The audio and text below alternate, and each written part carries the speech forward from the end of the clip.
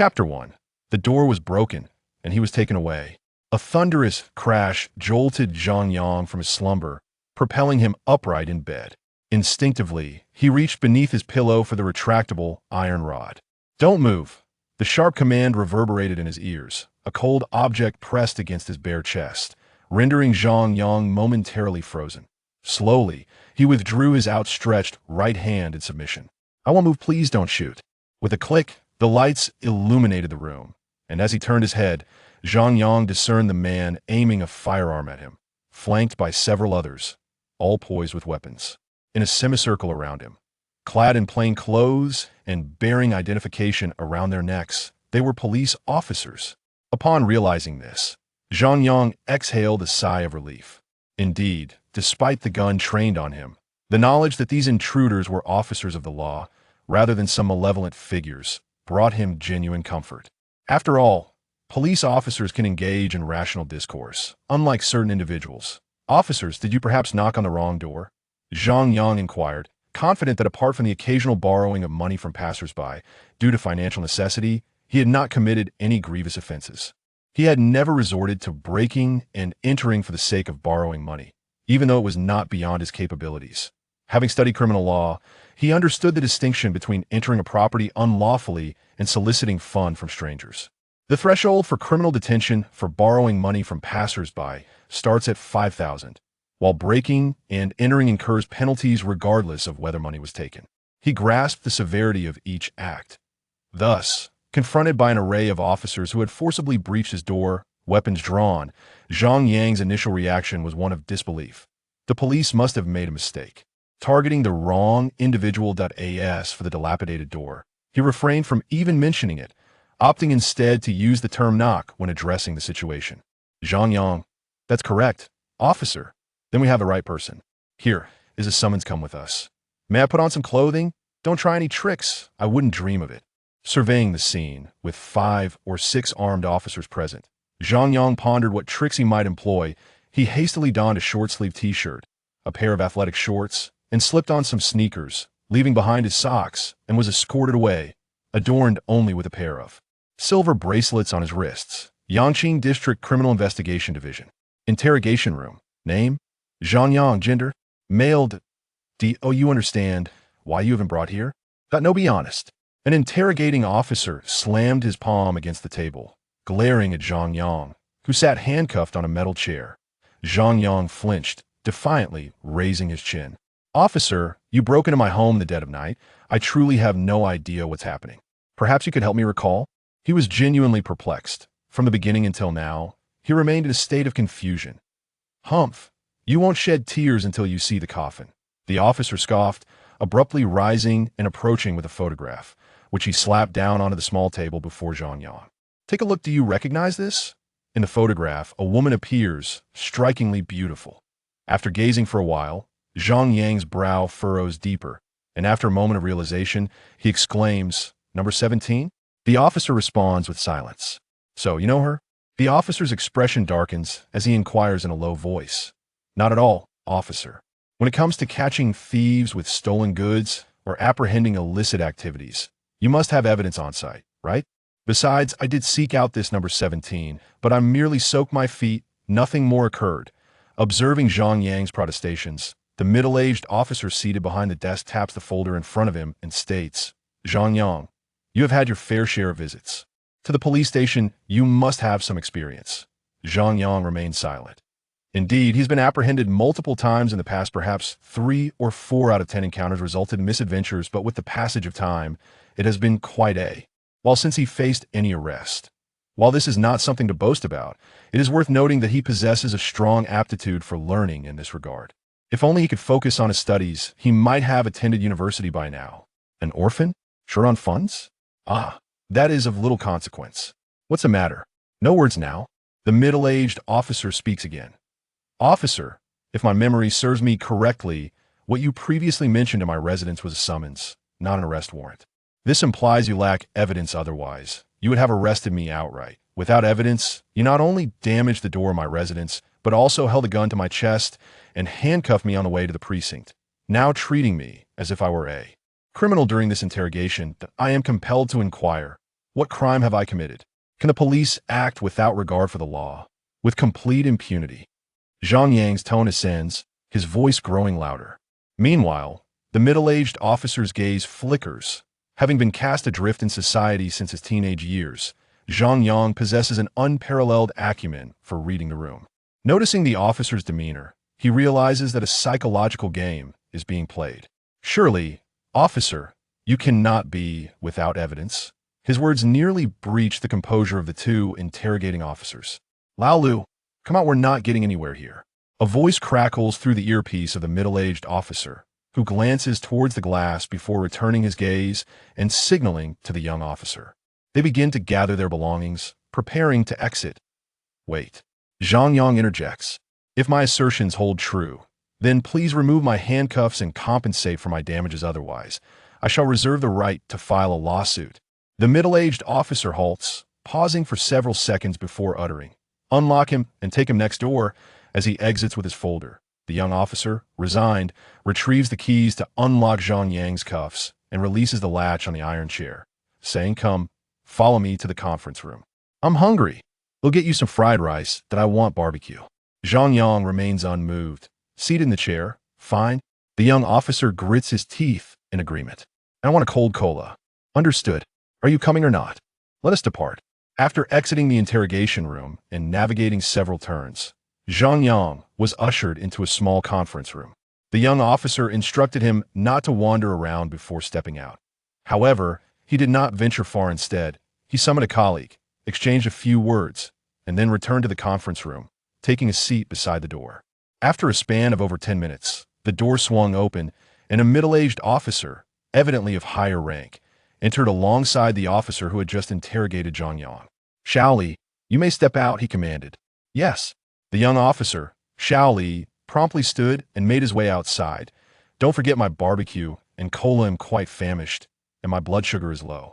When I'm hungry, I can't think of anything," Zhang Yang called after him. "You're pushing it," Xiao Li retorted through gritted teeth as he exited. "It's all right, Xiao Li. Go check on whether the food has arrived," the superior added as he turned back. "Understood." With the leader's directive, Xiao Li dared not retort, promptly closing the door behind him to make a phone call. Chapter 2. The Twist, the Delayed System. "Hello, Xiao Zhang." The superior seated himself directly across from Zhang Yang with a smile. "Officer, am not well," Zhang Yang replied with a grimace, turning his head to the side. He had deduced that the charming officer number 17 must have encountered some trouble, and after the police investigation revealed their acquaintance, coupled with his prior record, they likely regarded him as a suspect. However, the recent interrogation should have cleared any doubts. Their current interest in him likely concerned a desire to ascertain the facts. With this understanding, Zhang Yang resolved to maintain his composure. Being dragged from his bed in the dead of night, with a gun pointed at him and his door shattered, he would undoubtedly be liable for damages to his landlord. Without a proper explanation and compensation for his losses, he would not engage in conversation. After all, the police were the ones seeking his cooperation. "Ha ha," the superior chuckled and continued, "Allow me to introduce myself. I am Zhou Jun, the captain of the criminal investigation team at Yangqing Subbureau. The officer beside me is Deputy Captain Liu Changshan." "Ah, so you are all in leadership positions. That simplifies matters. Captain Zhou, you must have heard my remarks in the monitoring room. We are now acquainted, and I believe we can forego any legal proceedings. Compensation for my losses is in order, is it not? I will arrange for the door to be repaired." "Huh," Zhang Yang scoffed, reclining in his chair, remaining silent. Clearly, this response had not satisfied him. "What do you propose, then?" Zhou Jun's smile faded. "It sounds as if I am at fault here. Captain Zhou, if your officers conduct investigations in such a manner, how can the rights of ordinary citizens be safeguarded? Is it permissible for you to barge into someone's home at gunpoint simply because of suspicion? Perhaps I should forego legal action and simply expose this to the media." In this age of active social media, many would be eager to report such incidents. Observing Zhang Yang's defiant demeanor, Zhou Jun felt exasperated, cursing the individual who had suggested this course of action countless times in his mind. What infuriated him further was that he had actually agreed to it at the time.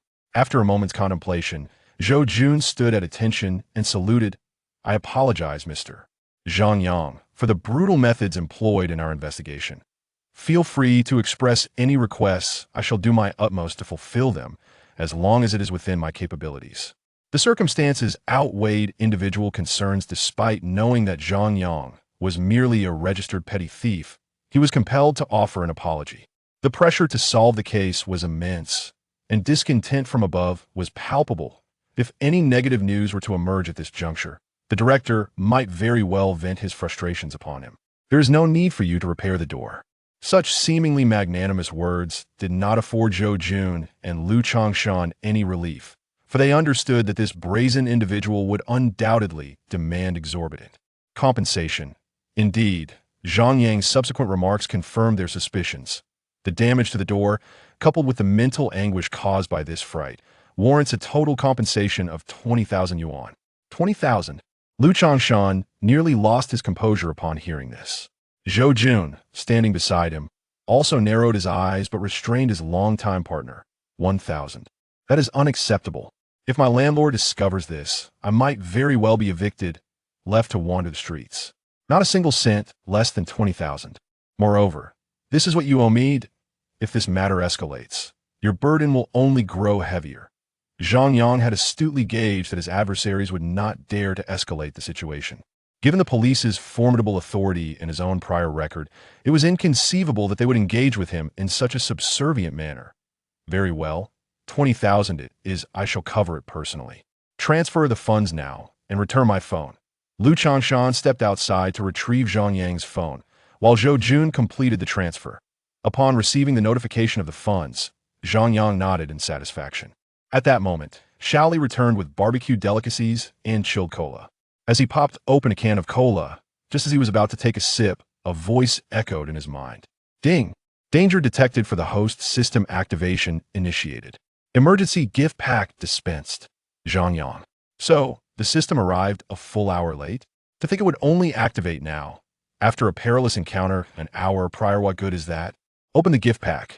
With considerable experience in the world and a keen sense of survival, Zhang Yang was neither foolish enough to voice his thoughts nor panic. He maintained an outward calm while silently contemplating. Gift pack opened.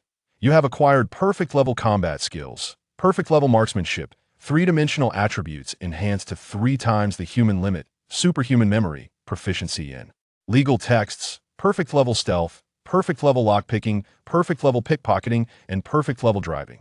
Gift pack distribution complete. Zhang Yang nearly spewed soda in astonishment. This gift pack was indeed substantial, and the bestowed abilities were remarkably practical for emergencies. Combat, marksmanship, enhanced attributes, stealth, pickpocketing, lockpicking, driving, and an expertise in legal statutes, 3 of which pertain to resistance, for to escape. And the last to moral standing. Was this the path of prioritizing martial prowess over diplomacy? It seemed the superhuman memory might not hold much utility. Before he could fully organize his thoughts, Zhang Yang felt a surge of newfound knowledge flooding his mind. He clenched his empty left hand, filled with a palpable sense of strength. Thus, without any apparent reason, one simply transformed. Zhang Yang, Zhang Yang. Huh. The 2 sequentially elevated calls jolted Zhang Yang awake, that he lifted his gaze to find Zhou Jun and Lu Changshan staring at him, with 3 photographs of women laid out before them, each sharing a singular characteristic, beauty. Zhang Yang. The compensation has been provided, and the barbecue and cola have arrived.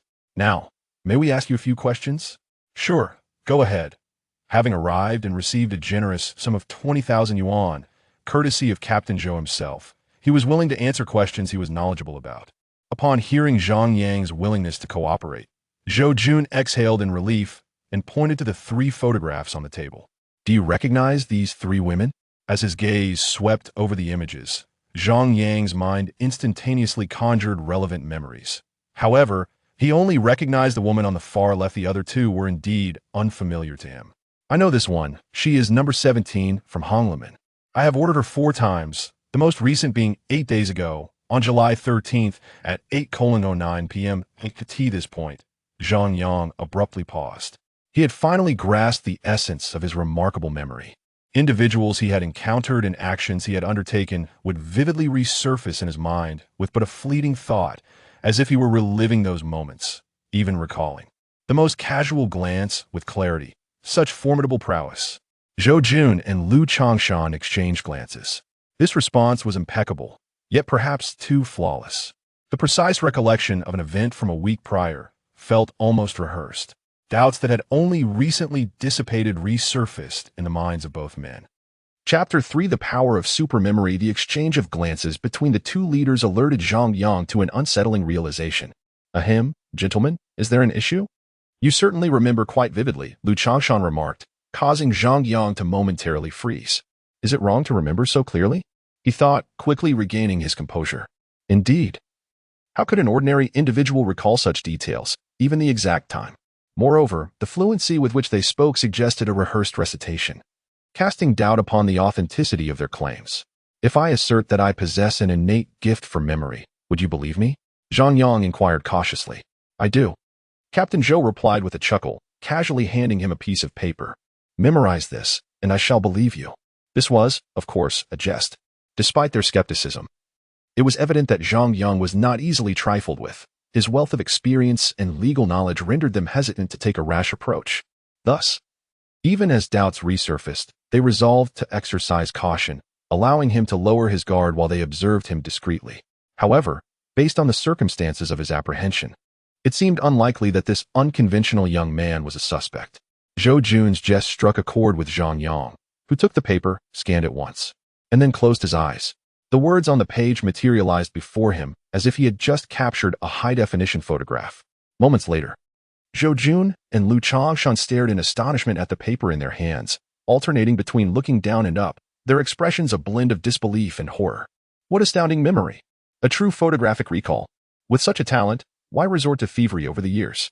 They pondered, utterly perplexed. After reciting the content flawlessly, Zhang Yang felt a sense of relief. Surely, they would now place their trust in him? Zhou Jun regarded him with a complex expression, shaking his head and sighing. After a prolonged silence, he remarked, You possess such abilities, yet had you directed even a fraction of that energy toward your studies, you might not find yourself in this predicament. What a pity. I am an orphan. Completing middle school was a stroke of luck for me. After that, finances became an obstacle, Zhang Yang explained, unable to deny that his past academic struggles had been due to a lack of motivation. The two men across from him sighed in unison. Well then, let us return to business. We've lingered long enough, Zhou Jun said, redirecting the conversation. Regarding the individual you mentioned, Lu Xiaojun, from Binjiang City, Sichuan Province. She entered the massage industry 5 years ago and was discovered murdered 3 days prior in an alley near her rental housing, specifically on July 18th. What do you know about Lu Xiaojun? She is deceased? Zhang Yang observed the photograph with a mix of surprise and regret. Indeed, Zhou Jun confirmed. And these two? Zhang Yang gestured toward the other 2 photographs, recalling something. You are not mistaken. They too have fallen victim, Zhou Jun affirmed. All of them were technicians? Zhang Yang pressed further. Indeed, Zhou Jun replied, casting a penetrating gaze at Zhang Yang. They did not reveal the identities of the 2 individuals. Yet the other party was able to deduce them, which indeed showcases a certain cleverness, albeit misapplied. Regrettably, Zhou Jun continued, your memory is quite remarkable. You frequently visited room 17 before. No, leader, not frequently. At most once a week, Zhang Yang interjected. All right. So you have visited room 17 and are somewhat familiar with her, Zhou Jun amended, pressing on. Have you noticed anything unusual about her, or any suspicious individuals she may have interacted with? Just as Zhang Yang was about to deny it, a vivid image surfaced in his mind. Furrowing his brow and pursing his lips, he glanced at Zhou Jun and Lu Changshan before hesitantly uttering, Leader, is there a reward? At that moment, an intriguing thought struck Zhang Yang. Given that 3 individuals had been murdered consecutively, all sharing the same profession, it was highly probable that the police would conduct a joint investigation. Such significant cases often come with a reward. Being a thief can sometimes stem from desperation. Unwilling to toil on construction sites or be exploited by capitalists, one might resort to this path due to a lack of education or skills. Now presented with a legitimate opportunity to earn, why not seize it? Zhang Yang's words jolted Zhou Jun and Lu Changshan into alertness. They understood that this young man might indeed possess valuable insights, and as for the reward, it was indeed available. Typically, major cases, especially those involving fugitives, offer monetary incentives. This case was no exception, and the sum was substantial. Yes, as long as the information you provide is useful, we have a specified reward amount. Indirect leads range from 5,000 to 10,000. while direct leads yield 50,000. So much. Zhang Yang's eyes widened. He believed the indirect clue he had in mind could potentially qualify. 5,000 to 10,000, at the very least. The minimum of 5,000 equated to his monthly earnings during lean times. Sitting up straight, Zhang Yang spoke with utmost seriousness. On July 13th, I arrived at the Red Romance at exactly 5 o'clock. While waiting for the technician to clock in, I overheard a brief quarrel outside, just a couple of exchanges, but my curiosity got the better of me, and I peered through the window. A man with a scruffy beard was gripping room 17, speaking in a low but furious tone. The staff at Red Romance were drawn to the commotion, and when the man noticed someone approaching, he uttered a harsh remark before turning to leave. Afterwards, room 17 proceeded with her duties as usual. I inquired about the incident, and she dismissed it, claiming it was merely a previous customer's disturbance. At the time, I thought nothing of it, but in retrospect, her demeanor suggested she was lying. This is a crucial lead. No one had mentioned this during the prior investigation of Red Romance. Both men were taken aback, and Lu Changshan pressed. Do you recall his appearance? Can you draw it? I cannot. Just then, sensing the host was in peril, the system activated, granting a perfect level sketch capability. Oh, why are you so quick to respond this time? After musing to himself, Zhang Yang quickly corrected his words. I don't remember very clearly, but I can attempt to draw it. By the way, if I manage to create something, will there be a reward? Observing Zhang Yang's money-driven demeanor, both Zhou Jun and Lu Changshan chuckled genuinely. Yes, certainly. Then what are we waiting for? Bring me paper and pen. Are you going to draw it yourself? Come on. Don't joke around. Are you suggesting we hire someone to do it? Zhang Yang momentarily failed to grasp the situation. In fact, Zhou Jun and his companions intended to call in an artist from the police station for a portrait, merely inquiring whether Zhang Yang could articulate his impressions clearly and vividly. It was a misunderstanding. However, Zhou Jun refrained from clarifying this misapprehension and instead smiled, instructing Lu Changshan to fetch the paper and pen. At that hour, deep into the night, the station's artist was fast asleep, and summoning him at such an hour posed a challenge. Since Zhang Yang could manage the drawing himself, it indeed spared them the trouble. If necessary, they could always invite the artist during regular working hours the next day. Chapter 4. Zhang Yang. Please call me an artist before long. The paper and pencil were brought over. The tools were quite complete, albeit solely intended for sketching, which was, in fact, perfectly suitable. Grasping the drawing board, he affixed a sheet of drawing paper, selecting a pencil of moderate thickness to test. Zhang Yang closed his eyes for a few seconds to contemplate, then suddenly opened them wide. His hand gripping the pencil began to swiftly dance across the paper. The sound startled the two captains, who stood in astonishment as they observed Zhang Yang's earnest and rapid creation. Unable to contain their curiosity, they approached from behind for a closer look. As Zhang Yang continued his work, the expressions on their faces became increasingly exaggerated. In a mere span of seconds, he had sketched the basic outline of a figure, and after 2 or 3 minutes, the visage began to take form. 5 minutes later, a vivid and lifelike portrait emerged, appearing as if it were a photograph.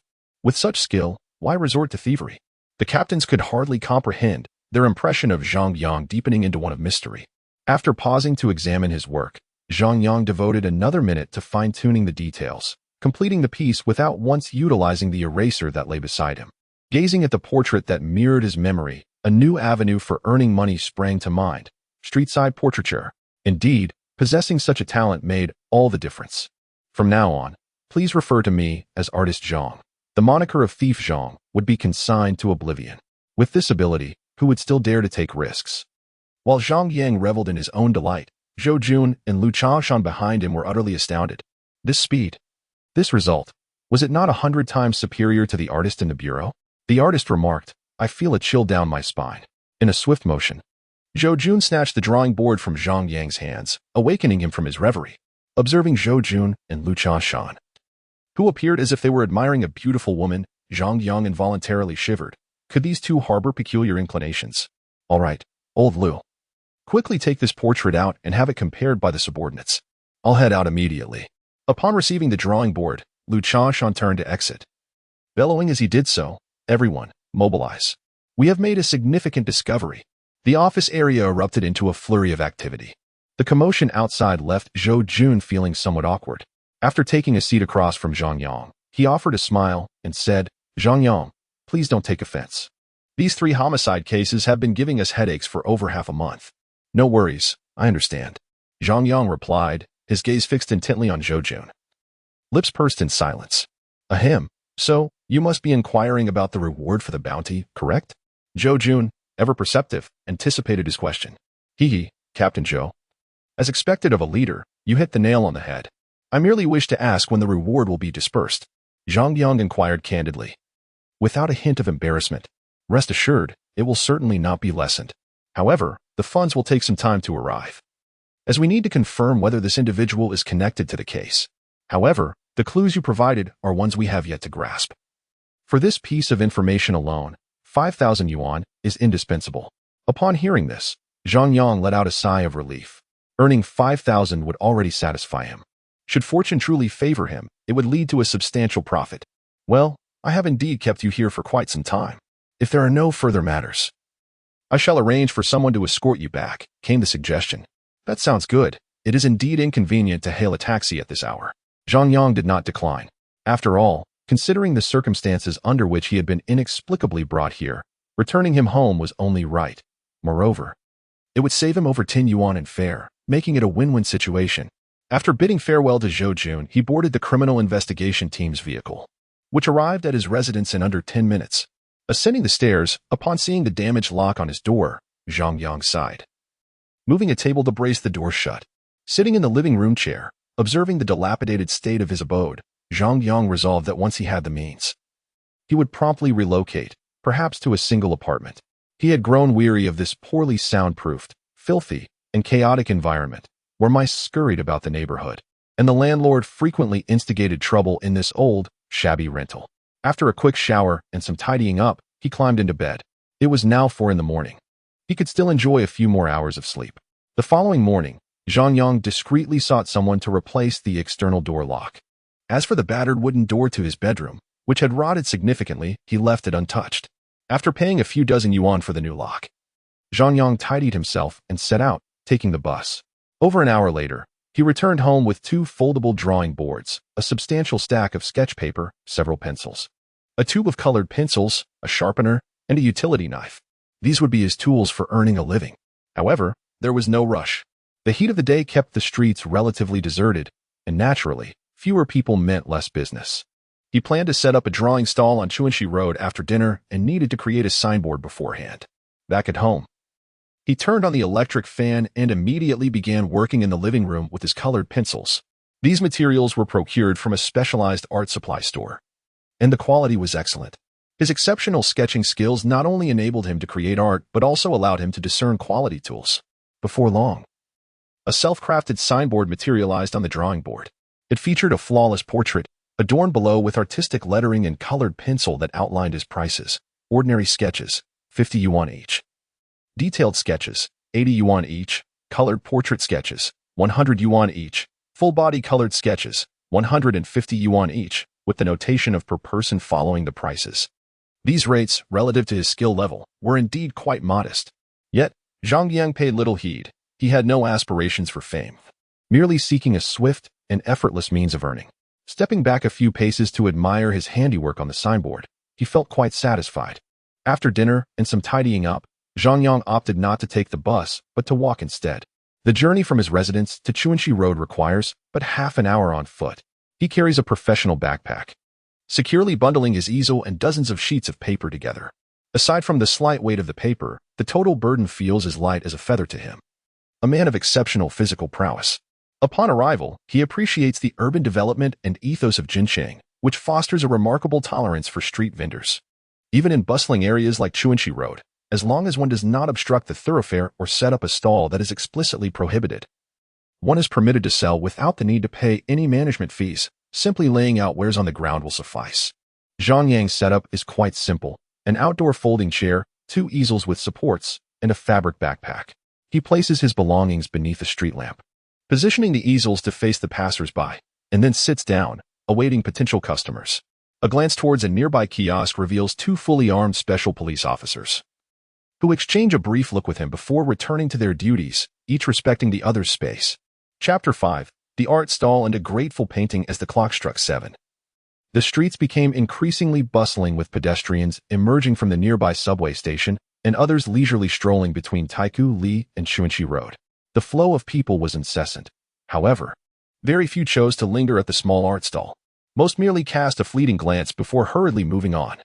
Having spent nearly an hour idly seated without a single customer, Zhang Yang felt a twinge of anxiety. With a spark of inspiration, he glanced towards the nearby special police station and adjusted his posture, turning his back to the passers-by. This maneuver presented his easel prominently to the onlookers. With a pencil in hand, he began to sketch. The scene of the police station gradually emerged on the paper as he focused intently on his work. Unbeknownst to him, the casual glances of the pedestrians transformed into captivated stares, causing them to pause in astonishment. Throughout this process, Zhang Yang did not once turn to look behind him. Yet the image on the paper mirrored the scene at the police station with remarkable fidelity. Although the figures appeared somewhat diminutive, the details were exquisitely rendered, easily discernible upon closer inspection. Some tourists, intrigued by Zhang Yang's art, even ventured to the police station for comparison. 10 minutes later, the artwork was complete. Employing a colorful technique, Zhang Yang's sketch, though primarily a pencil drawing, vividly depicted the police car, special officers, their gear, and even a police dog nearby. The beads of sweat on the officers' faces were rendered with striking clarity. After making a few final adjustments, he removed the drawing from the easel and prepared to approach the police station. As he turned around, he was taken aback by the sight behind him. Unbeknownst to him, a crowd had gathered around his stall, numbering at least in the dozens. "Hey, is this painting for sale?" a young man inquired. "This one? It's not for sale. It is a gift for the special police officers, a token of gratitude for their dedication to protecting the public in this sweltering heat. If you wish to purchase a piece, the prices are displayed nearby. I'll be back shortly," Zhang Yang replied before hastily making his way to the police station. He stopped a short distance away and held up the drawing. Upon seeing the artwork, the officers on duty expressed astonishment, with two of them, their faces partially concealed. Exhibiting surprise, a first-class sergeant, clad in black tactical gear and adorned with a single-rank insignia, approached Zhang Yang and saluted him. "Comrade, what brings you here?" the officer inquired. "Officer, I am an amateur artist, and this is my first time setting up a stall here. I want to express my gratitude for your vigilance during this scorching day on behalf of the citizens. I have no other gifts, so I offer you this painting as a token of appreciation." The sergeant, observing the sincerity in Zhang Yang's expression and noting the crowd of onlookers, some recording the moment on their phones, nodded with a smile. He respectfully accepted the artwork, remarking, "This is truly well done." He saluted once more, saying, "Thank you, comrade, for your recognition and encouragement of our work. We will cherish this painting. Please, I won't take up any more of your time. Farewell. Thank you, goodbye." With a sigh of relief, Zhang Yang turned away, exhaling deeply. As a former scoundrel, confronting the special police and engaging in conversation for an extended period was nothing short of a challenge for Zhang Yang.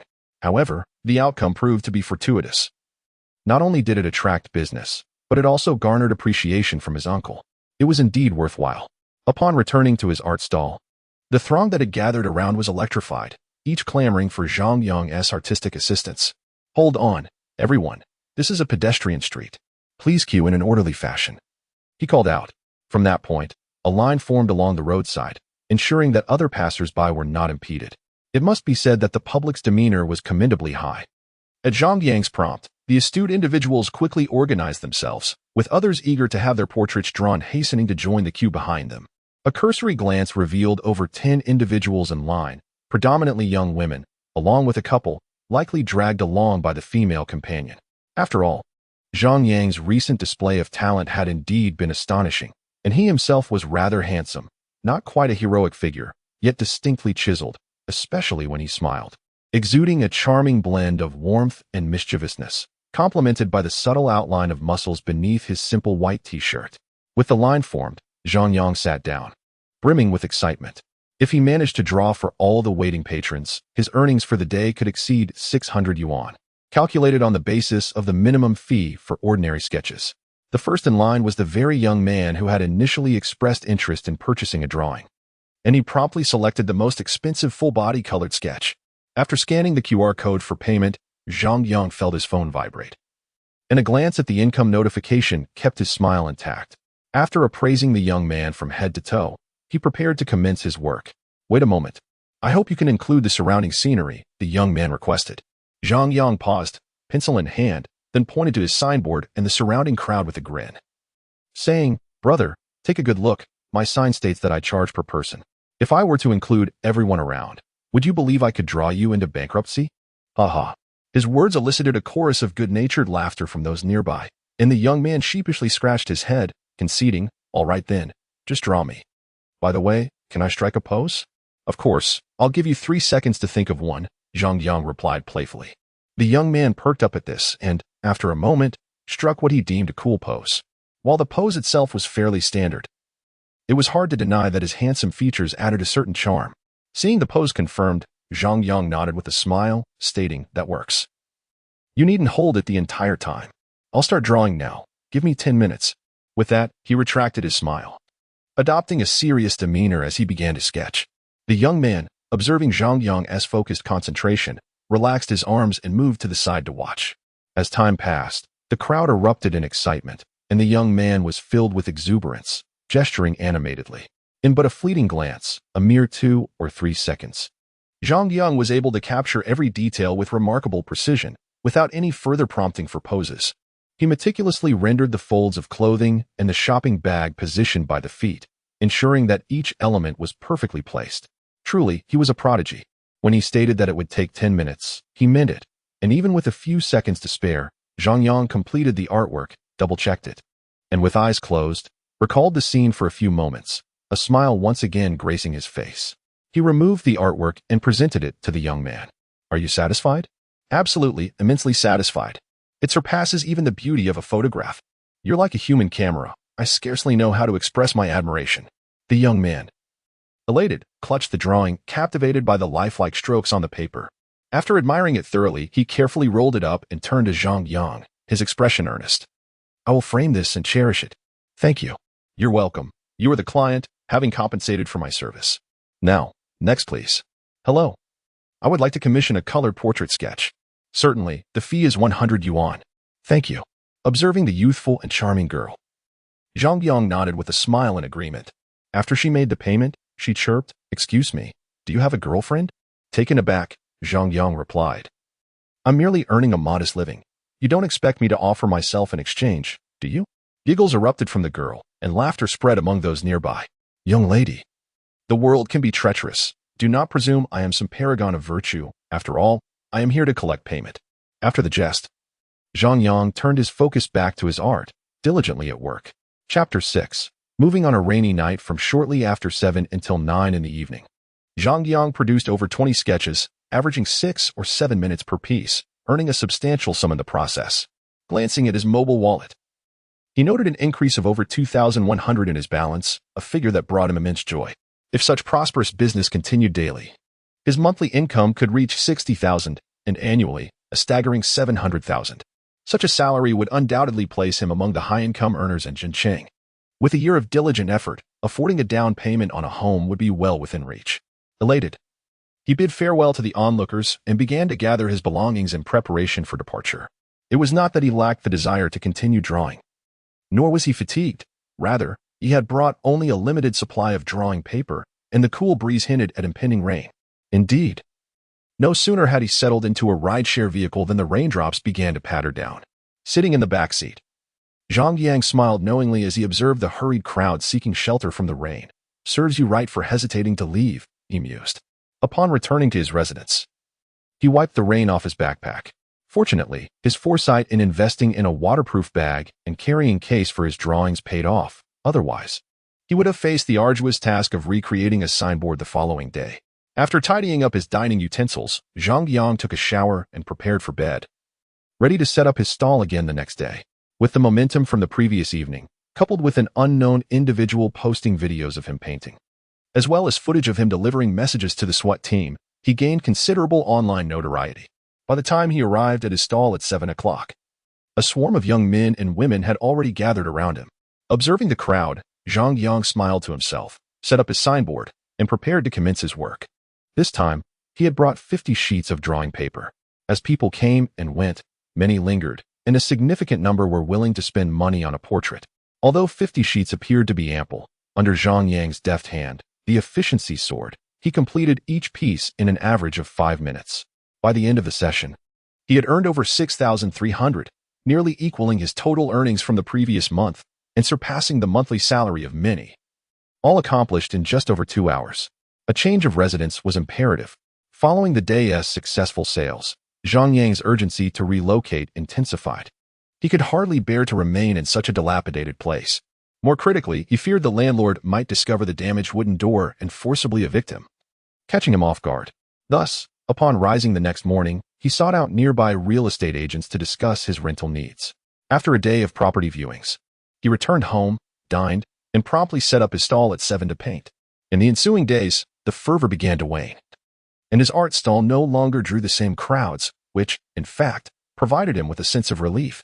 Earning several thousand daily had left Zhang Yang in a state of dreamlike unease. A steadier income of around 1,000 felt far more secure.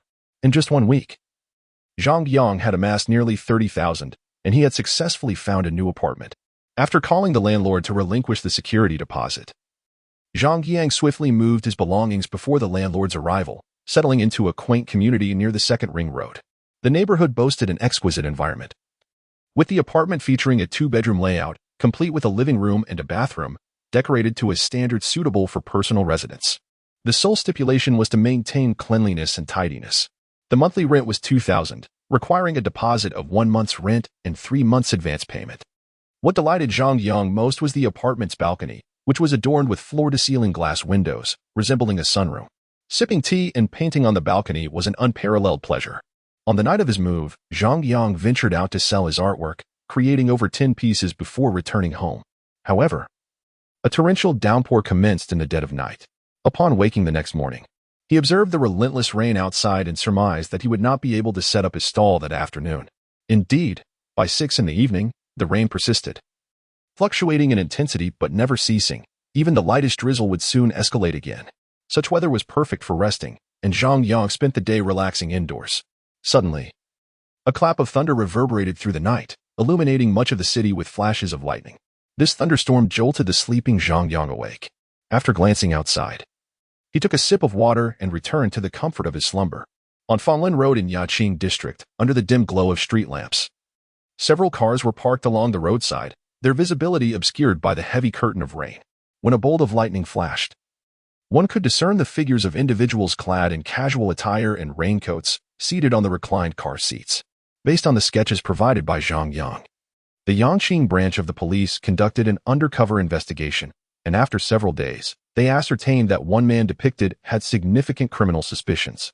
Drawing from previous patterns of behavior, the police resolved to maintain a watchful stance, patiently awaiting the suspect's capture. At the entrance of a massage parlor on Fanlin Road, a young woman clad in light attire peered out at the torrential rain, shivering slightly before bravely opening her umbrella to venture into the downpour. "Hey, just finishing work?" Suddenly, a deep, magnetic voice resonated from behind her. Turning around, she encountered a man approximately 6 feet tall, dressed in a long-sleeve shirt, dress pants, and leather shoes, who wore a warm smile. "Yes, Li Gu. Why didn't you call for me today?" The woman beamed, her voice soft and playful upon seeing him. "I arrived just as you were starting your shift," Li Gu explained, glancing at the heavy rain before offering. "Where do you live? If it's convenient, I can give you a ride. My car is parked right outside." To assuage her doubts, he produced his car key and pressed it, causing a nearby Volkswagen SUV to flash its lights. The woman hesitated, glancing at the relentless downpour, but eventually nodded. "That would be great, Li Gu. I live nearby. It's just a few minutes by car." "Splendid. Let us go." "Hey, Li Gu, you didn't bring an umbrella."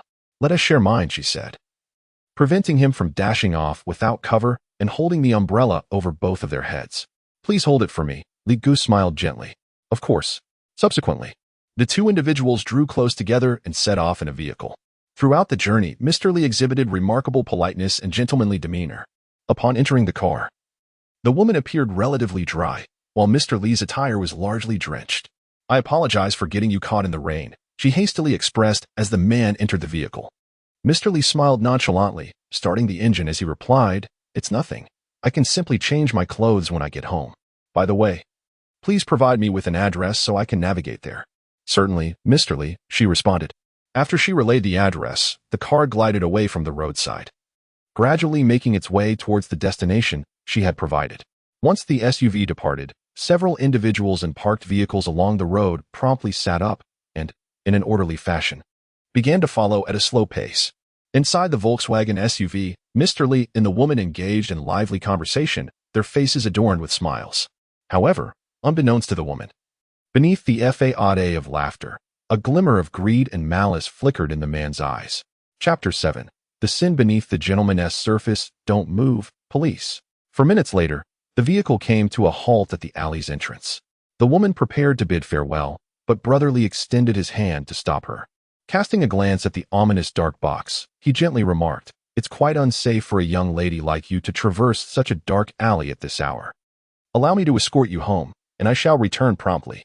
Isn't that inappropriate? The woman hesitated. There's nothing improper about it. We cannot allow you, a solitary and vulnerable woman, to walk alone in the night, especially in this torrential rain. It's quite frightening. Upon hearing this, the woman seemed to share in the unease, and she nodded in agreement. Brotherly smiled and said, "Please don't rush to exit the vehicle. I have an umbrella in the trunk that is larger than yours. I'll retrieve it and help you out." Without waiting for her refusal, he exited the car, opened the trunk, and procured a large black umbrella. Simultaneously, when the woman was not paying attention, he discreetly extracted a spring-loaded knife from a dark cloth bag and concealed it in his pocket. With a thud, he closed the trunk, made his way to the passenger seat, opened the umbrella, and held the door for the woman to step out. The umbrella was indeed ample, providing sufficient coverage for both of them. After shutting the door and securing the vehicle, Brotherly and the woman ventured into the alley, proceeding cautiously step by step. After walking a few meters, the man lifted his gaze to assess the path ahead and glanced back briefly. Suddenly, he grasped the woman's arm. "Be careful. There's a puddle ahead." "Oh, thank you, Brotherly." The woman obediently sidestepped the water, and Brotherly, with a gentlemanly demeanor, released her arm, placing his right hand back into his pocket. "By the way, Brotherly, how did you know there was a puddle here, given that the streetlights are barely illuminating the ground at this hour?" The woman's sudden inquiry caused Brotherly's smile to falter momentarily. Regaining his composure, he withdrew his hand from his pocket and replied, "You're quite perceptive." "What do you mean by that?" The woman looked up, perplexed. Just as she raised her gaze, a sharp click echoed as the blade sprang forth, its keen edge aimed at her arm. The man's demeanor transformed from that of a gentle gentleman to one of a grotesque figure, his face contorted into a sinister grin, resembling a demon emerging from the shadows, ready to unleash his malevolent intent. He envisioned the gory scene of blood splattering. However, the anticipated sensation of the blade piercing flesh did not materialize. The woman, who had appeared bewildered moments before, now stood a meter away, her expression grave as she scrutinized him. Realizing something was amiss, Brotherly's expression shifted as he observed her sudden change. He scanned the surroundings, confirming their solitude, and exhaled in relief before revealing his true nature, lunging forward once more with the knife in hand. The woman stood resolute in the rain, intently watching the man's every move. Despite the dim lighting and the heavy downpour, her outline remained discernible. In an instant, as the man lunged, she retaliated with a high kick, her right leg extending like a rod, slicing through the rain, landing precisely on his knife-bearing arm. "Ah!" The man yelped in pain as his arm took the brunt of the blow, yet the blade still grazed the woman's leg, leaving a shallow wound. "Wretched scoundrel!" Upon witnessing the woman retreat after a single strike, Brotherly unleashed a furious rebuke. He lowered his umbrella, extending it forward to obstruct her line of sight, before charging once more with his knife in hand. A resounding bang echoed as the man who had just surged forward trembled violently and collapsed sideways. The umbrella fell to the ground, and the spring knife was flung far away. Ignoring everything else, the woman dashed forward, yanking the man's left arm vigorously behind his back, then swiftly subduing his wildly swinging right hand, pinning it above the left. She knelt, pressing down hard on his arm, and with a powerful twist, elicited a piercing scream from him as he was restrained. "Don't move, police." A commanding voice resonated from behind, accompanied by the sound of approaching footsteps. The man strained to look back, catching sight of several bright flashlights piercing through the darkness. As the figures drew nearer, he discerned they were plainclothes officers armed with guns. "Mido, are you all right?" Zhou Jun inquired, glancing at the woman who had subdued the suspect with concern. "I'm fine, Captain." His knife flew away. "It should be nearby. We need to search for it," Mido replied, shaking her head. "Hurry and find it." "Understood," Zhou Jun commanded. As several subordinates fanned out, wielding powerful flashlights to search. Meanwhile, two colleagues took over from the female officer, securing the man on the ground with handcuffs and lifting him up. "Captain Joe, we found it. Don't touch anything carelessly. Put on gloves to retrieve it. And what about the evidence bags? I'll get them from the car." Seeing his subordinate rush out, Zhou Jun issued another directive. "Call for backup, don't disturb the scene, and examine that vehicle meticulously." "Understood." Lao Lu. "Contact the director and apply for a search warrant to investigate Li Wei's residence." "All right, I'll make the call." After a flurry of activity, police reinforcements arrived. The black bag from the trunk of Li Wei's car was retrieved, and upon opening it, 2 spray bottles of ether and 3 neatly folded handkerchiefs were discovered inside. The only knife found was the previously mentioned spring knife, which, after preliminary examination by forensics, revealed traces of human blood. By 6 o'clock in the morning, colleagues searching Li Wei's home relayed promising news. A plethora of victim photographs, including one of Mido, had been uncovered in a storage room, alongside a diary meticulously detailing his criminal exploits. It was perplexing how this individual had chosen to document his actions. Lastly, several bloodstained garments, vacuum-sealed and hidden at the very bottom, were also found. In the interrogation room, Zhou Jun observed the taciturn Li Wei for a time before rising to leave. Whether the suspect chose to speak or remain silent mattered little. The evidence was irrefutable, and any attempts to deny it would prove futile. The following morning, the weather cleared. Zhang Yang, unusually motivated, went for a run after getting out of bed. After an hour of exercise, though he and perspired excessively, he felt invigorated. The exhilarating sensation of running against the wind was intoxicatingly liberating. To persist in any endeavor, one must begin with a genuine passion. Zhang Yang firmly resolved that, aside from his skill in painting, running would be the first hobby he wished to cultivate. After returning home and taking a refreshing shower, he emerged to find his phone ringing. Upon glancing at the screen, he noticed an unfamiliar local number. He answered the call. "Hello, Zhang Yang. This is Zhou Jun. Thank you for the information you provided. The case has been solved.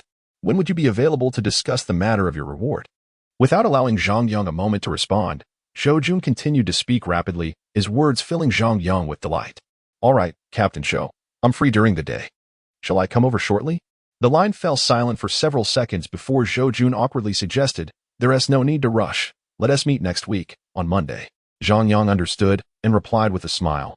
"Good things come to those who wait. I will be there punctually on Monday." With a joyful flourish, he hung up the phone, exhilarated by the prospect of a swift deposit of 50,000 yuan, a cause for celebration indeed, warranting a little self-reward. After swiftly finishing his breakfast and noting the time, Zhang Yang departed to board a bus heading towards Chuanxi Road. This time, he was not going to set up a stall. Rather, he intended to purchase some clothing as a treat for himself and to enjoy a nice meal for lunch. Chapter 8. Those damned habits. Zhang Yang possesses a clear understanding of his own identity. Previously, he was merely a young man without a home or a car. And although he has since acquired a fortunate opportunity and earned some money, he remains far from being affluent. Consequently, he hesitates to enter the luxurious boutiques in Taikuli, opting instead for understated yet comfortable t-shirts and shorts, favoring a sporty aesthetic. After an hour of shopping, he has procured 3 simple solid-colored t-shirts, a pair of shorts, and 2 pairs of sneakers, totaling just over 2,000 yuan, shy of 3,000. The bulk of the expenditure was on the shoes, which cost over 1,000. Additionally, he managed to snag 2 spring-autumn jackets at a bargain, acquiring them for a total of 1,300 yuan. Having completed his purchases, he meandered for a while, dining alone. He found it less than ideal to indulge in hot pot, and thus chose a chain fast food restaurant, spending 50 yuan on a meal that included vegetables, meat, and soup.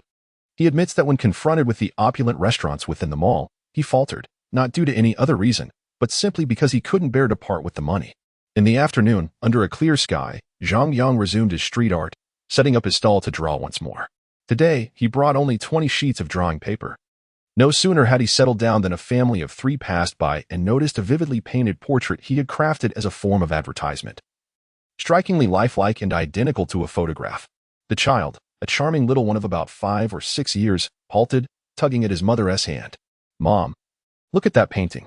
It's so well done." The child seemed to possess a certain artistic sensibility, able to discern quality in art. Zhang Yang could not help but smile at the child's adorable, round face, and upon noticing Zhang Yang's smile, the little boy responded with a beaming grin. A fashionably dressed woman affectionately ruffled her son's hair and turned to her husband with a smile. saying, "Darling, why don't we all have a portrait done together? It seems quite affordable, and our son loves it." The man glanced at his wife and son, a smile spreading across his face. "Sure, let's get one together." Approaching the stall, the man inquired, "Excuse me, how does it work if we all want a portrait?" "Indeed, the three of you can choose the style. And then you can pose together. It will be completed in just a few minutes," Zhang Yang replied with a smile. "Is it really that quick?" The man hesitated, skepticism evident in his gaze. "You won't just hastily scribble a few strokes and call it done, will you?" "Not at all," Zhang Yang laughed lightly. "I've been doing this for quite some time, serving hundreds of clients, and not one is left dissatisfied." "Is that so? You seem quite confident." "Very well. Let's proceed with the portrait." "Absolutely. Just scan the payment code, please." Once the payment was completed, considering his son's weight, the man lifted him into his arms. Meanwhile, his wife leaned in, beaming at both her husband and son. "All right, I believe the previous scene was perfect. Please hold on for a moment," Zhang Yang said, lowering his head to begin his artwork. The man, seemingly taken aback by the rapid commencement of Zhang Yang's work, had only observed for a few seconds, which left him somewhat incredulous. Setting his son down, he stepped behind to take a closer look. After just a few glances, astonishment filled his eyes. "Son, come here and see this artist's painting." Overwhelmed by astonishment, the man directly addressed the teacher, exclaiming, "Father has arrived." The little boy dashed over, and after a few moments of contemplation, he emitted an adorable gasp. "Wow!" The exclamation lingered, imbued with a sense of wonder. The woman approached as well, having completed a significant portion of her drawing. Upon seeing the three figures taking shape on the paper, she was equally taken aback, her face lighting up with joy. "Darling, I must reward this teacher. His artistic skills are truly astonishing." "Of course, as long as it brings you joy," the man replied, casting a glance at his wife and nodding in agreement. Subsequently, the woman scanned the QR code, pondered for a moment, and entered an amount for payment. Before long, the artwork was finished. Zhang Yang carefully removed the drawing from the board and presented it to the woman with both hands, though she had just given a reward. And while the exact amount remained unknown to him, she was still his first client to offer extra compensation. The sum mattered little compared to the recognition of his talent. Offering it with both hands was the bare minimum of respect. Observing the sketch on the paper, both the man and his wife were thoroughly satisfied. Their expressions of admiration and the delight in their eyes spoke volumes. "Thank you immensely. You are a master of art." The man extended his hand to shake Zhang Yang's, a gesture of business formality, yet unmistakably sincere in its praise. "Not at all. I must thank you for your generous reward. You are the first," Zhang Yang replied with a smile. Just as he finished speaking, Zhang Yang realized something was amiss. He had inadvertently acquired an exquisite mechanical watch, its black cross insignia clearly visible. Startled by the unexpected item in his hand, he swiftly returned the watch to the man's wrist before he could react. What a troublesome habit. Watching the trio depart, Zhang Yang muttered under his breath, then turned to sit back in his chair, retrieving his phone to check the information. "The fee of 450 yuan, plus, Zhang Yang widened his eyes, lifting his gaze towards the direction the family had taken. Such generosity, he thought, as a recent transfer of 4,500 yuan appeared on his screen, precisely 10 times the fee.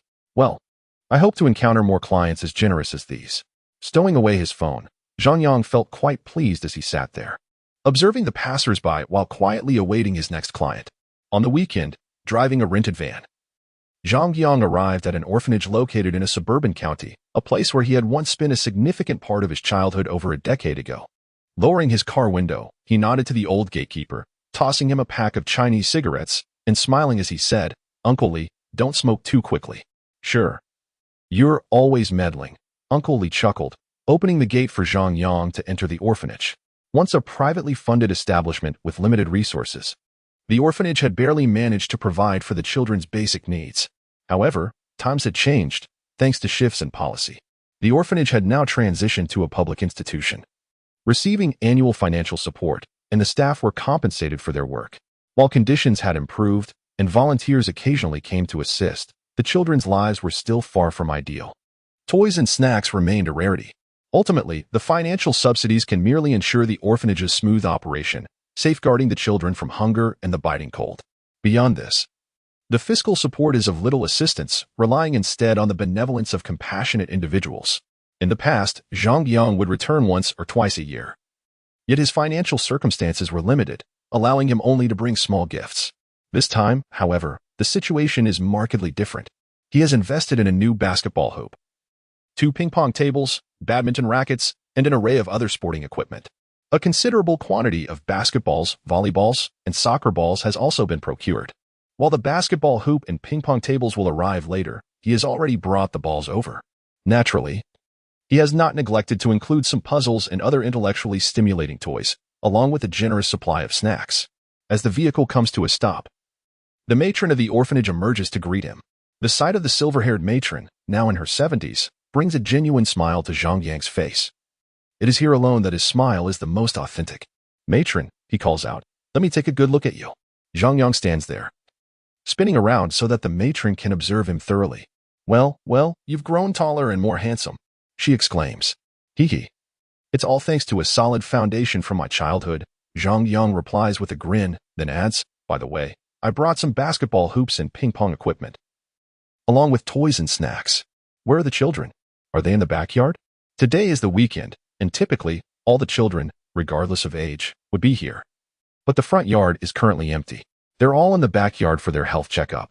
The district organizes these biannually." "That's wonderful," Zhang Yang exclaims, delighted that the children's living conditions are improving. He then opens the trunk, retrieving items one by one. The staff and volunteers of the orphanage come forward to assist. In a short while, everything is unloaded and organized into storage, to be sorted and distributed to the children during their playtime. Chapter 9. The bonus arrives. Zhou requests assistance after spending the morning at the orphanage, and waiting for the basketball hoop to be installed. Zhang Yang played with the children for over an hour. Before lunch, he took his leave. Upon returning the rental car and stepping out of the agency, his phone rang. Glancing at the caller ID, Zhang Yang squinted, hesitating for a moment before finally answering the call. "Hello. Yang, why do you sound displeased to receive my call?" "Not at all, Brother Tang. I just didn't expect you to call. Is there something on your mind?" A chuckle came from the other end, ambiguous in tone. "Do you have some time? If so, come over. I have something good for you." Zhang Yang fell silent for a few seconds, then sighed. "Brother Tang, I'm on the right path now." "I see." The voice on the phone betrayed no emotion. "Well, I wish you prosperous business. Let us just pretend we don't know each other.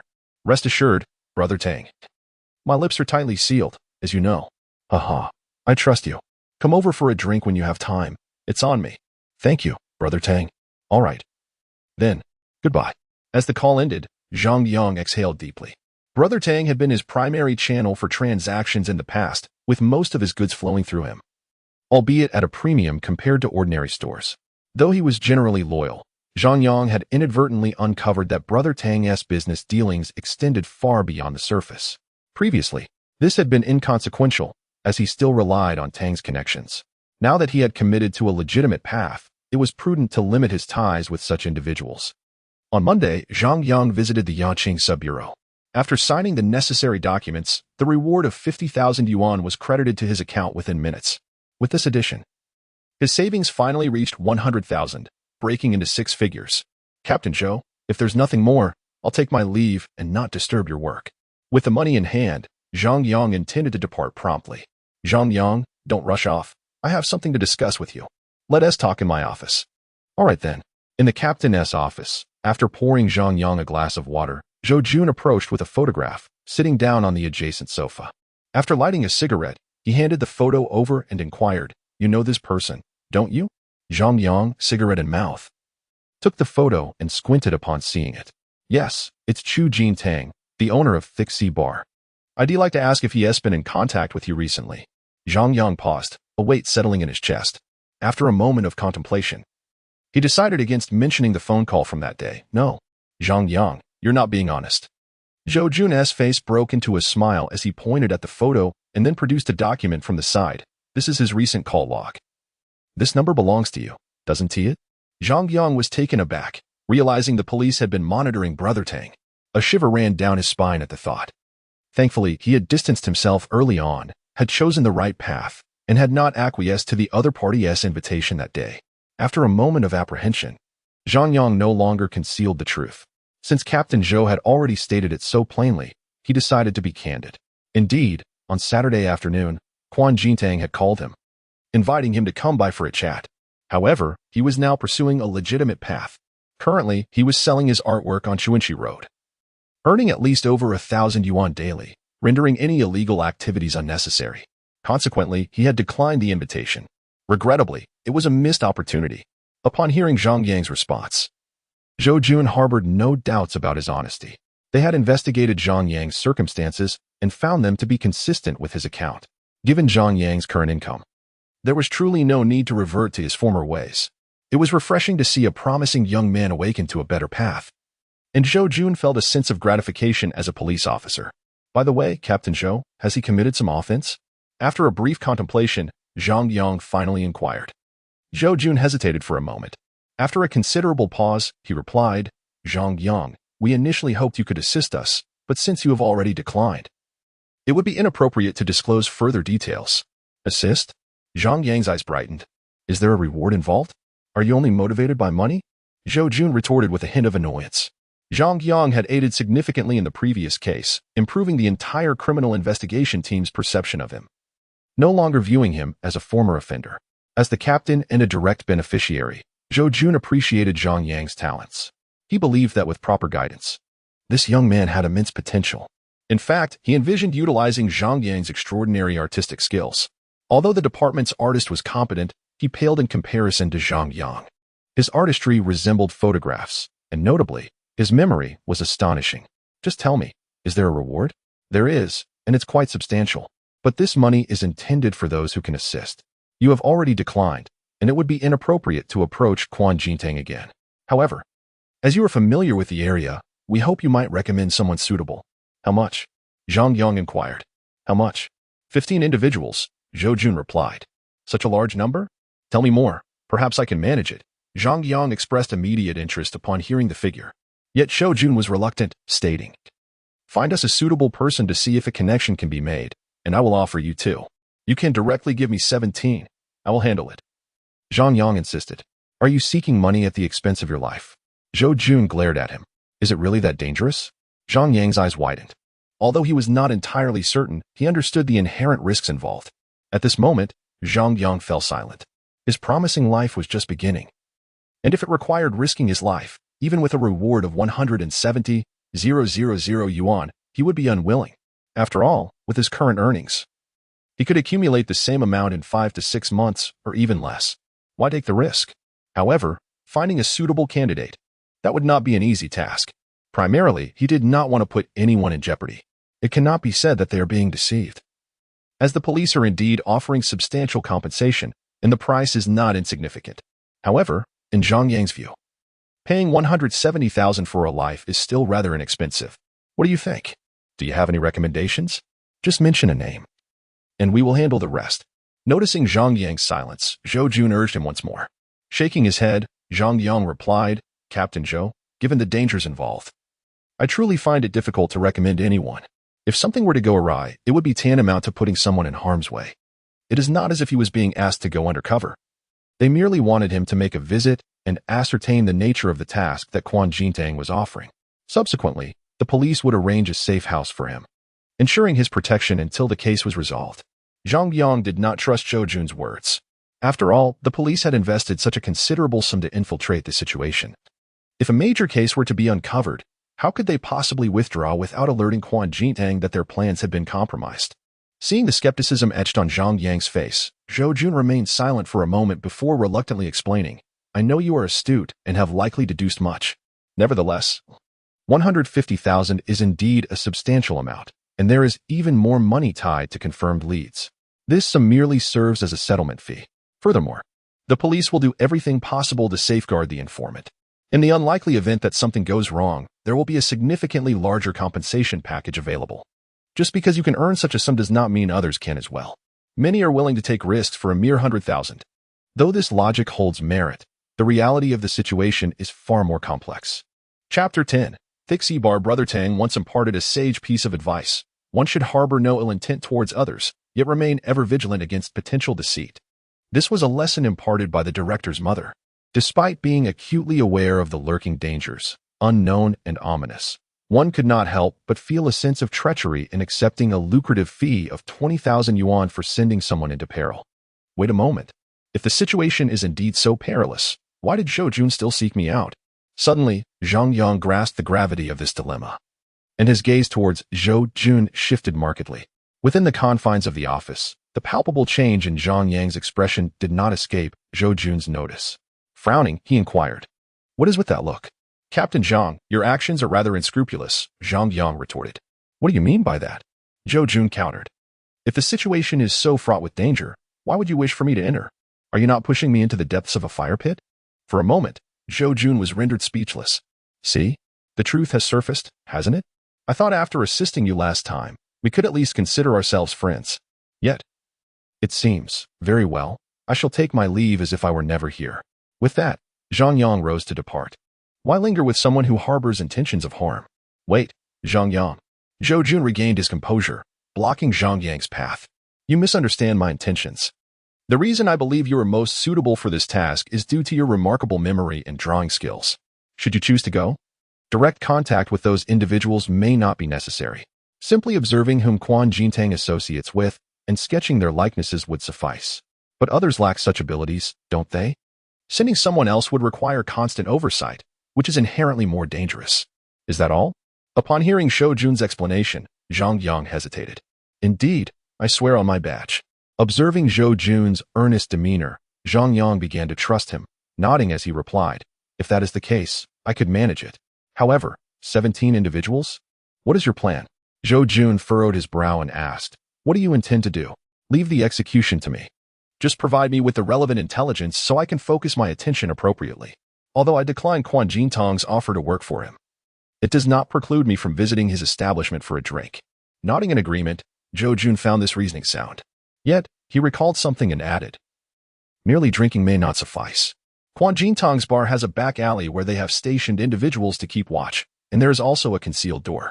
If there were to be any clandestine gatherings, it is highly probable that entry would occur through there." Zhang Yang was aware of the back alley but was unaware of the secret door. After some contemplation, he remarked, "That does not pose a significant issue. Simply provide me with a pair of night vision binoculars, and I shall observe for a few days." "That would be futile. If surveillance from the outside were effective, we would not require your assistance." Zhou Jun shook his head and continued, "Thus, you must enter the premises." "That makes sense," Zhang Yang conceded. "If it were possible to monitor the targets from the secret door, the police could simply observe from a distance. And even those stationed in the back alley would be oblivious to the activity. I shall visit in the coming days. Perhaps I shall uncover something of significance." "Very well. But do exercise caution. If you find yourself unable to make contact, inform me promptly, and we will make further arrangements." "Absolutely." Zhang Yang nodded and said, then, 17? 17. All right, it's settled. I'll take my leave now." This time, Zhou Jun did not stop him. By 9 in the evening, Zhang Yang closed up early, took a taxi back to his residence, changed into a fresh outfit, and hailed another cab to the Thick Sea Bar. Such establishments only come alive around 10 o'clock, continuing their revelry until approximately 2 in the morning. Zhang Yang intended to enjoy a drink, thus he chose to arrive at this opportune hour. Thick Sea Bar is a refined establishment featuring several groups of performers. There are genres ranging from rock to folk to pop, interspersed with a saxophonist who is reportedly a music academy instructor. The first floor boasts scattered tables, the second floor contains private booths, and the third floor serves as a workspace, essentially the private domain of Quan Jintang. Despite being a lounge, the venue employs a considerable number of staff and security personnel. For guards are stationed at the entrance, with additional staff at the staircase, not to mention nearly 10 male servers. These individuals are all under Quan Jintang's command, though they have now transitioned into roles as security and service staff. Zhang Yang was a familiar face. Upon seeing him, a guard at the entrance instinctively inquired, "Looking for Brother Tang?" "No goods, no business. I'm just here for a drink to support Brother Tang's enterprise," Zhang Yang replied with a smile. The guard, unconcerned, nodded with a grin and gestured for him to enter. At the bar, Zhang Yang took a seat and ordered a bottle of Budweiser, then surveyed the venue with an amused expression.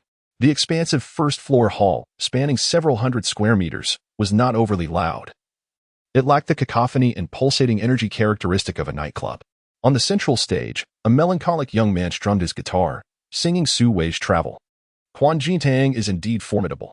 Just observing the clientele reveals that most are elite white-collar professionals, exhibiting refinement and possessing substantial purchasing power. Before them lay cocktails or whiskey, with red wine and similar beverages, while few opted for mere beer. Bars typically prefer patrons to order cocktails, as these drinks yield higher profits. A petite glass of cocktail, with just a few sips, costs as much as 3 or 4 bottles of beer, an astonishing margin.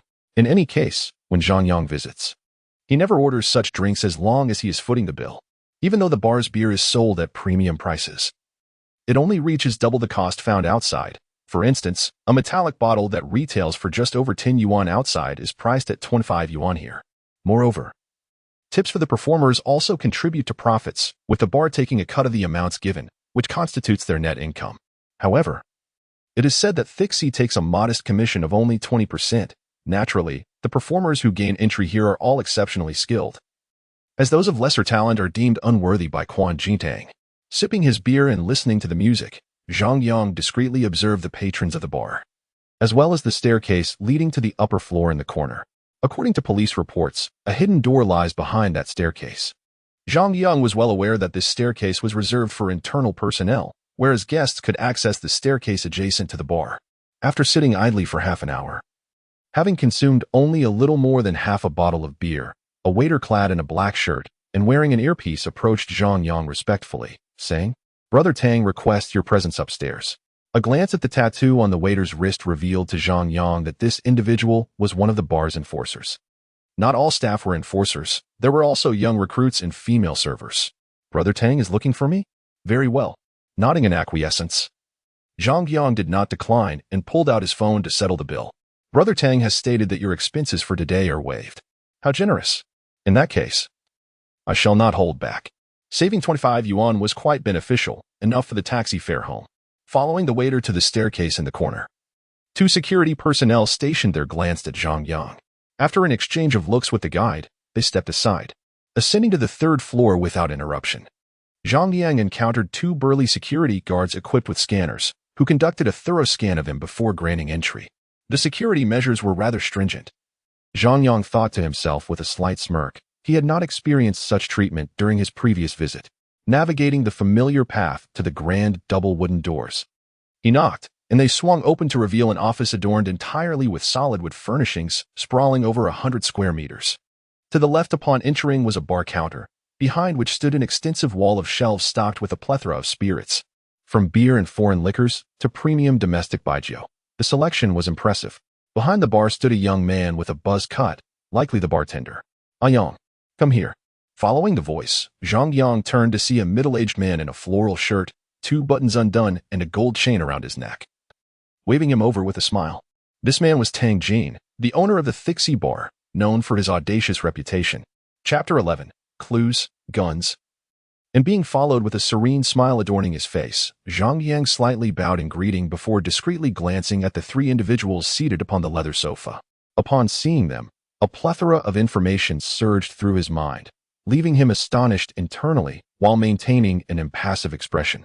Quan Jintang gestured to the seat beside him, and Zhang Yang, feeling no hesitation, approached and took a seat. His visits here had been frequent, and each time he had come for something of value. After sitting down, Quan Jintang made no effort to introduce the other 3, instead looking at Zhang Yang with a smile, saying, "Did you not mention that you were pursuing a legitimate path? What brings you here?" "Ah, Brother Tang, this is a bar, and I find myself in the mood for a drink. Regardless of where I go, I will be spending money, so naturally, I wish to support your business," Zhang Yang replied with a light-hearted chuckle. "Ah, ha ha. My apologies, a misunderstanding indeed." Quan Jintang laughed heartily. "Well then, Yang, I shan't intrude upon your revelry.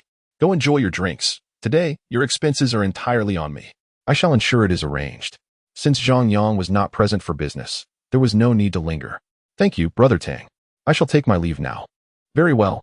Go ahead," Quan Jintang replied.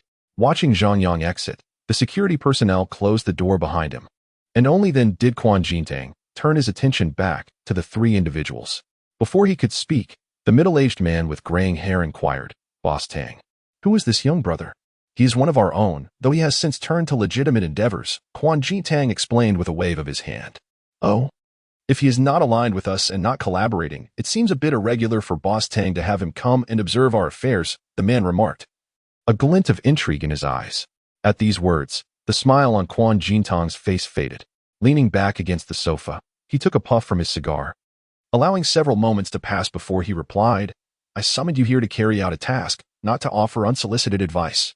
Complete the job, and you shall be compensated. Fail, and you may face consequences or choose to flee early.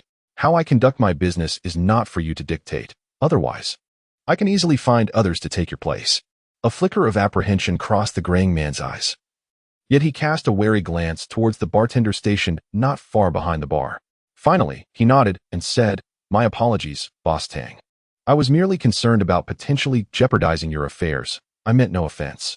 Though the graying man was somewhat renowned in his circles, he remained a mere petty thief, far from the caliber of a figure like Quan Jintang. Provoking displeasure could very well leave him without refuge in Jin City, hence he promptly conceded. Suddenly, Quan Jintang erupted into laughter, lifting his glass from the table. "Then let us toast to a successful collaboration." Clink. Their glasses met with a resounding chime. And the man with graying hair smiled, "To a fruitful partnership." The graying man, accompanied by two subordinates, descended from the lower floor and took a seat at the bar, where Zhang Yang was already enjoying a whiskey with double soda and ice. A quick glance was all it took before he redirected his gaze back to the stage, fully embracing the complimentary experience. 3 individuals departed, yet Zhang Yang remained, lifting his glass and selecting a table near the stage, ordering 2 cocktails with a low alcohol content. Patience and diligence often yield rewards. Merely minutes after the trio with graying hair exited, a fashionably attired young man seated near the staircase stood up and strode purposefully towards the corner stairway. The 2 security personnel stationed there seemed oblivious to his presence, allowing him to pass without a word. This individual appeared suspicious. Observing this scene, Zhang Yang understood the implications, continuing to savor the melodious performance and even engaging with the stage. 10 minutes later, upon spotting the young man descending from the upper floor, Zhang Yang promptly rose and made his way towards the restroom located in the corner of the first floor. Although the restroom and staircase were somewhat distanced from each other, from Zhang Yang's vantage point, he could encounter the descending young man. The latter had been seated at a table, consuming drinks without attempting to conceal himself, seemingly intent on avoiding notice. As anticipated, the stylish young man descended the stairs and proceeded along the corridor towards the exit. They crossed paths midway, prompting Zhang Yang to halt, allowing the young man to pass. At that moment, he made his move. There was no wallet, no identification, but instead, casting a discreet glance at the dark object in his hand, Zhang Yang felt a jolt of shock and hurriedly returned the item to its owner, nonchalantly continuing towards the restroom. The fashionable young man paused a few steps later, subtly checking his lower back to ensure the item was still there, then exhaled in relief before departing without a backward glance. In the restroom, Zhang Yang locked himself in a stall, his heart racing rapidly. Just moments ago, had he been a fraction slower, the outcome could have been dire. It was astonishing to discover that Quan Jintang had connections to firearms. Indeed, the object retrieved from the young man's lower back was a handgun. While not particularly renowned, it was certainly not a poorly made one. The Type 77.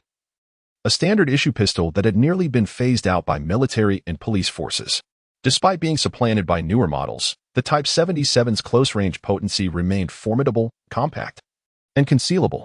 Unarmed, Zhang Yang had brushed shoulders with an armed assailant, marking one of the most exhilarating nights of his life. Ding. Crisis detected. Reward.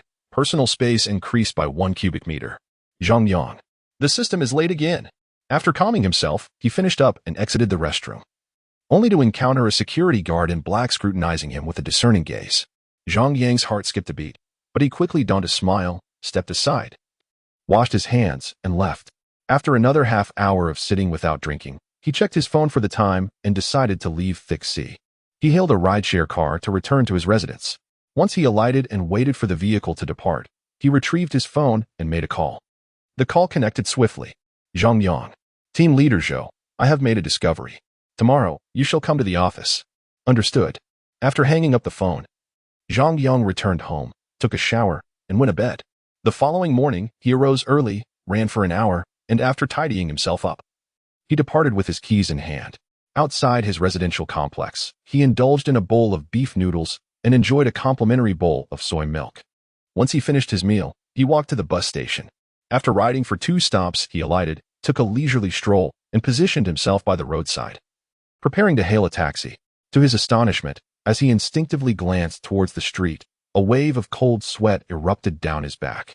At that moment, a taxi with its available sign had already come to a halt before him. He opened the door and got in, providing the driver with his destination, Master, People's Park. "All right," responded the driver as he started the vehicle. Zhang Yang turned to look behind him, and indeed, he observed a man across the street signaling for a ride. A Volkswagen car soon came to a stop, and after the man entered, the Volkswagen made a U-turn, trailing closely behind the taxi in which Zhang Yang was seated.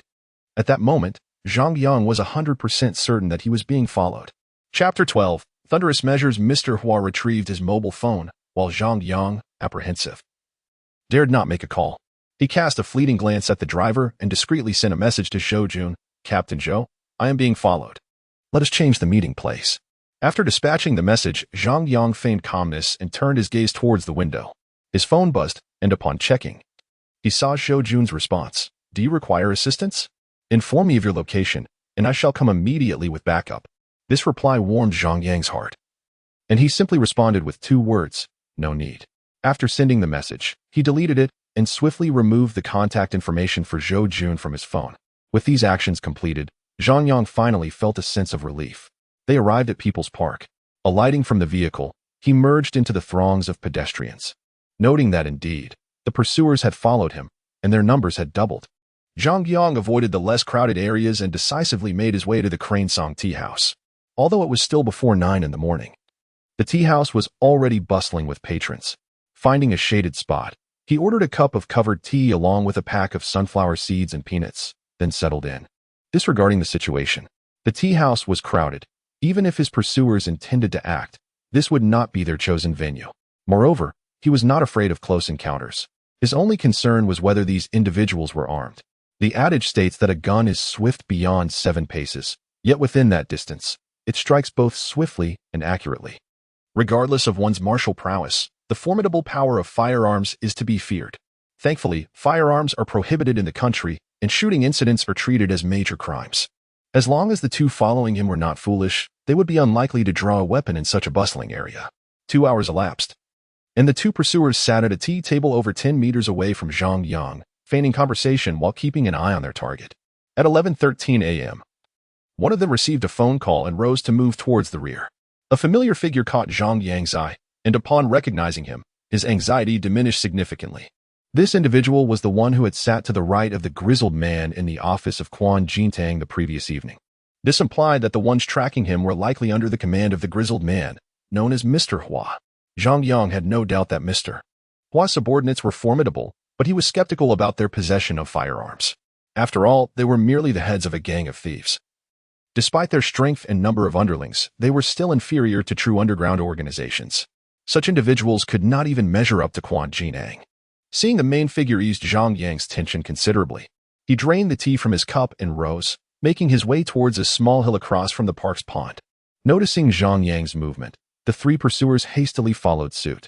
As they ascended the modest slope of barely 7 or 8 meters and surveyed the surroundings, they found the path devoid of people, with dense foliage ensuring that as long as they kept their noise to a minimum, those below would not notice their presence. In a swift motion, Zhang Yang concealed himself behind some bushes. Soon, footsteps echoed nearby as the 3 arrived. "Where is he?" one exclaimed, scanning ahead only to discover that Zhang Yang had vanished. The other 2 exchanged glances, turning their gaze toward their leader. They arrived together. But now they've lost track of their target. If blame is to be assigned, it cannot rest upon their shoulders. "Are you following me?" A voice suddenly emerged from the side, and the 3 turned to see Zhang Yang stepping out from behind the bushes. I was wondering who it could be. Turns out it's one of Flower Master's subordinates. What is this? We kept to our own affairs, having only met once at Tang Ji's place. Yet today you bring men to follow me, seeking trouble? Huh, kid, come along with us willingly. For the sake of Big Brother Tang. Flower Master simply wishes to invite you as a guest, to indulge you with fine food and drink, and after a few days, you shall be free to leave. But should you prove uncooperative, do not blame us for inflicting harm upon you. As he spoke, the 3 drew small knives, their blades glinting ominously in the sunlight. It seemed reasoning had failed. Since they had brandished their weapons, further discourse was futile. A flicker of cold light flashed in Zhang Yang's eyes as he swiftly lifted his right leg, delivering a powerful kick that sent the man on the far right flying. Having dispatched one, Zhang Yang deftly deflected a dagger aimed at him, sidestepping to evade another thrust that came at an angle, then retaliating with a side kick that sent yet another man crashing to the ground with a thud, groaning in pain. After swiftly handling two of them, Zhang Yang turned his attention to the leader. As the adversary lunged forward with his dagger once more, Zhang Yang executed a technique of disarming, pulling, twisting, and redirecting, causing the knife to plunge into the leader's own right shoulder with a sickening squelch. Ah, that truly hurts. The leader glanced down at the bloodied wound and the dagger embedded in his shoulder. He attempted to free himself, but it felt as if his right hand were trapped in an iron vise, utterly immobile. Raising his gaze again, he met the icy stare of Zhang Yang, a flicker of deep trepidation and fear flashing in his eyes. In less than 2 seconds, all 3 of his capable men had been felled, and he himself had been wounded. Had Zhang Yang wished it, he had no doubt that the blade would have pierced his major artery.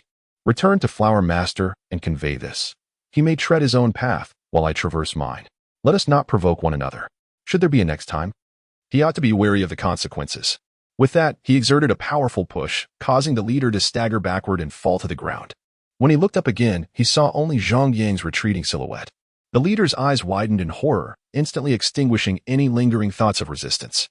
After signaling to his subordinates to staunch their bleeding, they fled in disarray.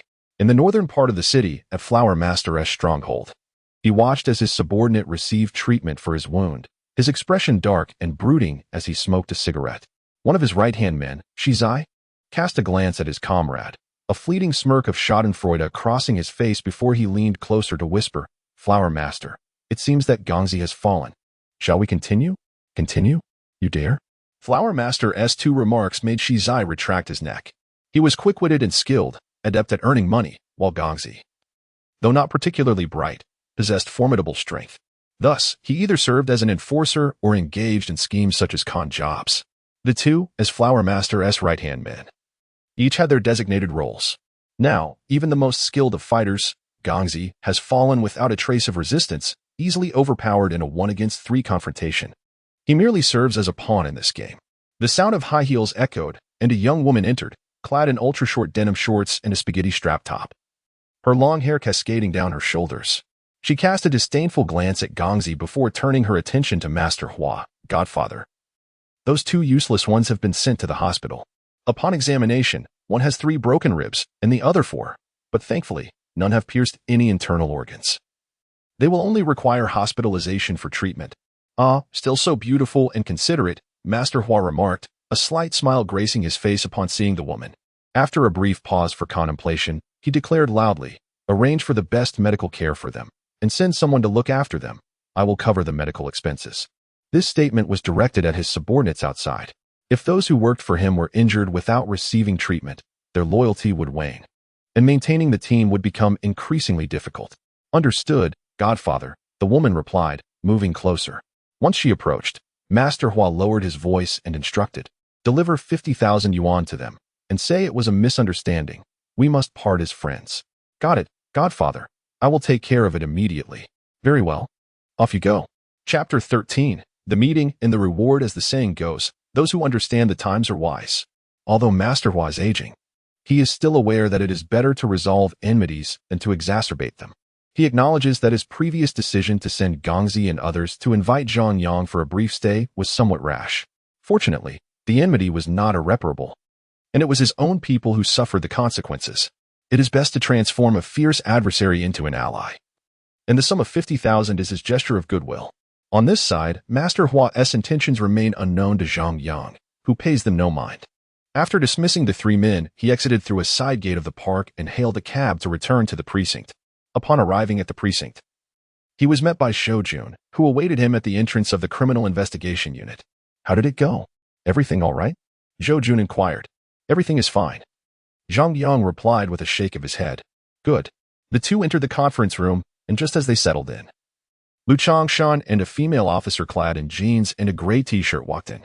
The officer held a stack of papers, a drawing board, and several pencils. "Xiaoyang, allow me to introduce our team as Detective Mi Duo." "Mi Duo, this is Zhang Yang, whom I mentioned to you," Zhoujun said. Mi Duo was strikingly beautiful, undoubtedly a goddess in the eyes of many. Her delicate features carried an air of elegance, and her short hair framed her face gracefully, with her smile adding an extra touch of charm. "Hello, Officer Mi," Zhang Yang greeted. "Hello, Zhang Yang," she replied, shaking his hand.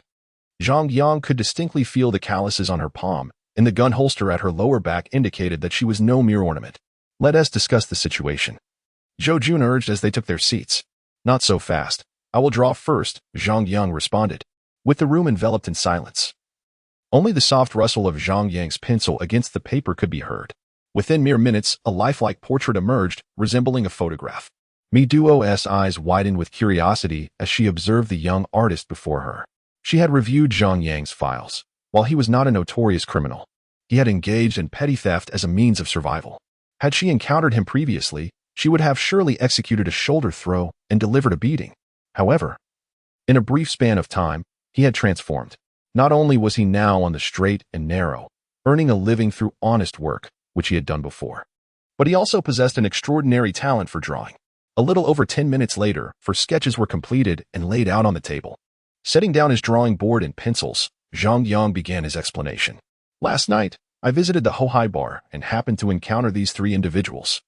He separated the portraits of Master Hua and his associates, continuing, it was Quan Jintang who invited me up to his office. The three were present there. But I am unaware of the specifics of their discussion, as Quan Jintang did not introduce them. However, I do know them well. The one in the middle is their leader, known by the nickname Master Hua, though I am unfamiliar with his real name. It is said that he usually operates around the North Station, and his men are involved in pickpocketing and similar activities. As for these two individuals, I am aware that they serve as his right and left hands. One is referred to as Gang Go, while the other seems to be called Shizai. It was Gang Ji's associates who followed me today. I hadn't yet asked you how you managed to escape from the several individuals tailing you, Shoujun inquired, reiterating an earlier point. Oh, it was nothing. I simply managed to shake them off, Zhang Yang replied nonchalantly, not wishing to dwell on the matter. His expression turned serious as he pointed to the portrait of the last young man. This individual warrants your utmost attention. Oh? The trio's interest peaked. Their gazes fixated on the final image. I do not recognize this person, nor have I ever encountered him. However, after the departure of Hua Yi and his companions, this individual ascended the stairs without so much as a query from security. I suspect he may well be sent by the upper echelons of Quan Jintang. And Hua Ye's group was not acting on behalf of Quan Jintang, but rather employed by the individual behind this young man. It merely served to have Quan Jintang present. Moreover, and most critically, this individual is armed. What?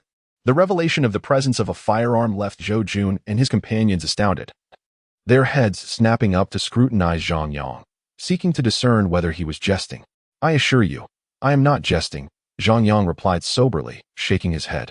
I saw him descend the stairs and intentionally brushed past him, feeling for any concealed items. I discovered a firearm tucked at his lower back. I recognized that weapon. It is a Type 77, not some shoddy contraption, but rather a standard-issue firearm. Zhang Yang's habitual use of code language slipped in, though it hardly mattered, as Zhou Jun and his companions were focused on the gravity of the situation. After a moment of silence, Zhou Jun and Lu Changshan remained reticent. But Mi Duo finally spoke up. You mentioned the opponent conceals the gun at their lower back, which would surely be covered by clothing. How did you perceive that? This woman possessed keen insight. Zhang Yang chuckled, rising and walking past Mi Duo without breaking stride, yet surreptitiously produced a pair of handcuffs and tossed them onto the table. Officer Mi, do you comprehend now? Upon seeing the handcuffs on the table and feeling the holster at her lower back, she discovered the buckle intact. Yet the handcuffs were mysteriously absent. This revelation genuinely astonished her. In truth, Zhang Yang could have taken the gun from the individual's waist to elicit even greater shock. But that would have been perilous and likely to cause misunderstandings. Therefore, he opted for the handcuffs instead. As Mi Duo pursed her lips into silence, Zhang Yang resumed his seat, casting a glance at Zhou Jun and Lu Changshan, who remained in a state of astonishment. I retrieved his firearm, discerned its nature, and then returned it, narrowly avoiding exposure. Today, upon realizing I was being followed, my greatest fear was that they would grow suspicious. Fortunately, it turned out to be Hua Yu's subordinates, allowing me to find an opportunity to dismiss them. Zhou Jun exchanged glances with Lu Changshan. Very well, Xiaoang. We have comprehended the intelligence you provided. These four individuals are of great significance. The promised reward will be transferred to the same bank account from which you last received a bonus. Is that agreeable? No problem. Thank you, Captain Zhou. After expressing his gratitude, Zhang Yang stood up and said, if there are no further matters, I shall take my leave. All right, you may go, Shoujun replied. Zhang Yang had already assisted them considerably. Any subsequent investigations would undoubtedly be their own responsibility. After escorting Zhang Yang to the elevator, Zhou Jun swiftly convened a meeting. The photographs of 4 individuals were affixed to the board, particularly highlighting the portrait of the young man, which was distinctly marked with a notation of his dangerousness, indicating that he was armed. The 4 individuals, including the notorious Hua Yi and his key subordinate, were under scrutiny. The priority was to swiftly ascertain the identity of the most perilous of them, to determine whose subordinate he was, and to activate all available informants. Understood. Meeting adjourned. Let us proceed. The police, benefiting from their numerical and equipment superiority, along with the fact that Hua Yi had been active at the North Station, managed to uncover the enemy's stronghold in under an hour.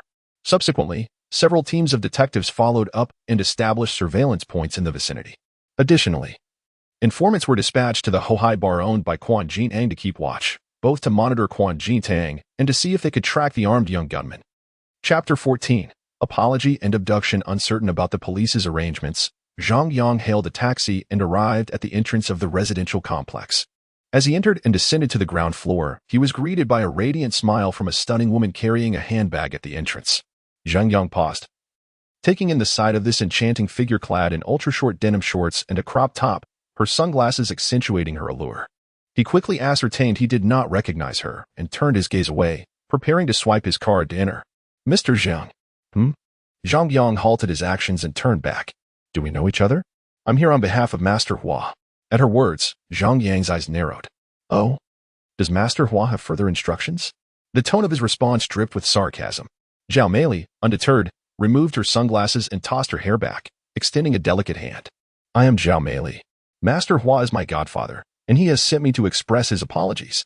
Apologies? Zhang Yang refrained from shaking her hand, instead scanning the surroundings before swiping his card to unlock the door, standing firm. If that is the case, please come in. Thank you. With her long, slender legs, Zhao Meili gracefully entered first. Her captivating gait, a delightful sway, was undeniably alluring. Zhang Yang, being a young man of vigor, understood the boundaries that should not be crossed. As a representative of Master Hua, he was reluctant to entangle himself with her, even if it meant indulging without repercussions. Once inside the living room, he gestured for her to take a seat before fetching 2 glasses of water. After placing one in front of Zhao Meili, he settled onto his single armchair and inquired. Master Hua attended to me just this morning, yet now he sends such a beautiful woman to apologize. It seems my words have found favor with him. Master Hua acknowledges our previous indiscretion. Here is 50,000 yuan as an expression of regret.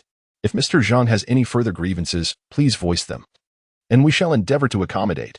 Observing as Zhao Meili produced a stack of old cash amounting to 50,000 yuan and laid it on the table, Zhang Yang pondered for a few seconds before smiling. As the saying goes, one must not strike a friend without provocation. Since Master Hua has extended such generous courtesy, I shall accept this gift with gratitude. Zhao Meili was taken aback by Zhang Yang's nonchalance. She had prepared herself for him to voice extravagant demands, but found him to be unbothered, even as he had scrutinized her earlier. A sudden wave of self-doubt washed over her. After a brief contemplation, Zhao Meili rose and moved closer to Zhang Yang, perching herself on the armrest of his chair and leaning in. The proximity caused Zhang Yang's heart to race, his composure faltering. Chuckling softly, sensing his discomfort, Zhao Meili's mood lifted. After a playful giggle, she leaned closer to his ear, her lips barely parting. If Mr. Zhang has any special requests, I would be more than willing to oblige. Zhang Yang suddenly acted, yanking the woman down from the railing, performing a swift maneuver that left Zhao Meili utterly defenseless as he pinned her to the ground. Yet, Zhao Meili was no mere decorative figure. A glint of cold determination flashed in her eyes as she braced herself on the ground, her long leg striking out like a white python seeking its prey, aimed at Zhang Yang's left ankle. Should her kick connect, it would surely disrupt his balance and free her from his grasp. Unfortunately for her, she faced Zhang Yang. With a sharp sound, Zhang Yang's left foot moved with remarkable agility, the toe of his athletic shoe nudging aside her approaching leg. Although he did not exert excessive force, the impact struck a sensitive nerve, eliciting another cry of pain from Zhao Meili. Having neutralized the assault, Zhang Yang pressed down firmly with his right hand, leaving Zhao Meili sprawled on the ground, her attempts to resist reduced to mere writhing.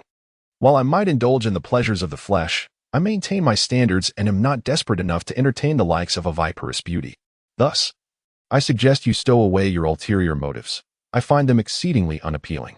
After this declaration, Zhang Yang relaxed his grip and stepped back a couple of paces, observing the woman on the floor in silence.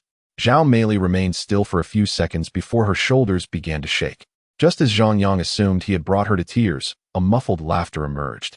"Mr. Zhang, you are quite amusing," she remarked, tilting her head to glance at him. Her alluring expression captivating, complemented by a hint of pale skin that added to her allure. "I am not one of those frivolous women. If you doubt me, feel free to test it." "Huh? No thank you. I find you repugnant." "Do take your leave," Zhang Yang replied, unfazed. "Oh dear, how disheartening," she lamented. "Since you find me unworthy, I shall take my leave. Should you ever wish to reconsider, do not hesitate to call me. Here is my business card." With a playful gesture of blowing a kiss, she picked up her bag, left a card behind, and exited through the door. With a resounding thud, the door closed. And Zhang Yang exhaled deeply. He approached the security door to lock it before heading straight to the bathroom. The heat was unbearable, and a cold shower was in order. After refreshing himself, he settled into a chair on the balcony with a chilled can of cola, the image of Zhao Meili resurfacing in his mind. Glancing down at his younger brother, he chuckled wryly, reflecting, indeed, after all these years of hardship, perhaps it is time to pursue a proper relationship and conclude my youthful escapades. Following this contemplation, he indulged in a nap. Basking in the sunlight and cool air conditioning, he rose promptly at 5, tools in hand, heading out for dinner. Arriving at Chuanxi Road just as the clock struck 7. He had sold 13 paintings, netting just over 1,000 yuan. Satisfied, he packed up and headed home. With a police station bonus of 170,000 already credited to his account, along with 50,000 in cash from his studio, previous savings, and earnings from recent endeavors, his total savings exceeded 350,000. Should it not be time to acquire a vehicle? Painting in the same location on Chuanxi Road had begun to lose its charm. Perhaps it would be better to return occasionally, allowing tourists to enjoy a fresh experience, such as at People's Park or other nearby attractions. After much contemplation, Zhang Yang ultimately refrained from taking action. Within the city, public transportation is readily accessible. For farther destinations, the subway or bus provides direct routes, and if all else fails, taxis offer a convenient alternative. Perhaps it is prudent to save money and invest in a home first. Ideally, I envision a space where the lower level can serve as a studio while the upper level accommodates living quarters, thus eliminating the need for constant travel. By day, I could conduct business in the studio, and by night, indulge in painting. Yes, that's the plan. Seated in the car, I daydreamed about the future. And before I knew it, I had arrived at my destination. I alighted and walked home. Just as the bus departed, Zhang Yang stepped out. Having gone merely a few meters when a sleek black Mercedes MPV came to a halt by the roadside. The door swung open, revealing the ominous barrel of a gun pointing in his direction. Zhang Yang halted in his tracks, slowly raising his hands. Tang leaned out from the passenger seat, casting a glance at Zhang Yang. "Ah Yang, get in." "What does this mean, Brother Tang?" Zhang Yang remained rooted to the spot. "Get in, will you? Hey, you there. Put the gun down. We're all brothers here." The gunman, positioned near the door, lowered the weapon but fixed a piercing gaze upon him. The atmosphere fell into a profound silence, and after a few seconds, Zhang Yang shook his head. "Brother Tang, I'm doing quite well at the moment." "I know. But one must not forget their roots. You need to reflect on where you came from." This remark ignited a flicker of murderous intent within Zhang Yang for the first time. Lowering his hands, he handed his backpack and easel to the gunman at the door before stepping inside. The door closed, and with a swift press of the accelerator, the vehicle surged forth. Heading out of the city. Chapter 15. Striking Rich? Escaping with a gun, Zhang Yang found himself in a precarious situation, having been abducted. He cast a glance at the gunman seated beside him, perplexed by the circumstances. According to the information he had provided, the police should have been closely monitoring figures like Quan Jintang. Thus, he could not comprehend why he was present here, brazenly accompanied by an armed assailant. Had his previous visit to Hohai compromised his safety? However, the lack of restraint suggested otherwise, as there were only 4 individuals in the vehicle, including the driver. After a moment of contemplation, Zhang Yang resolved to remain passive and observe the unfolding drama. In the outskirts, an expansive warehouse loomed ahead as the MPV drove in and halted at the entrance. "Get out," commanded Quan Jintang. Zhang Yang followed him out, his backpack and easel still slung over his shoulder. As they advanced, he soon spotted Huaye and Shizi seated behind a stack of goods. The 3 exchanged glances, a silent understanding passing between them, and no words were spoken. Quan Jintang approached the wooden table at the front, gesturing for Zhang Yang to take a seat. After clapping his hands, he declared, "All right, everyone is here." Turning to Huaya, who remained noncommittal, Quan Jintang addressed Zhang Yang. "Ah Yang, you once mentioned pursuing a legitimate path, which made me happy, and I had no intention of troubling you. However, one of Huaya's men has been injured, and we are short-handed for this task. Hence, I sought you out. Regardless of your decision, listen to the offer first." "Very well, Brother Tang, I shall grant you this courtesy." After a brief silence, Zhang Yang nodded and then turned to Huaya. "I have heard of your esteemed reputation, Huaya. I assume Brother Tang has sought your assistance because this matter is of considerable significance." "Ha ha ha, indeed." Quan Jintang laughed heartily, but then his expression turned serious. "Let us not beat around the bush. I require the three of you to help me steal an item. The individual involved holds a unique position, and we cannot employ conventional methods. It must be executed silently. Upon completion, each of you shall receive 1 million. What do you think?" The mention of 1 million startled Zhang Yang, causing him to lower his gaze as he contemplated the gravity of the situation. "Brother Tang, this endeavor seems far too grand. Before you elaborate further, I shall take my leave. I have no intention of getting entangled in this." He reached for his backpack, intent on departing. Click. The gunman guarding the goods pulled the slide of his firearm, halting Zhang Yang's movements. "Brother Tang, you mentioned merely sharing the offer." "Young brother." Quan Jintang stepped closer, placing his hands on Zhang Yang's shoulders with a serious tone. "I understand that your art is quite lucrative at present. But how long would it take to amass 1 million? At least 3 years, I presume. Rest assured, I would not deceive you. It is merely a simple theft. Your old profession, is it not? With the money, you could purchase a home, perhaps even a vehicle, and with your earning potential, your future would be infinitely brighter." Casting a glance at the gunman positioned to the side, then back at the driver, who stood a few meters away with a gun resting against his abdomen, Zhang Yang suddenly smiled. "Brother Tang, I merely wish to lead a quiet life. Please do not trouble me. Besides, with these two individuals, they cannot possibly subdue me." "Oh." The tone of Quan Jintang turned icy. Upon hearing the words of the other party, Zhang Yang realized that there was no way to smooth things over today. Swiftly, he extended his right hand, grasping the wrist that rested on his left shoulder, and with a bend of his waist, he hurled a robust man, weighing around 130 to 140 kilograms, outwards. The sudden turn of events prompted an instantaneous reaction from the two gunmen, however. Their movements proved insufficiently swift. Whoosh! Two shadowy figures darted forward, aimed directly at the gunmen's faces. The situation unfolded so rapidly that the two had no time to react or evade. Thud! Thud! The gunmen felt a darkness enveloping them. A painful and throbbing sensation surged forth, and they toppled backward, their heads pounding and their vision spinning. With a quickened pace, Zhang Yang executed a forward roll, landing with a handgun that had fallen into his grasp. "Don't move," he commanded, aiming the gun at Quan Jintang, who had just risen and revealed a tight .54 pistol tucked at his waist. Whoosh! Bang! A gunshot rang out. "Ah!" The driver nearby clutched his hand, screaming in agony.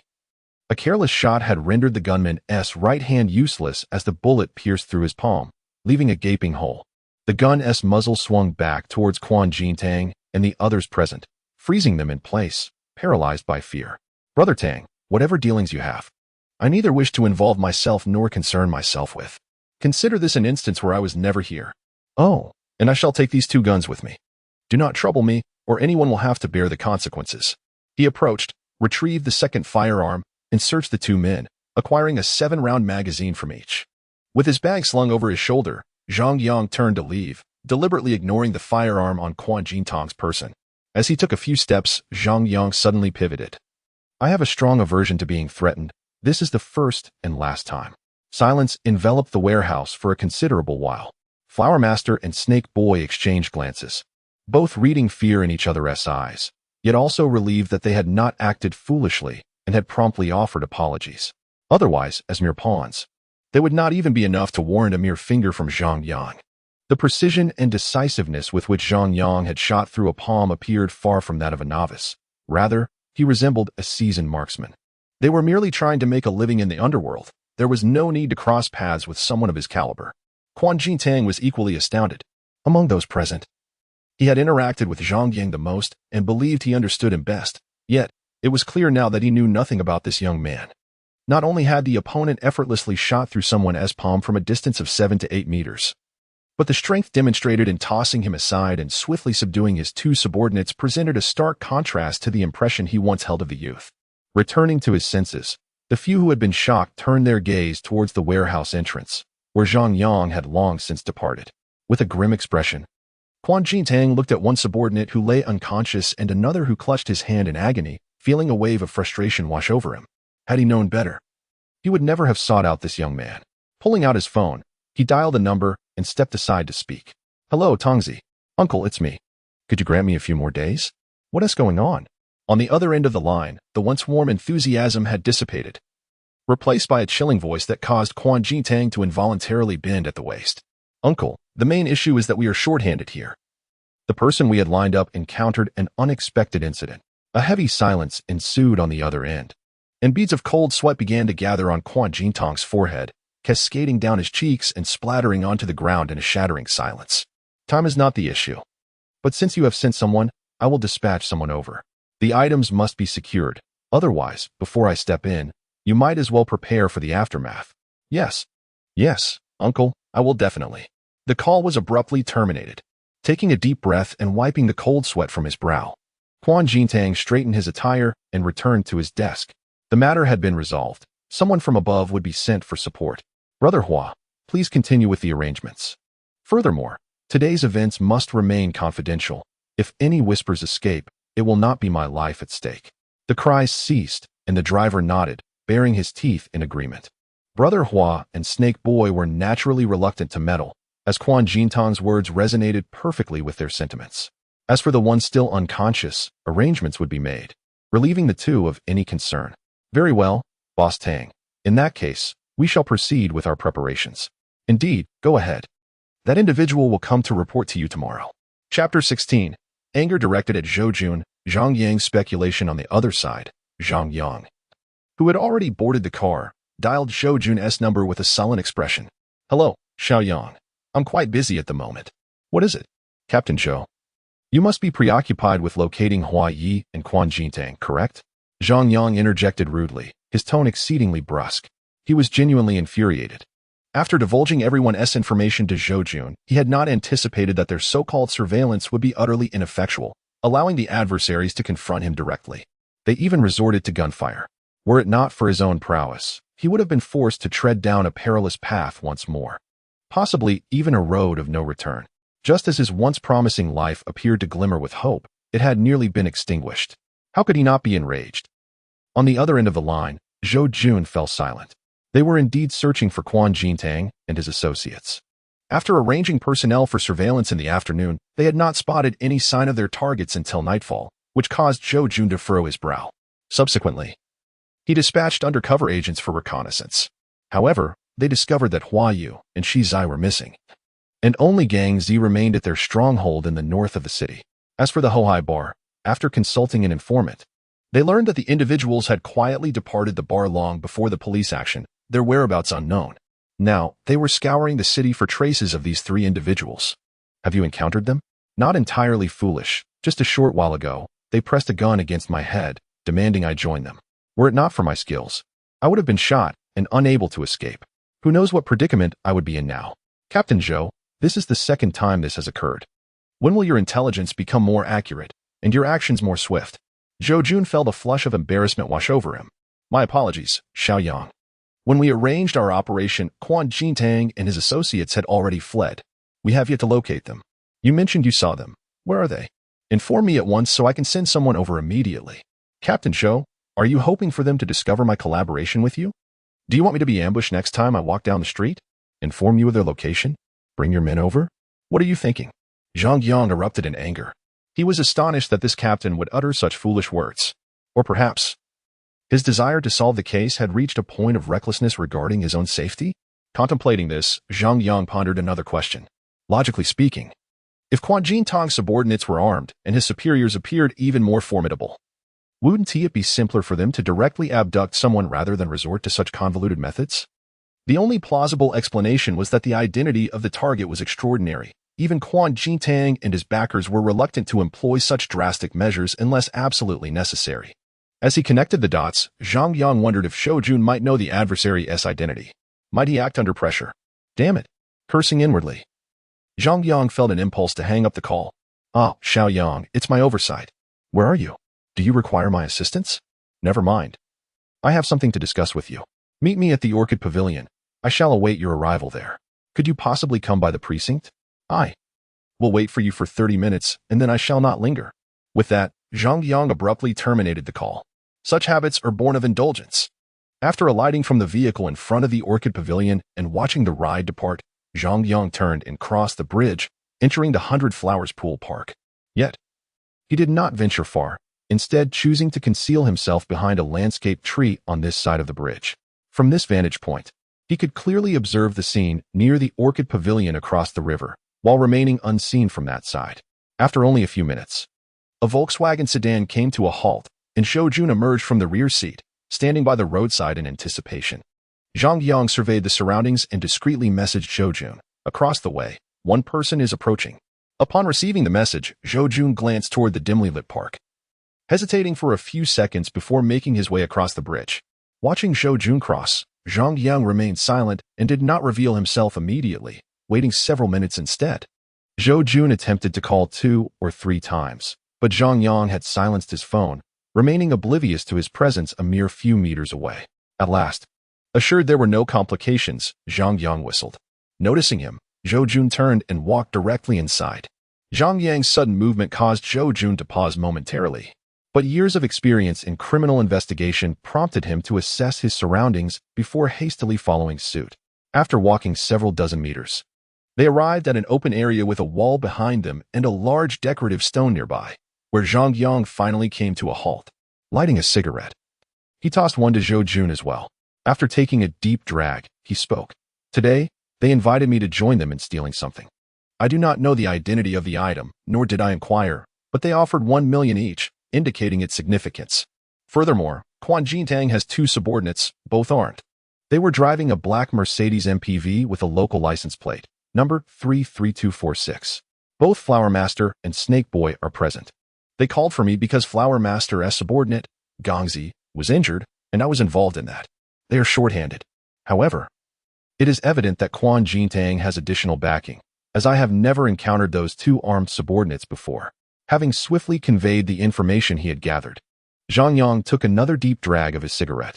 The experience of firing a weapon for the first time, coupled with the 2 guns lying in the current vicinity, rendered him somewhat anxious in the presence of this criminal investigation captain.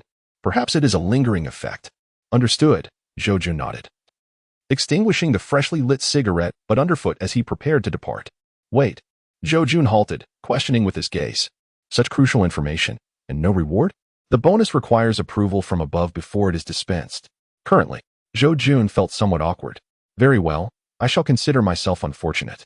I must resolve the case swiftly. They are outside, and I do not feel safe. Do not force me into a position where I must resort to murder for self-preservation. If I end up incarcerated, I shall curse your entire family daily. Shou Jun fell silent, his lips moved slightly, but ultimately, he refrained from saying anything further. He simply remarked, "Take care," before turning and hastily departing. This scoundrel is utterly untrustworthy. I wonder why he hasn't arranged a safe house for me. Zhang Yang couldn't help but scoff inwardly. With a flicker of thought, he grasped a Type 77 pistol, its cold and weighty form offering him a semblance of security. Xiao Yang. A voice broke the silence, startling Zhang Yang, who hastily concealed the pistol back into his space and turned to see Shou Jun returning. Is there anything else? Captain Zhou, he inquired. I seem to have caught a whiff of gunpowder. Have you fired your weapon? Shou Jun questioned, a hint of concern in his tone. Such a keen nose you've got, Zhang Yang retorted, momentarily tensing before relaxing again. I was contemplating seizing a firearm to take them all down. How dare they threaten me using the orphanage as leverage? I would show them no mercy. Observing Zhang Yang's agitation, Shou Jun instinctively took a step back, then solemnly assured him, rest assured, we will solve this case swiftly and apprehend them. Moreover, if you truly find yourself in danger, even if you manage to acquire a gun, do not resort to taking lives. With that, Shou Jun turned and departed. This time, he truly left. His earlier return had merely been a test, which Zhang Yang had anticipated, prompting his earlier half-hearted performance to deflect suspicion, thus allowing him to navigate the situation for the moment. Chapter 17. The Sheep Delivered to the Wolf's Den. Zhao Meili seeks sanctuary. Zhang Yang, fatigued and tense after a restless night, collapsed into slumber upon returning to his rented accommodation. In the depths of his dreams, a crisis was sensed, awakening within him an acute perception of danger. After several hours of sleep, Zhang Yang had indeed refreshed himself well. However, poor Zhou Jun had first faced a tirade of reprimands before tirelessly rallying everyone at the precinct to trace the vehicle's whereabouts. With the information at hand, leads began to emerge swiftly. Quan Jintang, not one to be outsmarted, had abandoned the vehicle, but the police's relentless pursuit throughout the night was not in vain. Moreover, with the numerous surveillance cameras scattered across the city, even in the absence of nearby coverage, the sparse traffic at night would inevitably yield some clues. Consequently, by around 7 in the morning, the police once again secured a lead on Quan Jintang's whereabouts, this time with surveillance closely monitoring him, making his escape considerably more challenging. However, the elusive figures of Master Hua and his accomplice Shizi remained absent, leaving the police to continue their search, keeping a watchful eye on their den in the northern part of the city. In the morning, after completing his run and returning home to shower, Zhang Yang had intended to relax comfortably before heading to the People's Park in the afternoon to set up his art stall. Unexpectedly, the doorbell rang during lunch. Peering through the peephole, he was taken aback to see Zhao Meili. What did this woman want? Zhang Yang frowned in contemplation, hesitating to open the door. Having just encountered Master Hua and his henchman Shizi the previous night, now another of Master Hua's subordinates had appeared at his doorstep. He was reluctant to further entangle himself with such individuals. The doorbell rang again. After a moment's deliberation, Zhang Yang decided to open the door. No sooner had he done so than Zhao Meili entered, closing the door behind her with a swift motion, wrapping her arms around him and planting a kiss on his lips. Well, having been tempted before, and with the opportunity now presented so readily, he felt no need to hold back. After over 20 arduous years, his younger brother was weary, and indulging without responsibilities seemed a tempting prospect. Several dozen minutes later, Zhang Yang rose to take a shower, leaving Zhao Meili alone, lost in thought on the bed. The sound of water cascaded as he stood beneath the showerhead, a sense of regret washing over him. He had underestimated her audacity, only to realize in the end that she was still quite inexperienced. Flustered, he completed his shower and, clad in shorts and a t-shirt, glanced towards the bedroom door, ultimately choosing not to enter and instead heading to the living room. When Zhao Meili awoke again, it was already past 4 in the afternoon. She felt as though she had died once. Yet curiously, that sensation of demise was oddly intoxicating. Reaching out beside her, she found the space empty, but the sound of the television filled the air. Struggling to rise, she let out a soft gasp, only to find silence outside the door, prompting her to mutter under her breath, "Inconsiderate and detached man." Clambering out of bed, her previous attire was unwearable, so she rummaged through the closet and donned a t-shirt that barely reached her thighs, limping out of the room. Seated on the sofa, Zhang Yang observed the woman who stumbled into view, speechless at her lack of modesty. Zhao Meili remained silent beside him, and Zhang Yang chose not to break the silence either. The two sat in silence for several minutes until Zhang Yang finally turned to ask, "What do you mean? You came over silently and kissed me. It can't be a case of a long-distance love, can it?" Spitting in irritation, Zhao Meili wanted to curse but then deflated. "My godfather sent me to find you and said I could follow you since you can protect me." "Your godfather? Master Hua?" "Yes, he called me this morning." Zhang Yang narrowed his eyes. "Did he mention anything else?" "No." Zhao Meili shook her head, her demeanor filled with despair and a hint of concern. Zhang Yang, oblivious to the woman's emotions, pondered the implications of Master Hua's call. He doubted Zhao Meili was deceiving him. If it were a ruse, the stakes seemed excessively high. Master Hua must have sent Zhao Meili to seek him out after witnessing his capabilities last night. But why send her? Had he uncovered some trouble? Was he worried about being silenced later? If so, why not flee? Or perhaps he felt it was too late to escape. Oh, the minds of seasoned individuals are indeed perplexing. Shaking his head, Zhang Yang decided to set aside these thoughts and turn to the woman beside him. "Although we shared that moment, you initiated it, so I do not hold you accountable." Zhao Meili was filled with indignation. She wished to respond but was interrupted by Zhang Yang's next words. "However, since it has happened, you can stay here. I usually go out to paint in the afternoon. If you wish, you may accompany me. If not, you can remain at home. It's best if you do not open the door for anyone else besides me." Having taken advantage of her, Zhang Yang was not the type to heartlessly cast her aside, ensuring her safety until matters settled down, provided she remained sensible and obedient. As the anger faded from her face, Zhao Mei realized this was Zhang Yang's promise. "So, my godfather, he treats you well?" Zhang Yang inquired. "Yes. He adopted me and has treated me like his own daughter all these years. He has never allowed me to interfere in his business, at most letting me handle minor tasks. He even provides me with money to run my own business. He is like a father to me." "Very well. If the opportunity arises, I will inquire about him. If possible, I shall lend him a hand." "Thank you. Do not mention it. Consider it a repayment of kindness." However, the momentary warmth dissipated, and with a slap on Zhang Yang's thigh, Zhao Mei rose and headed for the bathroom. "Hey, are you crazy? That hurts." This woman had quite the strength. In the afternoon, Zhang Yang ventured out alone, as Zhao Mei chose not to follow. However, once he exited, she propped the door shut with a chair. As she put it, going out posed a greater risk of discovery. If there is a security door in the room, one could withstand for a while until the police from the nearby station arrive. Zhang Yang found Zhao Mei's explanation to be reasonable. After all, there was nothing of significant value in his home, and he felt at ease leaving the goddaughter of a thief alone there. Upon entering through the north gate of the People's Park, there is a small square where Zhang Yang set up his painting stall. Naturally, before setting up, he inquired with the management personnel, confirming that he could establish his stall as long as it did not obstruct the flow of visitors. As the stall was just set up, business was slow. Zhang Yang contacted Zhou Jun. "Captain Zhou, have you found the address of Master Hua and his crew?" "Not yet." "Is Quan Jintang not planning to make a move now?" "He is rather honest. Taking action against him now would only alert the enemy. By the way, have you clarified the matter I mentioned last night? Do you know who their target is?" "You need not concern yourself with this." "Well, crucial information is being withheld at a critical moment." After some thought, he decided to mention Zhao Mei's situation. "Are you aware that Master Hua has a goddaughter?" "Yes, but she should have no connection to this case. According to our investigation, Master Hua does not allow his daughter to meddle in his business."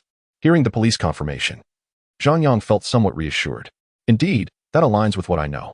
However, this morning, Master Hua's goddaughter, Zhao Mei, came to my house seeking me.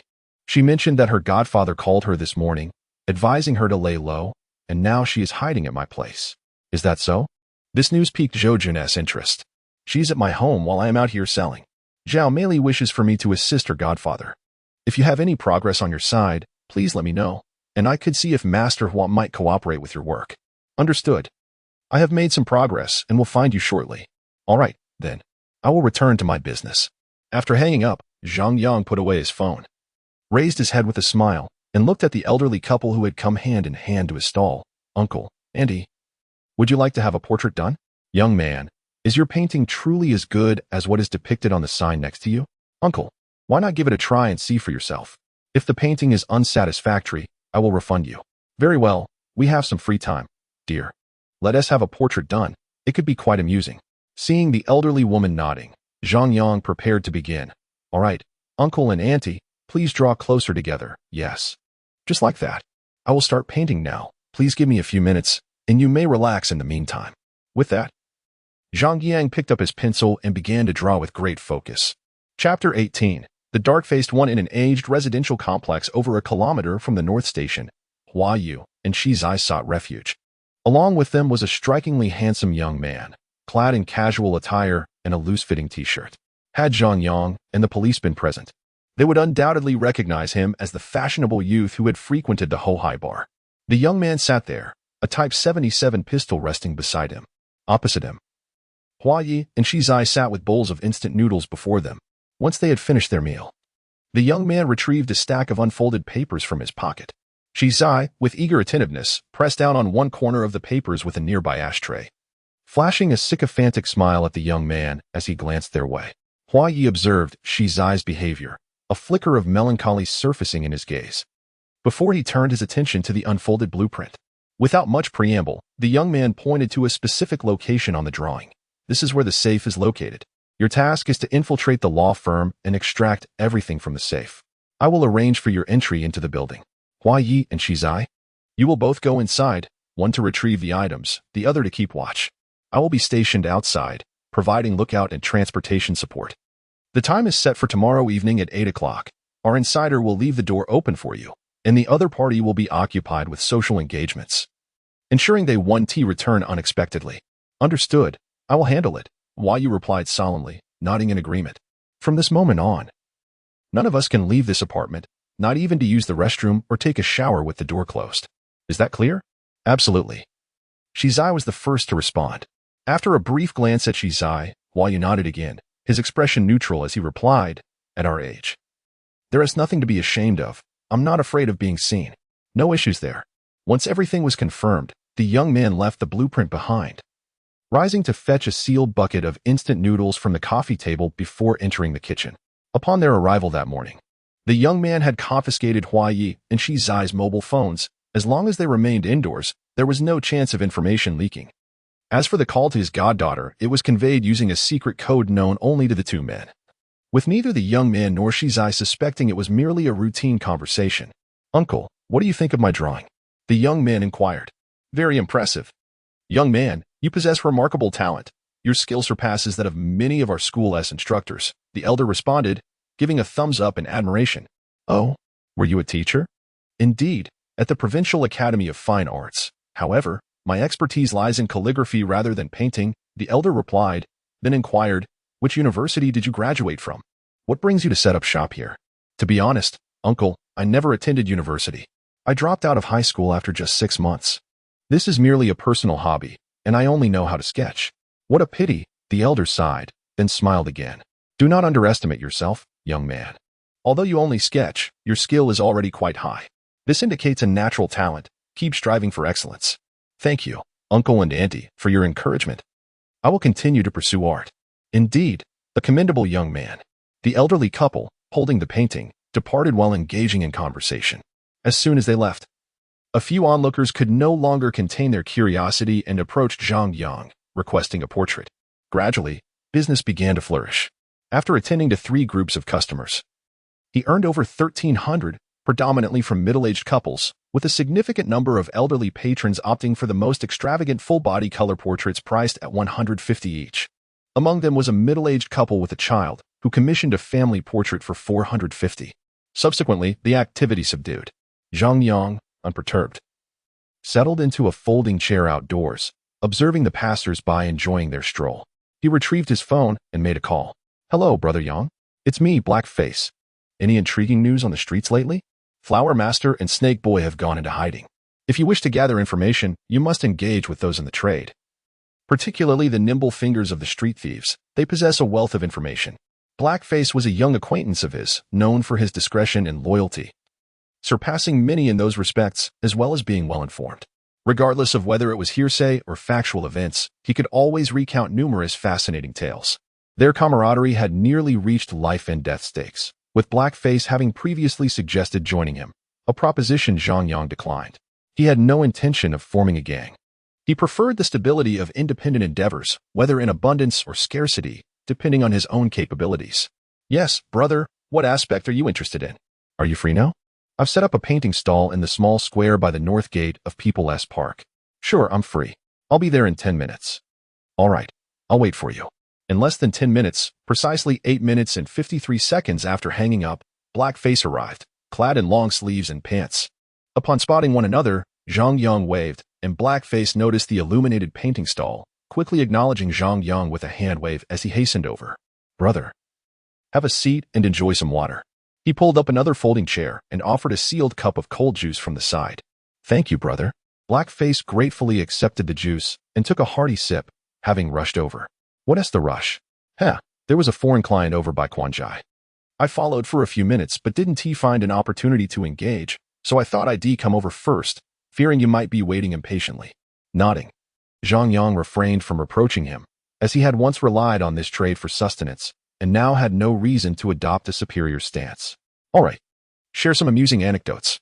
"Certainly, brother." Just as he began to recount, another customer arrived, scanning the code before sitting down for Zhang Yang to create a portrait. Blackface paused as well. "Don't stop. Continue your story. It won't hinder my work." "All right." Blackface resumed his tale as Zhang Yang adeptly multitasked. In just over 5 minutes, a painting was completed. The young couple, delighted, took the artwork and left with smiles. "Brother, you're making quite a fortune. Over 300 in less than 10 minutes? It's a skill, indeed." "Keep talking," Zhang Yang replied with a faint smile. "Ah, by the way, do you know about Master Hua?" "Of course. What about him?" "Last night, in the dead of night, I saw him enter an old residential area near the North Station, accompanied by his subordinate, Snake, and there was also a young man who looked rather formidable. How do you know he is formidable? Zhang Yang's heart stirred. Indeed. There was news. What a coincidence for the black-faced man to encounter him late at night. I noticed him when he got out of the car. His eyes were bright and piercing, and Master Hua was quite respectful towards him, so he must be someone not to be trifled with. Do you remember the place? I do. The black-faced man hesitated after answering, glanced around, and quietly asked, Brother, you're not thinking of. It's none of your concern.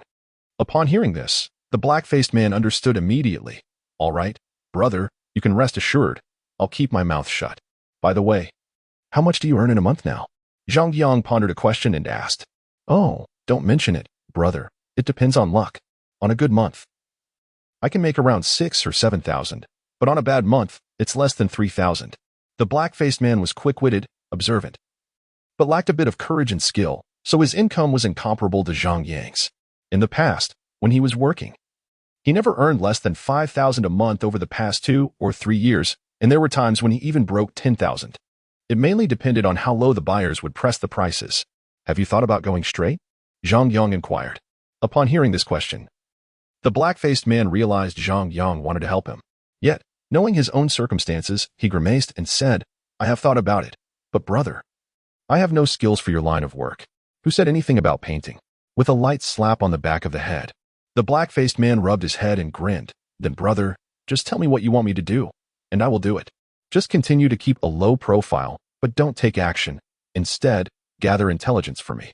I'll give you 5,000 each month, and there will be bonuses for urgent matters. That sounds good.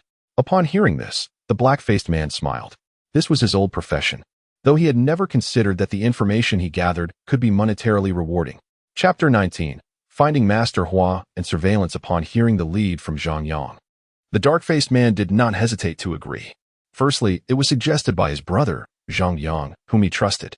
Secondly, it was his area of expertise, thus requiring little effort on his part. With a glint in his eye, he grinned. So, brother, what about the news just now? Is there a reward? Whether there would be a reward would depend on my subsequent contacts. I cannot guarantee that every piece of information will yield a bonus. All right then, brother. I will inform you of any significant developments, and for minor matters, shall we meet every 3 days?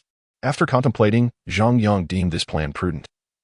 Daily meetings might attract unwanted attention towards the dark-faced man. Agreed. That works. By the way, send me your payment QR code. What for? Are you sending the bonus in advance?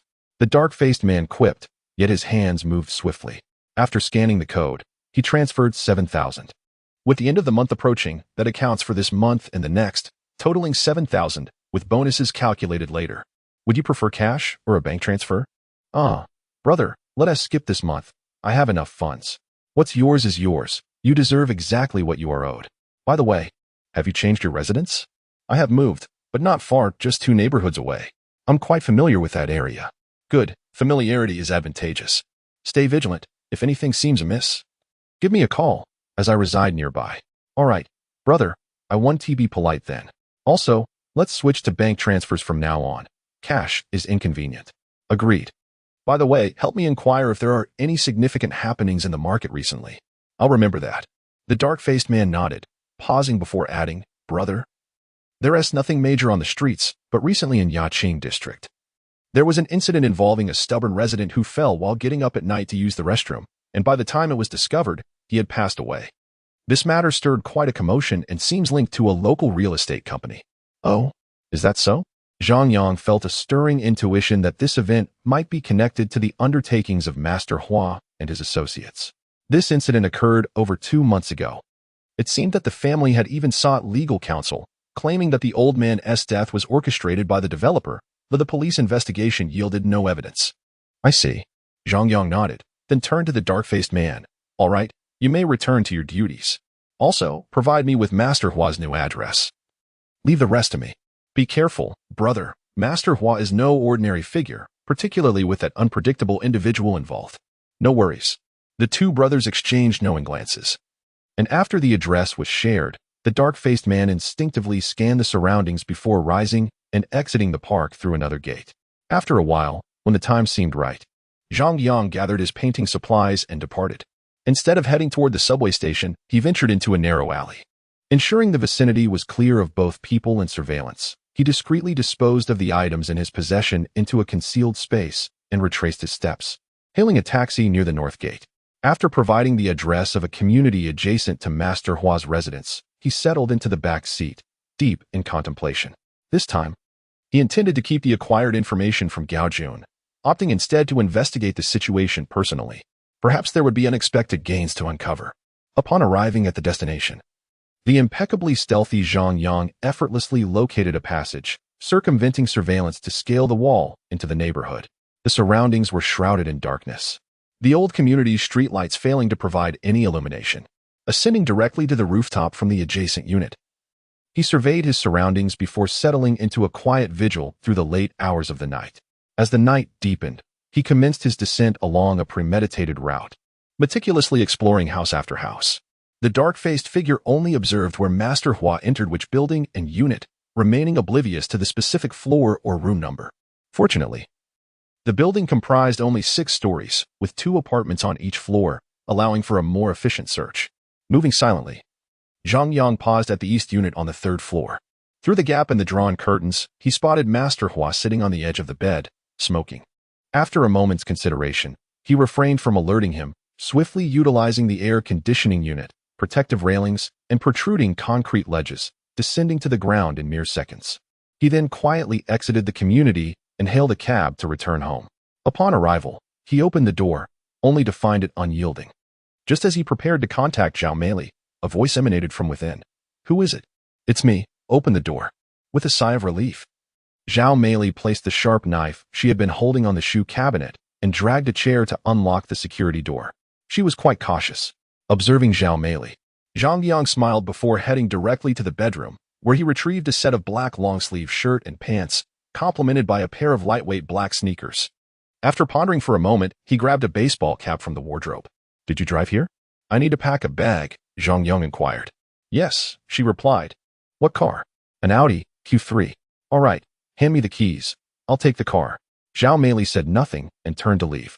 Zhang Yang swiftly changed into a set of short-sleeve shirt and shorts before following her out. As the keys were handed over, he grasped them firmly. "Are you heading out?" "Yes, I have some matters to attend to." "Restocking? What are you thinking?" "I'm on the straight and narrow now." "Heading out in the middle of the night for a legitimate endeavor?" Zhao Mei pouted. "Stay out of men's affairs." "You cad." Zhao Mei, taken aback by Zhang Yang's audacity, nearly turned away in exasperation. Enough. I'm not teasing you anymore. I've located your godfather's whereabouts, but others are involved. I need to keep watch and seize the opportunity to rescue him." "Really?" Zhao Mei exclaimed in delight. "I want to go too." "What for?" "Don't be reckless. Stay at home." Without waiting for a response, Zhang Yang disregarded her and exited. Before closing the door, he glanced at the sharp knife still resting on the countertop and said, "Lock the door." With a resounding thud, the security door was shut. Descending to the underground garage, he swiftly located the car using the keys. As he settled into the driver's seat, he experienced a profound sense of unity with the vehicle. If only he could take it for a spin on the racetrack. That thought was swiftly cast aside. Racing required substantial funds, a great deal of money. Moreover, life as it is now feels rather satisfactory. Racing and such pursuits seem quite dull. A sense of solitude among the elite emerges. After indulging in whimsical thoughts for a moment, Zhang Yang chuckles softly, starts the car, and glides out of the parking space, making his way toward the exit. The vehicle is in excellent condition, having recently undergone maintenance. It is relatively new and has never been heavily repaired. Merely by the sounds and handling of the car, Zhang Yang conjures an image of its state. Such is the prowess of masterful driving. The white Audi Q3 weaves effortlessly through the stream of vehicles, executing overtakes and lane changes with unparalleled smoothness, reaching its destination in under 10 minutes. Parking diagonally opposite the community, he reclines the seat and swiftly changes his attire, keeping a watchful eye on the target. As daylight breaks, Zhang Yang starts the car and relocates. The entire day passes without anyone descending from the building, nor does anyone arrive with food. It appears the other party has been well prepared. Seizing the opportunity, he manages to catch a nap for over an hour, awakening shortly after 6:40 in the afternoon. A black Jeep Compass halts beside the entrance of the community. Subsequently, the driver exits, leaving the car keys behind as he walks away. Observing this scene, Zhang Yang silently readies himself. Indeed, within a minute, Hua Yi, Shizai, and that young man he encountered at the bar emerge. The trio surveys the streets on either side. The youth and Shizai remain oblivious, taking their places in the front seats, while only Hua Yi glances at the white Audi Q3 tucked away in the corner before retracting his gaze and settling into the back seat. This old man has noticed the vehicle. Zhang Yang keenly observes their behavior, acutely aware that his position has been compromised. However, judging by Hua Yi's demeanor, he likely will not betray him. He recognizes Zhao Meili's car and has summoned her to seek him out, which suggests he can surmise that it is highly probable he is in the vehicle. The longer one navigates the world of intrigue, the more cautious one becomes. This individual, capable of prompting Zhao Meili to seek his refuge, perhaps wishes for his assistance. Chapter 20. Surveillance and gunfight in the basement. The black Jeep Cherokee drove directly into the underground parking lot of the Central Financial Building. Observing the vehicle disappear, Zhang Yang furrowed his brow and waited for another 2 minutes before following suit. Finding a discreet spot to park, he alighted and proceeded towards the elevator. Soon, the Jeep came into view, but only the driver remained inside. Retreating quietly to conceal himself, Zhang Yang took out his phone and sent a message to Zhou Jun, containing a single address, Central Financial Building. Ding. In the conference room, Zhou Jun, engrossed in a meeting, heard his phone ring. Upon glancing at the screen, his expression shifted instantaneously. Lao Lu, mi duo, gather a few people and follow me, quickly. Understood. Lao Lu promptly named a few individuals, and the group, armed with guns and handcuffs, hastily descended the stairs, departing in 2 vehicles, leaving the others in the conference room exchanging puzzled glances, unaware of the unfolding situation. As the phone screen illuminated, Zhang Yang cautiously opened his device while hiding in the corner. Already on the way, 15 minutes. A bit slow. Viewing the message, he frowned. However, given the circumstances, there was little he could do but wait. It wasn't that he couldn't subdue a few individuals. If Brother Hua and his crew descended, armed with the 2 concealed firearms, he could easily incapacitate the trio. Yet, that would expose him. Moreover, should the 3 enter the precinct and disclose his possession of firearms, it could lead to significant complications, perhaps even incarceration. Possession of illegal firearms and ammunition is a grave offense, particularly as one of the firearms had been discharged. Alternatively, he could forego the guns and utilize the pebbles from his storage to incapacitate them. While feasible, it would inevitably cause injury. He resolved to wait, hoping Zhou Jun and his team would arrive swiftly. In truth, Zhang Yang had overestimated the expediency of Brother Hua and Snake Boy's actions. After enduring a wait of over 10 minutes with no sign of the elevator, Zhou Jun's call came through first. Xiaoyang, we have arrived. We're on the first level of the underground parking. Do not drive in. There may be an insider within the building. Black Jeep Cherokee, local license plate, number CA447. Received. After responding, Zhou Jun did not end the call but activated the intercom headset. Leave 1 vehicle at the exit, the black Jeep Cherokee, plate CA447. The rest follow me down. Proceed with caution. The target may be armed. Understood. 6 officers disembarked from the police vehicles, with 1 remaining behind the wheel. Parking beside the garage exit, a security guard was swiftly apprehended by 1 officer, while the remaining 5 followed Zhou Jun, stealthily navigating the parking lot. Have you entered? Xiaoyang, where are you? Zhang Yang turned and indeed spotted silhouettes at the garage entrance. I am in the corner to your left. The target is at my diagonal 9 o'clock position. Be cautious. That individual is the one mentioned before, the one encountered at the bar. Received. Stay concealed and do not expose yourself. Leave the rest to us. By the way, Brother Hua and Snake Boy should have gone up. They have yet to descend. Understood. The call was abruptly terminated as Zhou Jun summoned his subordinates to allocate tasks. The 5 men split into 2 teams. Zhou Jun led one team while Lu Chashan commanded the other, both armed and prepared for action. They dispersed, advancing towards the black car from 2 directions. The vehicle, easily identifiable as belonging to the free man, sat approximately 10 meters away, and the 5 men concealed themselves. Zhang Yang, who had been observing, cautiously retreated behind a car, seeking refuge in case a gunfight erupted, utilizing the vehicle and nearby walls as cover. After a few minutes, the youth in the car appeared to grow impatient, picking up a walkie-talkie to communicate. This individual seemed well prepared, possessing a walkie-talkie. Several more minutes passed before the elevator finally stirred. Zhang Yang, with his keen eyesight enhanced by improved physical condition, discerned the elevator descending from the 26th floor even from a distance of 20 to 30 meters. Soon, the elevator arrived, and the hidden detectives began to stir. Ding!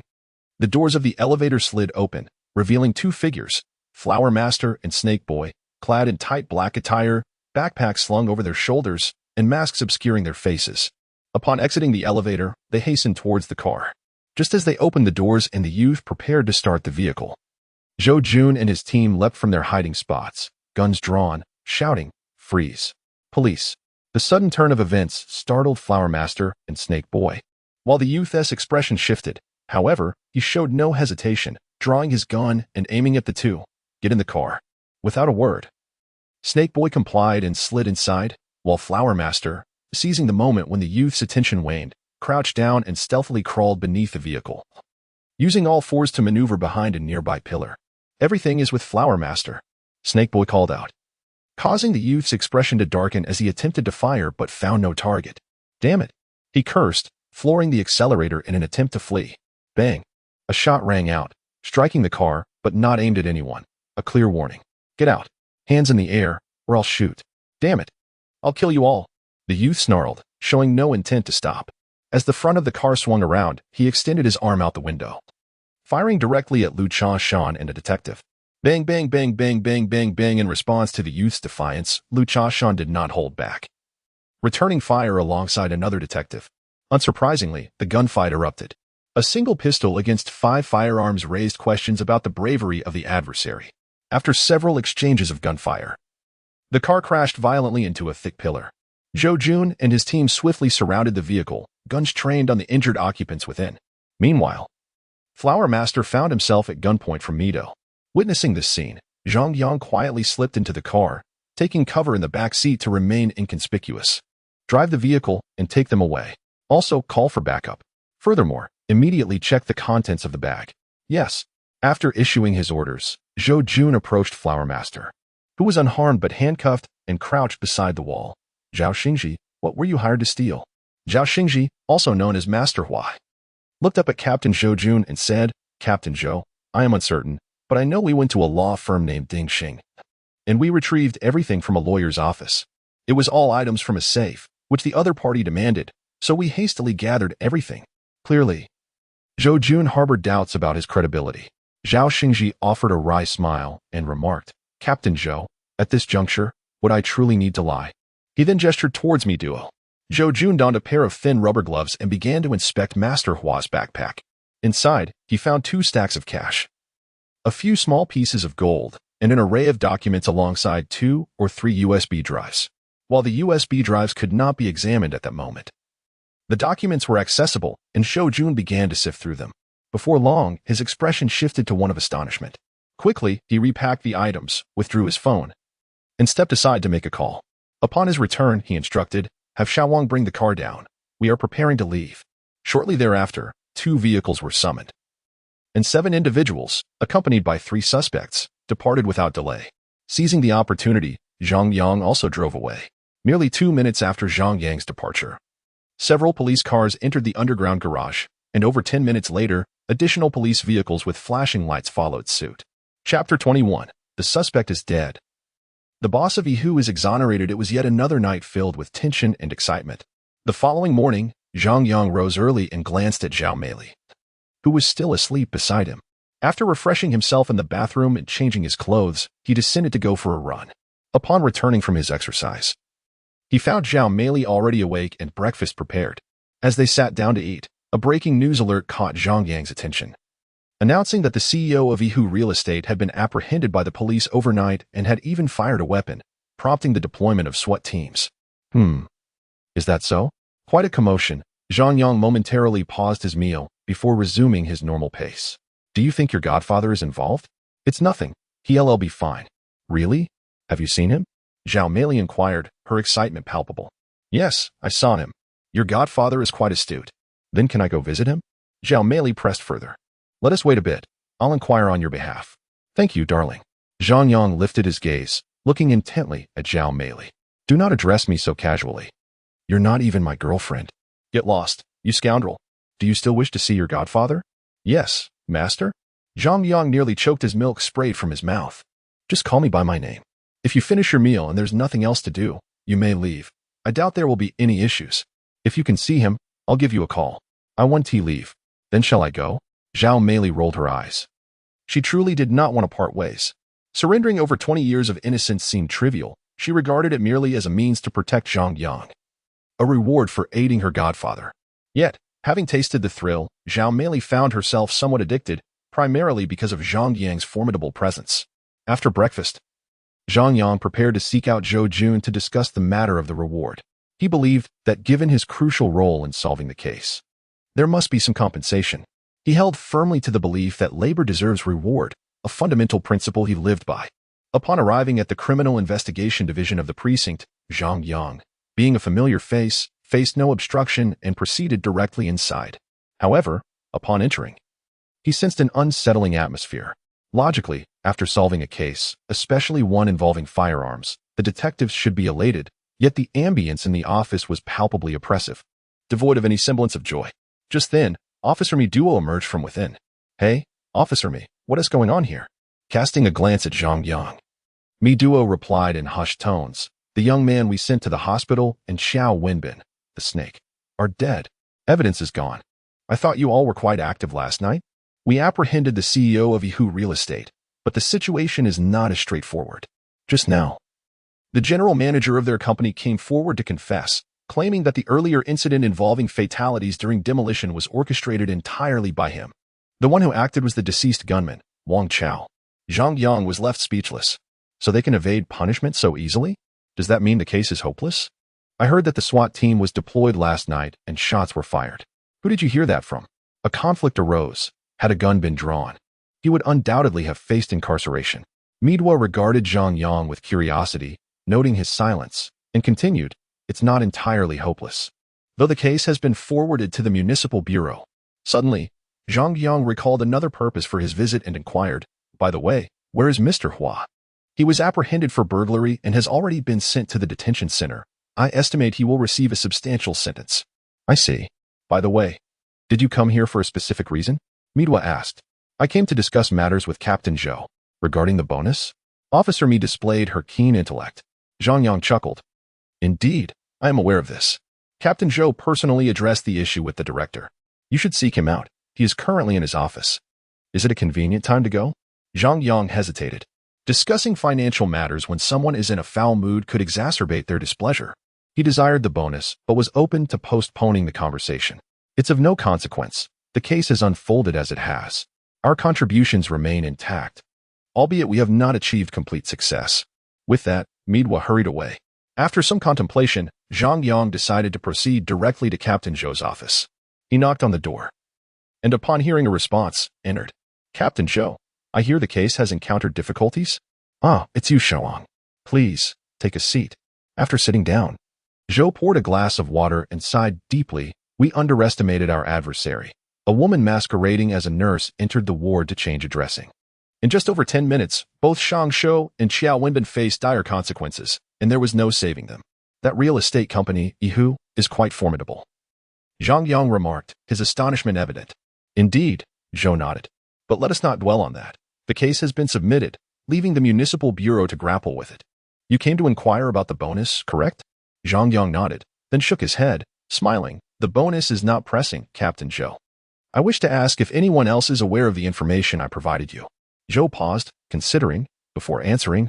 "Only 3 people know. Myself, Old Liu, and Midwa. You haven't disclosed my identity, have you? Are you concerned about retaliation?" Zhou queried. "What do you think?" Zhou fell silent, and after several seconds of contemplation, solemnly nodded. "Your concerns are not unfounded. Yihu Real Estate has revealed its true nature. This company is no ordinary entity. Not only do they possess numerous firearms, which is not something easily acquired by the average individual, but they also managed to eliminate those 2 under police surveillance." "Indeed," Zhang Yang added. After a brief silence, Zhou proposed, "In that case, I will expedite your bonus. You should leave Jincheng to avoid any potential fallout and return once the investigation concludes." Zhang Yang remained silent. He was unwilling to hide. If he were to do so, he could not ascertain how long it might last. Would he remain in exile until the case was resolved? This notion did not sit well with him. "Captain Zhou, wasn't there someone who went to administer the medication in the ward? May I take a glimpse at the surveillance footage? Perhaps it could help me recreate the individual's likeness." "Ah, indeed. Zhou Jun suddenly recalled how he had overlooked Zhang Yang's extraordinary memory and remarkable artistic skills. Please hold on a moment. After some effort, he located and activated the hospital's surveillance system, initiating playback. This is the surveillance, with 2 cameras positioned at the nurse's station, monitoring the corridor. Take a look. Very well. Zhang Yang scrutinized the footage intently. The video was in high definition, yet the woman appeared to have conducted prior reconnaissance or was aware of the camera placements, resulting in only half of her face being captured. After reviewing the footage from the nurse's station, there was more to examine. Under the cover of night, the woman changed her medication, returned her tools to the nurse's station, and departed. Although the subsequent footage did not reveal her full face due to her persistent use of a mask, the upper portion was visible. After examining it twice with great care, Zhang Yang commenced his drawing, and soon, the image of a woman emerged vividly on the paper, capturing even the essence of her gaze with remarkable precision. Chapter 22. Zhang Yang's assistance. My eyes serve as a measuring tool, Zhang Yang declared as he handed the drawing paper to Zhou Jun. After examining it for a considerable time, Zhou Jun furrowed his brow and remarked, "This only depicts half a face. How can one possibly recognize it?" "You may find it challenging, but I can discern it," Zhang Yang asserted confidently. "Really? You?" Zhou Jun questioned, skepticism evident in his tone. "I sketched it myself. Provided there is a photograph, I am confident I can identify the person with an accuracy of 80 to 90%. "That sounds remarkably close," Zhou Jun replied. "Wait here. I shall retrieve the photographs." Shortly thereafter, all the information regarding female employees at Yihu Real Estate was gathered. Zhang Yang meticulously sifted through the images, yet regrettably found himself at a standstill. "Nothing?" Zhou Jun inquired. "Nothing at all," Zhang Yang affirmed with certainty. After a brief pause, he proposed, "Zhou Captain, allow me to provide you with a direction. Female, age between 20 and 25, approximately 168 centimeters in height, with a well-proportioned physique, 78 centimeters for the upper body and 90 centimeters for the lower. She possesses an oval face. The hairstyle may vary, possibly including a wig. Her eyebrows are shaped like willow leaves, and while I cannot ascertain the shape of her lips, overall, the assassin should be a striking beauty." "Is this information derived from surveillance footage?" Zhou Jun asked incredulously. "Indeed. I am a skilled sketch artist, and one might say I possess top-tier abilities for someone like me. The eyes act as a ruler. Only with such keen vision can one render a drawing with lifelike precision." "Remarkable," Zhou Jun said, astonished. "Please repeat that. I shall commit it to memory and follow the clues." After jotting down the essential points, Zhou Jun set the drawing paper and notes aside to discuss the matter of the reward. This case is quite significant. Although the situation has shifted due to the suspect's demise, the clues you provided led us directly to the perpetrator, and the department's reward is substantial. 100,000 yuan. I will notify the finance department shortly, and they will transfer the funds to you. 100,000? That is less than what I received from the last outing at Hohai Bar. Zhang Yang expressed his dissatisfaction with the reward amount. "I understand the sum is not considerable," Zhou Jun explained with a wry smile. "However, our budget is limited, and this is drawn specifically from the informant's funds. The previous matter was different. It involved a special allocation, hence the higher amount. Can I interpret this as waiting for a reward before revealing any information in the future? If the reward is higher, I might divulge then to earn more." Zhang Yang jested. Zhou Jun shrugged in resignation. That interpretation is valid. Generally speaking, rewards tend to surpass the standard bonuses for information provided. However, you must be patient. Rewards are issued only when a case proves insurmountable, which I sincerely hope will not be the case. Given your exceptional skills, I will endeavor to petition the director on your behalf. Additionally, the drawing and description you provided will be submitted. Should this lead to an apprehension, I assure you the reward will not be less than 30,000. That hardly seems worthwhile, Zhang Yang scoffed, rolling his eyes. Very well. If you manage to identify the individual directly, I guarantee the reward will not fall below 100,000. If you can establish the connection between the assassin and the owner of Yihu, the reward will exceed 500,000. Such a substantial sum. Hee, you are unaware that the police have now turned their attention to Yihu Real Estate. Their finances will be audited, primarily due to the firearms incident, which is no trivial matter. If we can directly uncover evidence, the reward will be issued by the Municipal Bureau, whose budget far exceeds that of our precinct. All right, I will do my utmost. With that, Zhang Yang rose, preparing to take his leave. Hey, where are you going in such a hurry? Didn't you mention 500,000? That's an amount greater than my entire fortune. How could I not be anxious? Zhang Yang turned back, stating matter-of-factly, "You're truly a fool for money, disregarding your life. You just mentioned that their methods are rather ruthless. We encourage earning rewards, but we do not endorse risking your life. You need to be alive to enjoy your earnings. I have faith in myself, and rest assured, my life is quite precious." With that, Zhang Yang chuckled and patted Zhou Jun on the shoulder before swaggering away. "Hey, don't act recklessly." His shout received no response, and by the time Zhou Jun rushed outside, Zhang Yang had already entered the elevator. This rascal. With a helpless shake of his head, Zhou Jun returned to his office. "Hey, Blackface, buy tickets for Mission Impossible at Raffles City Cinema for the 11:15 showing, row 9. Seat 6. All right, brother, I'll take 20 minutes to get there. Since you're closer, don't meet up just yet. When the time comes, go straight in and we'll talk inside." Understood. After hanging up, Zhang Yang left the precinct and headed straight to the bus station. Instead of waiting for the bus, he hailed a passing taxi. "Driver, to Raffles City." "Sure thing." 5 minutes before the movie began, Zhang Yang was already seated. It wasn't until 2 minutes after the film had started that Blackface entered and sat beside him. "Why did you come in so late?"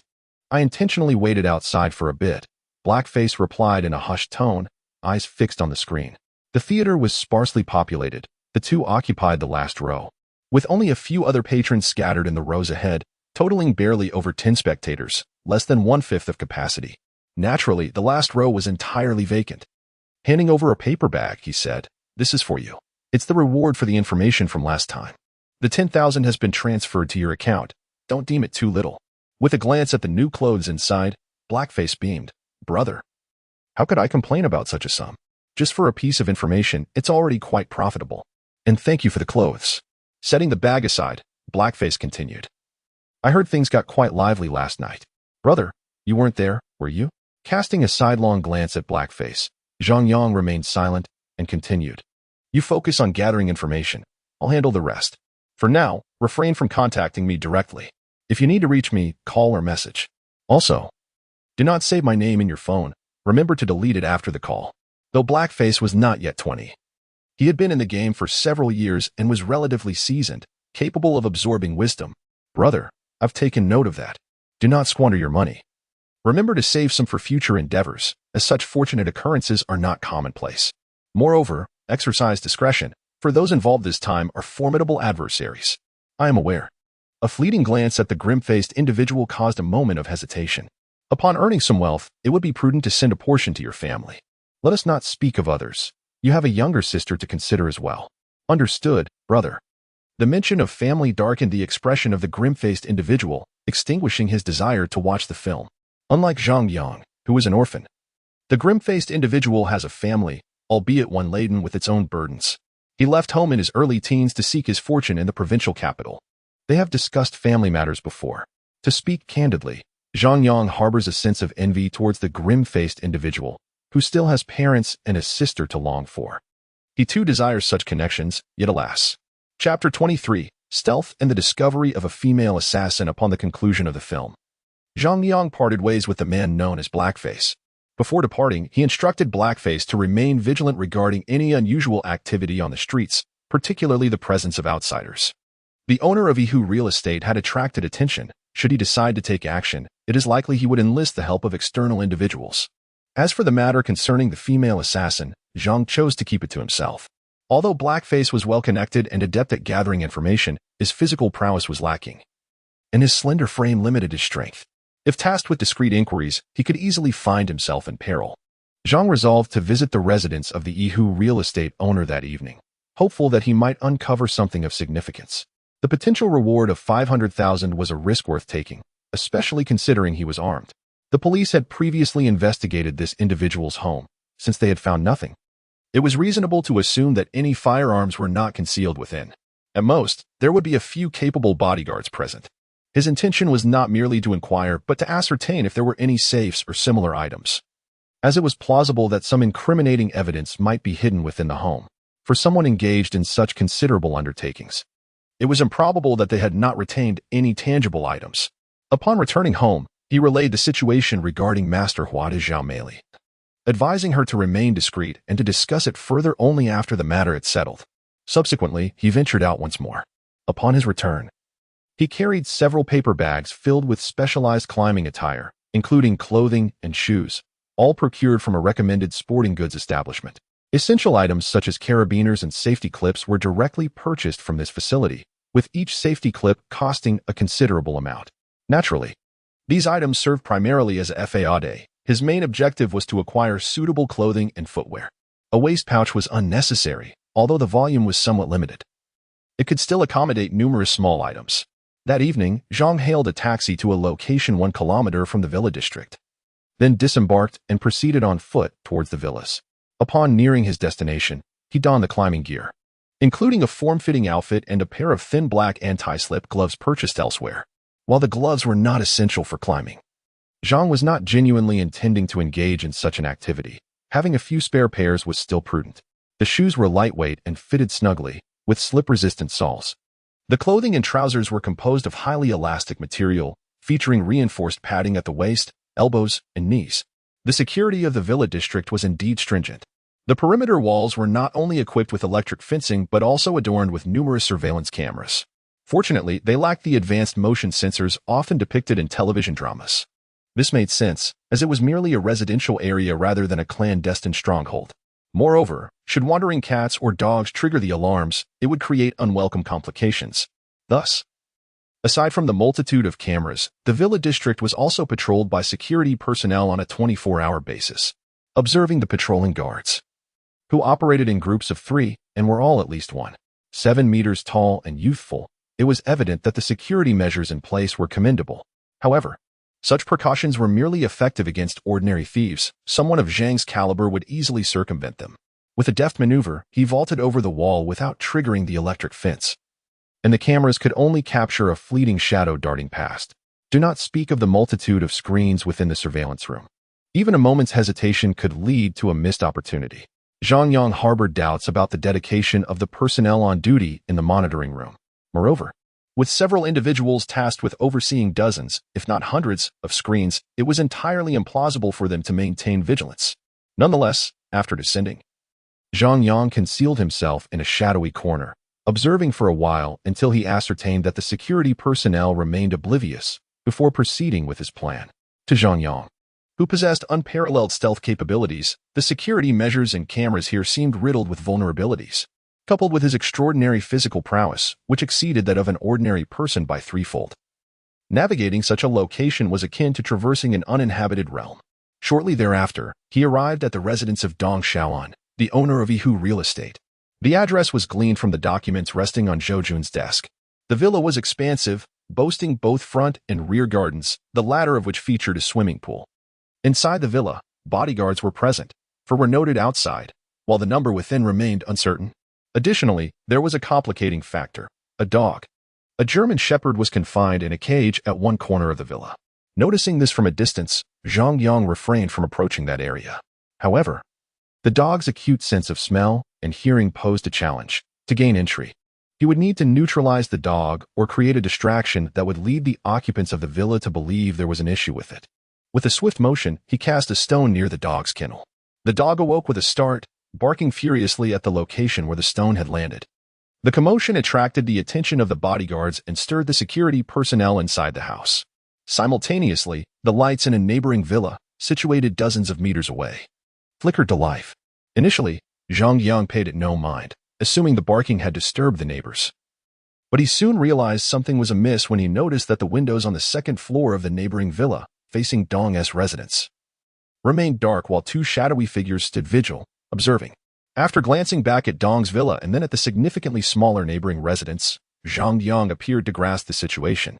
He quietly retreated, concealing himself more effectively. Once the dog was admonished into silence and the bodyguards dispersed, Zhang Yang employed the same tactic, casting another stone into the yard near the dog's kennel. The barking intensified this time, resonating with a fervor that was unusual for the animal.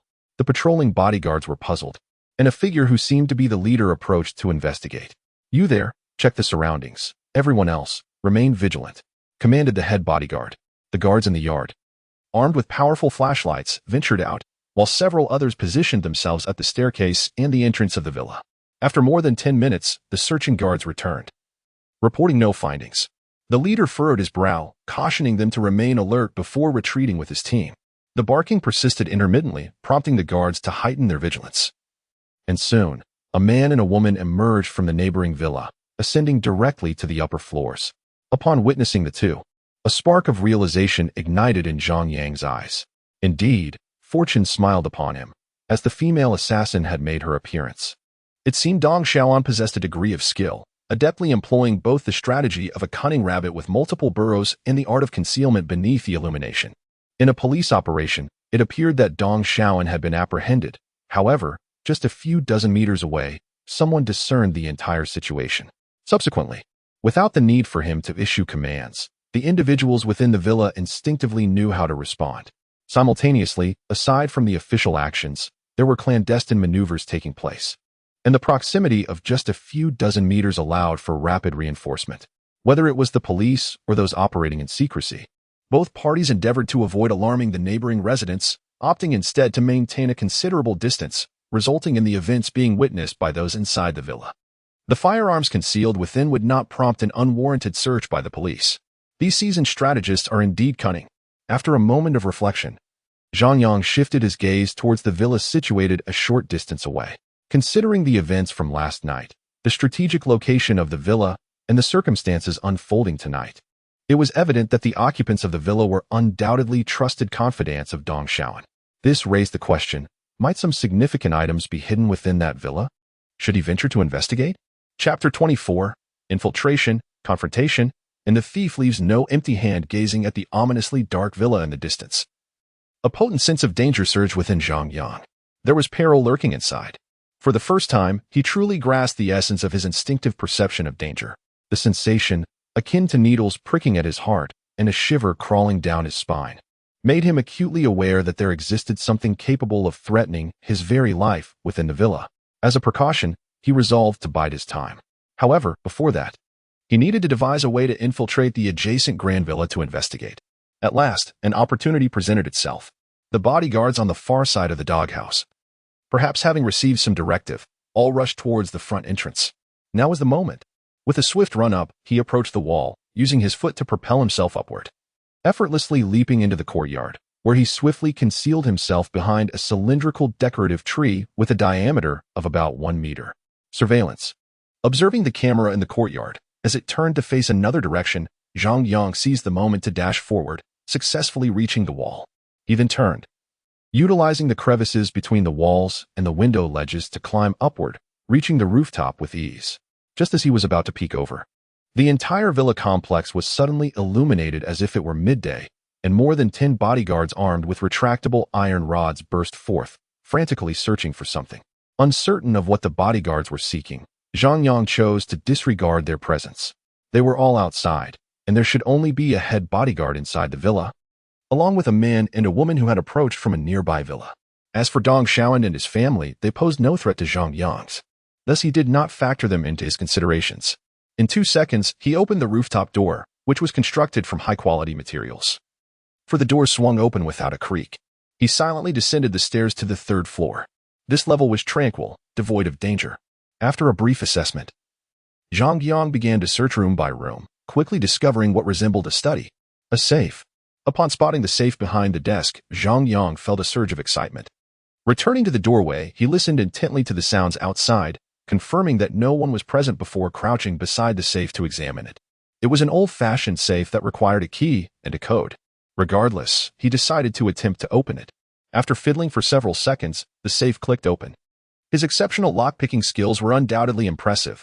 Aside from electronic locks necessitating fingerprint or iris verification, no other locks, be they coded or mechanical, could thwart Zhang Yang. Cautiously, he opened the safe, revealing nothing but cash and a dozen standard gold bars weighing 1 kilogram each. Oh no! Tucked within a box lay an FN-57 handgun, known as the assassin's weapon, along with a box of specialized golden-tipped ammunition. Nearby, 2 spare magazines were fully loaded, each containing 20 rounds. The FN-57 pistol and its specialized steel core ammunition. Within this single safe lay a total of 160 rounds. Should this be discovered, such a cache would certainly spell trouble for Dong Xiaoan. Yet, why had the police not uncovered this previously? Perhaps these items had been moved elsewhere beforehand? Upon contemplating this, Zhang Yang revealed a smile. Since there were no discoveries made, he might as well benefit from the situation. The handgun, along with its ammunition, had vanished. Casting another glance at the cash within, he estimated there were several stacks, encompassing US dollars, British pounds, and euros. If one included the gold bars. Based on the current value of gold, the total would approximate several million. Adhering to the notion that a thief should not leave empty-handed, or rather, that ill-gotten gains should be shared, Zhang Yang did not hesitate to empty the remaining contents of the safe. This money would undoubtedly be unusable in the short term, however.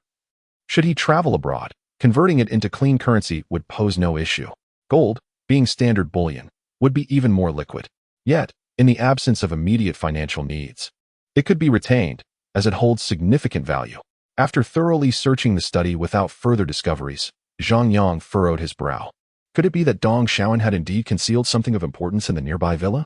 Suddenly, a faint sound broke the silence, causing Zhang Yang's expression to shift.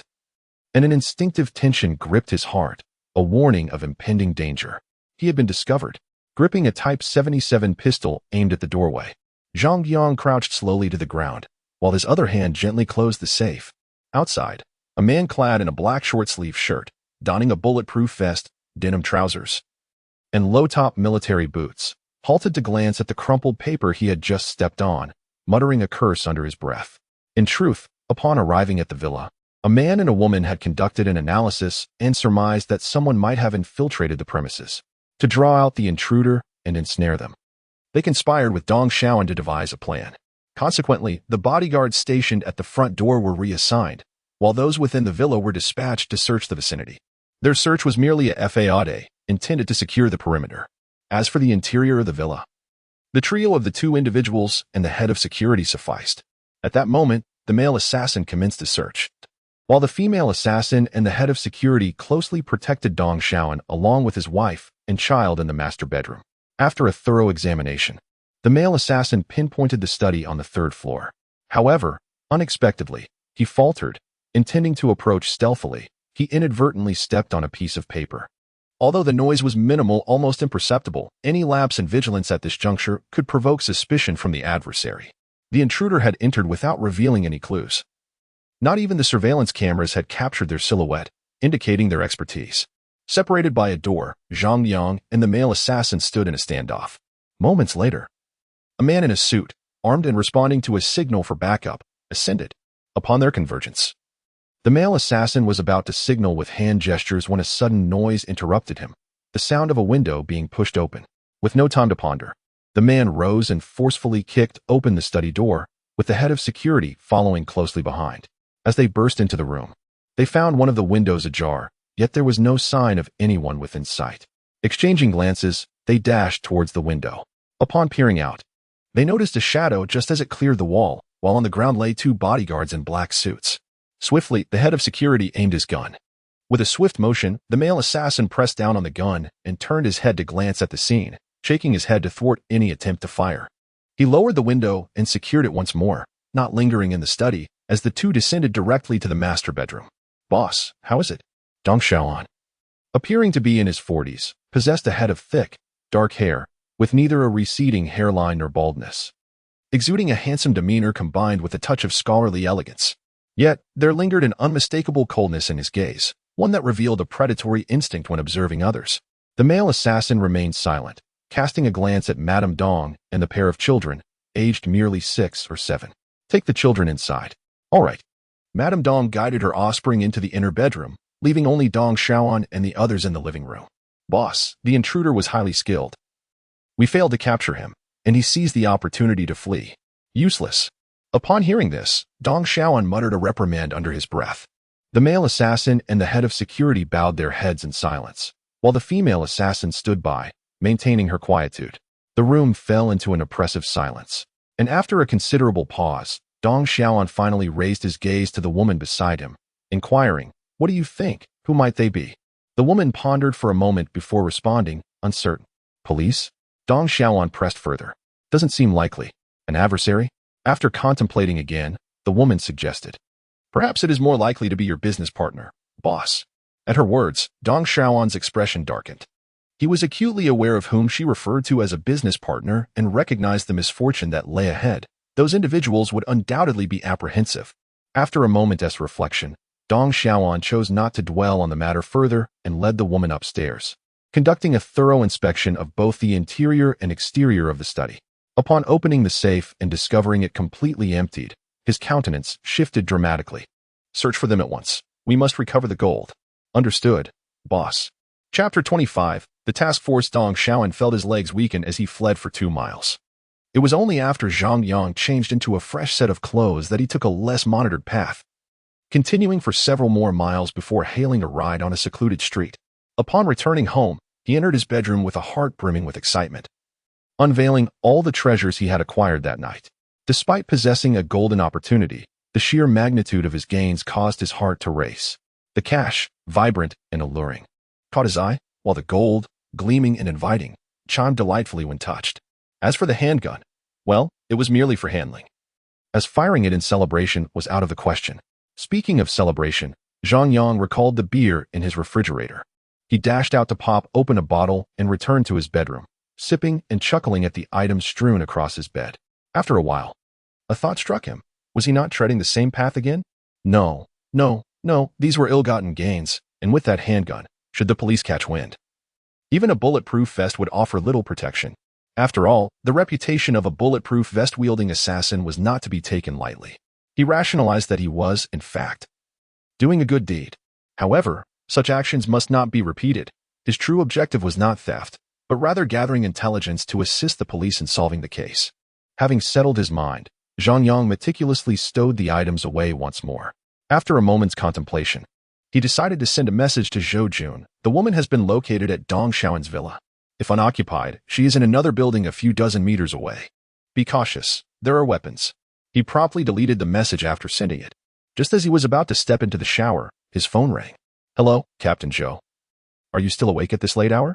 I can't sleep. Is the content of your message genuine? Of course, it is. I took a considerable risk to uncover this information. Don't forget to reward me. It seems 50,000 might be out of the question, but the 100,000 for locating the female assassin should be feasible. By the way, Captain Zhou, if you plan to act, it would be prudent to do so swiftly. I fear the suspect may attempt to flee. Also, I witnessed that woman entering Dong Xiaoan's villa with another man last night. If you manage to seize the surveillance footage, it should corroborate their connection. Understood.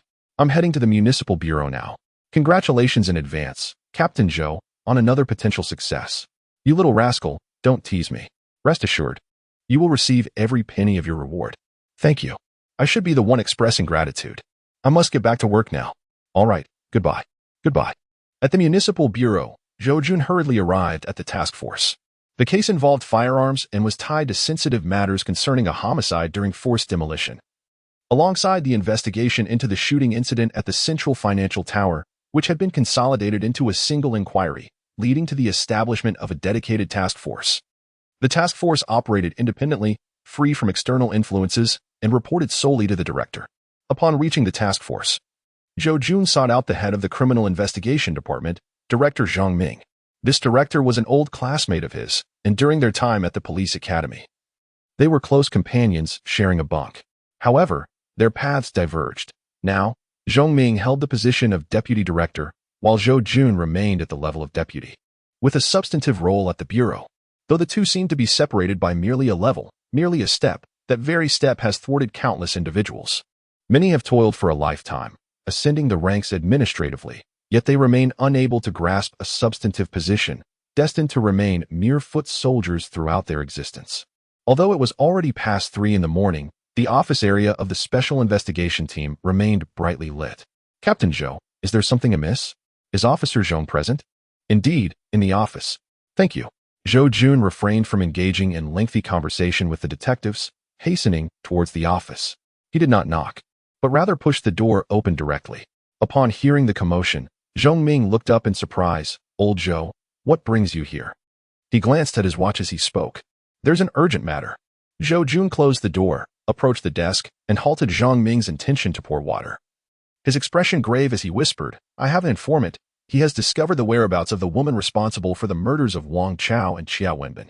Is she the talented artist? Zhang Ming inquired. Oh dear, are you perhaps misdirected in your focus?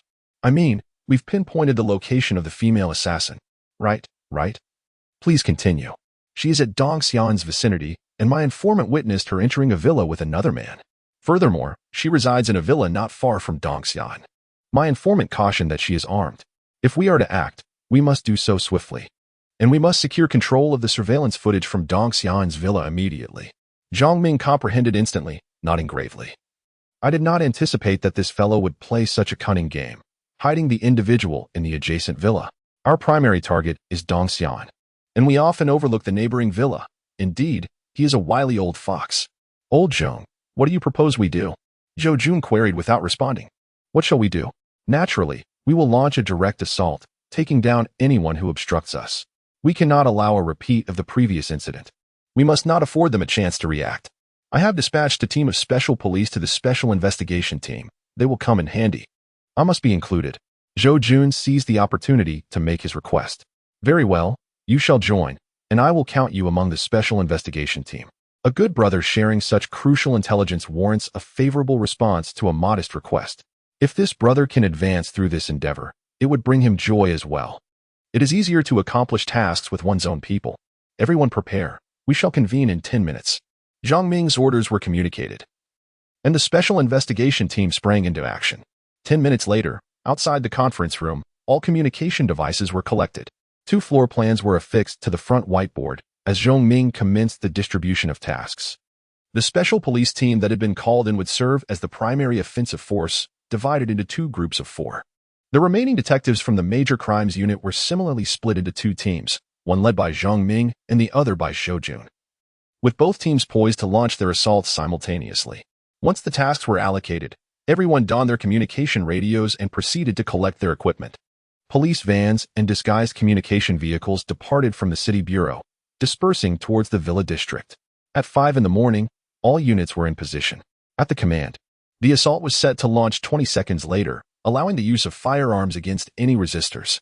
Swiftly, the primary focus was to secure control over the villa's mainframe and its occupants.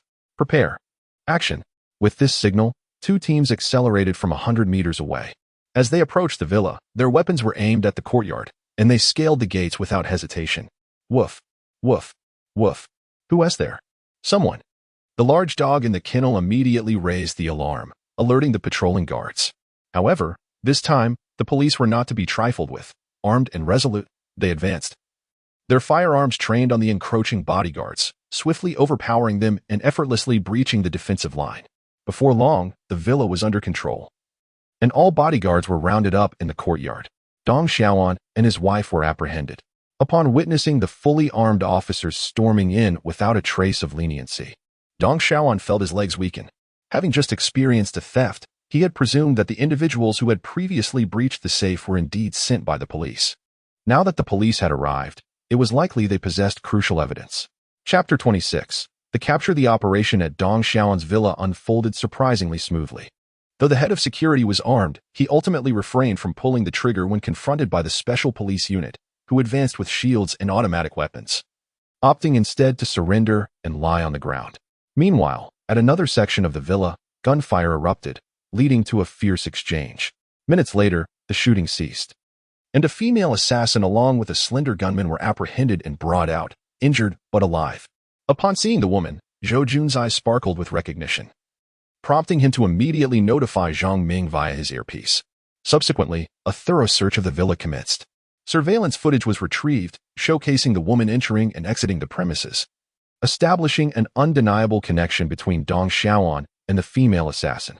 However, hearing the conversation between Zhang Ming and Zhou Jun provided Dong Xiaoan with a sense of relief. At least the police had not uncovered further evidence. As long as those incriminating items remained undiscovered, there was still hope for a turnaround. Dong Xiaoan, along with his wife and the villa security personnel, was taken away, while his 2 children were also escorted back to the special investigation team, where they were placed under the watchful eyes of 2 female officers. Although this was deemed a significant victory, a meticulous review of the surveillance footage revealed a troubling detail. One individual, the male gunman who had accompanied the woman into the main villa, was conspicuously absent from the list of apprehended suspects. Where had Dong Xiaoan vanished to? In the interrogation room, Dong Xiaoan feigned ignorance, responding with silence as he awaited the rescue of his accomplices. The identity of this man and his intentions remained shrouded in mystery. In separate interrogation rooms, the female assassin, the frail gunman, and the head of security were all being questioned. Unfortunately, these individuals proved to be anything but simple cases under the current pressure of interrogation. They remained tight-lipped. Nonetheless, it was fortunate that all those captured, with the exception of 2 naive children, were unable to secure their release, including Dong Xiaoan's wife. The operation had stirred the attention of the chief, who summoned Zhang Ming and Zhou Jun for a debriefing. After their report, the chief expressed his enthusiasm. "I will immediately inform the Municipal Committee and the People's Congress, requesting the revocation of Dong Xiaoan's representative status." Furthermore, he emphasized the urgency of capturing the escaped gunman, who likely posed a significant threat to public safety. Understood. Both men responded in unison. By the way, the informant mentioned by Xiao Zhou is promising. He deserves a substantial reward. Zhang Ming acknowledged. "I will submit the request shortly." Also, regarding the evidence against Dong Xiaoan, what we currently possess may only lead to a few years of sentencing. I seek irrefutable proof to ensure his conviction. We must also apply pressure on the general manager of Yihu Real Estate to see if we can extract any breakthroughs from him. Certainly, Chief. I will make the necessary arrangements immediately. In truth, Zhang Ming had already contemplated these actions, but he understood that revealing his prior plans would undermine the chief's authority. The art of communication was not lost on Zhou Jun, who silently nodded. Sometimes, Zhang Ming's straightforwardness could be a double-edged sword. The phone rang, its chime echoing through the park where Zhang Yang was jogging. He pressed his Bluetooth earphone, responding in a calm tone. "This is Zhang Yang. Who's calling?" "It's me. Hey Lian." Upon hearing Hey Lian's voice, Zhang Yang slowed his pace and paused by the roadside. "Why the early call? Is there something on your mind?" "Yes. It's quite important. Is it convenient to discuss over the phone?" Zhang Yang inquired. "It's better to meet in person. Come to the Howei Baozi shop on Kiyuan 2nd Road." "All right, brother." After hanging up, Zhang Yang continued his run for a few more minutes before heading towards Kiyuan 2nd Road. He resided nearby and often jogged to the river park and back, passing this hidden culinary gem. The porridge was thick and flavorful, the rice soup clear, and the dumplings freshly made with delicious fillings. His favorite was the sauced meat soup dumplings, which he could devour 2 baskets of by himself. As he sat down and began enjoying a basket of dumplings, Hey Lian arrived. Upon entering, he spotted Zhang Yang immediately, approached the table, and without hesitation, picked up his chopsticks to start eating. "Boss, bring me 2 more baskets of dumplings.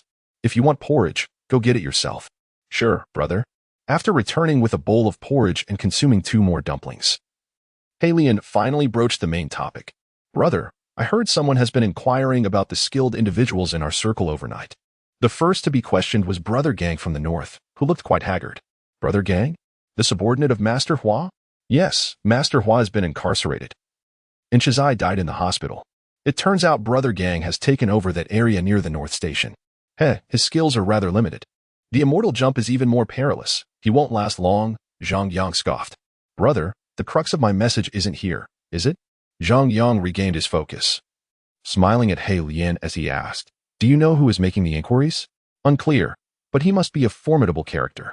After a moment's hesitation, Hey Lian added, "Brother, do you think it could be someone who was with Master Hua last time?" Zhang Yang nodded in agreement, sharing the same suspicion. After all, he had just emerged from Dong Xiaoan's villa the previous night, having taken quite a few items. However, was it worth it for the other party to send someone to seek them out amidst police scrutiny for just over 10 million worth of goods, along with a gun and ammunition? No, something clicked in Zhang Yang's mind. If it were merely the value of over 10 million and the gun and bullets, then with the items stolen, Dong Xiaoan would not pursue them at this moment. The only plausible reason was that something even more critical had gone missing. That item must be of such significance that even under police observation, it needed to be retrieved. With this realization, Zhang Yang turned to Hey Lian, a serious expression on his face. "You should not involve yourself in this matter for now. Stay put and avoid wandering around or inquiring further. If anyone asks, just mention a few names. You can include mine as well. Brother, this. Rest assured, even if they come looking for me, I have ways to handle it." "All right, brother, I understand." "Then go. I'll take my leave now, brother." With a bun in hand, the dark-faced man rose and departed, swiftly clearing the food from before him. Zhang Yang settled the bill and hurried back home. Upon arrival, he had no time to change his clothes or even wash up. He simply seated himself on the living room floor and meticulously unpacked the items he had retrieved from Dong Xiaowen's residence, inspecting each one with care. The cash was extracted bill by bill, devoid of any distinguishing marks, peculiar scents, or anything amiss. After more than an hour, Zhang Yang's gaze shifted to the pile of over a dozen gold bars. The cash posed no issues, leaving only these gold bars in question. Surely it could not be the gun? After investing additional time examining the firearm and ammunition and confirming their integrity, Zhang Yang ultimately focused his attention on the gold. However, mere tactile inspection yielded no discrepancies. To access the gold, some tools would be required. He tidied up the items scattered on the floor, took a quick shower, changed his clothes, and then ventured out once more. Chapter 27. The Unraveling. Black face-bound knock, knock, knock. Who is it? On the second floor of the old community. The sound of knocking echoed as Blackface, watching television in the living room, inquired while making his way to the door. There was no response outside. Upon reaching the door, Blackface suddenly recalled something and asked again, "Who is it?" "I'm looking for Blackface." Upon hearing this reply, Blackface's heart raced. And suppressing his panic, he composed himself before opening the door. Glancing at the man outside wearing sunglasses, he questioned, "I don't know you. You must have the wrong person." The man remained silent, retrieving a stack of cash from his pocket, approximately 1 or 2,000, and handed it over. "I'd like to inquire about something." "Oh, come in." Accepting the money, Blackface understood that he could not usher the man away at this moment, so he stepped aside. Once the man entered, Blackface glanced outside to ensure there were no others before shutting the door behind them. "Please, have a seat. What would you like to know?" "Your line of work is quite skilled. You excel at climbing walls and possess impressive abilities." Blackface feigned contemplation, then listed a few notorious figures from the train station, including Gongzi. These individuals are formidable. Some have leaders, while others are leaders themselves. They are skilled, but I cannot ascertain their wall-climbing abilities. The man nodded and stood to leave. Blackface breathed a sigh of relief and rose as well. "By the way," the man suddenly halted. "I've heard you have a brother. Why didn't you mention him?" "Him?" Blackface was taken aback, his expression shifting before he forced a smile. "The comrade you're referring to has left this line of work. Moreover, he is merely a petty thief with no real skills, just quick reflexes. Wall climbing is out of the question, as he never engages in burglary. That is quite reasonable. But you seemed nervous just now." Blackface recognized he had slipped up and dashed toward the bedroom. Just as he took a couple of steps, a loud bang echoed as a hole appeared in the wall, compelling him to halt. Turning back, he saw a dark handgun aimed at him, with a black tube in front of silencer. Panic-stricken, Blackface stood frozen. "It appears we have indeed found the right person. Come downstairs with me." Faced with the gun, Blackface dared not disobey, and he complied, descending from the building and entering a vehicle parked roadside. Inside the car were 2 individuals who swiftly pulled him in, binding his hands and feet with plastic zip ties and gagging him. The man then entered the driver's seat. Shortly after, the car roared to life and sped away. Meanwhile, Zhang Yang had procured metal-cutting scissors and an assortment of tools, returning home to find a dozen gold bars laid before him, weighing each one meticulously on a scale. After several attempts, at last, when the 5th gold bar was placed, the count was incorrect. The weight of the gold bars exhibited slight discrepancies. Holding one bar in hand and comparing it with another normal bar, Zhang Yang quickly disowned a problem. On the surface of the gold bricks, there was an unusual small dot beneath the weight and identification markings. Although the traces appeared quite normal and could easily be overlooked, they indeed indicated something amiss. Following this method, Zhang Yang discovered 4 additional gold bricks, making a total of 5 problematic bricks. He carefully set aside the marked bricks and retrieved metal scissors and pliers, preparing to take action on one of them. With considerable force and the aid of his tools, it took over 10 minutes to cut through the first brick, revealing a narrow internal space. When he turned it upside down, a memory card, the size of a fingernail, fell out. Indeed, something was concealed within.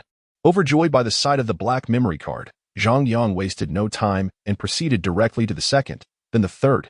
Just as he was finishing the 4th brick and had only one remaining, his phone rang. Upon seeing the caller ID, he answered without hesitation. "Hey Lian, is there a problem?" "Brother, don't worry about me, just run." Sob sob. Hearing Hey Lian's voice and the muffled sounds of someone trying to silence him, Zhang Yang's expression darkened.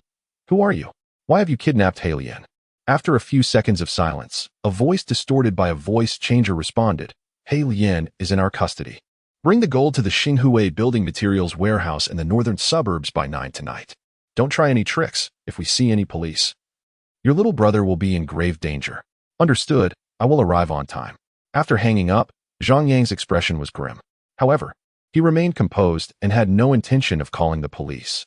He picked up the metal scissors and cut open the last gold brick, collecting all the gold pieces, leaving only 5 memory cards before him. He was uninterested in what was recorded on them. Glancing at the time, he noted it was already 3 in the afternoon. He tidied his belongings and exited through a back entrance, scaling the wall to leave the community. He found a car rental shop, rented a van, paid the deposit, and drove straight towards the northern suburbs. He was not inclined to wait until nightfall. Inside the warehouse, He Lian was suspended from a rack, standing on a stool. His shirt torn away, revealing bruises and fresh blood at the corner of his mouth, clearly having endured torture. Second brother, what is the next step? Asked a burly man dressed in a black t-shirt, a gun tucked into his waistband. As he approached the man in a dress shirt who held the weapon and was guarding He Lian. Stay vigilant. They might arrive sooner than expected.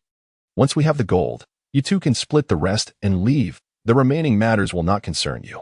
The 2 henchmen exchanged glances, nodded, and retreated. One stationed himself at the door while the other ascended the stairs, watching warily through the glass. The man in the dress shirt glanced at the suspended He Lian and approached him, saying with a smirk, "Your brother seems quite concerned for you. Rest assured. When he arrives, I will ensure you both embark on the same journey." Sob, sob, sob, sob. He Lian struggled desperately, his furious gaze and movements clearly expressing his contempt. Yet, the man in the shirt appeared utterly indifferent, whistling as he sauntered off to rest nearby. On Phoenix Mountain Road, Zhang Yang maneuvered his vehicle into a narrow street, halting beside the oil equipment pipeline warehouse. This location was merely a couple of 100 meters away from the Xinhui building materials warehouse. Arriving here ahead of time was a precaution against the possibility of being surveilled, catching him unawares on the road. Nevertheless, he refrained from meeting with anyone immediately. These individuals, bold enough to commit murder within a hospital, certainly would not hesitate to do so in the desolate outskirts or in the warehouse district, especially under the cover of night when silence reigned supreme. He found it implausible that they would shy away from taking a life. Moreover, he harbored no illusions that once they obtained what they sought, they would spare him and the man with the dark complexion. Thus, his visit was not intended to be easily discerned. Of course, he preferred to avoid drawing firearms unless absolutely necessary, but the circumstances would dictate his actions upon entry, requiring adaptability. As twilight deepened, Zhang Yang consumed a piece of bread and a carton of milk, stretching his arms lazily. At approximately 20 minutes past 8, having passed merely half an hour since sunset, he opened the door, exited the vehicle, and began walking towards the Xinhui building materials warehouse. Chapter 28. The first kill. As the second brother observed, the newcomer approached. A solitary figure burdened with a bag, seemingly unaware of any suspicious individuals in pursuit. From his elevated vantage point, the vigilant sentry stationed above was the first to discern Zhang Yang's presence, noting the bag he carried, which undoubtedly contained gold bricks that had been previously severed. Rising from his seat, the second brother gripped a silenced Beretta pistol. The black-faced man, suspended above, widened his eyes in alarm, struggling to turn towards the warehouse entrance. He wished fervently for Zhang Yang to refrain from entering. The sentry at the entrance had already retreated behind the door. Upon arrival, Zhang Yang hesitated not. He strode boldly through the doorway. "Brother, don't go in." The warning from the black-faced man came too late as the hidden gunman emerged, pressing the muzzle against Zhang Yang's temple. "Don't move. Bring him over." "Understood, second brother." With a forceful shove, the gunman pressed against Zhang Yang's head, who merely tilted it aside and advanced with his bag. The sound of the gold bricks scraping together elicited a chuckle from the gunman. Upon nearing, merely 3 or 4 meters from the second brother, the gunman halted him. Zhang Yang, sensing the tension, complied, ceasing his approach. He surveyed his surroundings, and the sentry on the second floor took note of the situation as well. 3 men, 3 weapons. Without an ambush, subduing them would not pose a challenge. The black-faced man became the focus of Zhang Yang's gaze, igniting within him an unquenchable fury. "I brought the goods. First, lower my brother." Zhang Yang raised the black bag, his voice resolute. "It appears you are oblivious to the current predicament," the second brother scoffed. 3 men, 3 guns. One of you is suspended, and the other is unarmed. You expect us to heed your words? Preposterous. Hand over the bag." The final command was directed at the gunman beside Zhang Yang. The gunman advanced, pressing the barrel against Zhang Yang's head and reaching for the bag.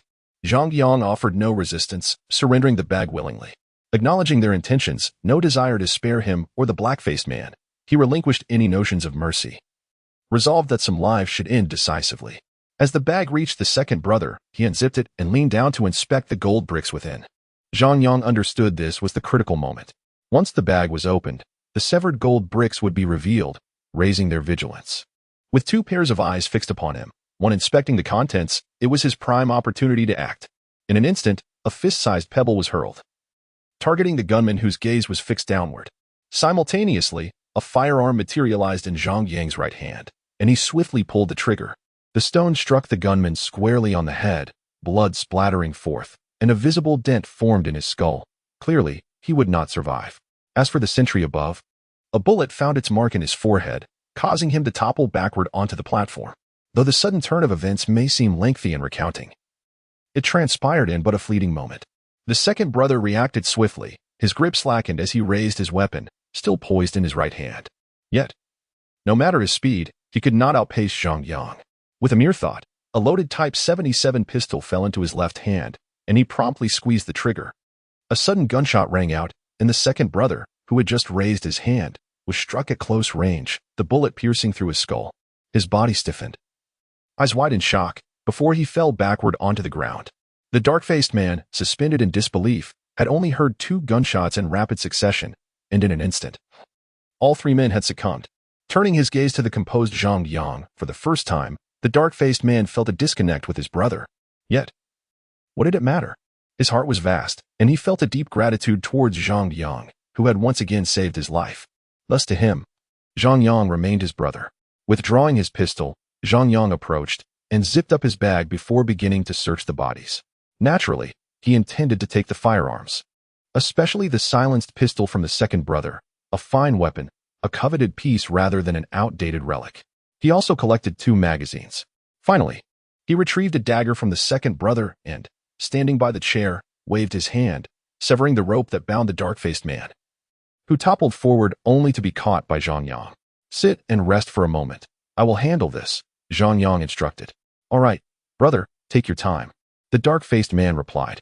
As Zhang Yang ascended the stairs to the second floor, he suddenly retched, expelling the contents of his stomach. It was the aftermath of his first kill, particularly gruesome as he had exploded the heads of 2 men at close range, the sight of red and white nauseating him. However, after a spell of vomiting, he felt better and resumed his work, collecting the bodies into his spatial pocket. While a cubic meter of space could be described as either large or small, with a bit of effort, it could accommodate 3 bodies, but with the dark-faced man present. After extracting the bullets from the wall and concealing the bloodstains, Zhang Yang descended the stairs. Taking out the car keys, he said, "Dark-faced man, the vehicle is parked on the small street to the left as you exit. Please retrieve it while I tidy up here." Upon receiving the keys, the dark-faced man felt a surge of emotion. He understood the weight of this trust. Otherwise, his brother would not have allowed him to leave first. "Understood, brother." Gripping the keys, despite the pain throughout his body, he was relieved that his legs were unharmed. After taking a few steps, he paused and turned back to say, "Brother, you need not worry. I will speak of today's events even unto my grave. I trust you. Now hurry and bring the car," Zhang Yang urged. With a firm nod, the dark-faced man hastened away. Once the warehouse was left to Zhang Yang alone, he began the subsequent tasks. Stowing the 2 bodies in his space and meticulously cleaning the floor. He used ash and wood shavings to eliminate the bloodstains, ensuring that they were no longer visible to the naked eye before proceeding to the door, lighting a cigarette at the entrance. He did not wait long before the dark-faced man returned with the car. "Brother, where to?" he inquired. "To the hospital. Your injuries require thorough examination and treatment." The dark-faced man hesitated momentarily before voicing his concern. "What about inside?" "Do not fret. Everything has been taken care of. Now drive swiftly, and don't dawdle," Zhang Yang replied. "Ha, brother, rest assured, my life is quite resilient. I once emerged from 3 days and nights of hunger, with no shelter in the dead of winter, and even endured a fever through the night, yet I prevailed," the dark-faced man said with a grin as he climbed into the car. Zhang Yang remained silent, observing the cheerful demeanor of the dark-faced man. He merely lit a cigarette, offering one to the man with a dark visage while taking a drag from his own. He inhaled deeply, the smoke curling between his fingers. his right hand resting on the car window as his gaze drifted outside. His hand trembled slightly. After a span of 20 minutes, the vehicle halted at the entrance of the district hospital's emergency room. The two disembarked, and upon seeing them, the attending doctors and nurses promptly fetched a wheelchair, swiftly transporting the man with the dark face to the treatment room. As for Zhang Yang, he remained behind to complete the necessary paperwork, including card registration and payment.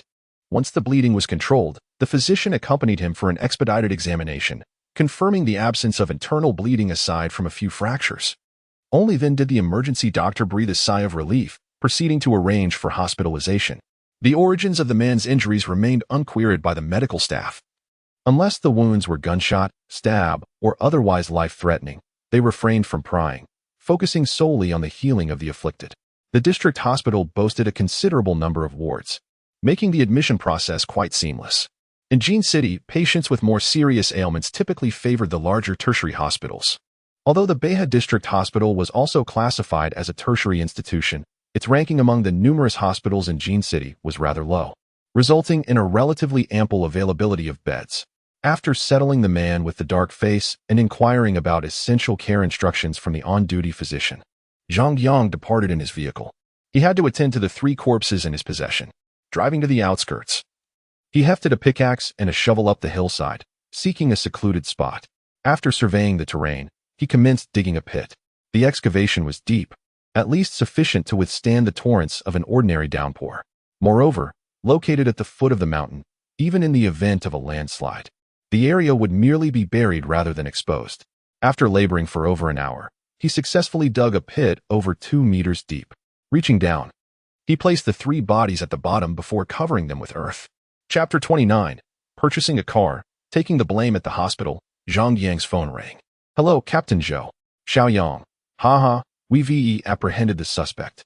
The individual is now in custody, and we are collaborating with multiple departments to investigate Yihu real estate and seal it off. Congratulations." Zhang Yang moved to the window, smiling as he replied, "By the way, have you found evidence linking Dong Xiaoan to the organized crime murders?" He has fully confessed regarding his bodyguards, although that female assassin remains unyielding. However, we've identified several others who slipped through the cracks, including the male assassin you encountered. I'm calling to give you a heads up. And how long do you estimate Dong Xiaoan will be sentenced? Zhang Yang inquired further. How long? He has quite a few charges against him. The death penalty is a certainty. Oh? Zhang Yang sighed in relief. Perhaps he wouldn't have to surrender those memory cards after all. Yihu Real Estate had been operating with such audacity for so long. Surely, there must be a protective umbrella behind it? Of course there is. However, his wife has already turned on him, and we've reported it to the Discipline Inspection Commission, which has already taken action. Zhou Jun had not mentioned more, but this was sufficient. The risk of exposure was significantly diminished, and he wouldn't need to surrender the memory cards. Regarding your bonus, the Special Investigation Team has confirmed it. You won't receive 500,000, but rather 300,000. I believe it should all go to you. But there are regulations from above that I cannot circumvent. That is quite satisfactory, Captain Zhou. When can I come by to sign? We're quite busy. Let us say next Monday. Come to the sub-bureau, and I'll take you to handle the paperwork at the municipal office. All right. Thank you, Captain Zhou. Haha. No need for thanks. We should be the ones expressing gratitude to you. After exchanging a few more pleasantries, they hung up. Brother, are you all right? Haikila had awakened, watching Zhang Yang with a worried expression after the call ended. Don't worry, I'm fine.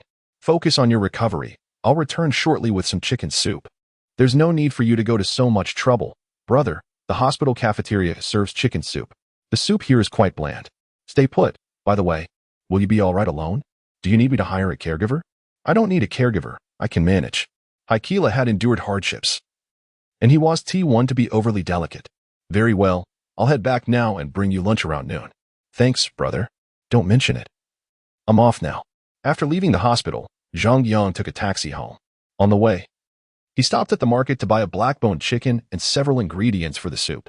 Upon returning to his residence, he began simmering the chicken soup before heading downstairs to the car rental company. As he passed the second-hand car market, a thought struck him.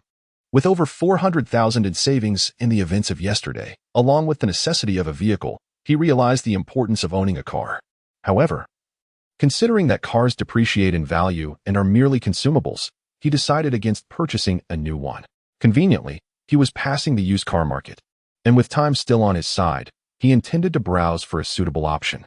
The second-hand car market was extensive, with numerous shops boasting impressive facades, showcasing a wide array of brands and models, both old and new.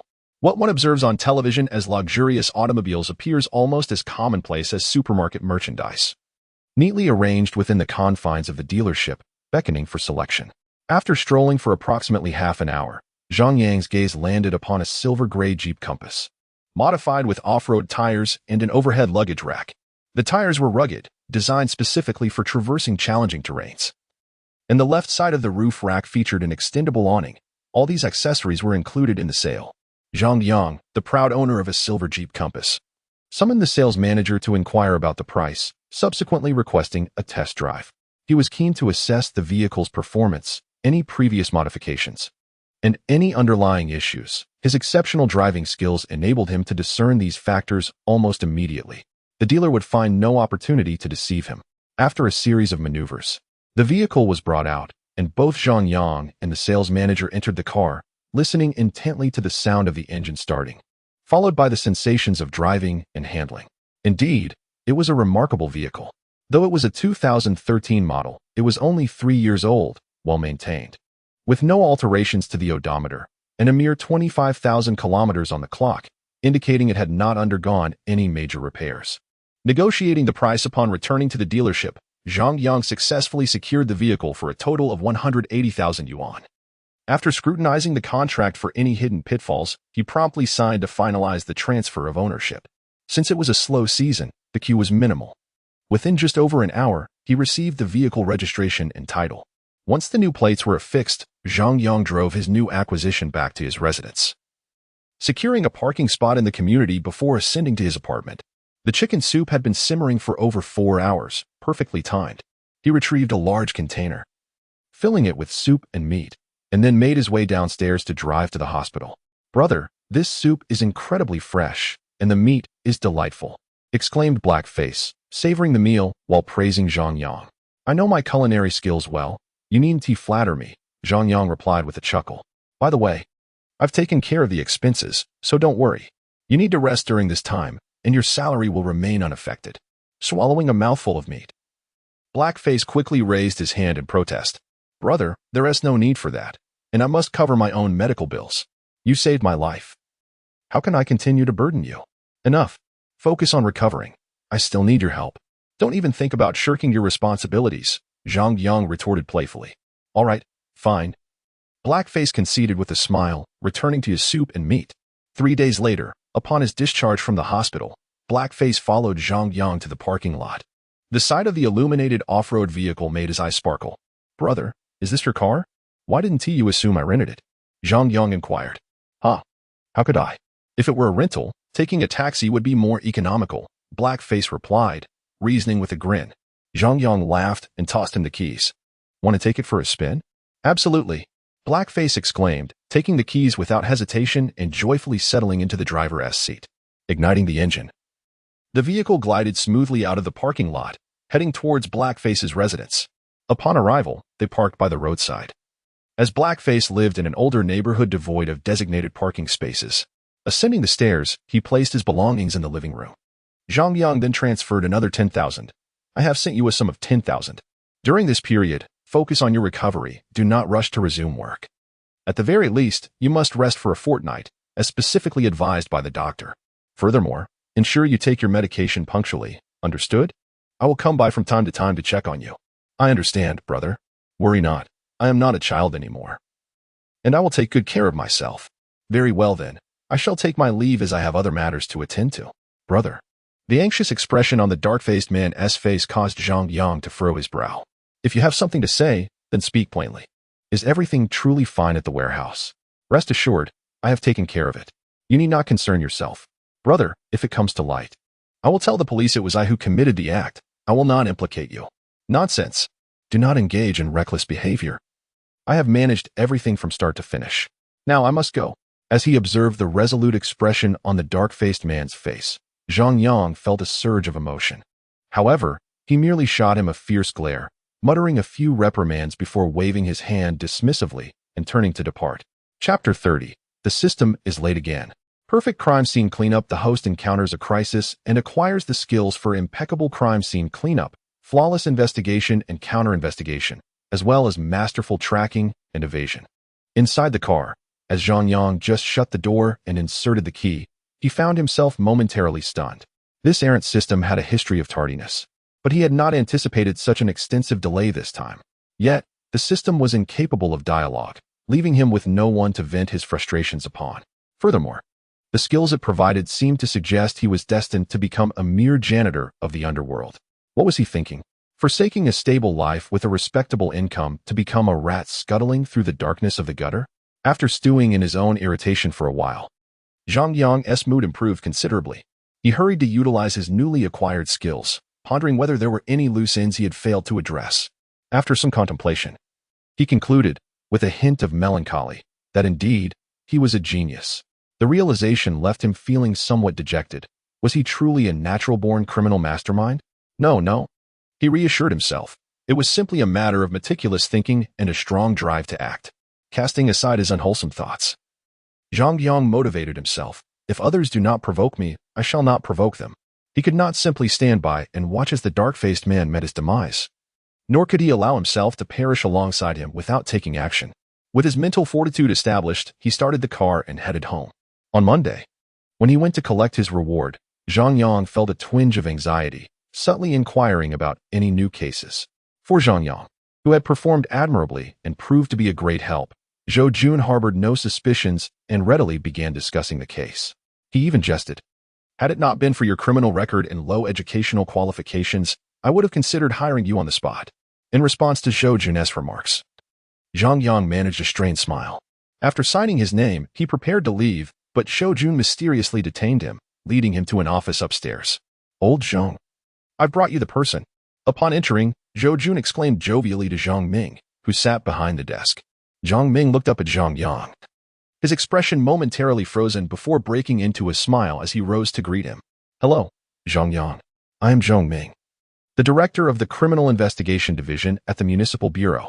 You can call me Old Zhang, just like Zhou. Please, I find it more comfortable to address you as Director Zhang. Zhang Yang replied with an air of deference, clasping the outstretched hand. Haha, titles are merely labels. We are not yet acquainted, so feel free to call me whatever you like. It seemed that Zhang Ming bore no pretentiousness, and soon the three took their seats. Little Zhang, may I call you that? Director Zhang, you may do as you wish. Very well. I have heard nothing but praise for you from Zhou. I have long wished to meet you, but this fellow kept you hidden. Had it not been for this recent achievement, he probably would have continued to keep you under wraps. Observing Zhou Jun, who was practically beaming with joy, Zhang Yang understood the situation. Apparently, Zhou had received a promotion, and the unit had changed as well. He had brought Zhang Yang along to pay his respects and familiarize him with the new environment. It was all thanks to Captain Zhou's encouragement. I can merely draw, and in the past, I possessed some skills that were rather inconspicuous. Ahem. During a time when my options were limited. No matter, it's all in the past. After all, a wayward son returning is worth more than gold. Especially since your previous transgressions were hardly egregious. Zhang Ming waved his hand dismissively. Xiao Yang, let's exchange contact information. In the future, if you require assistance. We shouldn't keep anything hidden. Zhang Yang remained silent, casting a glance at Zhou Jun out of sentiment and reason. He had initially met Zhang Ming through Zhou Jun, who had always treated him well. Thus, it was imperative to gauge Zhou Jun's attitude at this moment. Why are you looking at me? This gentleman will be my superior from now on. Don't give me a hard time now. All right, Director Zhang, then I shall add you. Sounds good.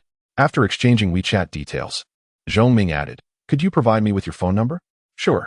After saving the contact and engaging in a few more exchanges, Zhou Jun took the initiative to take his leave, escorting Zhang Yang to the entrance and watching him depart in a taxi before returning upstairs. Old Zhang, why did you just signal me? Do you have something to discuss? Once inside, Zhou Jun asked from across the table. Close the door. Zhang Ming shot him an irritated glance. Oh, I forgot. Zhou Jun stood to close the door before resuming his seat. Do you know him? Naturally. Zhou Jun understood whom he referred to. I do. Despite his youth, this lad possesses remarkable skills, is well-informed, and quite astute. I must tell you, the quality of his drawings is astonishing. They are indistinguishable from photographs. Most importantly, he has an exceptional memory. He can recall intricate details at a glance. even the moles on a person's face. As Zhou Jun spoke fervently, Zhang Ming felt a headache coming on.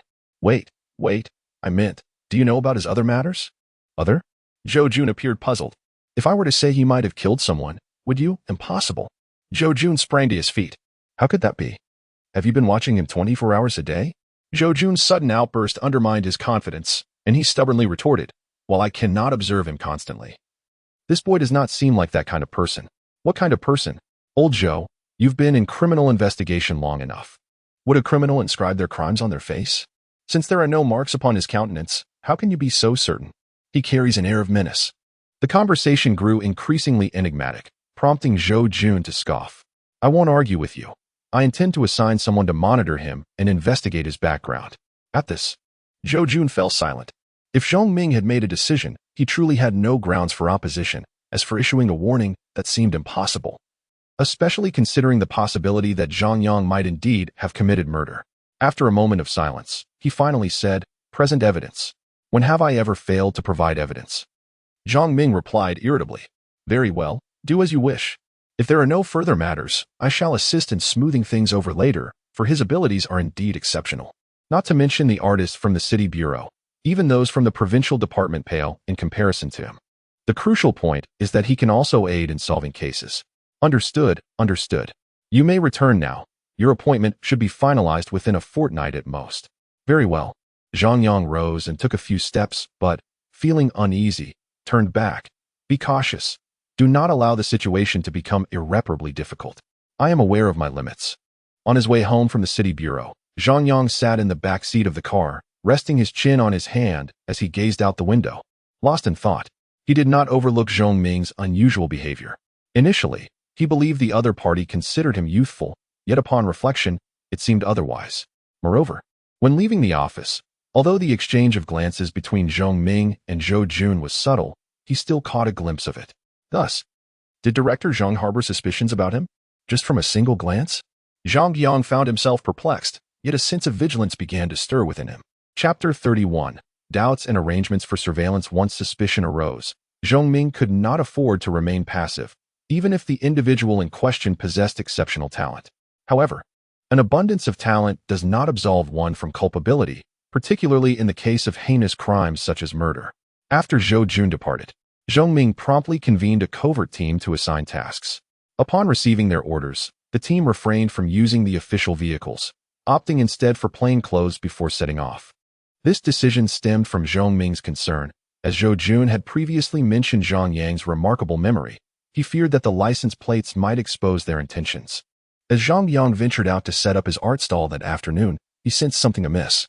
He felt the presence of someone trailing him, and not just one person, but a well-coordinated group of 4 vehicles, a taxi, a sedan, a wooling box truck, and a motorcycle. The vehicles shifted positions behind him intermittently, making it difficult for an ordinary person to ascertain the situation without employing some tricks. Yet, with his exceptional skills in both tracking and counter-tracking, he discerned the followers with ease. Although the realization came swiftly, it also instilled a sense of anxiety within him. As he instantly contemplated the potential identities of his pursuers, could they be police officers? Attempting to compose himself and dispel his tension, Zhang Yang feigned ignorance as he drove towards Chuanxi Road. Upon parking in the underground lot of a shopping mall, he exited the vehicle, gathered his art supplies, and made his way to his usual spot. Setting up his stall, he awaited the arrival of customers.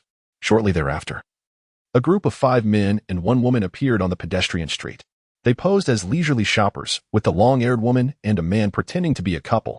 At least one member of their group remained vigilant, keeping an eye on Zhang Yang's stall, seizing the opportunity to capture his image with a camera. Unperturbed by his followers, Zhang Yang focused on his work, painting when customers arrived and observing passers-by when business was slow. Not far off, the 2 undercover police officers masquerading as a couple sat on a bench. The female officer glanced at Zhang Yang and remarked to her colleague, Is he observing the pedestrians? Could he be selecting a target? Her male counterpart, unimpressed, replied, With so many people around, if he were choosing a target, he would surely follow them, wouldn't he? Does he seem to have that intention? Indeed, the female officer was an elite operative, yet her experience was still nascent, having just been transferred.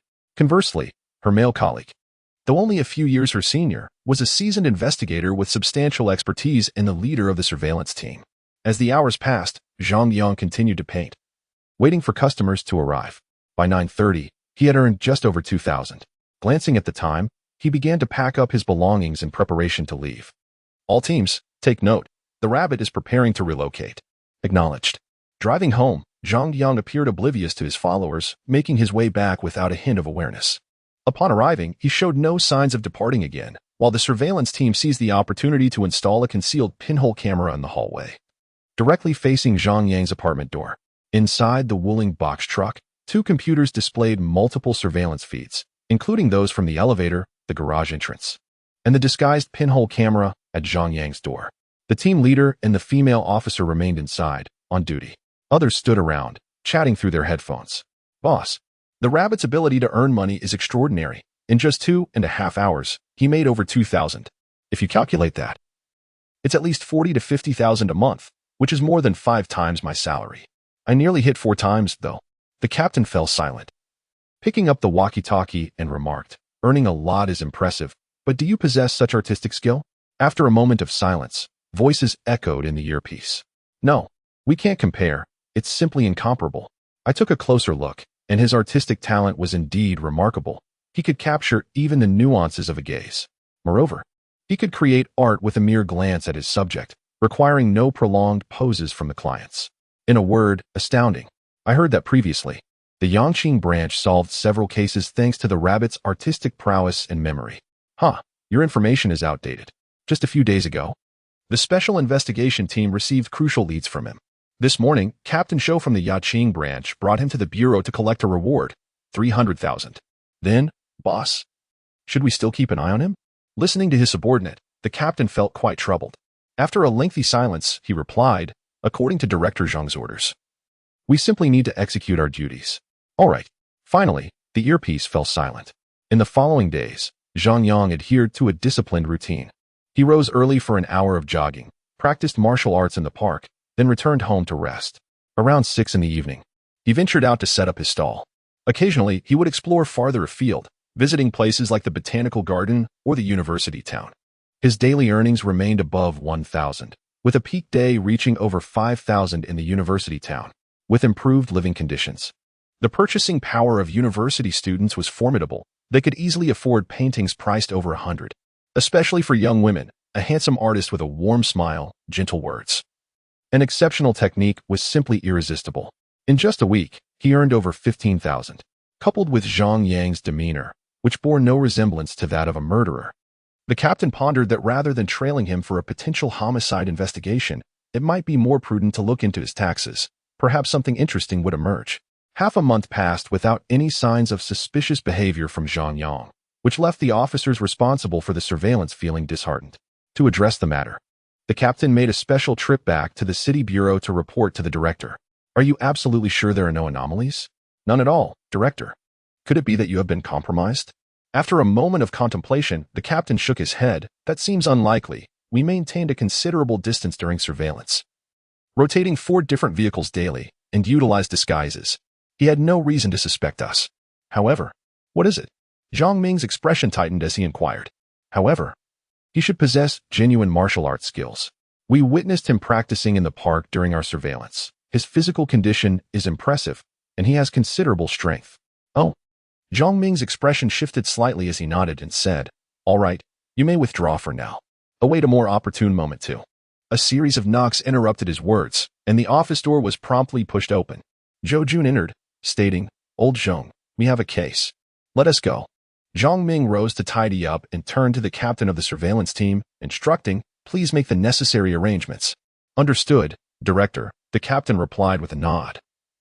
Before greeting Zhou Jun, Director Zhou Jun had recently been transferred to the Municipal Bureau, holding the position of Deputy Director within the Criminal Investigation Division, while concurrently serving as the captain of the first team. On the surface, this appeared to be a lateral move, as he still held a substantive position at the department level. However, he had effectively been promoted by half a rank. After all, he had transitioned from a sub-bureau to the Municipal Bureau, and now as the Deputy Director of the Criminal Investigation Division. Reliable sources indicated that in 2 to 3 years, provided he maintains a clean record, he could succeed Zhang Ming as director when the latter ascends, thus achieving another promotion. Chapter 32, The severed head recovered from the river at the section of Phong Wang West Road in Sha River Park. A green area by the river was cordoned off with police tape.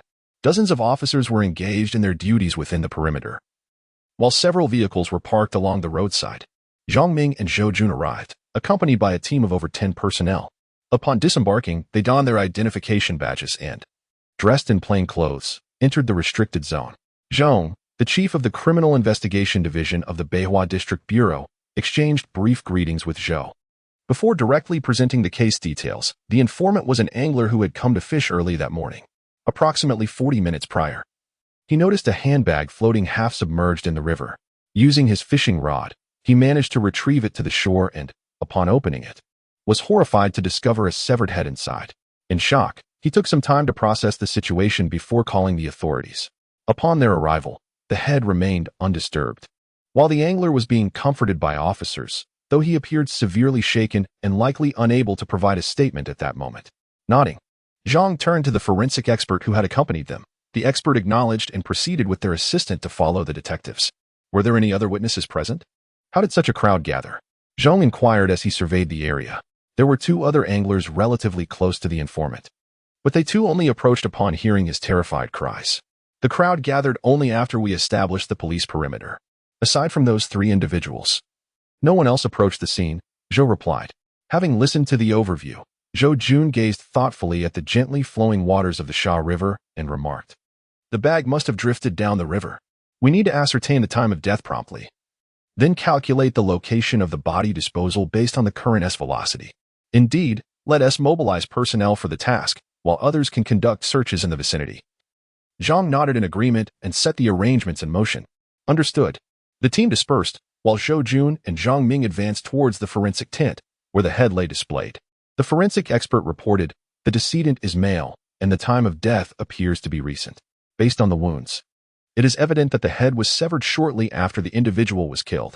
The weapon used was not particularly sharp, and the assailant must have struck at least 10 times to decapitate the victim. However, to determine the exact time of death, a more thorough examination is necessary. Furthermore, if we could locate the torso soon, it would greatly enhance the accuracy of our findings," he added. "Deploy a team to search along the riverbank," Zhang immediately commanded. "All right. I'll make the call," Zhou Jun replied, pulling out his phone to request additional support from the bureau. After hanging up, Zhou pondered and suggested, "Old Zhang, I believe we should invite Zhang Yang to come over. He could create a sketch based on the appearance of the head, potentially aiding in the identification of the deceased." "All right, you can arrange that. But are you sure he will be in the right mindset to draw after seeing this?" Zhang's gaze flickered, and after a moment of hesitation, he acquiesced. Zhou Jun hesitated as he glanced at the severed head. After a considerable pause, he finally said, "Let us send the head back first. Then have him come to the municipal bureau. If he can draw, then that's excellent. If not, it won't hinder our progress, will it?" "Indeed, that makes sense. By the way, if we ask him to come, we might need to offer some compensation." A question occurred to Zhou Jun, who then reminded everyone. He inquired if they would be willing to consider a sum of 3,000. After a moment's contemplation, Zhang Ming proposed a price, asserting that there should be no issues. With that, Zhou Jun stepped aside to make a phone call. Zhang Yang, who was seated in the living room watching television, received Zhou Jun's call. "Hello, Xiaoyang. Are you busy?" "No, what does Captain Zhou have to discuss?" "Hiki, you can't hide anything from you. We have a case that requires your artistic skills. Would you mind coming to the municipal bureau? It won't be without compensation 3,000. Just for one painting?" Zhang Yang did not find the offer low. In fact, he considered it quite generous given that he typically charged much less for his artwork. Despite the case's unique nature, the price of 3,000 was undoubtedly worth it. Moreover, with the police accompanying him, he saw this as an opportunity to gather information. Just one painting. However, this situation is somewhat special. Come over, and we can discuss it further. "All right, I'll get ready and be there in no more than 15 minutes. Xiaoyang, once you arrive, please wait a moment." "Oh, by the way, it's at the municipal bureau." "The municipal bureau? Have you been promoted?" "He, deputy director of the Criminal Investigation Division, but it's merely a lateral transfer." "Got it. Congratulations, Captain Zhou. I'll head over right away." "Thank you, Xiaoyang." "No need for thanks. I'm grateful for your assistance with the case." After hanging up, Zhang Yang pondered. It seemed that gathering information about his pursuers could not be rushed. He would need to adapt as the situation unfolded. After preparing and grabbing a meal, he descended to his car and set off. At that hour, the roads were congested due to the peak commuting period, resulting in a 10-minute delay beyond his initial estimate for reaching the municipal bureau. After waiting in the Criminal Investigation Division's reception area for about half an hour, a few vehicles finally pulled up outside. Upon seeing Zhou Jun and Zhang Ming exit their car and converse as they entered, Zhang Yang stepped out to greet them. Director Zhou, Xiao Yang has arrived. Now, Zhou, why don't you explain the situation to Xiao Yang? After shaking hands and greeting Zhang Yang, Zhang Ming instructed Zhou Jun before heading upstairs. Come on, Xiao Yang, let us discuss inside. All right. Returning to the reception area, Zhou Jun poured tea for Zhang Yang before sitting down beside him. He then asked, if I were to provide you with a part of a person, could you create a portrait? Zhang Yang looked at Zhou Jun quizzically, placing the cup he had just lifted back down. Director Zhou, my skills are simply good at painting. I am no sorcerer. If you only show me a part, how can I capture the whole? Just guess. No, I mean, if, hypothetically, only the head were provided. Could you depict it? Upon hearing this, Zhang Yang immediately stood up and walked towards the exit. Hey, Xiao Yang, don't go. Zhou Jun grabbed Zhang Yang to block the doorway. Move aside. Not a chance. Observing Zhou Jun's unwavering demeanor, as if to say he would not relent until he received a response, Zhang Yang found himself at a loss for words. Rubbing his forehead, he implored, Director Zhou. Esteemed Elder Zhou, please spare me. I am but an ordinary individual. Are you truly expecting me to witness such grim sights? Do you hold me in such high regard that you fear I might succumb to psychological distress or insomnia? This matter is yours to handle. You possess skilled artists at your disposal, individuals experienced in such matters who are unperturbed by these horrors. I am merely a common man. Please, grant me mercy. However, their skills do not match yours. Yet I yearn to live a few more years free from the torment of nightmares. The two engaged in a back-and-forth dialogue. Yet no matter the argument, Zhang Yang remained resolute in his refusal. The police were already suspicious of him, accompanied by agents who shadowed his every move. He feared that acquiescing to their demands would only intensify Director Zhang's scrutiny. While he was unafraid of the gruesome imagery, he dreaded the complications it could bring. Moreover, accepting such a proposition would necessitate a performance, and during these tumultuous times, he wished to avoid any unnecessary entanglements that might summon the surveillance officers he had only just managed to shake off. Indeed, he had noticed their absence when he stepped out earlier, and even the hidden cameras in the corridor had vanished. He surmised that he had preliminarily alleviated their suspicions. However, should he falter in this endeavor, even in the absence of concrete evidence, it was likely that Zhang Ming would fixate on him with renewed intensity. He also harbored ambitions of liquidating some of the gold in his possession to seize the opportunity to purchase a home. Chapter 33, The Portrait, The Pancake of Zhang Ming. In the art of deception after much persuasion, bolstered by his shamelessness and a promise of additional payment, Zhou Jun managed to elicit a reluctant agreement from Zhang Yang. Refusal was simply not an option. Being too insistent would not only contradict his persona as a profit-driven individual, but would also arouse suspicions. After all, the remuneration was substantial, and it would be unreasonable to dismiss it without even a glance. However, within merely 5 minutes, Zhang Yang found himself regretting his decision. In the restroom, the sounds of retching echoed incessantly. Zhou Jun stood at the door, taking measured puffs of his cigarette, his expression laden with concern. How is it going? Zhang Ming inquired as he approached. What else could it be? He inside throwing up. I barely caught a glimpse before he rushed in here and has been heaving for several minutes now. I told you it wouldn't work. Why did you still call him over? Zhou Jun replied, frustration evident in his tone. Yet Zhang Ming, despite his words, was already moving. I'll go check. We can't let him become dehydrated. I'll go too, Zhou Jun declared. Together, they entered to find the stall ajar, revealing Zhang Yang hunched over the toilet, retching. In that moment, he bore no resemblance to his usual vibrant self. He appeared as though he was gravely ill, his complexion pallid and his eyes bloodshot. The sight startled Zhou Jun, prompting him and Zhang Ming to rush in to assist Zhang Yang. The stench was unbearable, gritting their teeth against the nausea. They helped him to his feet. Stop vomiting. Come with me for some salt water, then we'll head to the medical room for N4, Zhou Jun urged, anxiety palpable in his voice. Yes, let us hurry, Zhang Ming concurred, momentarily setting aside any doubts. If something were to happen, he would be in serious trouble. The two supported Zhang Yang to the medical room at the bureau, where he drank a large glass of saline solution and was administered 2 vials of glucose before receiving N4 from the doctor. He's fine, Not dehydrated, the doctor confirmed.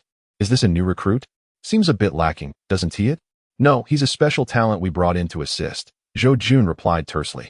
The doctor paused, glancing at Zhang Yang, who lay with his eyes closed, and cautioned, you should be careful. After this incident, he might be reluctant to help in the future. With that, the doctor departed.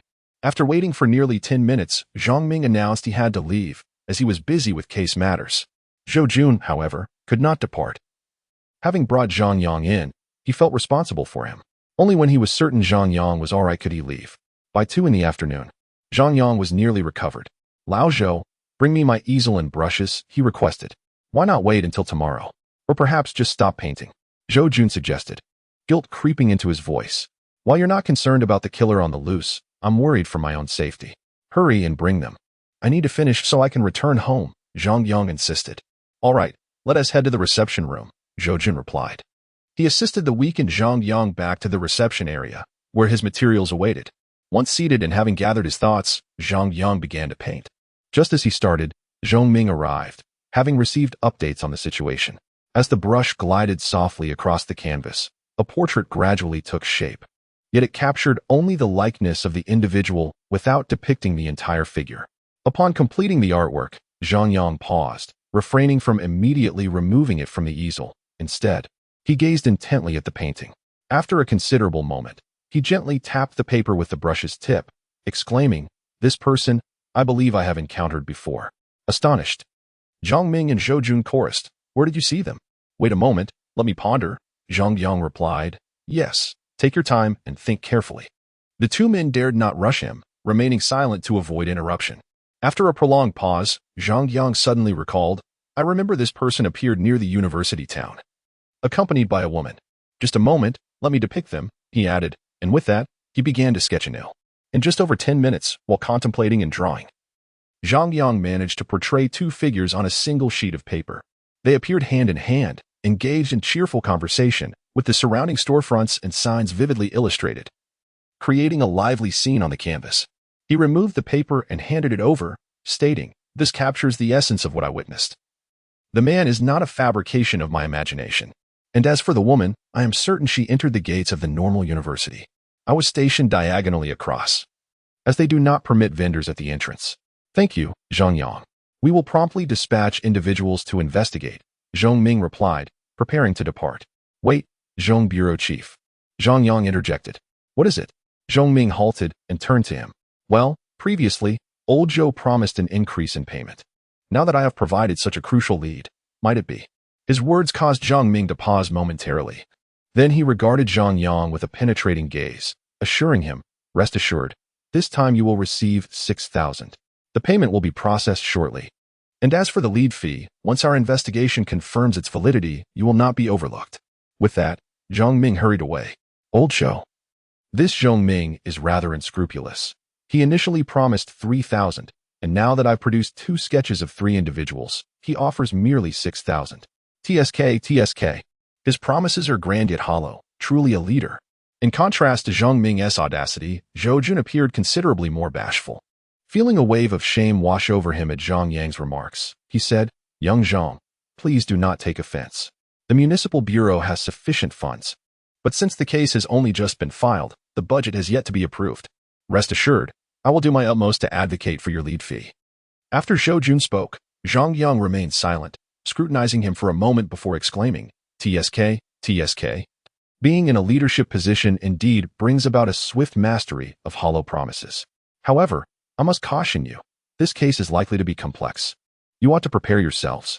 With that, Zhang Yang gathered his belongings and exited. Zhou Jun stood there, brow furrowed, taking a while to process before realizing Zhang Yang had already left. He hurried after him, only to catch sight of Zhang Yang's vehicle departing through the main gate. Unable to intercept him, he resorted to making a phone call. Unfortunately, Zhang Yang seemed resolute in ignoring the calls, and after 3 unsuccessful attempts, Zhou Jun had no choice but to pocket his phone and return upstairs. "What did you say? Did Zhang Yang truly say that?" Upon hearing Zhou Jun recount Zhang Yang's words, Zhang Ming abruptly stood up. "Indeed, when he spoke those words, I had similar thoughts, before I could even inquire. He had already departed, and my calls were promptly terminated. This fellow, could he possibly be privy to some information?" Zhang Ming stood, furrowing his brow. Who knows? He's rather enigmatic. Perhaps not. Zhang Ming remarked with a hint of significance. This lad might not be as he appears. Surely not, one would think. Zhou Jun responded with uncertainty. Yet, his previous demeanor hardly suggested pretense, and my acquaintance with him has not been brief. I even specifically inquired with the officer who apprehended him. A thorough background check was conducted, and there should be no major discrepancies. How do you interpret that recent statement? Zhou Jun was momentarily speechless. After a pause, he finally asked, should I pay him another visit? I will bring 2 individuals for a more formal approach. Also, I will instruct the finance department to transfer the funds immediately. You had promised him an increase, correct? Yes. Not a significant amount, I presume? No. Zhou Jun shook his head. Then, transfer 8,000 to him, and wait half an hour before setting out. Understood. I will proceed accordingly. Chapter 34, University Town. Inquiring for news on the way back, Zhang Yang took out his phone and called Halian. Brother, how are you feeling? Is everything better? I'm fine now, brother. Well, I've been preoccupied lately and Haven T had the chance to visit you. Don't take it to heart. What are you saying? If I harbored any ill thoughts, I wouldn't be human. There is no need for such oaths. After that, Zhang Yang revealed the purpose of his call. By the way, I need you to handle something for me. Of course, brother. Do you know about the head that was fished out of the river this morning? Yes. It's already circulating on the streets. Keep an ear out for any news regarding this. Also, do you know anyone in University Town? University Town. Halian pondered for a moment before replying. It seems that monkey used to hang out there. But he quit over a year ago and now works as a security guard at a KTV. Do you have his contact information? I do, brother. I'll send it to you. Be cautious while inquiring. I suspect this matter is far from simple. Don't let your guard down. Understood, brother. I'll remember your words and will be careful. The previous incident still lingered in Halian's mind. He had learned from his mistakes and certainly did not wish to disappear or trouble Zhang Yang to clean up after him. He even contemplated that if such a situation arose again, he would charge directly at his adversary, preferring a swift end to the uncertainty. As for his family, he trusted that his brother would look after them. Unbeknownst to Halian, Zhang Yang, after ending the call, drove straight to University Town. His demeanor at the bureau that morning was genuine, a natural physiological response. However, he did not reveal all the truths. For instance, he had noticed certain issues with the head he had briefly examined, such as a knife wound obscured by chaotic slash marks. This particular incision was smooth and orderly, distinctly different from the others, yet easily overlooked due to the surrounding disarray. The murderer was deliberately attempting to confuse the narrative. With this discovery, his interest was piqued. Perhaps the case was more intricate than it appeared. Of course, what truly captivated him was not just the complexity of the case, but also the financial reward it promised. Having resolved to delve into this matter, Zhang Yang understood the necessity of showcasing his own worth. The greater his demonstrated value, the less likely Zhang Ming would fixate on him without sufficient evidence. At the very least, he would not be casually monitored. The previous incident involving Halian had left him unsettled, yet it had also prepared him. To earn this reward, he would inevitably encounter some unsavory characters. And being under constant surveillance would prove inconvenient and perilous. After all, being watched made it difficult to execute countermeasures. Upon arriving at University Town, he parked his car by the roadside and dialed the phone number Halian had sent him. After one ring without an answer, he called again. This time, someone picked up. Who is this? One phone call followed another, as I sought to reapply for a loan, devoid of any insurance. The tension was palpable. Lying on the bed, the man known as Monkey stirred awake, propping himself up to inquire. Who are you? Despite his nickname, Monkey possessed a physique that starkly contradicted it. He was rather robust, towering at over 1.8 meters. His appearance was more akin to that of an orangutan, likely intended to evoke a sense of contrast. My name is Zhang Yang, referred to as Big Brother Blackface. Oh, Brother Yang, I've heard of you. You called. Is there something we can discuss? Would it be convenient to meet? Zhang Yang did not immediately broach the subject. It's quite convenient. I'm currently lounging in my rented room. Brother Yang, feel free to come to XX Community. I'm just freshening up and we'll meet you downstairs. I presume you haven't had a meal yet? No rush. Take your time. I'll come to fetch you. And we can dine nearby? Sounds good, Brother Yang. I'll get up right away. Upon arriving at the entrance of the community, Zhang Yang saw no one. He quickly sketched 2 figures on his drawing board. One was unmistakably the deceased, while the other was the woman he had spotted near the school gate. Just as he finished, a well-built man, clearly formidable with a scar near his brow, emerged. After a brief glance, Zhang Yang averted his gaze. He had only heard of Monkey from Big Brother Blackface, knowing they hailed from the same hometown. Initially, Monkey had looked after him upon his arrival, but soon, one had headed to the North Station while the other found himself in the university town, serving an older leader. Over a year ago, Monkey's leader fell from grace, and he subsequently left that line of work. When his phone buzzed, he saw it was Monkey calling. Looking again at the tall figure standing by the roadside, Zhang Yang felt speechless. Who had bestowed such a nickname upon him? He chose not to answer the call but instead honked the horn. Lowering the window, he called out, "Monkey, over here."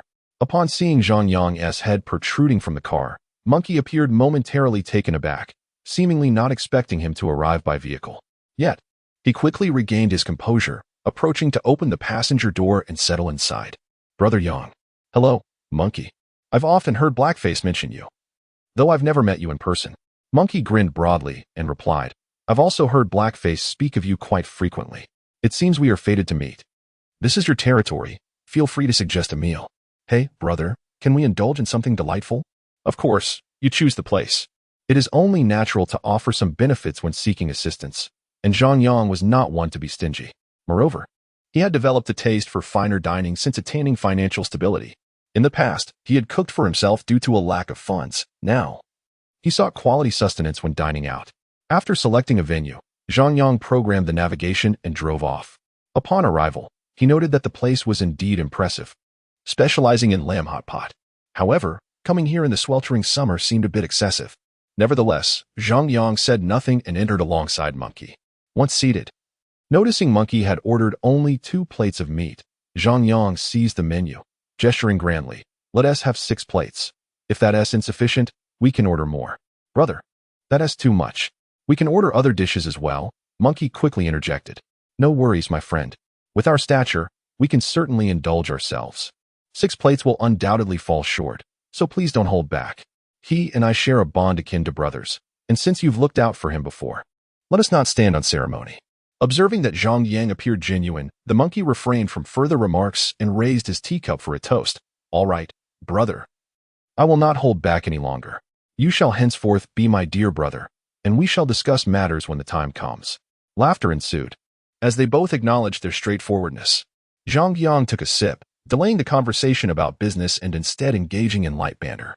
Soon, a copper pot and lamb arrived, accompanied by a query to the Monkey about whether he desired a drink. Since the Monkey had worked that evening and Zhang Yang was driving, they opted for 2 bottles of chilled cola instead of alcohol. As they feasted, the 6 plates of meat quickly diminished, prompting them to order another 6. To their delight, the quality of the meat was commendable, freshly sliced, and truly delectable. Each indulged in 7 or 8 plates before finally feeling satisfied. "Have you had enough? Would you like more?" Zhang Yang inquired. "No, brother, I am quite full. It feels as if it has reached my throat," the Monkey replied. "Very well. Let us settle the bill and discuss matters in the car," Zhang Yang said. "Sounds good." After settling the bill, which totaled over 400, the Monkey felt a twinge of embarrassment. However, Zhang Yang remained silent. After all, he had also consumed half, and being able to eat well is a blessing. Once in the car, Zhang Yang wasted no time, handing over a previously sketched portrait and asking, "Take a look and see if you recognize these 2 individuals." Taking the paper, the Monkey gasped in admiration. "Who painted this? It's truly remarkable." After a moment of awe, he scrutinized the likenesses. After a thoughtful pause, the Monkey suddenly recalled, "Isn't this a Tian? I recognize this woman as well. She is his girlfriend, or so I've heard, a university student no less." Lowering his voice, he continued, "However, this woman used to work as a hostess at our KTV, and it was during that time that they became acquainted." Chapter 35. Uncovering clues. Zhang Yang observed the pristine scene before him and inquired, "Do you know his full name and address?" He pointed to a portrait of a Tian. "The full name is somewhat unclear. I only know he is a subordinate of a leader, but he possesses considerable wealth and is quite generous. Otherwise, that woman wouldn't be with him. I will need to investigate his address as well." "All right, ascertain his full name and address for me. Additionally, open the QR code on your phone." "Oh, understood." The Monkey thought Zhang Yang wanted to add him as a friend and opened his personal QR code. "Not that one. The payment QR code." "Huh? Hurry up. I have other matters to attend to." The Monkey opened the correct QR code, and after Zhang Yang scanned it, he transferred 2,000 over. Ensure you gather all the information today. It's best to find someone trustworthy for inquiries. Got it, brother.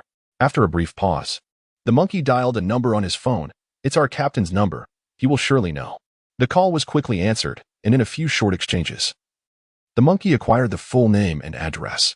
All right, Liang Gu, I have it. Thanks a lot.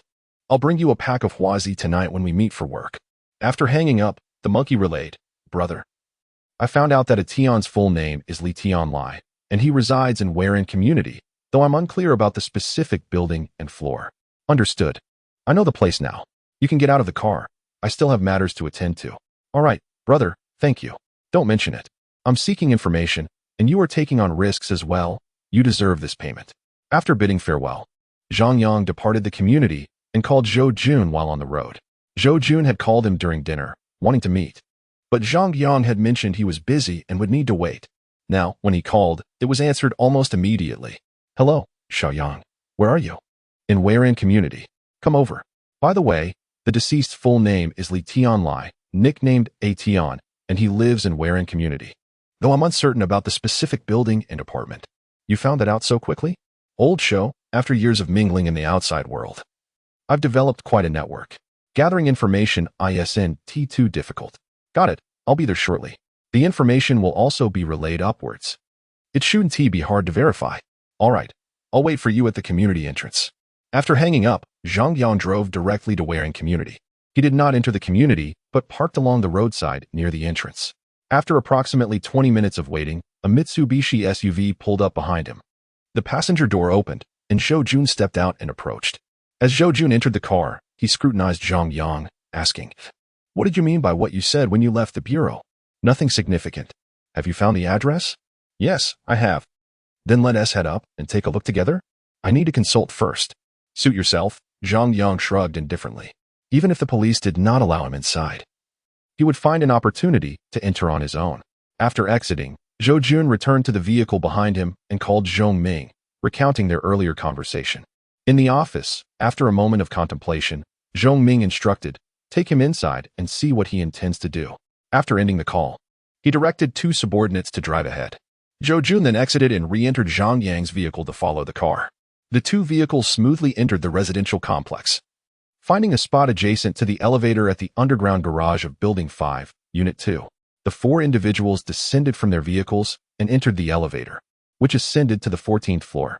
Apartment 1405 was rented by Li Tianlai. Upon forcing the door open, it was evident that both thieves and police, particularly criminal investigators, undergo specialized training in such matters. The lock, not particularly sophisticated, yielded within mere seconds. With the recording device activated, and after donning shoe covers and gloves, the quartet entered the premises.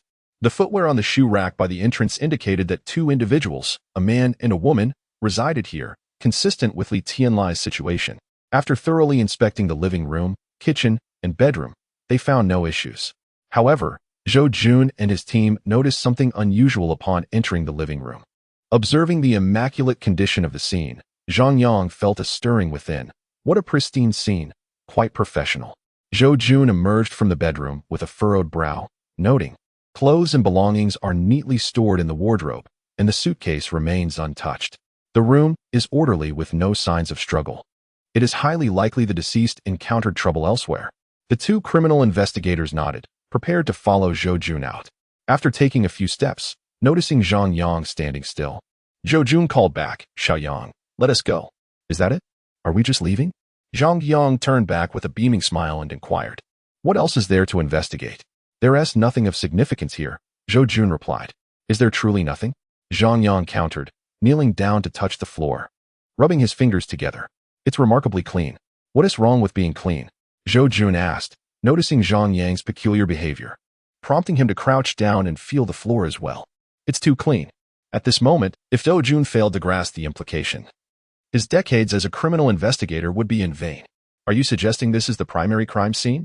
Zhang Yang, seeing Zhou Jun's eyes widen in realization, pointed toward the bedroom, stating, look at the bed in the bedroom. The items have been arranged, yet not placed in the wardrobe. Observe the floor. It has clearly been deliberately cleaned.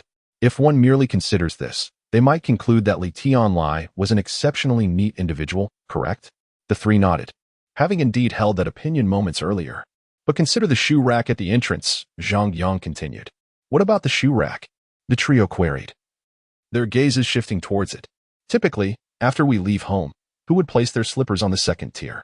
And arranged so neatly, no less. A criminal investigator questioned, skepticism evident in his tone. With a light chuckle, Zhang Yang approached and placed the men's slippers down, mimicking the gesture of changing shoes. He then remarked, generally speaking, slippers, which are typically worn upon returning home, are usually organized in a manner that makes them easily accessible. Those who dislike tidying up simply leave them where they change shoes. In the absence of a shoe rack, they would be placed inside a shoe cabinet. However, when a shoe rack is available, we either casually tuck them away on the bottom shelf or place them on the top, seldom opting for the second tier. Upon surveying the bedroom, one cannot help but acknowledge the meticulousness of this individual, as he had tidied up the space. However, he had erred. What error? Zhou Jun inquired at the bedroom door. It might be understandable for neatly folded garments to remain outside the wardrobe. Yet the singular women's t-shirt nestled amongst a pile of men's clothing presents an issue. It appears that the individual responsible for the cleanup was either pressed for time or merely careless, hastily placing the shirt into the mix after folding it. One must ponder, how could someone so fastidious about cleanliness make such a blunder? Thus, with numerous illogical discrepancies, coupled with Li Tianlai's identity and his girlfriend's circumstances, I surmise that this location has been deliberately tidied. At the very least, Li Tianlai and his girlfriend were taken from here, and they have likely endured a rather unfortunate experience. Chapter 36. Unraveling the threads, Zhang Ming's astonishment, absolutely correct. The room fell into a profound silence. After a moment, Zhou Jun remarked, this is merely conjecture. Not just that, Zhang Yang replied with a smile, you might consider investigating the background of Li Tianlai's girlfriend, as well as her current status at school. Furthermore, he approached the sofa, tugging away one of the decorative square cloths from the backrest, and pointed at the black upholstery. Let's conduct the luminol test. There should be traces of blood. And why is that? Zhou Jun inquired, stepping forward for a closer look. But seeing nothing discernible to the naked eye, did any of you think it was normal for the floor-to-ceiling windows in the balcony, combined with the kitchen window being open, when you first entered? Indeed. Did you happen to catch a whiff of a faint fragrance? The three of them attempted to inhale deeply, shaking their heads in unison after a while, indicating they detected nothing. Thus, this is the reason for the ventilation. Ah, do you mean an air freshener? Zhou Jun was quick to piece it together. Old Zhou is correct. It is indeed an air freshener. The scent is quite strong. But with the windows open for several hours, it should have dissipated significantly by now. Yet, at this moment, after at least 20 hours, the aroma is nearly imperceptible. However, one thing remains. Even after a cleaning, the luminol test can still reveal traces of blood. Therefore, although the scene appears immaculate, it cannot deceive my senses. Coupled with the aforementioned doubts, it is highly likely that this is the original crime scene. Zhou Jun pondered for a few seconds before retrieving his phone and heading to the balcony. Zhang Yang has made some discoveries at Li Tianlai's residence and requires technical support. Additionally, we need to investigate the circumstances surrounding Li Tianlai's girlfriend, Wang Yushan. According to his conjecture, she too may have encountered peril. His conjecture? Zhong Ming remained silent for a few seconds before affirming. Indeed, Zhang Yang's hypothesis is quite assured, and his reasoning is compelling. Very well, I shall bring support immediately, and we will also dispatch personnel to investigate Wang Yushan. After hanging up the phone, Zhou Jun returned to the living room and dispatched two subordinates to the property management for surveillance footage, while he and Zhang Yang waited for backup at the entrance. Approximately half an hour later, support arrived, with Zhong Ming leading the team personally. Upon re-entering the room, the technical investigation team commenced their work. They began at the front door, employing reagents, ultraviolet lamps, and other technical methods in an orderly manner. After several minutes, Zhou, we have made a discovery. Hearing the report, the group hastily donned shoe covers before entering the scene. A technical officer stood beside the sofa, holding a cotton swab and stating, there is a positive reaction for blood. One of Zhang Yang's hypotheses has proven true. Observing the discolored swab, Zhang Ming nodded and commanded, continue the investigation, examine the entire room meticulously, inside and out. Understood. The technical team responded. By the way, has anyone been dispatched to monitor the surveillance? Zhang Ming inquired of Zhou Jun. Yes, personnel have been sent. We await their response. Zhong Ming nodded and then turned to Zhang Yang. Do you have any further findings? Zhang Yang. Zhong Chu. This is how I earn my living. Zhang Ming's lips twitched slightly. Rest assured, I want to let your efforts go in vain.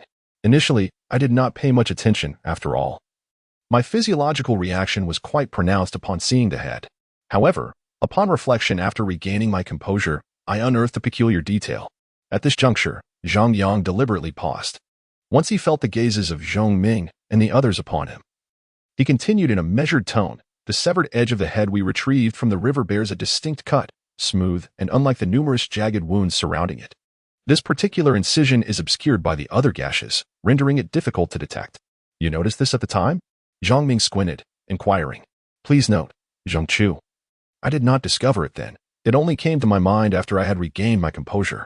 Yet, it is merely a minor concern, a suspicion, not a certainty. But when you departed, you exchanged a word with Zhou Jun.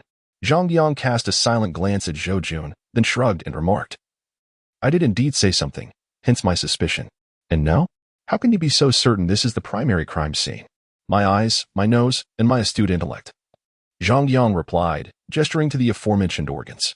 He then broke into a sudden smile and added, Zhang Chu, you're not doubting me, are you? How could I?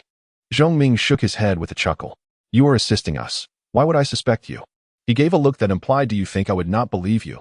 Before striding toward the exit, stating, this area has been confirmed. The rest is for you, Zhang Chu, to handle. By the way, if you suspect me as the perpetrator, feel free to investigate my whereabouts during the time of the incident. With that, Zhang Yang exited. No sooner had Zhang Yang left than a call came in from the investigating officer. Director, Wang Yushan is not at school, and she isn't answering her phone. We have inquired with her roommates and teachers, confirming that Li Tianlai is her boyfriend. Moreover, they left school together the night before last. Have you visited her dormitory? Checked for abnormalities? Zhang Ming queried. We have, and found nothing unusual. Very well. Inform the Bureau to attempt technical tracking of Wang Yushan's phone. Understood. After hanging up, Zhang Ming turned to Zhou Jun, saying, Wang Yushan has gone missing. After a moment's contemplation, he added, Lao Zhou, take a team to locate Li Tianlai's superior, Rong Feng, the owner of Prodigal KTV. All right, Zhang Chu, I will gather a team and head over immediately. Zhou Jun nodded, summoning a few individuals to leave the scene in preparation to seek Rong Feng for further information. As they reached the doorway, an officer returning from reviewing the surveillance footage approached. Zhang Chu, we have copied the surveillance. Good. Send it back for immediate examination. Yes. After issuing his orders, Zhang Ming recalled something and picked up his phone to call the forensic expert. Director Liang, could you please conduct a more thorough examination of that skull? Especially at the severed edge? Lao Zhang, I was just about to call you. We have discovered a wound that differs from the previous cuts. Upon our analysis, this wound is a fatal one. Judging by its depth, it has undoubtedly penetrated through the front of the victim's neck, severing the trachea and esophagus entirely. The final knife wound appears to have the dual purpose of decapitating and concealing this particular injury. All right, I understand. Thank you, Director Liang. After hanging up, Zhang Ming fell into deep contemplation. He was taken aback by Zhang Yang's insights. This young man was shrouded in mystery, resembling a detective of remarkable prowess. However, the information regarding him lay before Zhang Ming, and had such abilities been exhibited previously, they would surely have been documented. Yet, in reality, the records were utterly silent on the matter. Investigate Zhang Yang's whereabouts over the past 3 days, Zhang Ming instructed his subordinates, but suddenly paused, saying, no need. I will assign others to look into it. With that, Zhang Ming stepped out of the suite and into the corridor, dialing the team leader of the surveillance unit. After inquiring, he confirmed that Zhang Yang had remained compliant and had no time to commit any crimes in the last 3 days, which brought him a sense of relief. Though doubts lingered and measures had been taken, Zhang Ming, at heart, did not wish for Zhang Yang to be the villain. After all, a criminal with such meticulous thinking would not bode well for the police. As it stood, this individual seemed to pose no immediate threat. Yet, the impression from their first meeting involuntarily resurfaced in his mind. After a moment, Zhang Ming shook his head, concluding, until there is irrefutable evidence, let us utilize such individuals as much as possible. Chapter 37. Case analysis meeting. Zhang Ming was suddenly awakened. The scene investigation had concluded. After more than 2 hours of meticulous examination, the team leader of the criminal technical department reported to Zhang Ming. Upon hearing the voice, Zhang Ming hastened over and inquired, how is it? What is the situation at the scene?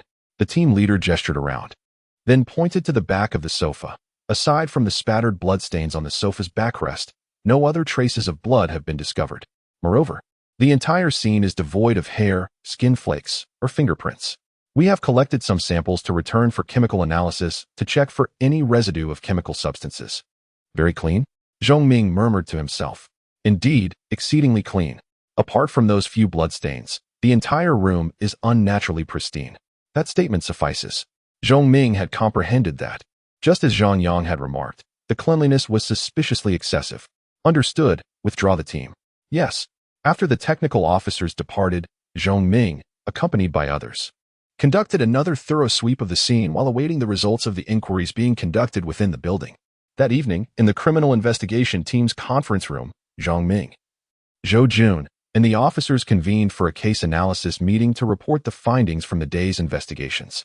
We spoke with the surrounding neighbors and the residents above and below. None reported any unusual occurrences in recent days, nor did they hear any sounds from room 1405. We have also investigated the school. Wang Yushan had called her class advisor 2 days prior to request leave. The teacher noted that there was nothing amiss during the call. Additionally, we interviewed students and dormitory mates. Wang Yushan resides off-campus in a rented apartment, which she has registered. She seldom returns to the dormitory, and no one detected anything unusual. What about her spending habits?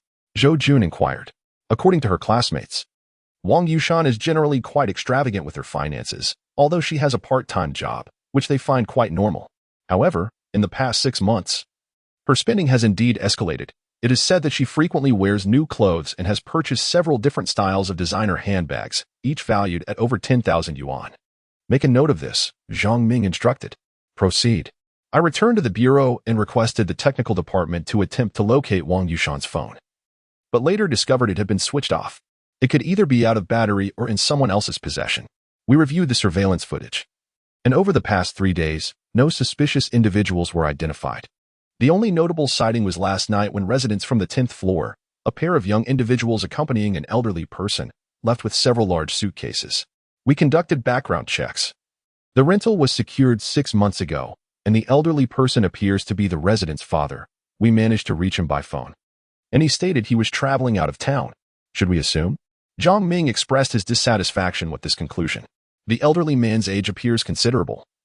Though he walks with vigor, he exhibits a slight hunch, making it difficult to discern his features clearly. Nevertheless, we are continuing our investigation into the renting couple, and we should have news soon. Focus the investigation on this family. Zhang Ming nodded slightly and indicated. It can presently be confirmed that Wang Yushan's disappearance occurred 2 days ago, shortly after the phone call, which aligns closely with the time of death determined by the forensic examination of the skull. After entering the building, neither Li Tianlai nor Wang Yushan exited. They mysteriously vanished thereafter. While we have located Li Tianlai's head, there remains no trace of Wang Yushan. They could not have simply disappeared into thin air. And the only residents who left the 10th floor during this period could potentially be involved in the transportation of the body. Understood, Chief Zhang. Lao Zhou. What is the situation on your end? Zhang Ming inquired, turning his attention to Zhou Jun adjusting his posture. Zhou Jun sat up straight and responded. I have sent a team to investigate Rong Feng, but he is entirely ignorant regarding Li Tianlai's whereabouts. He claims to be searching for people as well. I have checked the call records, and indeed, there have been consecutive calls made recently, with his subordinates consistently dialing Li Tianlai's number until our visit today. The numbers dialed have gone unanswered, and since yesterday, when the calls were initiated, the line has been reported as switched off. I also inquired whether Li Tianlai had any enemies. Rong Feng either denied it or professed ignorance. His subordinates have all remained tight-lipped. Ultimately, it was only after I issued a threat that Rong Feng revealed Li Tianlai had been seeking freelance work and hadn't worked for him in over 6 months, although he was not privy to the specifics. 6 months ago? Zhang Ming narrowed his eyes. Wang Yushan's living expenses also surged half a year ago. And now Li Tianlai's situation mirrors that. It appears that the crux of the issue likely lies within the 6-month time frame. The others nodded in agreement with this hypothesis. Very well, we shall pursue 2 matters next. First, we must expeditiously locate the remaining fragments of Li Tianlai's body, as well as Wang Yushan. Second, we shall investigate the recent 6-month movement patterns of both Li Tianlai and Wang Yushan. I need to ascertain whom they interacted with, their connections. And we must also examine their bank accounts. Additionally, we will dispatch a team to their hometowns. Understood. The meeting concluded. and Zhou Jun accompanied Zhang Ming back to the office. Lao Zhong, do you think we should consult Zhang Yang once more? Consult him about what? He has provided us with ample information. If we cannot deduce anything further, do we still deserve to wear these uniforms? Zhang Ming disagreed. Yet, I find this case rather intricate. What do you mean? Zhang Ming furrowed his brow. This is my perspective, Zhou Jun said as he settled into his seat. Gazing at Zhang Ming with a serious expression. You see, while it seems we have uncovered numerous clues, upon closer reflection, how valuable are these leads? Without waiting for Zhang Ming's response, Zhou Jun continued. They are of little utility. The information we have, aside from what Zhang Yang pointed out, lacks direct relevance. We only possess a vague time frame. However, 6 months is an extensive duration. In attempting to unravel the social connections between Li Tianlai and Wang Yushan during this period, to pinpoint the issue would consume an inordinate amount of time. But can we afford such an indulgence in this case? The final statement rendered Zhang Ming silent. Indeed, a dismemberment case has unfolded under the watchful eyes of the public, making secrecy an impossible endeavor. Discussions have erupted outside, and the municipal bureau is under scrutiny from many observers. As of now, only a head has been discovered, and authorities await further developments, insisting that the remaining body parts must be located. It is anticipated that the deadline for solving the case will coincide with the discovery of these remains. However, the circumstances surrounding the rental property indicate that the perpetrator exercised extreme caution, even considering the implications of Wang Yushan's leave of absence. Yet, a thought strikes me. If the killer is so meticulous, why was Li Tianlai's head discarded? Shouldn't the objective have been to obliterate the evidence and disguise the incident as the disappearance of 2 individuals? This conundrum jolts Zhang Ming into action. Lao Zhou, I have just conceived a question. I would appreciate your counsel. Zhou Jun, momentarily taken aback, realizes that Zhang Ming is addressing an entirely different matter. Yet after a brief pause, he assents. Suppose, and I emphasize suppose, that room 1405 is indeed the crime scene. The murderer has cleaned it with meticulous care and removed both victims' bodies, alongside Wang Yushan's abrupt leave. If you were the perpetrator, would you have discarded Li Tianlai's head after executing all of this? Absolutely not. Zhou Jun responds, contemplating the scenario deeply. With a sharp clap of his hands, Zhang Ming exclaims, precisely. Wouldn't it have been more prudent to eliminate all evidence? Yet, here we are with a head presented, and in a bag no less. Could there be a particular reason behind this? Zhou Jun, suddenly realizing the depth of the inquiry, turns to Zhang Ming and asks, what are your thoughts? My thoughts. Zhang Ming ponders for a significant moment before shaking his head. There are several possibilities, yet none are substantiated by evidence. A misstep could severely alter the investigation's trajectory.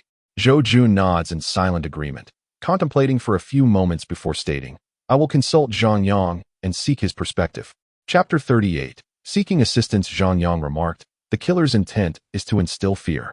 Why do you always seek him out? Can't you investigate on your own? Zhang Ming gazed at Zhou Jun, his expression one of bewilderment. Prior to this moment, he had provided numerous leads that eluded our own inquiries, including discoveries from the rental property. If we were to visit ourselves, might we overlook the situation within the room after seeing it? This argument was irrefutable, leaving Zhang Ming speechless. Thus, my suggestion is to consult him. He was the first to alert me, swiftly identifying the victim and informing us about Wang Yushan, along with highlighting the inconsistencies surrounding the rental situation. Had he not shared this information, would we not have spent even more time? Old Zhang, cast aside your biases. Zhang Yang is not a villain. Though he may have an affinity for wealth, it is merely a necessity. Who does not require money? Moreover, one should expect returns for their efforts. This is the essence of truth. If he were to assist us without reason, would you not question his motives? I do not believe that rewarding him is wrong. In fact, I agree that it is warranted. Zhang Ming defended himself. Then, if that is the case, what harm is there in seeking his assistance? Very well, I shall accompany you. All right, I will call him first. Once the call was made and the location confirmed, Zhou Jun and Zhang Ming set off. In Zhang Yang's living room, he observed the 2 men before him with a smile, exuding calmness in the presence of the seasoned detectives, unperturbed by his earlier anxieties. Upon their return, he realized his gamble had paid off. Whether Zhang Ming still harbored doubts about him was uncertain, yet his value had been aptly demonstrated. Otherwise, the 2 would not have come to him voluntarily. It is worth noting that previously, they would summon him instead. Do not underestimate this subtle distinction. Being called to appear conveyed an implication of obligation, tinged with a sense of command. Now, Although remuneration remained necessary, the roles had reversed, with the police seeking his assistance. At the very least, in future endeavors, Zhang Ming would undoubtedly exercise greater caution. He had no intention of targeting anyone but wished to retain the opportunity for self-defense. Relying solely on the police could result in dire consequences, as experienced last time.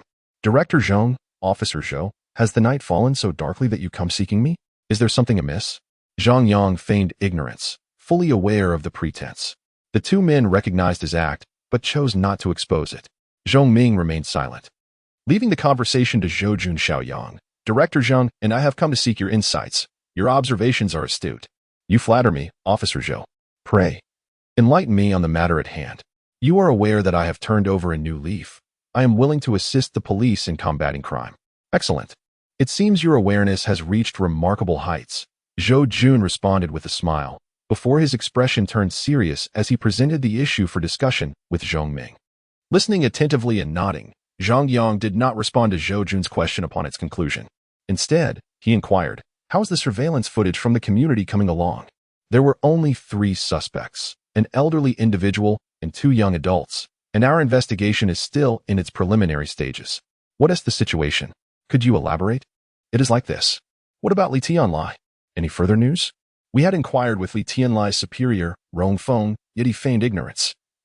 And his subordinates echoed the same, merely stating that Li Tianlai had not been to work for quite some time, having been engaged in private jobs for the past 6 months. Nodding slightly, Zhang Yang began to formulate some thoughts. First and foremost, I must clarify that I believe the rented residence is the initial crime scene where Li Tianlai was murdered and subsequently decapitated.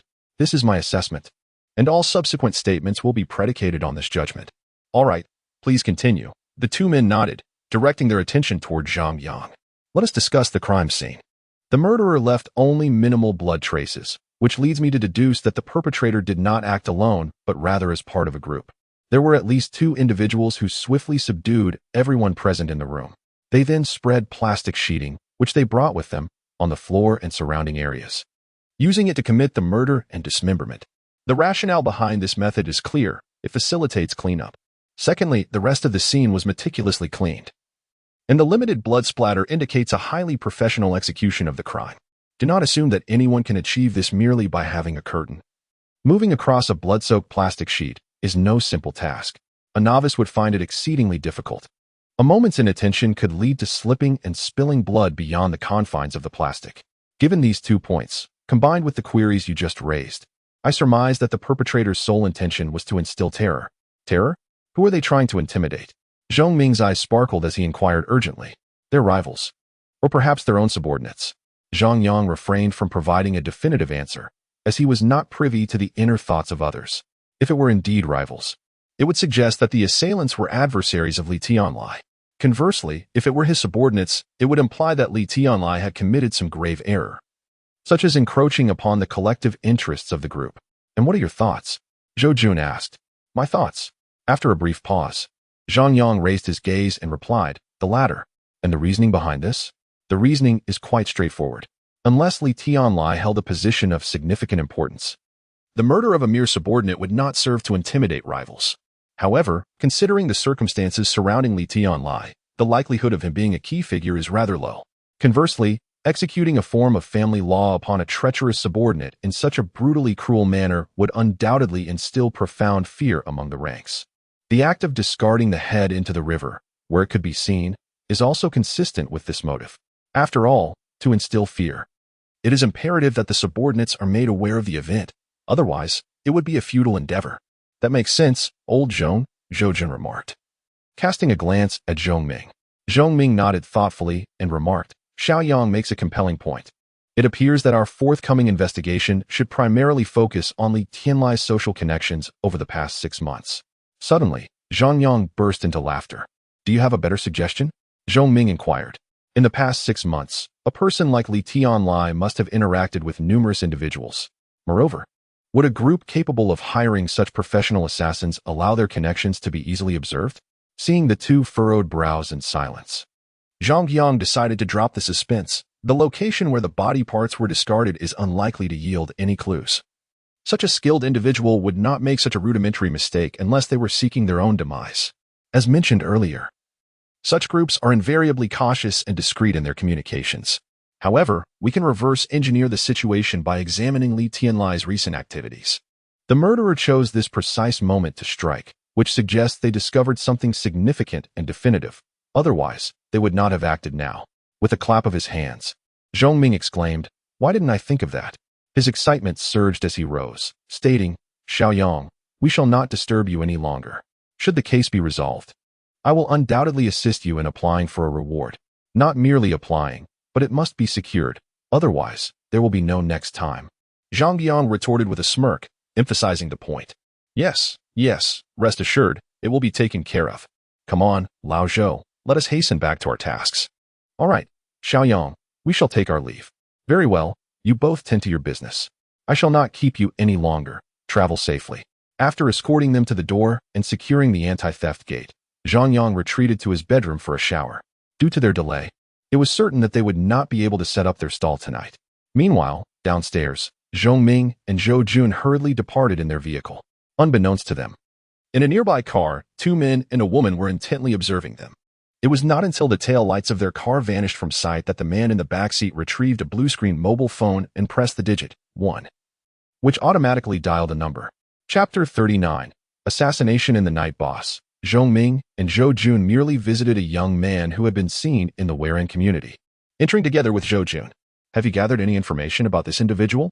"Yes, it has been discovered that he was once a petty thief, but he has since ceased that life.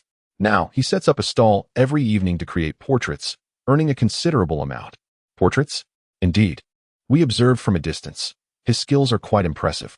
We should make contact to ascertain why the police are seeking him. If there are any issues, we must resolve them discreetly." "Understood, boss." The following day, Zhang Yang adhered to his routine, departing for his stall shortly after 6 in the evening. Once again choosing the university town as his location, Li Tianlai and Wang Yushan frequented that area, and he thought perhaps he might uncover something there. While painting, Zhang Yang deviated from his previous habit of silence and engaged the students in conversation, discussing Wang Yushan and the happenings in the university town. In response to the handsome young man's advances, the vibrant female students were quite enthusiastic, sharing numerous bits of gossip, yet none related to the case at hand. At 10 o'clock, having lost track of time due to the lively discussions, he delayed closing his stall for half an hour, only packing up when business dwindled. As he approached the car parked a short distance away, just as he reached for the door, 4 men and 1 woman emerged, surrounding Zhang Yang. With a thud, the car door closed. Casting a glance at the 5, Zhang Yang inquired coolly, "Have you mistaken me for someone else?" "No mistake," replied a man in front, shaking his head. "We have a minor inquiry. Answer honestly, and we will let you go." "Ask away," Zhang Yang shrugged. "Why are the police looking for you? Furthermore, you visited the Weiran community. What were you doing with the police?" These 2 questions stirred something in Zhang Yang, and he regarded the group thoughtfully, stating, "So it was you who killed Li Tianlai?" The moment the words left his lips, the expressions of the 5 shifted dramatically. After exchanging knowing glances, they swiftly drew knives and extendable batons from their waists. "Attack!" commanded the leader, and the 5 moved in unison. "Huh, how convenient," Zhang Yang remarked, their reactions betraying their intentions. He did not intend to engage in close combat. After all, he was merely human, and a knife would draw blood. Thus, with a swift motion, 5 stones, each the size of an infant's fist, soared through the air. The assailants were struck, feeling a sharp pain in their heads as darkness enveloped them, their bodies crashing to the ground. Dazed and disoriented, they lay there, feeling the sting of pain and the world spinning in vibrant colors. After incapacitating the 5, Zhang Yang wasted no time. He produced a plastic tie and swiftly bound their hands behind their backs, ensuring they were secured. Having completed this task, he stood, dusted off his hands, and then retrieved his phone to call Zhou Jun. "Captain Zhou, I have made a significant capture. You must come quickly. Where is your location?" "In the university town. I will send you the coordinates." "All right, I will be there soon." As the call ended, Zhang Yang lit a cigarette, taking a single drag before the shrill ring of his mobile phone interrupted the moment. Clenching the cigarette between his lips, he followed the sound, discovering a blue-screen phone nestled in the pocket of the leading man's trousers. "What era is this?" Zhang Yang muttered under his breath, glancing at the caller ID before pressing the answer button. Silence enveloped him. No words were exchanged from the other end. Meanwhile, the 5 men remained in stunned disbelief. After a few seconds, the call disconnected with a series of beeps. Zhang Yang smirked, thinking the caller's skills were mediocre. Otherwise, they would have provided a location. He tossed the phone carelessly onto the car's hood, preparing to rise. However, as he lifted himself halfway, an icy grip of fear seized his heart. Hairs standing on end. Danger lurked nearby? The instant he sensed the threat, Zhang Yang reacted instinctively, twisting his body and collapsing onto the ground. A sharp crack echoed in the air. Turning his head, he noticed a new hole in the gravel a short distance away. Gunfire silenced. A sniper. His heart raced violently. Having narrowly avoided the shot, Zhang Yang dared not linger, the sense of impending peril still palpable. He swiftly maneuvered behind a nearby car, only then feeling the prickling sensation fade. Yet, almost immediately, a series of gunshots erupted. The sickening sound of bullets finding flesh reverberated through the air. Cautiously peering out, Zhang Yang's expression darkened as he witnessed the grim fate of the 5 men. They had all been executed in a hail of bullets. On the rooftop of a 5-story building, 200 meters away, a gunman clad in black stood before a silenced M25 sniper rifle. After confirming the 5 were dead, he spoke softly into his earpiece. "Boss, the target has been neutralized, clean and thorough. Withdraw." After a brief silence, the command came through. "Understood." The gunman quickly lowered his head, disassembling the sniper rifle and concealing it within a disguised instrument case at his feet. He then descended using a rope, deftly retracting the line before disappearing into the enveloping darkness. Clutching an FN-57, Zhang Yang remained motionless behind the vehicle, his eyes scanning for threats beyond the sniper. It was not until more than half an hour later that 2 police cars, flashing their lights, entered the parking lot. Only then did he stow his weapon and emerge from his hiding place. "Xiaoyang, over here." After confirming the area was safe, Zhang Yang approached. "What about the major hall you mentioned? Over there?" What was once 5 captives had now been reduced to lifeless bodies. Suppressing the urge to draw his weapon, the detective, Zhou Jun, maintained a composed demeanor as he inquired, "What on earth happened here?" The situation unfolded as follows. After concluding his painting for the evening, Zhang Yang found himself obstructed here, subjected to questioning. When 5 individuals prepared to strike, he managed to incapacitate them, only to face sniper fire shortly thereafter. After recounting the sequence of events in meticulous detail, Zhang Yang gestured towards the direction where the assailants had fled, stating, "The culprits are likely concealed in that vicinity. Fortunately, I stumbled over some debris on the ground. Otherwise, the body count would have increased by 1. Officers, proceed to that area and exercise caution," he commanded. "Understood." For police officers donned their bulletproof vests and swiftly advanced towards the direction indicated by Zhang Yang, firearms at the ready. After issuing orders to his subordinates, Zhou Jun retrieved his phone to inform Zhong Ming, simultaneously requesting reinforcements. With 5 corpses and the use of high-caliber sniper rifles, this case had escalated to unprecedented levels of severity. Indeed, upon receiving Zhou Jun's report, Zhang Ming, who was working overtime at the station, wasted no time. He promptly issued orders to mobilize personnel for support and placed a call to the chief. The chief, upon hearing the report, wore a countenance as dark as a stormy sea. After concluding the call, he reached out to the municipal committee and then to the provincial department. Whether further escalation would ensue was now a matter for the higher authorities. However, the chief, who had just settled down for rest, was certainly unable to sleep. He arose, donned his attire, and drove directly towards the university town. Chapter 40. A catastrophe unfolds. An increasing number of police vehicles arrived at the scene. Under the leadership of Zhong Ming, officers from the Criminal Technology Department and the Criminal Investigation Division swiftly gathered. After grasping the fundamental situation, Zhong Ming dispatched additional personnel to locate the sniper's position. Shortly thereafter, support from the SWAT team also arrived. Meanwhile, Zhang Yang was detained by 3 detectives under the pretense of taking his statement. He did not protest this treatment, as he was the sole witness on site. And this so-called parking lot was merely a cleared expanse of land, devoid of surveillance and unmonitored. However, Zhang Yang's vehicle was equipped with a dashcam. The memory card had already been removed, and forensic officers were currently examining it. After a while, an Audi A6 drove onto the scene, signaling the arrival of Director Yang Guoping. This deputy bureau-level director, still in his early 50s, was in the prime of his career, with ample room for advancement. Consequently, he took his professional responsibilities very seriously. The gravity of this case had escalated significantly, if not handled appropriately. It could tarnish his reputation in the eyes of his superiors and impede his prospects for further advancement. "Director Yang." "Director." Upon seeing Yang Guoping exit his vehicle, the surrounding detectives greeted him, while Zhong Ming and Zhou Jun hurried to welcome him. Director Yang, where's the body? Take me to see it. Yes, sir. The two exchanged glances, recognizing the discontent etched on Yang Guoping's face, and promptly led him toward the location of the bodies. As they approached, the sight of the 5 corpses, each with gunshot wounds to the head, ignited Yang Guoping's fury, which he could no longer contain. This is utterly lawless. Absolutely outrageous. His thunderous exclamation caused the officers nearby to flinch and redirect their focus to their tasks. Standing to the side, Zhong Ming and Zhou Jun faced the brunt of Yang Guoping's wrath, keeping their heads lowered in silence. They were acutely aware that a careless breath could provoke the director's ire. Being in their 40s, they were mindful of maintaining their dignity in front of their subordinates. Fortunately, Yang Guoping did not seem inclined to direct his anger toward his subordinates. After a moment of venting, he turned to the two and inquired, "Do you have any leads?" Exchanging glances, Zhong Ming began his report. From the current situation, it appears to be connected to the headless corpse case from a few days ago.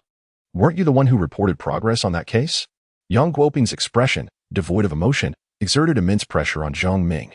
Observing his colleague's distress, Zhou Jun swiftly interjected to redirect the conversation. Director Yang, there has indeed been significant progress in the headless case. The 5 corpses found tonight are likely linked to the mastermind behind the case. We just held an urgent analysis meeting and concluded that the 5 individuals were executed to silence them. Zhou Jun's words successfully shifted the director's attention. By the way, I heard this incident was reported by a young man who previously assisted us in solving several cases. Indeed, the assailant's primary target was him. Yet he narrowly evaded the attack and subsequently found refuge behind cover. Unable to see his target, the assailant resignedly opted to conclude his mission by silencing witnesses. Where is he? Yang Guoping inquired. He is over there taking notes. Come, let us offer our condolences. Understood. The trio approached Zhang Yang, who had already completed his statement but remained restricted from leaving the area. Observing the 3 detectives intently focused on Zhang Yang, Yang Guoping comprehended the gravity of the situation. He discreetly acknowledged the arrangements made with Zhong Ming and Zhou Jun before smiling and asking, "Have you finished the statement?" Report to the director, "We have completed it. Since that is the case, you may assist elsewhere." Yes. The 3 detectives departed. Comrade Zhang Yang, is it? Greetings, I am Yang Guoping, the director of the city bureau. Hello, Director Yang. Zhang Yang promptly rose to shake his hand. Comrade Zhang Yang, I regret the distress you have endured. Should you require assistance, our police force can provide 24-hour protection. No need, Director Yang. After this incident, I trust they will think twice before acting recklessly again. Zhang Yang quickly declined. Having just extricated himself from police surveillance, he did not wish to invite further discomfort by surrounding himself with officers. Yang Guoping did not press the matter, merely nodding as he took the statement written by Zhou Jun and began to read. After finishing, he continued, according to your statement, the 5 individuals on the ground inquired about your connection to our police force. Is that correct? Indeed, Zhang Yang replied candidly. Moreover, when I questioned them whether they had killed Li Tianlai, they immediately attempted to subdue me. 5 men, armed with sticks and knives. And yet you managed to take one down in a single confrontation. Impressive. The seemingly complimentary remark made Zhang Yang wary. He offered a sheepish smile and said, In my youth, I made some poor choices and, for self-preservation, learned a few skills. I never anticipated that they would come in handy now. This is no trivial matter. Perhaps you could provide some instruction to our colleagues when you have the time? Yang Guoping suggested with a smile. That would not be a problem. If I can assist the police, I would be more than willing. Excellent, a commendable comrade. As Yang Guoping patted Zhang Yang's shoulder, he was about to pose another question when an officer responsible for the perimeter rushed over, breathlessly reporting, Director, Chief Zhou, a leader has arrived. Spearheaded by the second-in-command from the province. Quickly, let us go greet them. Upon hearing the officer's report that even the provincial governor had come, Yang Guoping's expression shifted, and he promptly issued commands. The 3 of them hastened away. By the time they reached the perimeter, Yang Guoping had composed himself. Good day, Chief. The group stood at attention, not saluting due to their civilian attire. The provincial governor, clad in an administrative jacket, stood at the forefront, flanked by numerous provincial and municipal leaders, along with officials from the provincial department, forming a contingent of 20 or more individuals stationed outside the cordon. Comrade Guoping, what is the situation on the ground? The governor inquired, exuding authority without anger. Yang Guoping, feeling the weight of the moment, swiftly prepared his report. Leaders. After our preliminary investigation, following a thorough presentation and a 1-hour on-site meeting, the provincial leaders departed, leaving behind a mandate for resolution within a month. Failure to resolve the case would undoubtedly result in severe consequences. It was evident that such a grievous incident would attract attention from higher authorities. When the repercussions fell, none would escape unscathed, not even the provincial leaders. In an instant, the pressure cascaded down to both the provincial and municipal departments. Zhang Yang wished to leave, yet he was retained. Regardless of his connection to the case, the mounting pressure on the municipal bureau ensured that Yang Guoping would not allow his departure. For him, an additional pair of hands was invaluable, especially considering Zhang Yang's commendable prior performance. It came down to finances. Money was to be given. Thus, a special task force was promptly established, with Zhang Yang appointed as a consultant, offering crucial insights and earning rewards based on his contributions to the case. Starting at 100,000. Naturally, Zhang Yang could not refuse such an opportunity. Regardless of the case's outcome, he would secure that sum. However, a sense of unease began to cloud Zhang Yang's previously joyful demeanor. It seemed as though certain individuals had already set their sights on him. If he did not exert himself further, there was a real possibility of facing another assassination attempt. The next time the assailant struck, they would likely be more calculated in their approach. It appeared imperative to intensify his efforts, not solely for the monetary reward, but also for his own safety. Chapter 41. Consultant Zhang, Director Yang, Officer Zhong, Officer Zhou. This mobile phone was discovered on one of the deceased individuals. Shortly after apprehending the 5 suspects, the phone rang. Yet the caller remained silent. After casting a discerning glance at Zhang Yang, who retrieved the phone from his pocket, Zhong Ming promptly handed it over to the technical investigation team. With the phone transferred, Zhang Yang surveyed his surroundings and remarked, "If there is nothing else, I shall take my leave. By the way, have there been any developments regarding the pursuit of the sniper?" "No leads," Zhou Jun replied. "Do you think it would be dangerous for you to return now? Perhaps you should stay at the city bureau for a while?" "No need for that. If there is danger, all the better. I might be able to capture a few live suspects again."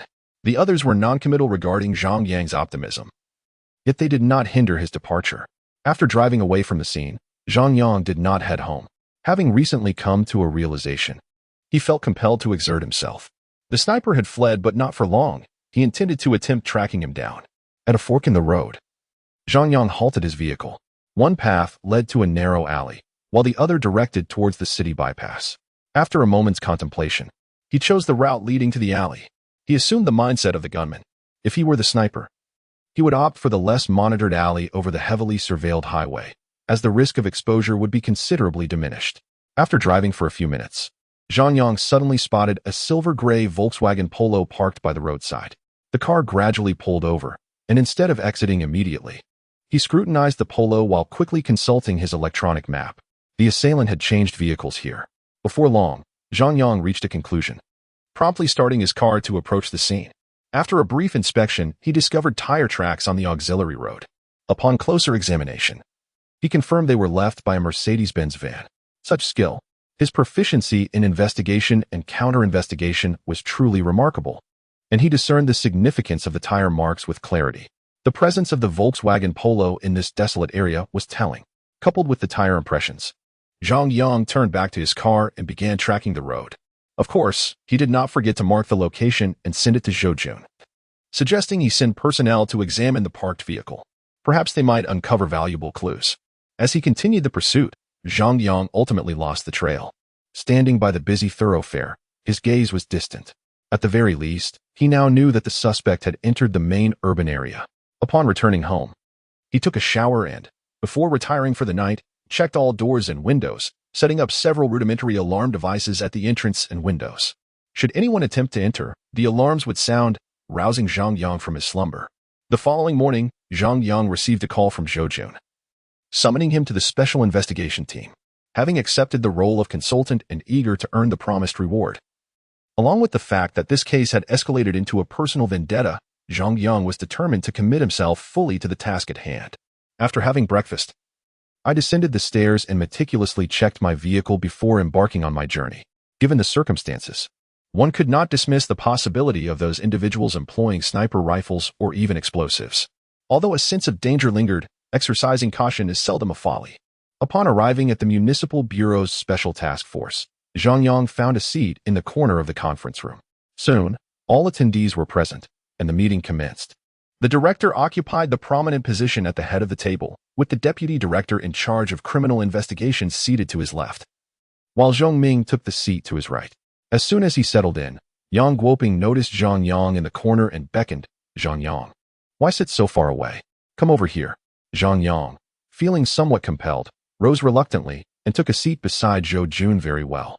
Let us proceed with the meeting and discuss last night's developments. Indeed. Zhou Jun straightened his posture and began to outline the case. The first matter to address was the dismemberment incident at Shea Park, where thus far only the head had been discovered. Following the insights provided by consultant Zhang Yang, we swiftly identified the victim. The deceased, Li Tianlai, was publicly known as a client manager at Daigao Look KTV, though he had not been seen at work for over 6 months. Reports indicated he had been engaging in freelance work during that time, with details of his new employer remaining elusive. Additionally, he had a girlfriend, a university student named Wang Yushan, who had a history of working as a KTV hostess and had met Li Tianlai during her employment. Currently, she is missing. Based on the clues from consultant Zhang Yang, we pinpointed the rental residence of Li Tianlai and Wang Yushan. The apartment appeared remarkably tidy, yet a small amount of blood was found on the sofa, which forensic analysis confirmed belonged to the missing Wang Yushan. Furthermore, last night, 5 thugs confronted consultant Zhang, who managed to subdue them only to be attacked by a sniper. Fortunately, he evaded the assault, though all 5 assailants were killed. According to the information provided by Zhang Yang, these individuals are significantly linked to the case of Li Tianlai. The severed head discovered at Shea Park, the missing university student, and the 5 fatalities from last night's shooting have drawn considerable attention, alarming provincial authorities and even higher-ups. The provincial leadership has mandated that we resolve this case within the month. With the report concluded, Zhou Jun observed the gathering of dozens of detectives and elite officers from various precincts, all eyes now fixed on Zhang Yang. This young man, mentioned multiple times, was noticeably younger than most present, yet he had furnished an astonishing amount of critical information, compelling the perpetrator to resort to gunfire. Remarkably, he had survived. Curiosity filled the room, yet no one dared to discuss matters at that moment.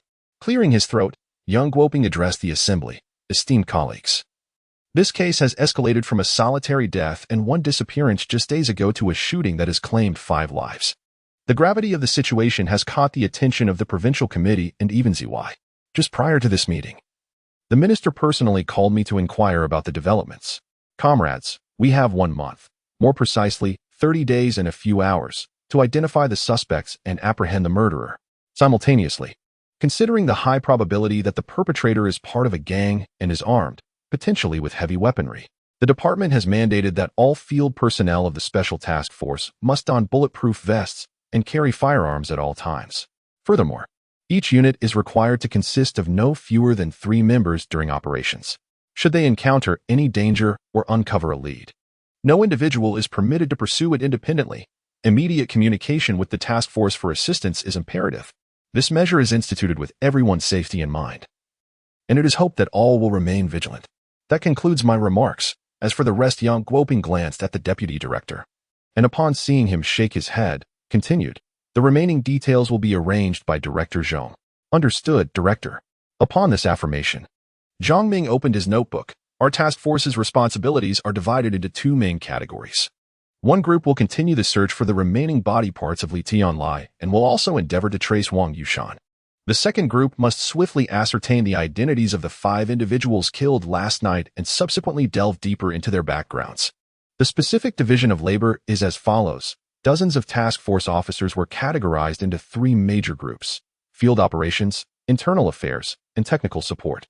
The field operations group was the largest, while the internal affairs team, which handled documentation and basic information retrieval, was the smallest. The technical support group comprised elite personnel drawn from various departments such as technical surveillance, criminal technology, and forensics, totaling around 10 individuals. Subsequently, the field operations group was further divided into 2 sections, each assigned specific tasks as outlined previously. As for Zhang Yang, he was not allocated to any of the major groups. After the meeting concluded, Zhang Ming summoned Zhang Yang and, along with Zhou Jun, entered the director's office. Chapter 42. A monkey's plea for help within the confines of the office. 3 individuals were seated in a circle upon the sofa. Zhang Yang, we have thoroughly examined the Volkswagen Polo you identified last night. We extracted several strands of hair from the vehicle, which have been confirmed to belong to the owner. Moreover, this car was reported stolen 2 days ago. We have investigated the owner and found a clean background. Zhang Yang inquired, his brow furrowed. Does this imply that the vehicle has not been discovered? Not entirely, Zhou Jun interjected. We have compared the tire tracks from the vicinity of the sniper's position with those of the Polo, and they match. We can ascertain that this vehicle was indeed driven by the shooter. Additionally, we have obtained surveillance footage from a nearby hotel, which should provide us with a glimpse of the suspect. Very well, continue your investigation. By the way, I will keep pursuing the lead. After entering the city, we lost track of the suspect, but it is certain that they switched vehicles, now utilizing a Mercedes-Benz van. We have also conducted a comparison if the tires remain unchanged. It aligns with your conclusion. Zhang Ming was astounded, pondering how Zhang Yang could so swiftly identify the type of car. They had expended considerable time on this task. Observing Zhang Ming's surprise, Zhang Yang elucidated, I have a keen interest in automobiles and enjoy studying them. I possess a fair amount of knowledge. The two remained silent, leaving Zhang Yang feeling somewhat awkward. By the way, what of that female university student, Wang Yushan? Is there any news? Not yet. The investigators we dispatched to inquire about her hometown, Li Tianlai and others, are still gathering information. As of now, no additional leads have surfaced. Nodding thoughtfully, Zhang Yang remarked, I believe approaching this case by examining the identities of the 5 individuals who surrounded me is a promising strategy. Though I worry they may not all report to the same leader. This concern had also crossed Zhang Ming and the others' minds. However, until results emerged, their musings remained mere speculation. Then, the shrill ring of a phone interrupted Zhang Yang's thoughts. As he prepared to take his leave, he glanced at the incoming call and quietly stepped outside. In the corridor's corner, he answered, Hello? Brother, where are you? I need to talk to you. It was the monkey. Is it urgent? Very urgent. Where are you? I will come to you. I'm with Blackface at his place. All right, understood. I'll be there shortly. Upon returning to the office, Zhang Yang faced the expectant gazes of Zhang Ming and Zhou Jun. I have to leave for a matter, he stated, and I don't require the 3 of us to go out together, do I? Not at all, but what is it? Zhou Jun inquired. I'm not entirely certain. A friend of mine mentioned an urgent matter, Zhang Yang replied. Do you need me to send 2 people to accompany you? Yes, it would be best if they were unfamiliar faces. After a moment's contemplation, Zhang Yang accepted the offer. The monkey's urgency might very well be related to Li Tianlai's case, and having 2 companions could prove advantageous. The most critical issue is that his vehicle has been compromised, and it is urgent to secure another one, which may not be readily available. With the police in pursuit, it is fortuitous that they have their car. Rest assured, I will make the necessary arrangements for you. Shortly thereafter, Zhou Jun entered with 2 plainclothes officers. Upon observing their demeanor and the firearms concealed at their waists, Zhang Yang nodded in acquiescence. These 2 individuals were elite officers summoned from the local precinct. You will follow Advisor Zhang for the investigation. You must heed his instructions and refrain from taking any independent actions, understood? Yes, the 2 replied. After receiving a walkie-talkie, Zhang Yang departed with the 2 officers. The vehicle was a black Toyota 11, with Zhang Yang seated in the back, while 1 officer drove and the other occupied the front passenger seat. After relaying the address, the sedan made its way to the residence of the individual known as Blackface. Outside the complex, the car came to a stop. Zhang Yang remained vigilant throughout the journey, ensuring they were not being followed before allowing the vehicle to pull over. I'll go in for a moment. You wait here in the car and be cautious. Advisor Zhang, I'll accompany you inside, the officer in the front seat suggested. No need. Remain in the vehicle. I have the walkie-talkie, and I will call you if necessary. With that, Zhang Yang opened the door and exited the car, entering the community. Knock, knock, knock. 2 short knocks followed by 1 long. This was the prearranged signal to gain entry with Blackface. The door swung open, and upon seeing Zhang Yang, Blackface breathed a sigh of relief and hurriedly stepped aside. Upon entering, he found Monkey sitting anxiously on the couch, who immediately stood upon Zhang Yang's arrival. Calming him with a gesture, Zhang Yang took a seat and inquired, what prompted this urgent summons? Brother, Monkey stammered, I've encountered a problem. What kind of problem? Zhang Yang asked, puzzled. Speak, Monkey. Turning his gaze to Monkey, he noticed his pale complexion and distracted demeanor. After a moment, Monkey became aware of the scrutiny from the 2 officers and hastily confessed, Brother, I impulsively took a bag, and upon opening it, I discovered. Noting Monkey's distress, Zhang Yang understood that the contents were likely significant. Where's the bag? It's here, I brought it with me. As Monkey retrieved a small handbag from behind him, Zhang Yang did not immediately open it. Instead, he casually donned a pair of blue rubber gloves from his pocket, which he had discreetly extracted from his space. Observing Zhang Yang's professional demeanor heightened Monkey's anxiety. Unzipping the bag revealed not only lipstick and powder, but also a small black velvet pouch resting at the bottom. Weighing it in his hand revealed it to be at least half a pound, and it felt soft to the touch. Finally, he opened the velvet pouch. Upon seeing the white powdery substance within, Zhang Yang's pupils constricted in alarm, nearly prompting him to discard it. You didn't dispose of this. You brought it here? Brother. I wasn't certain. I just thought it resembled something. Furthermore, I didn't dare to throw it away. What if I was discovered and chased? I would need something to return to them. That reasoning holds validity, yet Monkey is indeed quite resourceful. Regardless of who apprehended him, the outcome would be dire. It was precisely this realization of the gravity of the situation that rendered Monkey so apprehensive.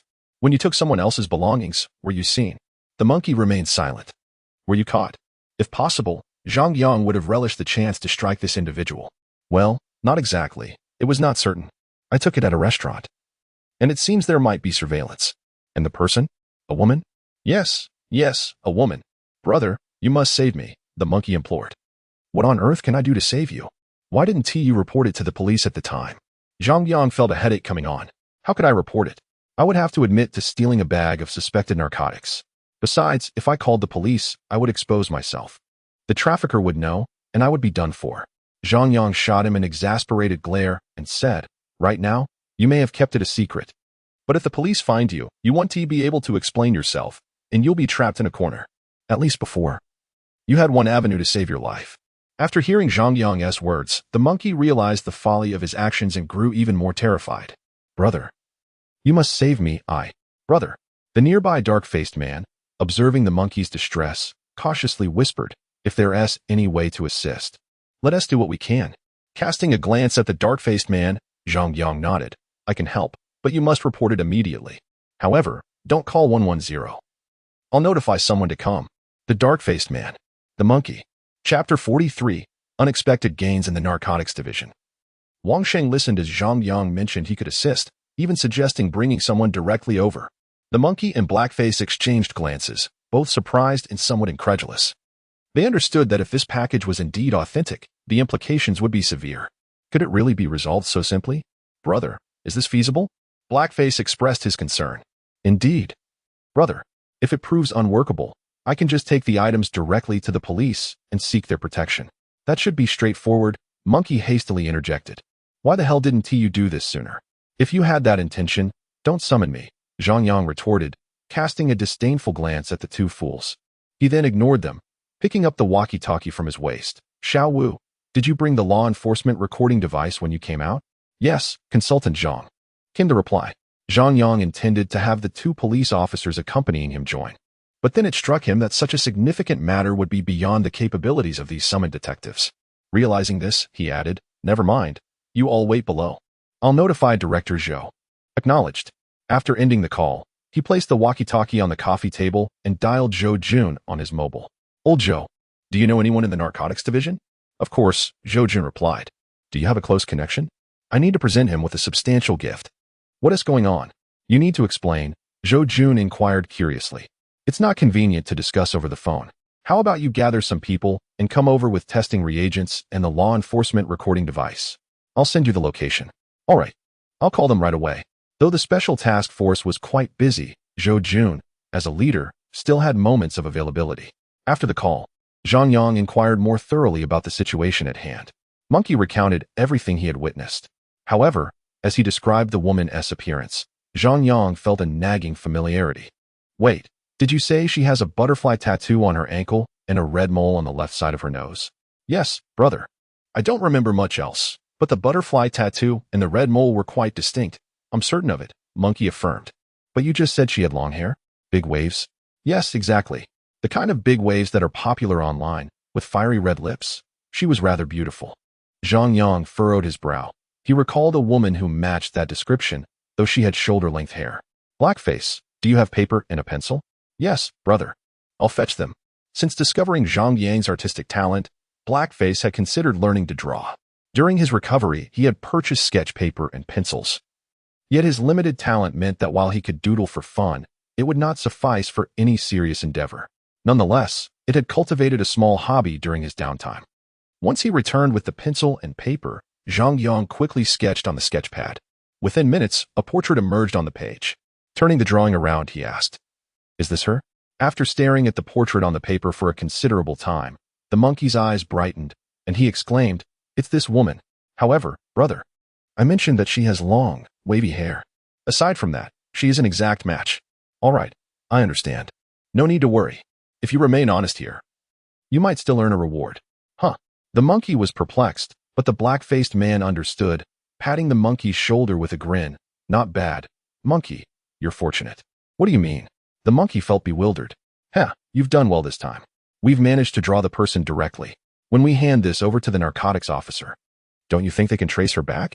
Moreover, if you submit such a bag of white powder, the reward is assured." "Ah, I might still get a reward?" The monkey finally grasped the situation. "Ha." Observing the monkey's expression, both Zhang Yang and the black-faced man burst into laughter. Seeing the two laugh, the monkey, realizing he might not be in trouble and could potentially receive a reward, joined in the merriment. Once the laughter subsided, the monkey's demeanor became serious as he turned to Zhang Yang. "Brother, even if there is a reward, I can't take it all. You must take the larger share." "We brothers do not speak of such things." Zhang Yang, in a good mood, waved his hand dismissively. "No way, brother. You must take the larger share. Black-faced and I will split the remainder." The monkey was insistent. "What about me?" The black-faced man chuckled. "How could there be no share for you? If it weren't for your hospitality, I wouldn't know where to go now. It was also you who helped me connect with the brother. How could you be left out?" "Hop ha ha. Fine, monkey, you are generous. I shall not decline. Decline my foot." The monkey, feeling joyous to have survived, was also in the mood for jest. After another 10 minutes or so, Zhou Jun entered, accompanied by 3 others, knocking on the door. "Xiao Yang, let me introduce you. This is Wang Xing, the head of the Narcotics Investigation Department at our municipal bureau. He is my junior. You can just call him Old Wang." "Hello, Head Wang." Zhang Yang did not heed Zhou Jun's suggestion to call him by that name. Addressing someone as Old Wang upon their first meeting felt impolite, and besides, he was not one to be overly familiar. "Hello, Consultant Zhang." Clearly, Zhou Jun had briefed his junior about Zhang Yang in advance. After the two exchanged greetings, Zhang Yang got straight to the point, presenting the items and explaining, "My little brother encountered a woman outside today, mistakenly wandering off, and ended up taking her bag. Upon inspecting its contents, he was nearly frightened to death. He called me, and upon my arrival, realizing the gravity of the situation, I contacted old Zhou. You possess the experience, so please help ascertain whether this is flour." Upon seeing the items presented, Zhou Jun and Wang Xing's expressions turned grave. The recording device was still running. Wang Xing approached, retrieving a glass vial filled with reagents, putting on gloves, and carefully extracting a small amount of powder from the bag into the vial under the camera's watchful eye, shaking it vigorously. After a few moments, the colorless, transparent reagent transformed into a vivid blue. The color was striking, reminiscent of a pristine sky blue. Yet, this exquisite hue cast an even more somber pallor over Wang Xing and his 2 subordinates. It was evident that this was a narcotic. However, let me clarify. It was not powdered cocaine, but rather a highly pure form of crystal meth, ground into a fine powder for ease of transport and sale. After this revelation, Wang Xing turned his gaze to the monkey before addressing Zhang Yang. "Advisor Zhang, we must take your young companion with us. Rest assured, if his words prove truthful, we shall not impose any difficulties upon him, and he will receive the rewards he deserves." Cough, cough. "Wait a moment, Director Wang." Upon hearing Wang Xing's words, Zhang Yang quickly interjected, glancing at Zhou Jun. "Well, Zhou, shall we have a word together?" After assessing Wang Xing and then Zhang Yang, Zhou Jun replied, "All right, let us step aside." "Very well, Old Wang, let's converse." With that, Zhou Jun took hold of Wang Xing and followed Zhang Yang out to the balcony beyond the living room. Chapter 44. The Generous Owner on the Balcony. Zhang Yang shared a cigarette with the 2 men. After lighting it, he retrieved the portrait he had drawn earlier, unfolding it to present it. "Who is this?" Wang Xing asked, astonished at the lifelike representation.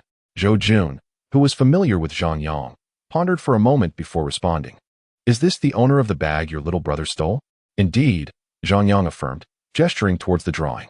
This woman is the owner of the items within that bag. However, when Monkey saw her, she had long, wavy hair. I encountered her a while back, and at that time, she sported shoulder-length hair. A while back? How long ago? Wang Xing inquired, keenly grasping the crux of the matter. Only a few days ago, Zhang Yang replied, then turned to Zhou Jun to specify. It was on the same day I mentioned seeing Li Tianlai and Wang Yushan. At the same time? Zhou Jun exclaimed in surprise. Yes, I didn't notice anything amiss then. But reflecting on it now, that woman was mere meters behind Li Tianlai and Wang Yushan. Was she following them? Zhou Jun asked. I can't be certain. But if she was indeed tracking them, given the circumstances, she wouldn't have needed to scrutinize. She could have simply looked up to see Li Tianlai and Wang Yushan. Is it possible? Yes, it is plausible. Moreover, upon further contemplation, it certainly raises suspicions. What do you mean? Is this woman connected to the case you're investigating? Wang Xing, who had been listening to their exchange, interjected. It seems so. Therefore, Chief Wang, my little brother cannot accompany you back. However, you may take the bag with you. The two men fell silent. A substantial quantity of high-purity ice was indeed significant, and possessing it could lead to a major case. Furthermore, tracing the leads could unveil even more. After all, this woman appeared to be a delivery mule. Following her might very well lead them to the warehouse. If they located it, it could be a tremendous breakthrough. Wang Xing naturally wished to take his men away. Yet, the items had been discovered by Zhang Yang's little brother. And the identification of the individual was confirmed by Zhang Yang, who was also a consultant for the special investigation team. If it were merely an issue of identity, it could be resolved. The critical point was that this woman might be connected to a significant case. The likelihood of being able to take her away directly was exceedingly low. Having discerned the intricacies, Wang Xing exchanged glances with Zhou Jun. At that moment, Zhou Jun met his gaze. With their eyes locked, they swiftly understood each other's intentions. Thus, we will hold on to the person for now. Old Wang, you take the items back to report, then have your superior coordinate with Old Zhong to see what they decide. Meanwhile, we shall take the individual to locate that woman. Regardless of how things unfold afterward, at least the person will be here. Very well, let us proceed accordingly. Wang Xing had no alternative. Zhou Jun's willingness to make such a concession was already a favor considering their good relationship as fellow brothers. To press for further demands would be imprudent. He could only acquiesce. Taking the items, Wang Xing led his men away. Zhang Yang and Zhou Jun turned their gaze towards Monkey. Monkey, come with us. Show us where you took action, and we'll handle the rest. All right, boss. Subsequently, the group descended the stairs and boarded their vehicles. Summoning Xiao Wu and the others who had been waiting in the car, they set off in 2 cars toward the restaurant Monkey had mentioned. Upon arrival, Zhang Yang and his team remained in the vehicles, instructing Xiao Wu and his partner to enter the establishment and request the surveillance footage from the owner.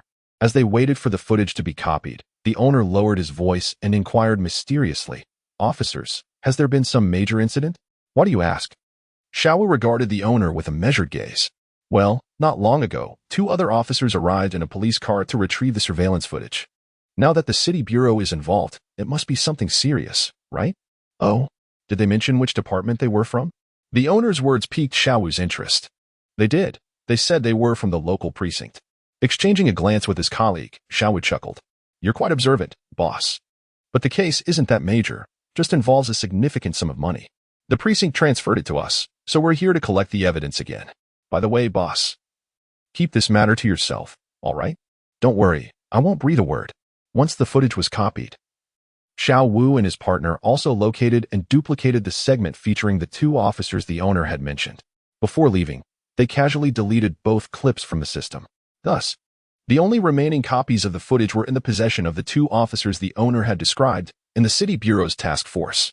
Back in the car, Xiao Wu immediately relayed the owner's remarks to Zhang Yang and Zhou Jun via the intercom.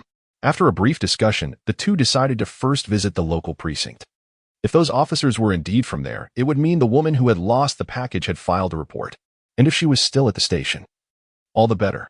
Upon arrival, the rest of the team remained in the vehicle while Zhang Yang, wearing sunglasses, entered the precinct alone.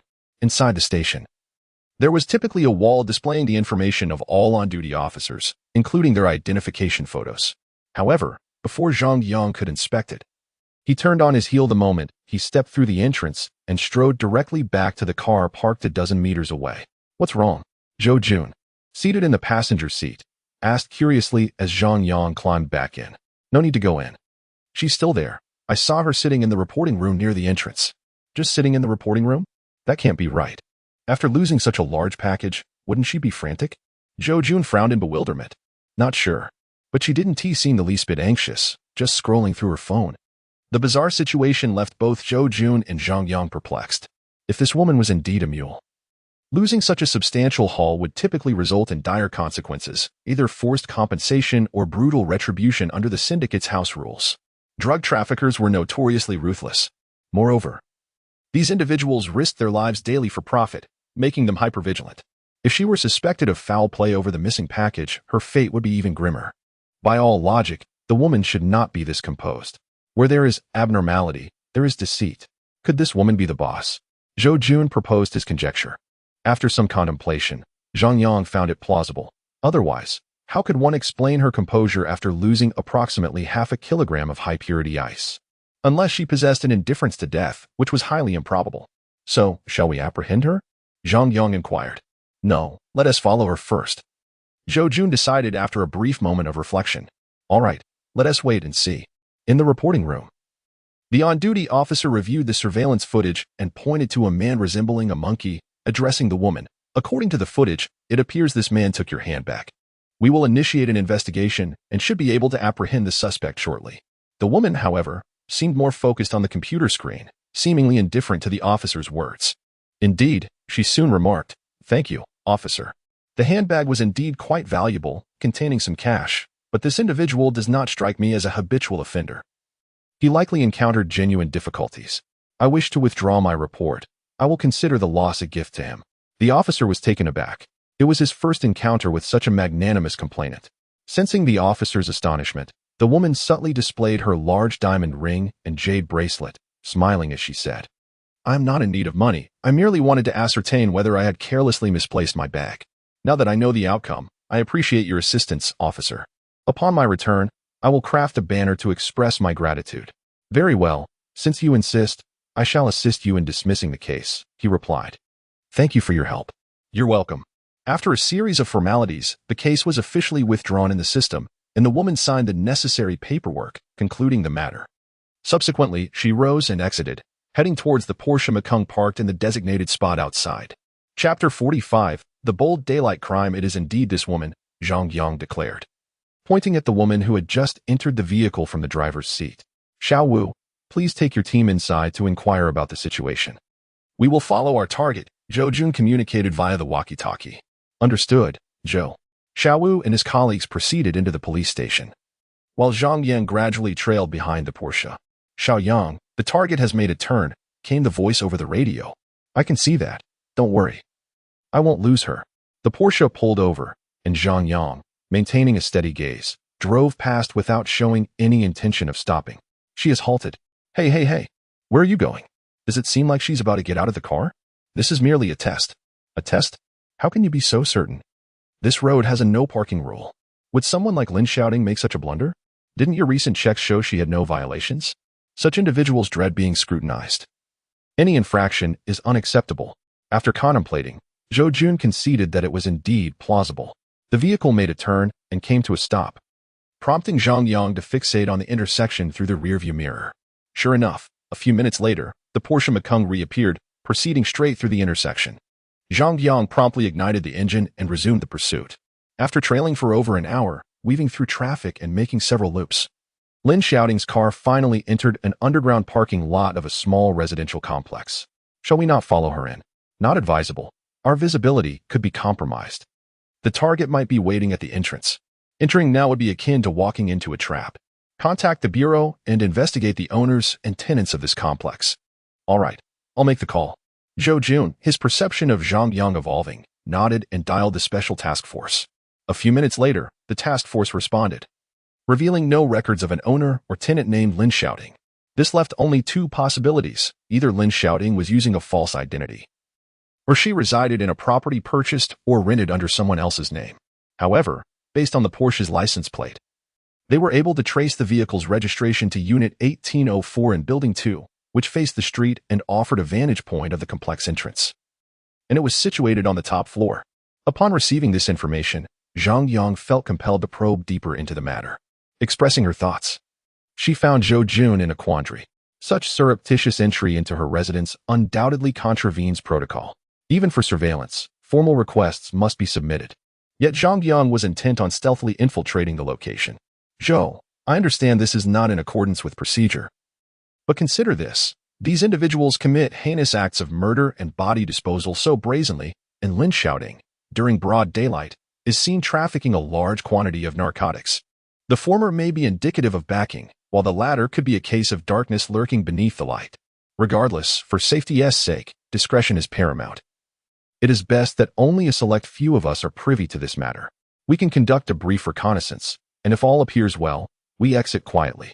If troubles arise, we withdraw silently, and then proceed through the proper channels afterward. Zhang Yang's words hold merit. Yet they do not align with the procedural protocols of the police. Nevertheless, Zhou Jun is not a pedantic individual.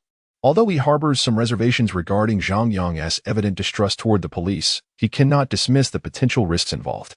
If indeed someone is serving as a protector for this syndicate, or if they are being coerced by the group lurking in the shadows, their upward communications could inadvertently compromise the investigation team.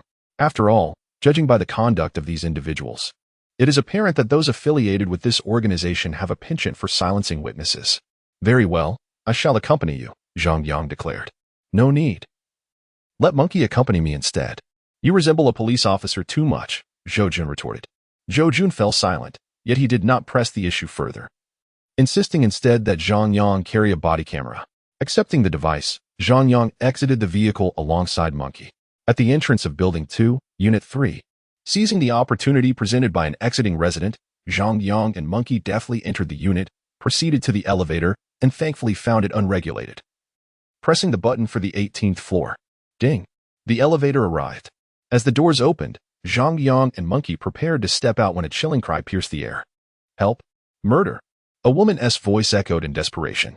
Zhang Yang's expression shifted instantly as he dashed out, with Monkey trailing closely behind. Upon exiting the elevator, they beheld a blood-soaked woman sprawled on the ground, and a masked man wielding a dagger charged from a nearby apartment, mercilessly stabbing the woman's body. The woman was none other than Lin shouting. Stop! Zhang Yang shouted, his face contorted with alarm as he lunged forward. The assailant, upon noticing the intrusion, did not cease his assault but rather plunged the blade into Lin Shouting's abdomen twice more. Only when her eyes widened and her life force waned did he pivot, brandishing the knife toward Zhang Yang. With a swift motion, the bloody dagger was aimed at Zhang Yang, a strike executed with precision and ferocity, indicative of a seasoned knife wielder. Brother, be careful, Monkey shouted anxiously, rushing to assist. The assailant, aware of Monkey's approach, harbored a fierce glint in his eyes and hastened his attack. This individual was formidable, not only skilled with the blade but also undeterred by the presence of two young men charging toward him. Retreating would have been his gravest error. Instead, he adopted a frenzied demeanor, attempting to intimidate those who might intervene. Unfortunately for him, he faced Zhang Yang, with unparalleled combat prowess and tripled physical capabilities. Disarming the assailant was but a trivial task. Fueled by rage, with a resounding crack, the assailant's left arm twisted unnaturally, evidently broken. Ah! The knife wielder screamed, sweat pouring down his brow. Yet, such concerns were trivial for Zhang Yang now. With a powerful knee strike, he collided with the assailant's head, abruptly silencing his cries as the man succumbed to unconsciousness. Let go, Zhang Yang commanded, as the assailant lay crumpled on the ground, the dagger clattering away. Monkey! Call an ambulance, Zhang Yang instructed, his gaze fixed on the assailant. Understood, brother, Monkey replied. Once giving his orders, Zhang Yang retrieved his phone, dialing Zhou Jun while assessing the woman's pulse. The moment his hand made contact, his expression darkened. The pulse was exceedingly faint, and it seemed the woman was beyond saving. Hello, Zhou Chu, there has been an incident. Someone is attempting to kill Lin Shouting, and we are too late. She has been stabbed multiple times and is on the verge of death. Hurry up, and call for backup. I have subdued the assailant. Understood. Call an ambulance. I will bring the first aid supplies. Upon hanging up, Zhang Yang gazed at Lin Shouting's dilating pupils, swiftly shedding his outer garment to apply pressure on the stab wounds in her abdomen. The bleeding was momentarily stemmed. Perhaps it was a fleeting moment of clarity. For the woman, pale from excessive blood loss, regained consciousness briefly. Help me. I've already called, The ambulance will arrive shortly, Zhang Yang reassured her. Yao Wenwu. Yes, it's Yao Wenwu. He wants to kill me. It's... Before she could finish her final words, her pupils dilated rapidly. Her hands fell limp, and her head drooped. She had succumbed to death. Brother, the monkey whispered softly. She yes, Dad. The monkey remained silent, staring at the pool of blood and the woman's wide-eyed gaze, forcing himself to avert his head to suppress the nausea rising in his stomach. Ding! The elevator doors slid open, and Shojun rushed out, carrying a first aid kit. Where is she? Upon seeing the woman collapsed against the wall and Zhang Yang, whose hands were stained with blood, Shojun froze for a moment, and then sighed. Backup has been called. They will be here shortly. You two should rest over there for a bit. All right. Zhang Yang entered the safety passage, with the monkey following closely behind. Chapter 46, The Assassin's Confession. Sweeping the drug den, the cigarette flickered in the dimly lit corridor, its flame dancing in and out of existence. Zhang Yang remained composed, his psychological resilience intact, while the monkey beside him trembled, clutching the cigarette with a quaking hand that hung limply in his pocket, unwilling to expose it. The gruesome sight of the bloodied corpse was enough to induce nausea, and the fact that he had not succumbed to vomiting was a testament to his fortitude. Unlike the monkey, who was engulfed in fear, Zhang Yang's thoughts wandered to a different conundrum. How had the perpetrator discovered this location with such precision? Had he been detected while trailing Lin shouting? Yet, he was certain there had been no vehicles following him, and the prospect of being tracked on foot was implausible. Could it be a fixed surveillance post? Realizing this, Zhang Yang extinguished his cigarette with a shoe and prepared to discuss his findings with Shojun. However, after taking a couple of steps, he paused again, contemplating another issue. If the fixed surveillance had indeed noticed Lin shouting being followed, could the observers remain foolishly stationary? The whereabouts of this fixed post were uncertain. How could one locate individuals in such circumstances? Reinforcements had arrived. Upon reaching the scene, Zhang Ming surveyed the lifeless body of Lin shouting. After acquiring information from Shojun, he too pondered the question, how had their operation been compromised? His lack of faith in Zhang Yang was not the issue. Rather, he had confirmed through Shojun that Zhang Yang had been meticulous and discreet in his pursuit. If the tracking had remained concealed, then Zhang Ming's gaze shifted to the detained assassin. It seemed the subsequent investigation would hinge upon him. After tidying up, Zhang Yang and his team withdrew. A thorough search of Lin Xiaoting's room was imperative to uncover any potential evidence. While the assassin was swiftly transported back to the municipal police station, where he was ushered into an interrogation room. The broken arm had only received rudimentary treatment. Given the gravity of his crimes, including potential ties to drug trafficking, the police were far from lenient. The apprehended assassin, acutely aware of his dire predicament, divulged everything he knew when the police dangled the prospect of leniency in exchange for his cooperation. I am a core member of the Yixing Group, whose primary enterprise is drug trafficking. Our leader, Wei Zhongping, ostensibly operates as the general manager of Yixing Logistics Company. The core members are employed at the logistics firm, juggling 2 jobs and responsibilities. Where is your warehouse? The warehouse is also situated within Yixing Logistics Company, in a basement that houses drug proceeds and unsold merchandise. Why was there a murder? I received orders to eliminate Lin shouting. She had become a liability. When did you receive the call? Just over 20 minutes before Lin shouting arrived home. I happened to be in the vicinity and accepted the task, hiding in her residence beforehand. The command came from our leader. What is Lin shouting's identity? I do not know. I only know that this woman has visited the company several times, each time personally attended to by the leader. She procured goods from us. What about Li Tianlai? Was he killed by your group? Who? Shojun rose and presented several photographs before the assassin, which included images of Li Tianlai and Wang Yushan, as well as 5 other thugs involved in the assault on Zhang Yang in the parking lot. Observing the photographs, the assassin pointed at the 5 individuals, stating that they were all members of the syndicate, holding a higher rank than himself. Shojun inquired, do you recognize this person? While indicating Li Tianlai. I do not know him. I have never seen him before. However, the assassin hesitated. What do you mean by however? Shojun pressed. I recently heard that a subordinate of Lao Yang had a disobedient underling who had embezzled company goods. He was dealt with, and his head was severed and discarded outside. I wonder if it could be him. That settles it, Shojun remarked, casting a glance at the glass window of the interrogation room. In the monitoring room, Zhong Ming clapped his hands and addressed Director Yang Guoping. Director Yang, I request immediate action against Yixing Logistics to apprehend suspects. Very well, let us mobilize, Yang replied. The The narcotics team should coordinate as well. Understood, replied the narcotics team leader and Wang Sheng from the investigation department, both standing at attention before departing with Zhong Ming. The interrogation continued, yet the operation to apprehend suspects was simultaneously underway. Any delay could risk the suspects fleeing. A convoy of police vehicles, accompanied by a SWAT team, sped toward Yixing Logistics. As they neared their destination, an armored assault vehicle surged ahead, crashing through the main gate and entering the premises, followed closely by the police vehicles. The vehicles halted in the courtyard of the logistics company, and dozens of fully armed SWAT, criminal, and narcotics officers disembarked, rushing toward the company's warehouse and office building. Most employees of the logistics firm were oblivious to the unfolding chaos, unable to escape in time, faced with the overwhelming presence of police and the ominous barrels of firearms. Even the drug traffickers complied, surrendering their weapons and crouching with their hands atop their heads. Bang! The door to the general manager's office was forcefully breached by the SWAT team. Police, don't move, the team members commanded as they stormed into the office. However, apart from Wei Zhongping, who lay slumped in the chair with a bullet wound to his temple and a gun clutched in his hand, the office was devoid of anyone else. What? He is dead?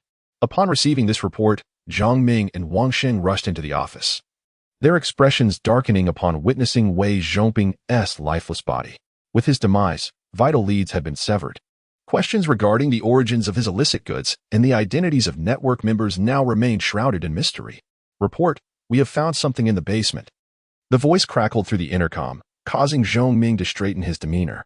Summon the forensic and criminal technical teams to this location and secure the scene. Yes, sir. In the basement, the site of at least 10 million in drug money, along with several dozen kilograms of high-purity ice and ecstasy, met Zhong Ming and Wang Sheng's eyes. They exchanged a glance, devoid of elation. While the case had been cracked, the principal thread had been severed, and neither believed it was possible that no one was behind this operation. Their only hope now rested on the apprehended company management, hoping to uncover any knowledge of the deeper machinations at play. Meanwhile, at the city bureau, Zhang Yang and Monkey languished in the lounge. Their boredom interrupted only when Zhou Jun entered the room. The operation was successful. They had located the drugs and the funds. You may return now. Zhang Yang nodded and exchanged a glance with Monkey. Monkey rose and exited, leaving only Zhang Yang and Zhou Jun in the room. Is something amiss? Upon seeing Zhou Jun's expression upon entering, Zhang Yang sensed that something had gone awry. It was improbable that one would appear so impassive after successfully dismantling a drug trafficking ring. Sigh. With Monkey, the outsider, gone, Zhou Jun dropped his facade. He sat down beside Zhang Yang, lit a cigarette, and after exhaling a cloud of smoke, revealed, Wei Zhongping has committed suicide. Even after conducting an on-site interrogation of the logistics company's management, no leads regarding the source of the drugs were uncovered. Then, there must be someone behind this? Zhang Yang inquired. Certainly. Without a source, how could those dozens of kilograms of high-purity ice and ecstasy have materialized? Yixing does not operate its own kitchen. Was it truly suicide? After a moment of silence, Zhang Yang asked. The forensic team and the criminal investigation department have both been there. Team leader Zhong has also examined the scene. It is indeed a suicide. May I go see? Zhang Yang pondered for a moment before asking. All right, I will take you there. After a brief silence, Zhou Jun agreed, then remembered he needed to report to higher-ups, saying, let me call the director first. Not a problem. I will wait for you outside. Chapter 47. Suicide? No, homicide. Farewell. Zhao Meili upon receiving a call from Zhou Jun. Yang Guoping pondered for a moment before posing several inquiries. Is his presence truly necessary? A brief inspection should suffice, after all. It was he who discerned the issues at Li Tianlai's rental residence previously. What fuels his curiosity regarding this case? I believe, firstly, it stems from his inquisitiveness, and secondly, these individuals had previously assaulted him. Very well, take him along. By the way, wasn't it mentioned that you discovered 3 suspicious individuals on the surveillance footage? Should there be any noteworthy findings on site, ensure he is informed upon your return. Certainly, Director. After ending the call, Zhou Jun stepped outside to locate Zhang Yang, escorting him to the logistics company, while the monkey opted for a taxi ride alone. In the office of the logistics company's general manager. After donning shoe covers and a hood, Zhang Yang entered the scene, his gaze flickering as he beheld the corpse sprawled upon the recliner. After scrutinizing the items on the desk, he retreated. What did you find? Zhou Jun, along with Zhang Ming and Wang Sheng, awaited his report outside. Wei Zhongping's dominant hand is the right, Yet the firearm was found in his left hand during the alleged suicide. Is there a problem with this? Generally, a dominant hand is a habit, and habits are notoriously difficult to alter. For Wei Zhongping, if he were to commit suicide, would he deliberately choose the inconvenient left hand? Upon hearing this, Zhang Ming and the others comprehended the implication. You suggest that Wei Zhongping did not take his own life, but rather was compelled to do so? There exists such a possibility. Zhang Yang refrained from making definitive statements. After a brief pause, he continued, if no evidence of a third party is left at the scene, it is indeed plausible. Similar to the situation at Li Tianlai's residence? Zhong Ming inquired. Precisely, a professional's handiwork. Zhang Yang nodded and then asked, have you confirmed the locations of Li Tianlai and Wang Yushan's bodies? Yes, it has been established through interrogation, and personnel have already been dispatched to excavate. Nodding, Zhang Yang fell silent. Turning his attention to Zhou Jun, it appears that there are additional individuals behind this case. Though this is quite evident, I cannot assist further. Let us return. Casting a glance at Zhong Ming, Zhou Jun acquiesced. Very well. I shall drive you back to the bureau to retrieve your vehicle. Thank you. Upon returning to the municipal bureau, as Zhang Yang prepared to depart, Zhou Jun retained him, leading him upstairs to the criminal investigation department. In Zhou Jun's office, they reviewed the surveillance footage. Only these 3 individuals? Indeed. We have scrutinized all the surveillance from the neighborhood, and these 3 are the sole suspects. However, they have long since departed, initially claiming to be on vacation, and thereafter have vanished without a trace. Therefore, these 3 must be involved. Indeed. However, our attempts to locate their information have yielded no results. Under the current circumstances, it is clear that we would struggle to find anything. They have taken measures to disguise themselves. Oh, Zhou Jun expressed surprise. Zhang Yang pointed at a paused image, stating, this elderly man is certainly not a genuine senior. He is merely masquerading as one, as evidenced by his movements. Additionally, this man and woman have also engaged in deception, though their original appearances remain uncertain. Old Zhou, let us put an end to this case. What does that mean? Zhou Jun inquired, visibly displeased. It simply implies that these 3 individuals are far more perilous than Wei Zhongping and his subordinates combined. Moreover, what about that sniper? Has there been any sighting of him among Wei Zhongping's personnel? No reports have been received. Zhou Jun shook his head. Precisely. These individuals must have already retreated. Their sole intention was likely to eliminate witnesses or perhaps to oversee Wei Zhongping's operations. However, with their disappearance, they have left behind no further clues. I believe that if we wish to pursue this matter, it will undoubtedly require a considerable amount of time. Furthermore, these individuals are exceedingly dangerous. You must consider not only your safety, but also that of your families. From the moment Zhou Jun donned this uniform, he had prepared himself for the possibility of sacrificing his life, yet the topic of family was one he could not broach. Other criminals could be dealt with more straightforwardly.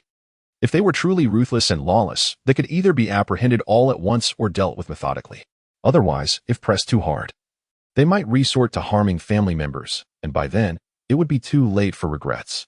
With a grave expression, Zhou Jun contemplated for some time before stating, I will heed your advice. I will report this matter upwards. Furthermore, the narcotics department should take over this case moving forward. That seems reasonable, indeed. The risks they face are considerably greater than yours. However, you might want to remind Section Chief Wang that even if they catch a lead, deploying undercover agents must be approached with utmost caution, and it would be wise to request support from superiors. These individuals are highly skilled and extremely cautious. The moment they sense even a hint of suspicion, they may act with lethal intent. Noticing that Zhou Jun appeared ready to speak, Zhang Yang interjected. Consider how I was attacked. That sniper showed no hesitation. Upon realizing there was no opportunity to eliminate me, he swiftly redirected his aim and dispatched those 5 individuals. Zhou Jun was persuaded by this reasoning. I will alert them. By the way, how have you changed so much? Zhou Jun posed a question that lingered in his mind. Casting a glance at Zhou Jun, Zhang Yang smiled. I have a penchant for research, delving into the depths of matters, and I have read numerous professional texts. Coupled with keen eyesight and meticulousness, I suppose that's it. This response left Zhou Jun non-committal, yet he chose not to pry further. He trusted Zhang Yang. Otherwise, he would not be so willing to assist. All right, I've noted everything. I will keep an eye on the bonus situation and inform you as soon as there's news. That would be much appreciated. I shall take my leave now. And when the bonus arrives, I will treat you to a meal. You'd better remember that. Zhou Jun laughed, extending his hand. After a brief handshake, Zhang Yang turned to leave, heading downstairs to his car. Upon parking and descending, Zhang Yang encountered an unexpected visitor at the door. Zhao Meili. What brings you here? Why would Ti come? Come in then. Opening the door, Zhang Yang invited Zhao Meili inside, following her in and closing the door behind him. With a resounding thud, the security door clicked shut, and Zhao Meili immediately leaned in closer, her crimson lips poised for a kiss. Once bitten, twice shy, yet Zhang Yang, unreserved, embraced his companion, engaging in a spirited exchange of words as their garments gradually fell away into the bedroom. Nearly an hour later, Zhang Yang reclined on the bed, smoking, while Zhao Meili's fair arms rested upon his chest. My godfather has been sentenced to 11 years. I want to see him, he said. Zhang Yang remained silent, listening intently. He urged me to leave Jincheng, but I have no desire to do so.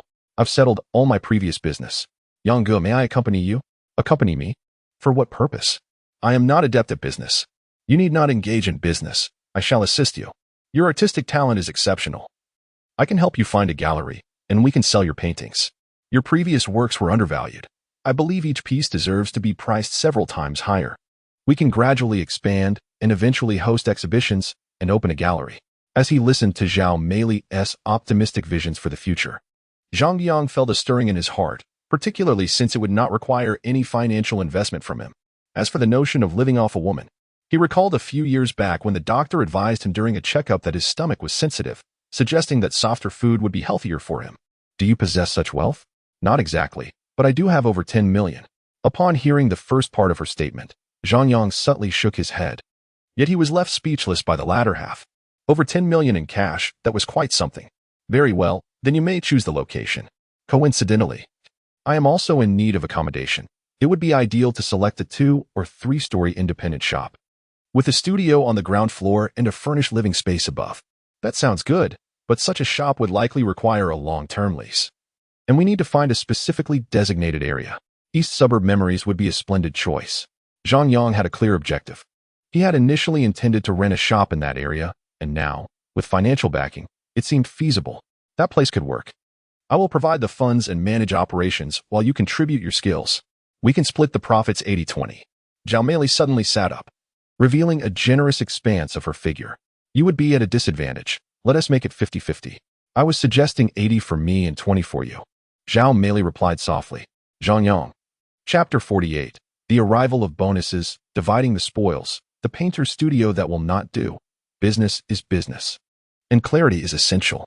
After a brief moment of awkwardness, the thick-skinned Zhang Yang regained his composure, allowing reason to triumph over impulse. Very well, let us discuss this. The two settled on the bed, engaging in a lively exchange of bargaining. Fortunately, Zhao Meili was not bothered by it. Otherwise, they might have had a falling out.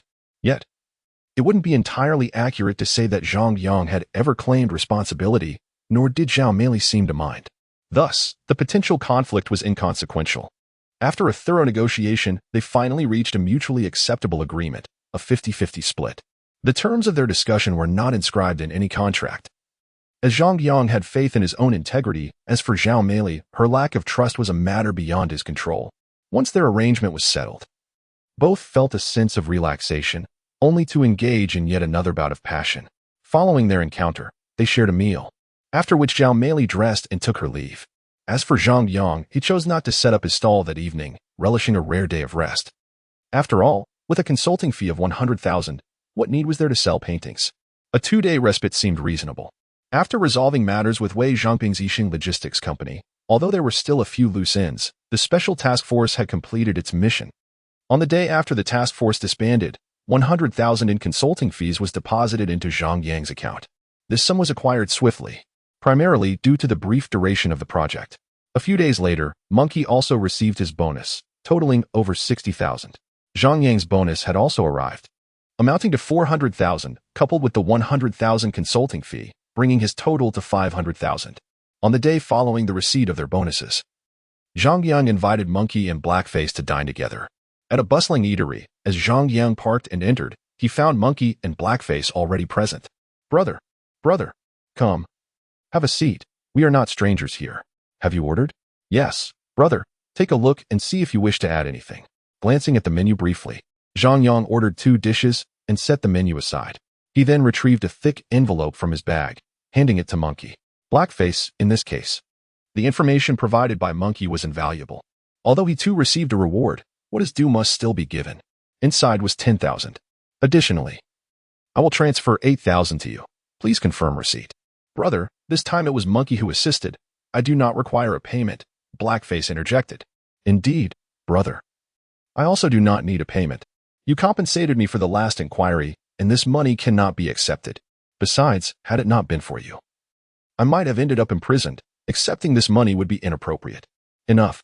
Zhang Yang halted the return of cash for Monkey, saying, a deal is a deal. The amount is modest, but the sentiment is what matters, so please accept it. Furthermore, I am planning to open a studio. Blackface, would you be interested in assisting? When there are tasks, you can help gather information. During quieter times, lend a hand in the studio. I will increase your salary by 2,000. I would be delighted. Brother, Blackface eagerly replied. Without further ado, let us speak of Zhang Yang's kindness. Even in the absence of monetary compensation, he would readily offer his assistance, especially now that his salary has been increased. Very well, let us agree on this. A toast. Zhang Yang raised his glass, and Halian and Hosey swiftly filled their cups, clinking them together before downing the contents in one gulp. As they drank, feasted on meat, and engaged in lively conversation, the atmosphere among the three was quite pleasant. Yet, it seemed that Hosey harbored some concerns. Zhang Yang could surmise what troubled him, likely stemming from witnessing Halian's involvement in their endeavors and wishing to join in as well. However, Zhang Yang chose not to bring it up. Firstly, although the studio location had been selected, it had yet to generate any income, leaving the future uncertain. Secondly, while Hosey was proficient in brawling, his skills in gathering information paled in comparison to those of Halian. To put it plainly, Zhang Yang found no necessity for Hosey's presence. Without necessity, there is no value. For those deemed valueless, he would certainly not squander money each month. The age-old adage of gratitude and enmity was well understood by him, having witnessed it many times, and he would not be so foolish as to falter in such matters. In the East Suburb Music Park, there stood a solitary 3-story building adjacent to the main road. The purely industrial-styled structure was devoid of furnishings, as Zhang Yang, Zhao Meili, and Halian wandered within its confines. This property had already been acquired by Zhao Meili. Despite being part of a municipal project, the real estate could still be bought and sold. Following recent renovations, both the facilities and the surroundings had significantly improved compared to before. What pleased Zhang Yang the most, however, was the courtyard at the back, enclosed by uniform walls. It measured approximately 120 square meters, with a total building area of over 600 square meters, valued at 5,800,000. Renovations were still required. If they were to pursue their vision with quality materials, it would necessitate an additional investment of over 600,000, covering only the basic renovations and excluding soft furnishings. The primary focus of soft furnishings would be the 3rd floor, which was to be designated as the living area, featuring 2 bedrooms, a study, a living room, as well as a kitchen and bathroom. The 2nd floor would be allocated a separate bedroom, as Halian intended to reside there. Until he found a partner, he had no intention of renting elsewhere. Why spend money when there was a free option available, especially when the conditions were superior here? Unless one was utterly foolish?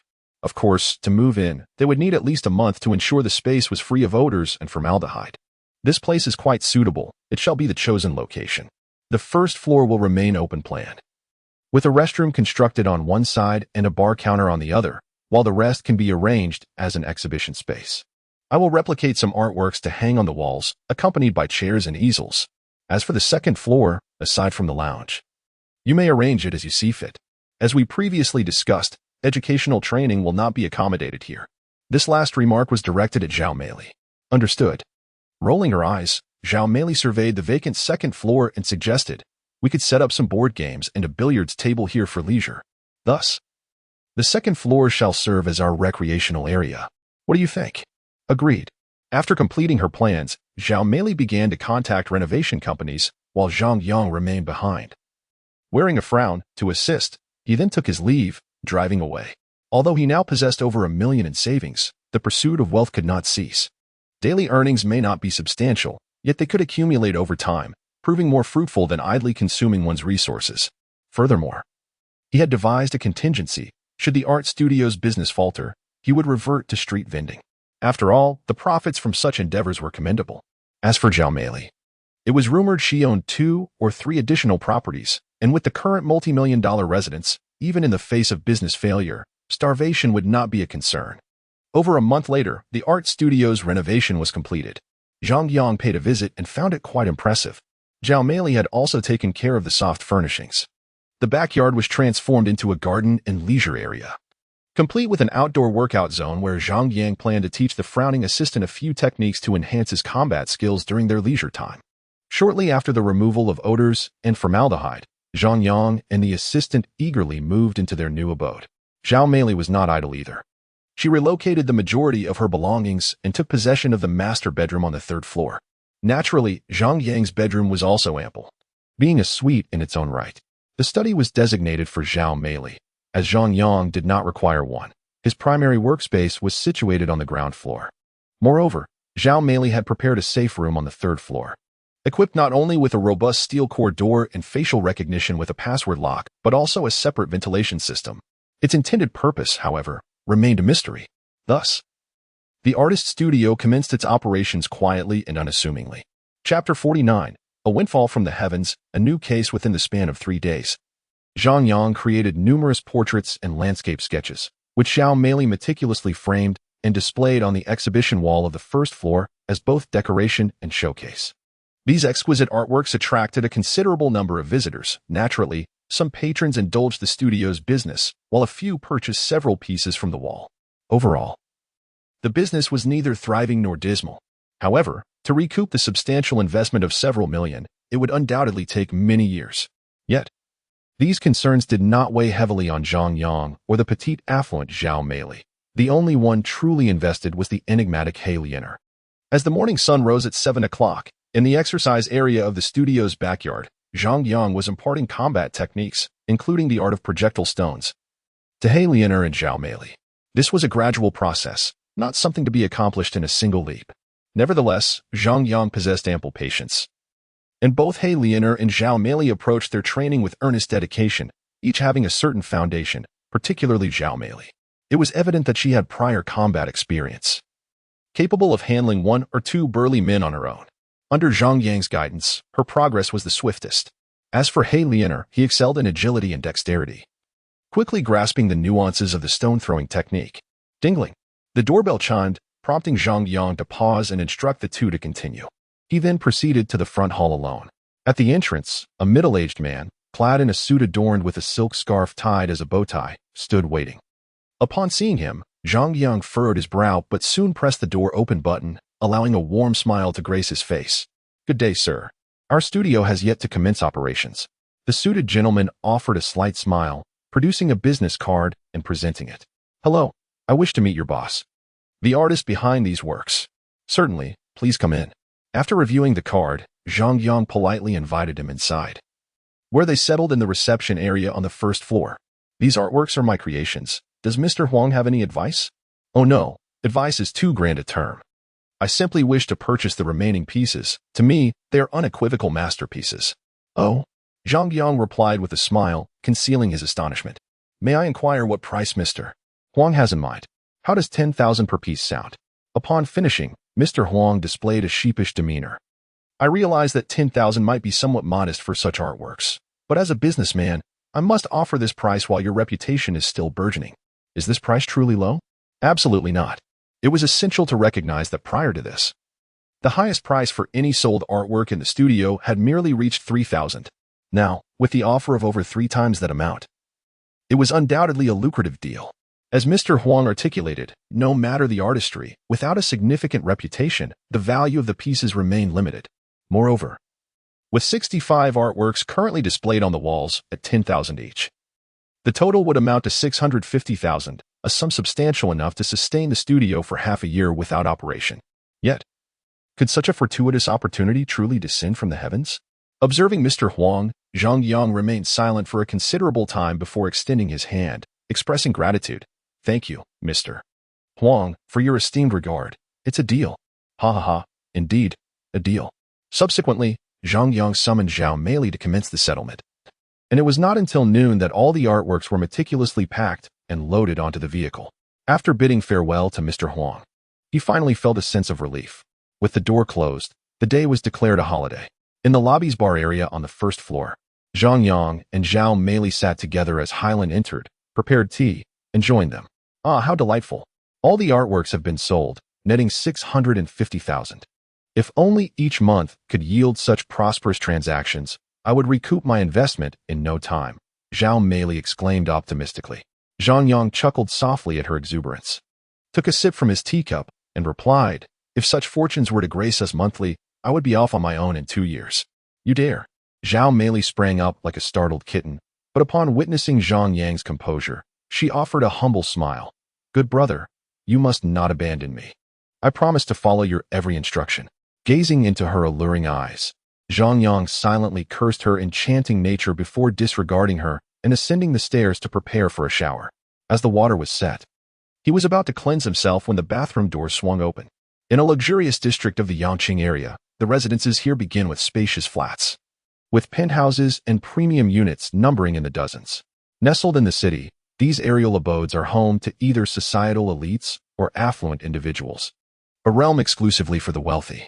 Room 701 in Building 7 is a lavish 200-square-meter flat, accessible via private elevator, adorned with exquisite decor.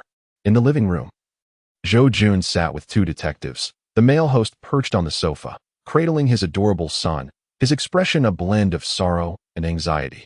Just yesterday morning, I was at the law firm, everything was fine. Upon returning home, I found only my son alone. I called Qin, but there was no answer. And when reaching out to relatives and friends, they all claimed not to have seen her. I then sought the property management to review the surveillance. She left alone in a hurried manner and has not returned since. I reported the incident, but the police merely stated that they could not file a report until 24 hours had elapsed before departing. Now you tell me she. Seek a lawyer, please accept my condolences, Zhou Jun interjected calmly. At those words, Lawyer Zhao abruptly lifted his head, a fierce expression on his face, raising his voice. Condolences? You suggest I extend my condolences? She is my wife, the mother of my child. Can such a phrase suffice? It is easy for you to say. I will not let this matter rest. Even if you capture the perpetrator, I will sue you. When I reported the incident, you dismissed me with a mere statement of not filing until 24 hours had passed. Now I will take legal action against the police station, pursue you. Observing the emotionally charged Zhao Yinan, Zhou Jun's expression darkened momentarily. However, upon glancing at the frightened child cradled in his arms, his heart softened, and his demeanor returned to normal. He gently advised, Lawyer Zhao, filing a lawsuit is your prerogative, but for now, let us focus on investigating your wife's tragic case. He inquired, apart from the surveillance footage, have you noticed any peculiar behavior from Ms. Zhou Qin recently? Has she mentioned any enemies or had any conflicts with anyone? After pondering briefly, Zhao Yinan shook his head. No, I cannot recall. Zhou Jun pressed on. When she left home, did she attempt to contact you or leave any messages? Zhao Yinan replied, no, I can show you my phone. There are no messages whatsoever. Zhou Jun then asked, in your line of work, have you made any enemies who might seek to retaliate against your family? Zhao Yinan reflected, I cannot think of anyone, but given the nature of my work, I may have upset some individuals. However, to my knowledge, it has not escalated to the point of murder. Would it be permissible for us to search the premises? Zhou Jun inquired. Certainly, feel free, Zhao Yinan responded. Zhou Jun rose and, along with his colleagues, donned gloves to commence their investigation in the room. Meanwhile, Zhao Yinan sat on the sofa, whispering to his son, Daddy won't be angry, okay? I'll be good. Mommy says that anger causes wrinkles. Hearing his son's words, Zhao Yinan leaned down to kiss the top of his head, his eyes glistening with unshed tears as he gazed skyward, seemingly striving to suppress the profound sorrow within. Unwilling to reveal the truth to his child. Officer, we have made a discovery. Suddenly, a detective exclaimed. Zhou Jun and another colleague hurried over, while Zhao Yinan carried his son into the study. Chapter 50, Portrait Analysis by Zhang Yang in the study. A colorful sketch portrait of a family of 3 was displayed prominently. Gazing at the framed portrait, Zhou Jun's eyes flickered, and he turned to Zhao Yinan, who was standing at the doorway. Lawyer Zhao, this portrait is. Oh. This was done over 2 months ago when I was strolling along Chunxi Road and had it painted by a street artist. Understood. If it's convenient, we need to take this portrait with us. Zhao Yinan shook his head, saying, you may take a photograph, but this portrait cannot be removed. Seeing it reminds me of Qin. All right, we'll take a picture then. Zhou Jun did not press the matter further, and after snapping a photo with his phone, he continued with his inquiries. About half an hour later, Having asked a few more questions, he and his team departed. At the artist's studio. Shortly after 5:30 in the afternoon, Zhang Yang and two others were preparing for a barbecue in the backyard. The flames of the grill had just begun to rise when the doorbell rang. "Hey Lian, go open the door and see who it is." "All right, brother." Hey Lian set down the box containing charcoal, wiped his hands, and walked towards the front door.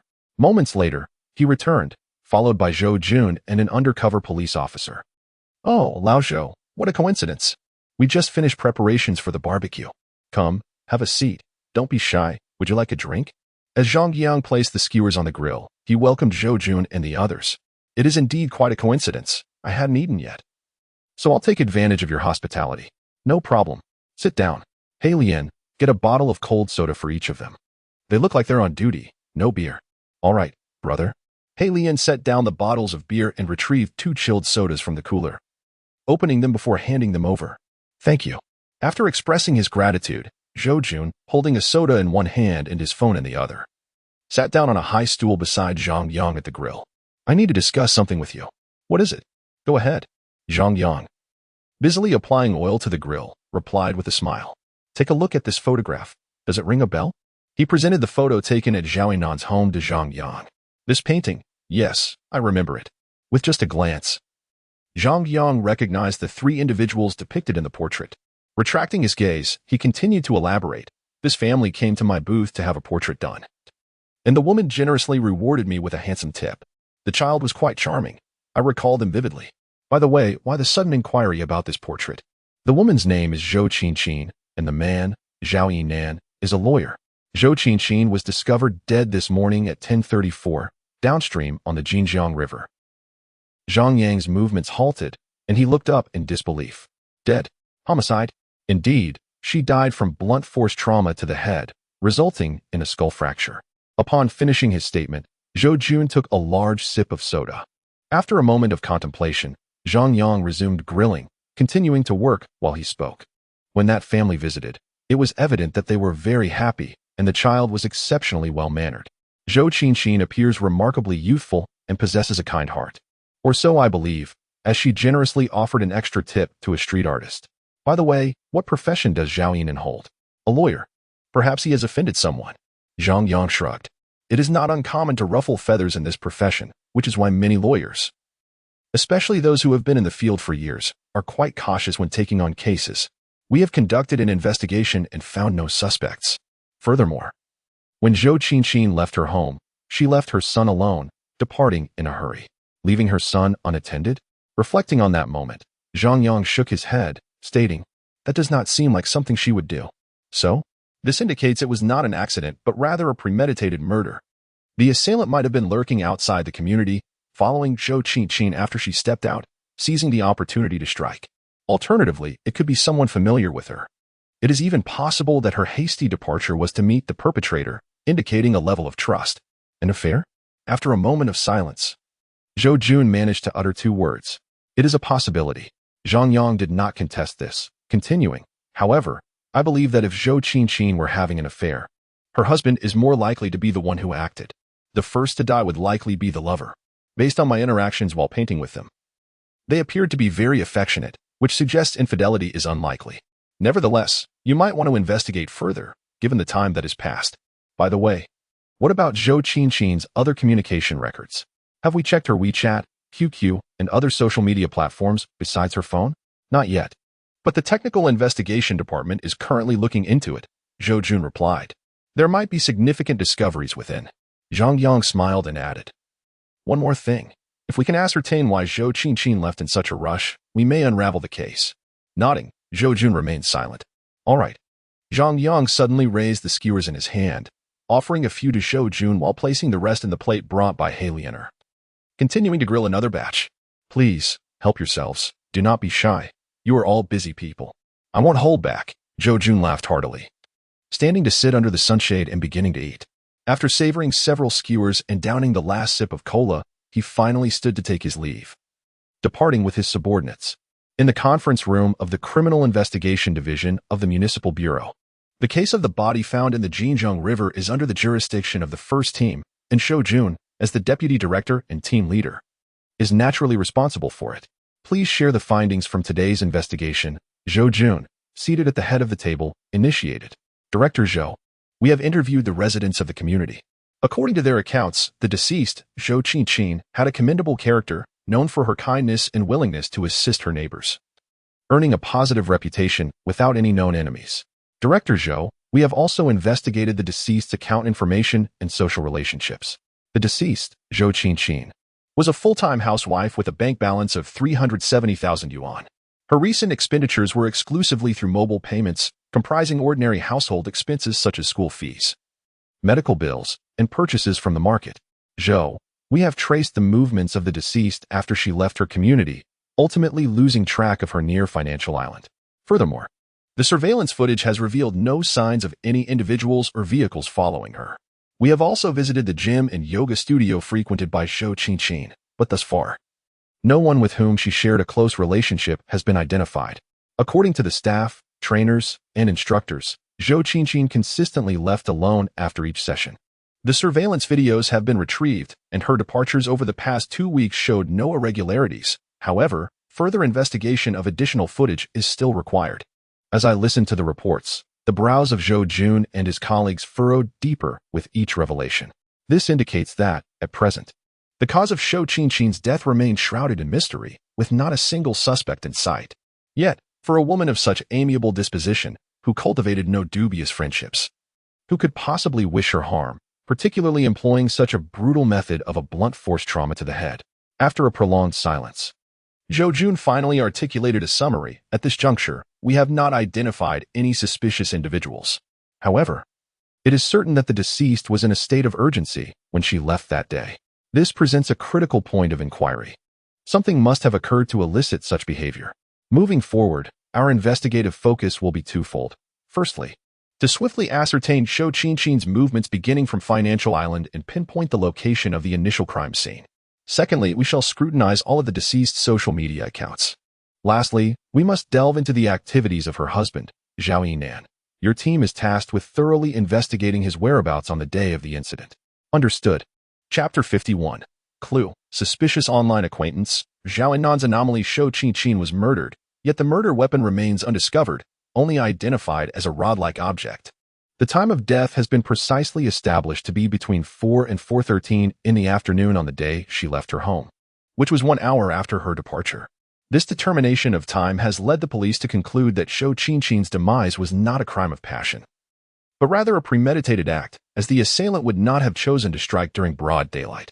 However, after 2 days of investigation, the information gathered was woefully inadequate, even negligible. Consequently, Detective Zhou Jun and his colleagues turned their attention to the Technical Investigation Department, hoping to uncover some clues from Zhou Qinqin's social media interactions. While the police were diligently pursuing their investigation, a sensational event captivated the city of Jincheng. The deceased Zhou Qinqin's husband, lawyer Zhao Yinan, filed a lawsuit against the local police station and its affiliated precinct, claiming that their inaction led to his wife's tragic death. This incident swiftly spread, becoming a topic of conversation for many, placing immense pressure on both the police station and the precinct, as well as the municipal bureau. Naturally, the burden on Detective Zhou Jun and his team of investigators intensified. At this critical juncture, the Technical Investigation Department finally delivered some promising news.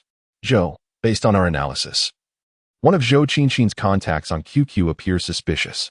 The chat messages from the day of her incident were deleted, but we have managed to recover the last 7 days of conversation records. Here are the details for your perusal. Thank you, Zhou Jun responded, taking a seat before the computer, meticulously reviewing each message. I have discovered something significant. Where are you? I wish to meet you. I am frightened. What have you found? Do not be afraid. Are there others around? No, there is no one else. I stumbled upon something at home. What is it? After this, Zhou Qinqin ceased to respond. 2 days later, on the day of the incident, she resumed communication with an online individual known as Step Outside to See the World. Are you there? Yes. I am increasingly suspicious of my husband. After several minutes, the other party replied, Your husband? What is wrong? Why do you suspect him? Oh, by the way, you mentioned you discovered something last time. What was it? I cannot say. Were you not saying how much you love your husband and that he loves you in return? If you are in love, you should not doubt him. You must trust him. Have you communicated with him? No. After a few more minutes, Zhou Qinqin responded again. Are you able to meet in person? I wish to discuss this face-to-face. Is chatting not sufficient? I am very scared. All right, then delete our chat history first. Then drive south. I will wait for you near Financial Island. Okay, I will come out immediately. I may need a little time. That's fine. I will wait for you. Remember to delete the records. Understood. While some of the everyday chat messages can be disregarded, certain pieces of information are of utmost importance, leading Zhou Jun to harbor suspicions regarding Zhang Yang. However, he soon recalled the recent commotion stirred up by Zhang Yang. If he were indeed the perpetrator, why would he attract such attention? It serves him no advantage. After all, engaging in such behavior would inevitably draw scrutiny upon him. Could it be that he aims to exert pressure, thereby obstructing our investigation? That seems unlikely, regardless of its effectiveness. Such actions could potentially place him in the police's line of sight, resulting in a counterproductive outcome. With this thought, Zhou Jun turned to his colleague in technical investigation and inquired, "Can we pinpoint this individual's IP address?" Yes, we attempted to trace it, but the logged IP turned out to be a public address. Upon consulting the Telecommunications Bureau, we discovered that the subaddress belongs to an internet CAF. Shall we take a team to this internet CAF and examine the login records from the past week? Additionally, bring back the surveillance footage from the CAF. Understood. Please also attempt to see if we can directly identify the individual. Furthermore, isn't QQ information required to be registered under real names? Let's see if we can retrieve personal information. We will make every effort. Thank you. I will take a copy of these materials with me. No problem. The Major Division has finally identified a suspect. This individual, known online as Step Out to See the World, remains unidentified thus far, but based on the conversations, it is highly likely that he was the last person to see Shou Qin after 10 o'clock at night in the artist's studio. He Lian hurried back from outside, ascending to the third floor. Zhang Yang, who had yet to sleep, observed He Lian's return and moved to the balcony facing the small courtyard. "Brother, why are you back? Didn't I instruct you to follow Zhao Yinan?" After Zhou Jun's departure, Zhang Yang had dispatched He Lian to tail Zhao Yinan. Intuitively, coupled with the clues provided by Zhou Jun, Zhang Yang believed that Zhao Yinan was not as oblivious as he appeared. He likely concealed certain matters. He Lian's surveillance was not motivated by monetary gain this time, but rather by pure curiosity and disdain for those who disrupt beautiful things. In his eyes, Shou Qin was a good person. Good people should not endure such fates. Yet now that the unfortunate event has transpired, Zhang Yang is determined to uncover the identity of her killer. "Brother, I have made a discovery." "Oh?" Zhang Yang turned back to He Lian, signaling him to continue.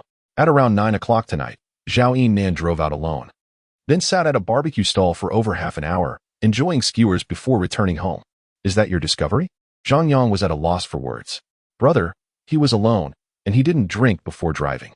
I inquired, and that barbecue place is quite famous. Plus Zhao Yinan is a regular there." Zhang Yang fell silent. He understood what He Lian was implying. A husband, recently bereaved of his beloved wife, might venture out at 9 o'clock in the evening for his favorite barbecue, yet one would presume that even the most exquisite delicacies would fail to entice his appetite. It is conceivable that he seeks solace in drink, although the pivotal point is that Zhao Yinan has abstained from alcohol. Such behavior starkly contrasts with his recent erratic conduct, suggesting that there is something amiss with him. Understood. I shall find a way to inquire about Zhao Yinan's affairs, determining what has occupied him lately and who he has been associating closely with. As for the surveillance, I will handle it personally. Very well, brother. I shall take my leave now. Do take care, and remember not to overexert yourself. Rest when needed, and inform me of any expenses incurred, so I may reimburse you. Indeed, brother, rest assured. He turned to bid farewell to Zhao Meili before departing, while Zhang Yang returned to his room to change attire, offering a brief word to Zhao Meili in the living room before descending the stairs to drive away. Chapter 52. Kind-hearted individuals should not be harmed. Infiltration, universal cards, and hacking techniques on the road. Zhang Yang received a call from Zhou Jun. "Hello, Lao Zhao. Xiaoyang, where are you?" "I'm driving. Is there something you need?" Zhang Yang refrained from divulging the clues he had obtained. "I have a matter I wish to consult you about." "Is it regarding the case?" Zhang Yang inquired. "Indeed. Is it convenient to meet?" Glancing at the navigation distance, Zhang Yang replied, "It's not very convenient right now. Can we discuss it over the phone?" After a brief pause, Zhou Jun relayed the information gathered by the Technical Investigation Department, stating, "The tech team has located the IP address at an internet CAF. We suspect this individual may indeed be the perpetrator." "That makes a lot of sense. Zhang Yang also found this individual suspicious and continued. The personal information of that online acquaintance should not be genuine, right? We are still investigating, but results should surface soon. All right, you carry on with your inquiries. I believe that online acquaintances' personal details are fabricated. Are you suggesting that this person deliberately approached Zhou Qinqin? Zhou Jun responded quickly. Precisely. Think about it. Would a typical online acquaintance wait at an internet CAF every day to chat with someone they have never met? How do you know they have never met? Zhou Jun asked, astonished. Well, it is quite evident. If they had met, their conversation would not be so informal. Their essay saying, "Isn't this way of chatting inappropriate?" This phrase clearly indicates that they have not met. It was precisely because they had never met. Coupled with the language used during their conversation, that trust was easily established, allowing Zhou Qinqin to regard this person as a confidant. What are your thoughts on this? After a moment of silence, Zhou Jun inquired. Zhang Yang remained quiet. Don't worry, Xiao Yang. Although there is no bounty for this case. If your insights and information prove useful, I will apply for a reward. It may not be substantial, but a sum of 20 to 30,000 should be feasible. It's not about the money. I can assist with this case free of charge. After all, Zhou Qinqin was the first client to reward me. And she is a kind-hearted person. Kind-hearted individuals should not face such unfortunate outcomes. At the very least, those who have harmed her should not evade justice. As he uttered these words, Zhang Yang arrived at his destination, parking his car by the roadside. He raised his gaze towards a particular floor of a building, home to Zhao Yinan and Zhou Qinqin. Thank you. Can you share your findings with me, Xiao Yang? Not yet. I need to verify a few details first. All right, please be careful. Yes, rest assured. I am quite adept. After hanging up, Zhang Yang set down his phone, staring for a while before reclining his seat, waiting for his target to appear. The following morning at 7:50, a silver Land Rover Range Rover emerged from the community garage. Upon seeing the vehicle, Zhang Yang's spirits lifted. However, he did not follow immediately. Instead, he waited until the Range Rover had departed before starting his car and heading towards the community garage. May I ask whom you were looking for? The community security guard diligently stopped Zhang Yang for an inquiry and registration. I'm looking for Zhou Qinqin from Building 7, Room 701. I am his cousin. May I inquire your surname, sir? My surname is Zhang. No need for formality. We need to register your name, phone number, and vehicle license plate. Since the incident did not occur within the community, the security personnel were unaware that Zhou Qinqin was in trouble. Zhang Yang, too, was taken by surprise at the ignorance of the property management. No problem, my phone number is. After completing the registration and receiving instructions for temporary parking, Zhang Yang was granted passage. He drove into the basement level 2 and found a parking space. Upon entering the elevator, he soon realized that it had access control, complicating matters. Exiting the elevator and attempting to use the emergency exit, he discovered it was locked from the inside, and without a key, it could not be opened. Moreover, there were surveillance cameras positioned near the emergency exit. Ding. Host in urgent need detected, rewarding a universal electronic security card, perfect for hacking. Remarkably timed. The system arrived just in time, avoiding drawing attention from the community security. Reaching into his pocket, he concentrated. And a white card materialized in his palm. This was the universal electronic security card. Equipped with this tool, Zhang Yang re-entered the elevator. Swiped the card on the access control device, and with a beep, pressed the button for the 7th floor, initiating a smooth ascent. Upon reaching the 7th floor and stepping out, he found himself in front of room 701. After a brief inspection to ensure there were no surveillance cameras in the foyer, Zhang Yang approached the security door. The door was equipped with a sophisticated fingerprint and password lock. However, unlocking it was not overly complex for him. Previously lacking the right tools, he now possessed the universal electronic card. He swiped the card over the door, successfully unlocking it. Donning gloves and shoe covers, he placed a baseball cap from his supplies upon his head before entering the room. The living room was secure, devoid of surveillance. His impeccable reconnaissance and counter-surveillance skills allowed him to swiftly assess the situation in the living areas. The study was his direct objective, specifically the workspace utilized by Zhao Yinan. Zhou Qinqin had mentioned in her chats with online acquaintances that she had seen something, the nature of which remained unknown, but it was likely associated with Zhao Yinan, as she had expressed her suspicions regarding her husband. Given that Zhou Qinqin had discovered this object, though the source, whether from a computer or mobile device, remained unclear, the study presented the greatest potential for discovery. However, upon merely glancing inside upon opening the door, Zhang Yang halted abruptly. Bad news. There was surveillance. A figurine concealed within a glass cabinet bore an altered eye, substituted with a pinhole camera. The good news, however, was the absence of a transmitter or connecting wires, implying that the camera likely possessed only recording capabilities. Since it appeared to lack live transmission, this simplified matters for Zhang Yang. Boldly approaching, he removed the figurine for inspection.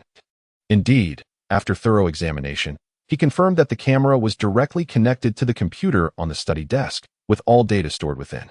It was straightforward. He returned the camera to its original position and conducted a thorough inspection of the study, but found no clues.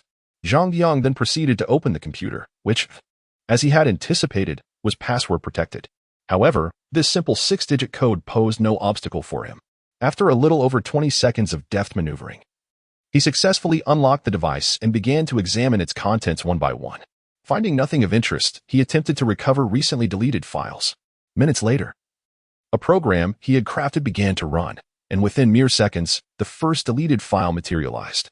As time passed, more files and images were restored, appearing in a designated folder on the computer. Chapter 53. A photograph and an alibi after transferring the recovered data onto a USB drive and erasing all traces. Zhang Yang hurriedly descended the stairs and drove away from Zhao Yinan's residence. Upon returning to his vehicle, he searched for a shopping mall, drove there, and purchased a computer. He then proceeded to the underground parking lot of the mall to examine the contents of the USB drive. Most of the files were outdated legal documents, with only a small fraction consisting of photographs. These legal documents indicated that Zhao Yinan was industrious and busy at work, with a commendable income. However, they proved to be of little use. After sifting through the files, Zhang Yang soon discovered a photograph that piqued his interest. The image depicted a scene within what appeared to be a KTV private room, featuring 4 men and no women, one of whom was Zhao Yinan. On the table before them lay a substantial amount of cash, roughly estimated to exceed 1 million. In the photograph, Zhao Yinan appeared ecstatic, his arms outstretched as if embracing the money, while one man laughed heartily with a wine glass in hand, and the other two, notably younger, exhibited a more reserved demeanor. It seemed that the jovial man with the glass was the leader among them, aside from Zhao Yinan. Yet, was this photograph truly significant?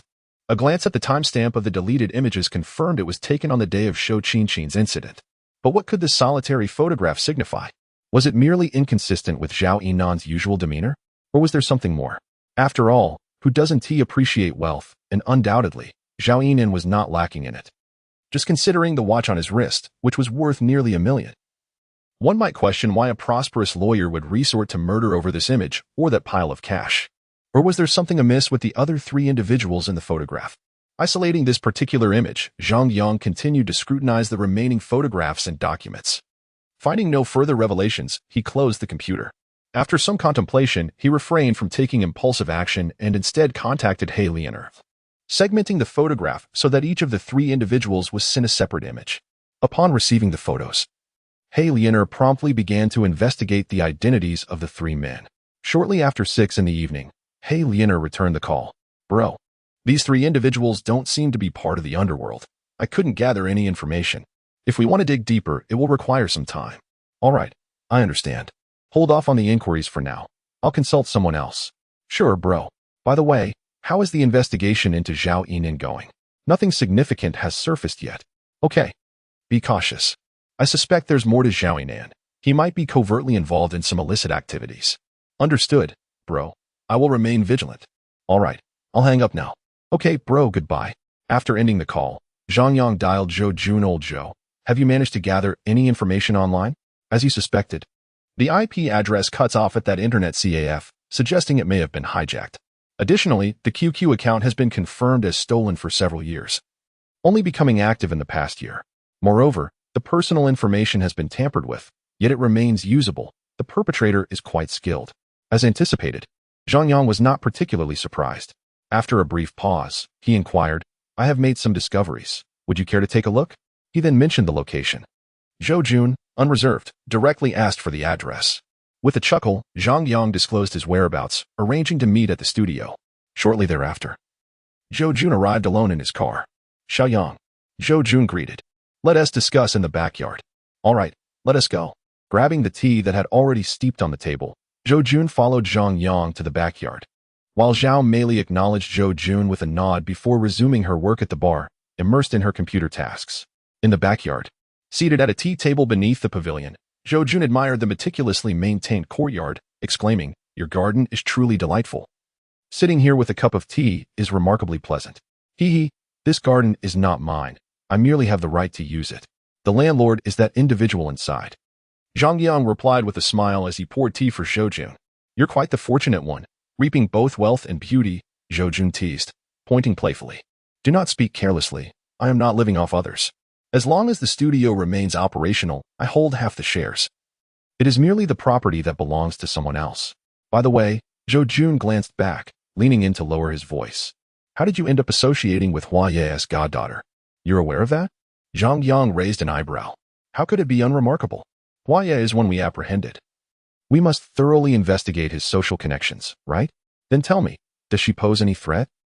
"No threat," Zhou Jun managed to respond tersely. "Then that settles it," Zhang Yang remarked, rolling his eyes. He then opened the laptop resting on the table, displaying a photograph as he turned the screen towards Zhou Jun. "Now, onto serious matters. This is my discovery. Take a look." Upon the mention of serious business, Zhou Jun's demeanor shifted to one of earnestness as he scrutinized the images on the screen. After a moment, his brow furrowed in contemplation. "Are you suspecting Zhao Yinan?" "Indeed. Why?" "We conducted an investigation on Zhao Yinan as well. He was at an outdoor CAF in a shopping mall, discussing business for over 2 hours until he departed. He had no opportunity to commit the crime. Please elaborate on the circumstances." "All right, on that day. So he indeed lacked the time. We also spoke to the individuals involved in the business discussions, and they confirmed that Zhao Yinan remained at the CAF. But you just mentioned it was an outdoor CAF. Lacking surveillance, correct? So what? There are witnesses. Zhao Yinan didn't he leave at all? Not even for a restroom break?" That aspect was not investigated. However, the shopping mall is approximately 5 or 6 kilometers from Financial Island, and even by taxi. The round trip would require at least half an hour. If that much time was available, I doubt they would neglect to mention it. What if he did not act personally? What do you mean? Look at the 3 individuals in this photograph, Zhang Yang gestured. As he gazed at the scene, Zhou Jun came to an understanding. You imply that the 3 individuals in this photograph are engaged in illicit dealings with Zhao Yinan, and they could very well assist him in committing murder? It is not entirely implausible, is it? Zhang Yang pointed at the pile of cash in the picture, remarking, "This sum amounts to at least 1 million. What sort of business necessitates such a vast quantity of cash? Moreover, observe these 3 individuals. The one holding the wine glass and laughing heartily seems to have I and the villain written across his face, does he not?" Zhou Jun was at a loss for words. To him, the man merely appeared to be enjoying a drink, yet in Zhang Yang's eyes, he was a nefarious character. However, coupled with the cash on the table, well, one could not deny that it certainly suggested the presence of a petty individual reveling in their fortune. "Old Zhou," Zhang Yang's expression turned grave. "I believe it is quite probable that Zhao Yinan is engaged in illegal transactions with these 3, and Zhou Qinqin may have uncovered some significant leads. This could explain her fear. She was not only terrified of the lead itself, but also of the shock and dread that comes with suddenly realizing the darker side of a person so close to her. I suspect this may be the very reason for her murder. As for Financial Island, I think it warrants a thorough investigation. We should meticulously examine the vehicles entering and exiting that area, as one of them might belong to the assailant." Zhou Jun lowered his head in contemplation, and after a considerable pause, he looked up and said, "Very well. I shall return and have someone review this matter once more. However, given that Financial Island has only recently been developed, the surveillance system is not yet fully functional, and the roads outside, due to their proximity to the main thoroughfare and highway entrance, experience a significant volume of traffic. Thus, identifying a specific vehicle will be quite challenging. Nonetheless, we can also investigate these 3 individuals to see if we can unearth any leads. If it proves to be straightforward, then your municipal bureau may not be necessary." Zhang Yang jested. "Haha, indeed. Very well then, I shall return to delegate the tasks. It appears I am destined for another night of overtime." Chapter 54. A reunion at the orphanage. News from the dark-faced boy the following day. On the weekend, Zhang Yang visited the orphanage bearing gifts. After halting his vehicle, he distributed the presents to the children who had gathered around him. Following a warm embrace with the matron, she introduced a beautiful girl standing nearby. Clad in form-fitting denim trousers, white canvas shoes, and a white t-shirt layered with a shirt jacket, one could describe her as possessing the innocent visage of a first love. The kind of girl whose beauty is immediately captivating. Zhang Yang estimated her age to be quite young. Xiao Yang, do you recognize her? The matron inquired. Zhang Yang scrutinized the girl, mentally sifting through his memories, until, after a moment, the petite figure from his past began to align with the girl before him. Xiao Shui? Zhang Yang's face lit up with delight. Brother Yang, it's me, Xiao Shui beamed, her smile radiant as the spring blossoms. Ha ha ha, I can't believe it's you. You've returned? Their reunion filled Zhang Yang with joy, as he fondly recalled the little girl who used to trail behind him, calling out, brother, with innocence. However, she had been adopted, while he, already a growing child, chose to remain, not wishing to be adopted himself. He vividly remembered her tears when she left. I'm now working in Jean City, and I've been volunteering here on weekends, she explained. That's wonderful. You've grown into a stunning young lady, Zhang Yang remarked with a smile. The matron observed the two with a warm expression and clapped her hands, saying, all right, let us head inside and chat. Yes, matron, let us go to your office. Zhang Yang replied. The trio entered the office, conversing cheerfully. Once seated, Zhang Yang produced a check and placed it on the table, sliding it towards the matron. Matron, I've been quite busy lately and haven't had much time. Here is 200,000. Meant to improve the children's living conditions and cover tuition for those of appropriate age. The matron was taken aback, her expression shifting dramatically as she examined the long string of numbers on the check. This is too much. You work hard for your money. It's not excessive. I earned a significant sum this month, over 300,000 after deductions. Please accept it for the sake of the children. The matron fell silent for a moment, then sighed. If only there had been such benevolent individuals earlier. Perhaps they wouldn't have had to drop out of school so soon. Hearing her lament, Zhang Yang chuckled. Matron, you know my academic situation back then, even with wealth. I wouldn't have gained university admission. By the way, if possible, please purchase some pencils and drawing paper for the children. I'll try to dedicate a day each week to teach them art. Brother Yang, are you good at drawing? Xiao Shui inquired curiously from her seat. Fairly well.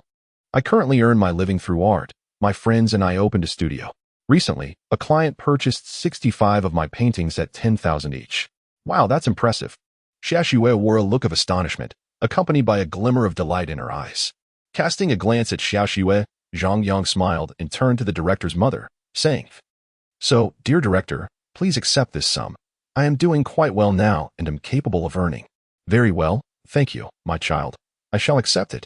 Regarding the class schedule, I will make arrangements promptly, she replied.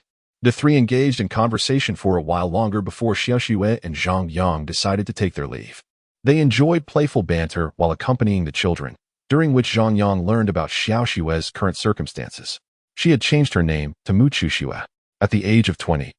After graduating from university, she had interned for a year in Hong Kong and had now returned to Jincheng, where she was employed at a large foreign trade company, earning a monthly salary exceeding 10,000, a remarkable feat for someone merely a year out of college. To put it in perspective, the average salary for those under 30 in Jincheng hovers around 4,000. After finishing dinner at the orphanage that afternoon, the two exchanged contact information. Zhang Yang shared the address of his art studio, inviting her to visit whenever she had the time, and then they each departed in their vehicles. As he watched Mu Shui drive away in her Mini, Zhang Yang also got into his car and left. On a weekend afternoon, after enjoying a meal, Zhang Yang was preparing to take a short nap when Halian returned, appearing somewhat fatigued from his several days away. Brother, how did it go? I inquired about Zhao Yinan, and his reputation is quite commendable. I disguised myself as a client and visited the law firm. The staff spoke highly of him, and several clients noted him as a capable lawyer. Additionally, the individual you asked me to investigate has limited social interactions beyond colleagues. I learned that after work. He tends to head straight home, save for necessary social engagements. Oh, and regarding the three individuals you mentioned, I found no information on the other two. But one middle-aged man was recognized. His name is Kai Wei. It is said he owns a tea house and engages in loan sharking, lending money to gamblers at exorbitant interest rates. He also operates an arcade that features gambling games and maintains connections with the local police precinct, acting as their special informant. This individual exploits his connections to safeguard his arcade while suppressing his competitors. Upon hearing this, Zhang Yang squinted. Even in gambling, it seems implausible that he could afford to lend Zhao Yinan such sums.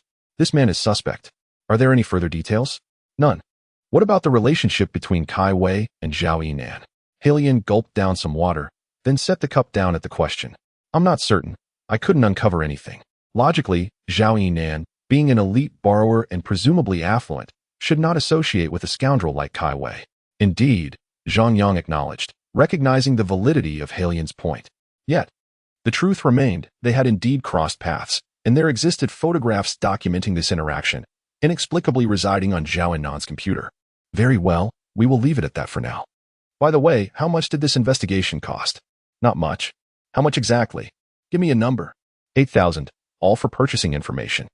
I'll transfer it to you. As he spoke, Zhang Yang took out his phone and executed a transaction, sending 15,000 to the man with the dark complexion. 7,000 is your fee for the hard work. For now, you need not undertake any tasks. I will liaise with the police. All right, brother. If there's nothing else, I'll go take a shower. Yes, go ahead, take a shower and rest well. There shouldn't be much business left for today. The man with the dark complexion ascended the stairs and encountered Zhao Meili at the landing. Sister Meili, the man with the dark complexion is back. You should go rest. All right, Sister Meili.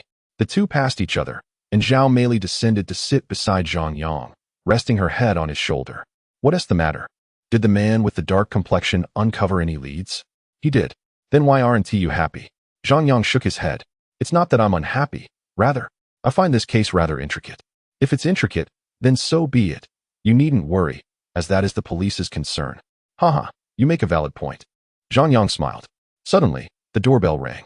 Turning to the entrance, a well-dressed man entered. Upon seeing him, both Zhang Yang and Zhao Meili's eyes brightened. This man was none other than Huang Fei, the esteemed client who had previously acquired 65 paintings. Chapter 55. Engaging in grand business upon the arrival of esteemed clients. The treatment naturally differs. Welcome, Mr. Huang. Zhang Yang greeted warmly as he rose to meet the guest, while Zhao Meili gracefully turned to the bar to prepare tea. Huang Fei entered with a square bag, his face adorned with a bright smile as he extended his hand to Zhang Yang. Mr. Zhang, I apologize for the intrusion. Not at all, Mr. Huang. You are one of our valued clients. Please, have a seat. Ha ha ha. Thank you, Huang Fei replied. As they settled down, Zhao Meili brought over the tea. As a high-end art studio, the tea was of no ordinary quality. Authentic pre-rain Longjing, certainly not a cheap variety. Priced at over 2,000 per kilogram. After expressing his gratitude, Huang Fei wasted no time and opened the bag to reveal a framed portrait sketch. A notable piece of art. This is Albrecht Dürer's Look at that man. Of course, it is not the original. The original is far too expensive for me. However, this is a renowned copy, which I acquired several years ago for over $100,000. I had intended to keep it, but I wish to display a similar piece in my study. It is somewhat of a personal jest to see if my friends can discern the difference. However, despite my efforts and visits to several esteemed artists skilled in sketching, their reproductions have always left much to be desired. I hope Mr. Zhang can assist me. I am willing to offer 50,000 if you take on this endeavor. Should the work be of sufficient quality, I would consider an additional sum ranging from 100 to 500,000, which nearly matches the price I paid for this copy. Huang Fei's proposal left both Zhang Yang and Zhao Meili gasping in astonishment. An upfront offer of 50,000, regardless of the outcome, was enticing.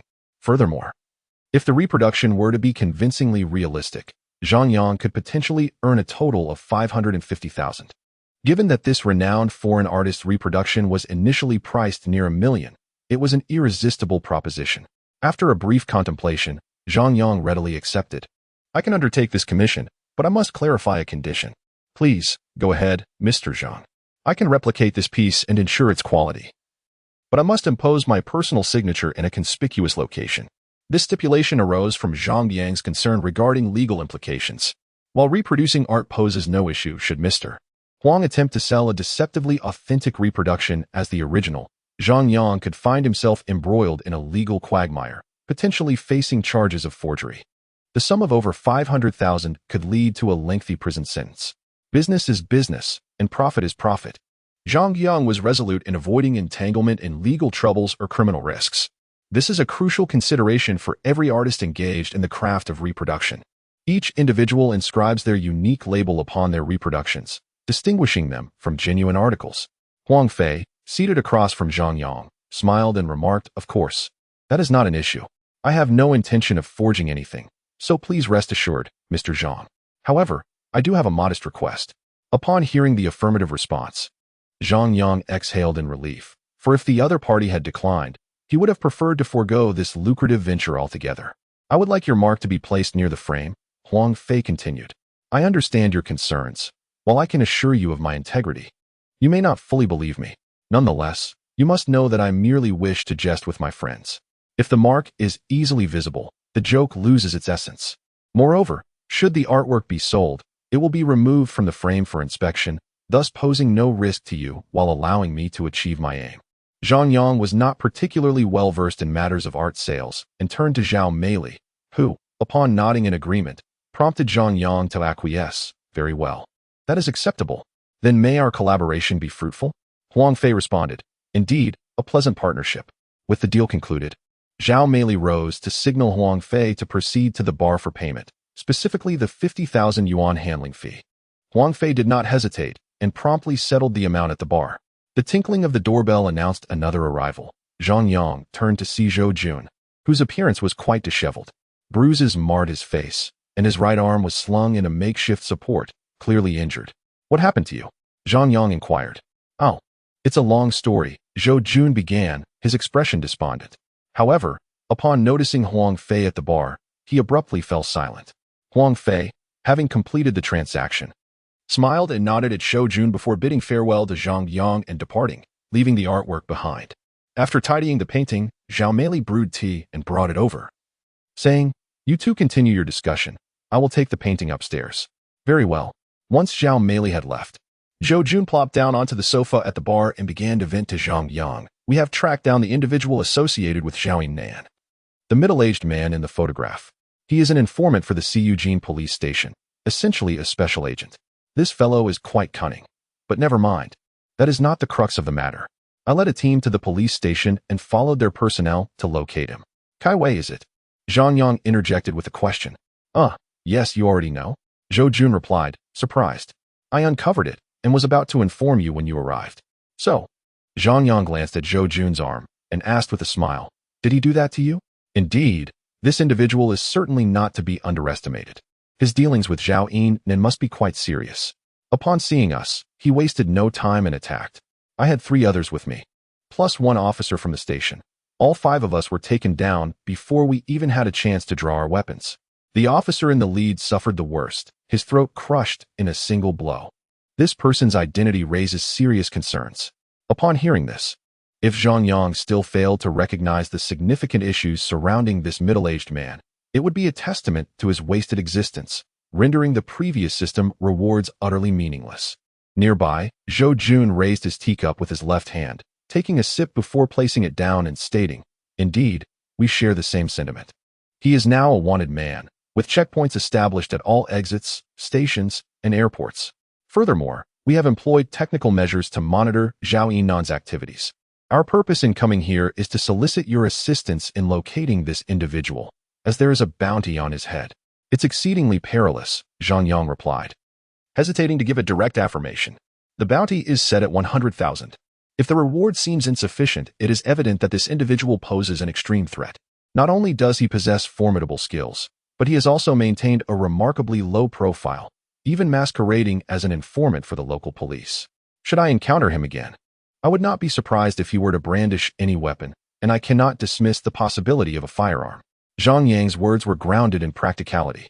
One must ponder, could an ordinary person, blessed with such extraordinary abilities, choose to conceal them while feigning incompetence? The background of this individual is undoubtedly far more complex than that of a mere common criminal. Chapter 56, Another Bounty. Mu Chuxue comes to seek assistance in response to Zhang Yang's inquiry. Zhou Jun was well aware of the circumstances. However, the budget allocated by the department was limited. A bounty of 100,000 for the whereabouts of a wanted criminal was already quite substantial. Of course, the pivotal factor was that the individual's current offense was merely assaulting a police officer, resulting in injuries to 5 officers. Should further criminal records surface, the bounty would likely increase, given Kai Wei's capabilities. Nevertheless, as previously mentioned, that was a matter for the future. For the time being, Zhou Jun had access to only this amount. I currently have this figure. Please assist by gathering information. We are aware of the target's level of danger. We do not require you to apprehend anyone, merely to locate his position. All right, I shall make an effort, came the reply. By the way, What was that person seeking you for? Just a business matter, Zhang Yang replied, offering no further details. Noticing Zhang Yang's reluctance to delve into the subject, Zhou Jun refrained from pressing further. After exchanging a few more pleasantries, he took his leave but paused after a few steps to add, by the way, I have yet to receive any news about the other two individuals in the photograph. I am somewhat concerned, if it is convenient. Please assist in looking into their whereabouts as well. Is there a bounty? Yes, 2,000 for each. Very well, I shall ensure that attention is paid to it. After Zhou Jun departed, He Lianer had just finished his shower and came downstairs. Brother, was that Director Zhou just now? Indeed, Zhang Yang confirmed. I observed he was injured. Zhang Yang nodded as he settled into a chair. It was indeed Kai Wei's doing. This individual conceals himself remarkably well.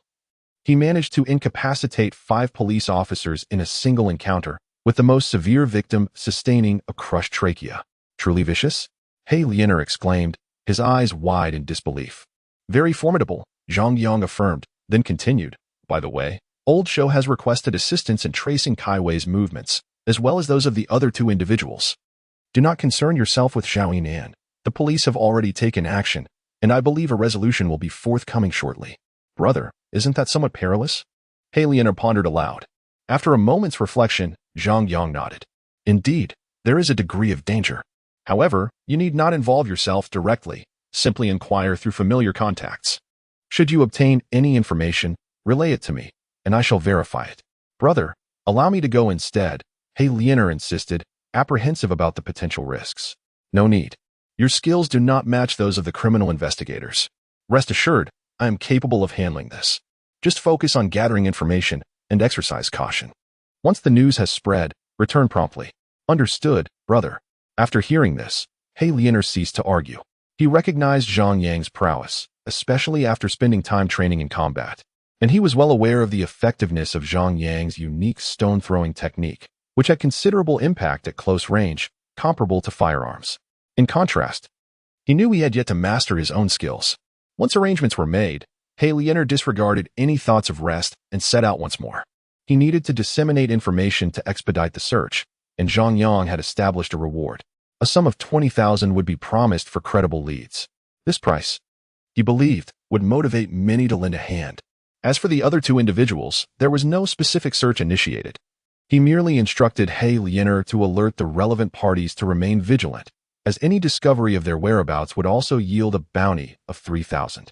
The sum of money may not appear substantial, yet Zhang Yang has garnered the lion's share.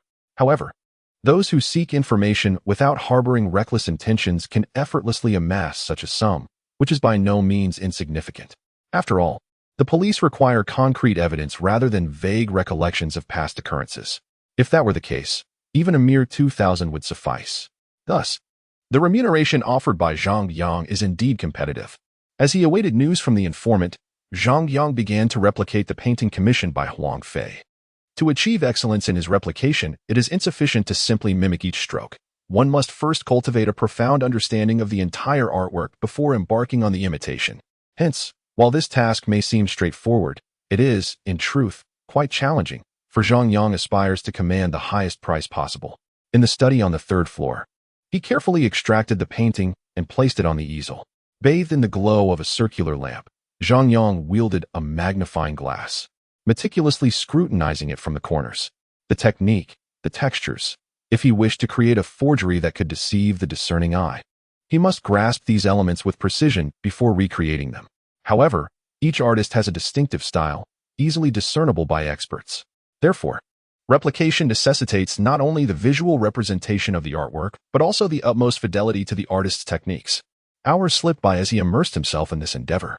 After dinner, Zhang Yang ascended to resume his work, pausing only around 10 o'clock, rubbing his weary eyes. He administered eye drops and closed them for a brief respite before rising to wash up and prepare for bed.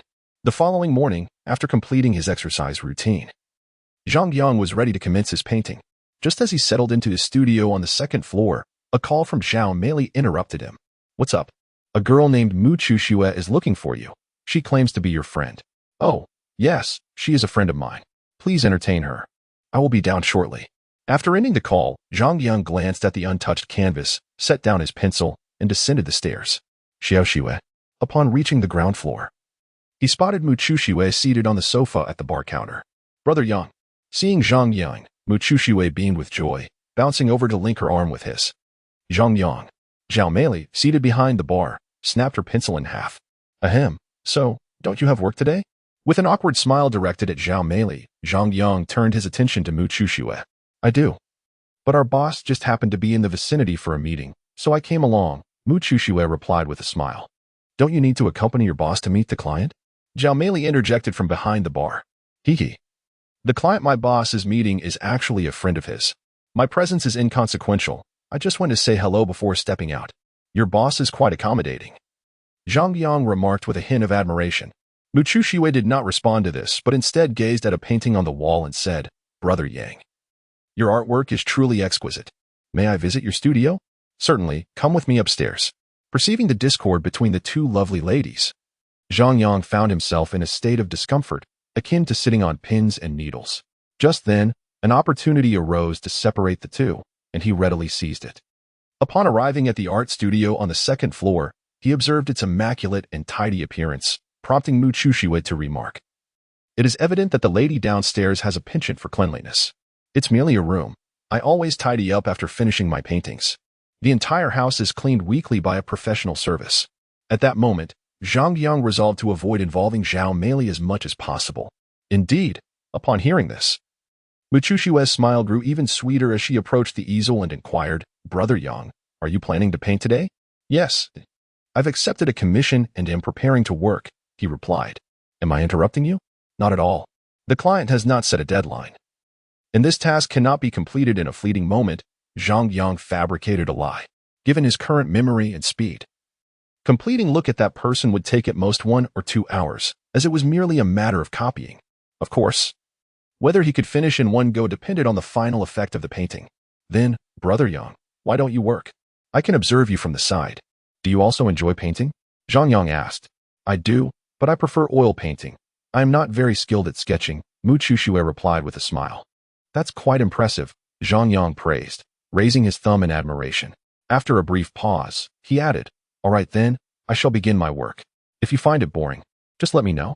Rest assured, I shall not be bored, she assured him. Chapter 57. Completing the copy, a clever woman as Zhang Yang diligently painted. Mu Chuxue stood beside him, attentively observing and even capturing the moment on her phone. The two maintained a harmonious silence, enveloped in a subtle, inexplicable atmosphere of intimacy.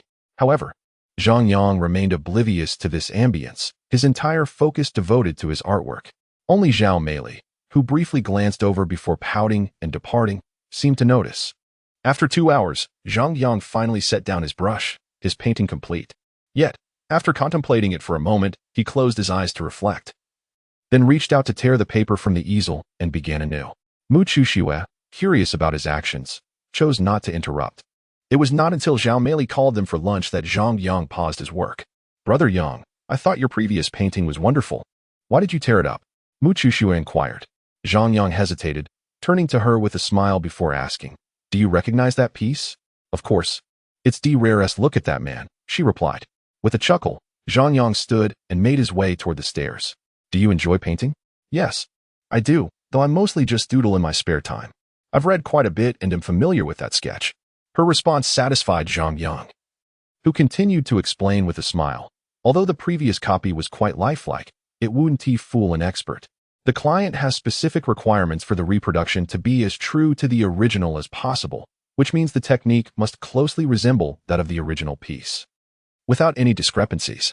The painting I just completed had several details that were not handled correctly, necessitating a fresh start. I see. Mu Chuxue nodded as they descended to the first floor. Upon seeing the dishes laid out on the table, Mu Chuxue glanced at the time on her phone and suddenly realized it was getting late. Brother Yang, it's getting late. I need to contact my boss, so I'll be leaving now. All right, you go ahead. I wouldn't want to impede your work. Do come by to visit when you have the time. Sure. Brother Yang, goodbye. After bidding farewell, she waved to Zhao Meili, who was busy serving herself, then hurriedly grabbed her bag and exited. As Zhang Yang watched Mu Chuxue's retreating figure, he found himself lost in thought until Zhao Meili's repeated calls brought him back to reality. Still thinking about her after she has gone? Zhao Meili teased. Sitting at the table, Zhang Yang accepted a bowl of rice with a smile. What's wrong? Are you feeling jealous? Huh. And who are you to me that I would be jealous? Zhao Meili replied playfully. Zhang Yang chose not to respond, focusing on his meal. Zhao Meili rolled her eyes but quietly resumed eating. They finished lunch in silence, after which Zhang Yang washed the dishes while Zhao Meili went upstairs for a nap. After a brief hour of rest on the first floor, Zhang Yang returned upstairs to continue painting. This time, he was pleased with the outcome of his work. Whether the client would be satisfied remained to be seen after their review. Marking the painting and setting it aside, Zhang Yang descended to brew himself a cup of tea. Settling into a sofa by the window, gazing absently out at the road. Suddenly, there was a loud crash. A sudden clap of thunder shattered the stillness, and within moments, the weather transformed dramatically, flashing with lightning and booming with thunder, followed shortly by a torrential downpour. Zhang Yang relished the rain, often losing himself in a reverie behind the curtain of droplets. A coat was draped over his shoulders, and upon looking up, he saw it was Zhao Meili. "Thank you," he murmured. "No need for thanks," she replied, settling into the solitary armchair across from him, a cup in hand. "Could you tell me about that girl from this morning?" "Ah, she was my little sister from the orphanage, always trailing behind me back then." After a brief silence, Zhang Yang gazed out at the rain and softly recounted, eventually. "She was adopted, and I haven't seen her in over a decade. A couple of days ago, when I visited the orphanage, I ran into her again. She's returned to Jin City and is working here. Coincidentally, she volunteers at the orphanage on weekends, which rekindled our connection." He continued, "I remember those days." As Zhang Yang spoke, Zhao Meili listened intently. Only after he finished did she take a sip of her tea, which was at a pleasant temperature, and ask, "So, it seems you haven't seen her for quite some time, and I suppose her name has changed as well. I know what you're implying, but she is indeed Xiaoxue. I am certain of that. As for whether she has changed after all these years." He pondered for a moment, his furrowed brow gradually relaxing. "People do change. Everyone does, including myself." "You are right," Zhao Meili nodded, her gaze drifting to the rain outside. 2 days passed, and still no word from Halian. Zhang Yang called Huang Fei, asking him to come collect the painting. Huang Fei arrived promptly, and when the framed artwork was presented before him, he marveled. Using a magnifying glass to inspect it. "Impressive, truly impressive. The two paintings are nearly identical." "Mr. Huang, as long as you are satisfied," Zhang Yang replied with a smile. Nodding in agreement. "By the way, the signature and pin is placed near the frame, perfectly concealed by the picture frame. It would be impossible to notice at a glance." Very well, very well. Mr. Zhang has been considerate. I am quite pleased with this painting. As previously agreed, it's 500,000. Here, let me pay." Zhao Meili, who had remained silent, noticed Huang Fei retrieving his bank card without lifting his head, and her smile widened. "Thank you, Mr. Huang." After she took the card and processed the payment on the POS terminal, she handed it back to him for password entry, completing the transaction. Huang Fei inspected the artwork, ensuring everything was in order before finalizing the deal. Upon receiving the funds, Zhao Meili remarked, "Naturally, the painting worth over $10 million requires careful examination." Yet, Huang Fei seemed to place great trust in them, waving his hand dismissively. "No need to check. I trust Mr. Zhang and Ms. Zhao's integrity." With that, he carefully placed the two paintings into specialized bags, stood up, and took his leave. "This Mr. Huang has an extraordinary trust in us. It's a fortunate circumstance." Zhao Meili commented, casually refilling Zhang Yang's teacup. "Oh, it certainly is a fortunate circumstance. However, one cannot discount the possibility that his interest may not solely lie in the paintings," Zhang Yang replied with a smile, indicating he was acutely aware and not blinded by the prospect of such a substantial reward. "Not solely for the paintings? Is that directed towards the artist?" Observing the astute woman before him, Zhang Yang chuckled, refraining from further remarks. Ever since Huang Fei had arrived uninvited, showering him with praise and subsequently acquiring 65 rather ordinary paintings at a lavish price, a sense of foreboding had begun to stir within him. After all, in this world, there exists no affection without reason. It seemed implausible that such a substantial boon would descend without ulterior motives, merely out of admiration. Despite his exceptional skills, one cannot escape the significance of a name. A painting devoid of renown, no matter how exquisite, remains merely a painting. Consequently, when Huang Fei requested Zhang Yang to replicate the work, albeit under seemingly reasonable pretenses, he nonetheless made his position clear, to incorporate a signature mark unique to himself. Moreover, this mark would not be inscribed with a mere pencil, but with a pen, rendering it indelible. Perhaps one might ponder, if he sensed a discrepancy, Why not refuse the proposal outright instead of engaging in the transaction? One does not spurn a gift so readily offered, as the saying goes. He who does not seize the opportunity shall suffer. If one can deftly navigate the risks and ensure the mark is applied, then profit can indeed be made without a hint of shame. Chapter 58. The call from the dark-faced man. A fish bites the hook. The phone rang. Hello. Brother, it's me, the dark-faced man. I know what you said. Brother, someone has discovered Kai Wei. Location? Inside a residential building in the Sanjiu Fulan Auto Parts Market. Specifically in Building 3, Room 17 on the 3rd floor. I've inquired around. It was originally a storage room, but someone has rented it long-term. Who found him? Ma Fuqiang, just a pimp. I don't know how Kai Wei got his information, but he made contact. Ma Fuqiang happens to know a friend of mine and is aware that we are searching for this person, so he informed my friend. Does he know about the bounty? Zhang Yang squinted his eyes and asked cautiously. He probably doesn't he know. If he did, why wouldn't he tell the police himself? That's the issue. In this line of work, one must be well informed, or they risk falling into a trap. All right, I understand. Don't show your face. And make sure your friend doesn't go there either. Okay, brother, I understand. After hanging up, the dark-faced man put down his phone. He then reached beside him, pulled out a blade, and pressed it against the neck of the man in the passenger seat, gripping his collar tightly as he growled. Speak. Are you colluding with Ma Fuqiang to deceive me? Be black, brother. Be careful. I would never deceive you. We've known each other for years. You know what kind of person I am. The man stammered. Moreover, if I were to deceive you, I would have run off after Ma Fuqiang told me. I just wanted to make a little money. I had no other intentions. Observing the man's fearful demeanor, the dark-faced man revealed a menacing glint in his eyes. It's best that's the truth. If you dare to deceive me, I will eliminate you first. Even if it means taking a bullet. I wouldn't dream of it, absolutely not. With a cold huff, he lowered the blade. The man in the passenger seat, still shaken, cautiously touched his neck, relieved to find no blood before exhaling deeply. After a moment of contemplation, he glanced nervously at the dark-faced man and inquired, Is there any possibility that Ma Fuqiang and the person you're looking for are in cahoots? Chuckling darkly, the dark-faced man turned his head and retorted, But you provided me with the address. If there's an issue there, you'll be the first I come after. The man hesitated. Should I call to confirm? Go ahead, make a call. The dark-faced man continued to stare at him, his gaze chilling and entirely unlike his usual demeanor. Feeling the weight of that icy stare, the man forced a nervous chuckle and refrained from making any sudden movements. At the auto parts market, a silver-gray Jeep Compass was parked across the street. Zhang Yang was inside. He used his phone to search for the market's map, zooming in to reveal its vast area and intricate layout, with numerous pathways crisscrossing throughout. It would be nearly impossible to completely seal off the nearby routes, especially with rooftops providing excellent hiding spots. With a thought, he summoned his FN-57, a bulletproof vest-wearing assassin, just in case the opposition was armed. After ensuring the weapon was functional, Zhang Yang exited the vehicle and headed towards the bustling market. With utmost caution, he deftly avoided several concealed surveillance cameras and made his way to the base of the residential building behind the 3rd block, the 3rd floor. He glanced upward and surveyed the staircase before Zhang Yang turned aside, skillfully climbing up along the protruding rebar, wooden frames, and the crevices of the bricks. The art of stealth had been mastered for quite some time, yet this was the first occasion he truly put it to use. As he ascended, a phrase echoed in his mind. Give me a fulcrum, and I shall move the world. In that moment, he felt an uncanny resonance with those words.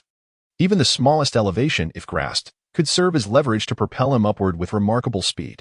In less than 10 seconds, he scaled the 6 or 7 meters.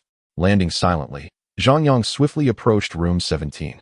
Suddenly, his almost inaudible footsteps ceased as he crouched down, eyes fixed on an apparatus obscured beneath the balcony railing, concealed by 2 ragged red bricks and debris.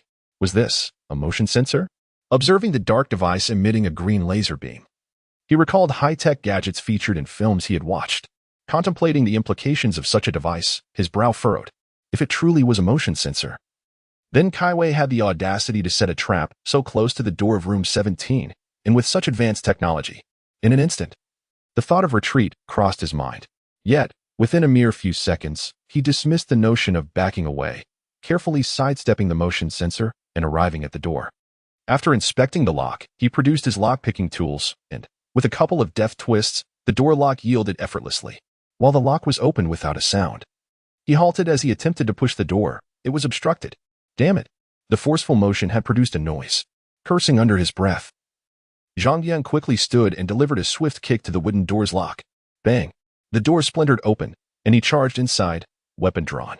Upon entering, he spotted Kai Wei with one leg perched on the windowsill, clearly startled by the commotion.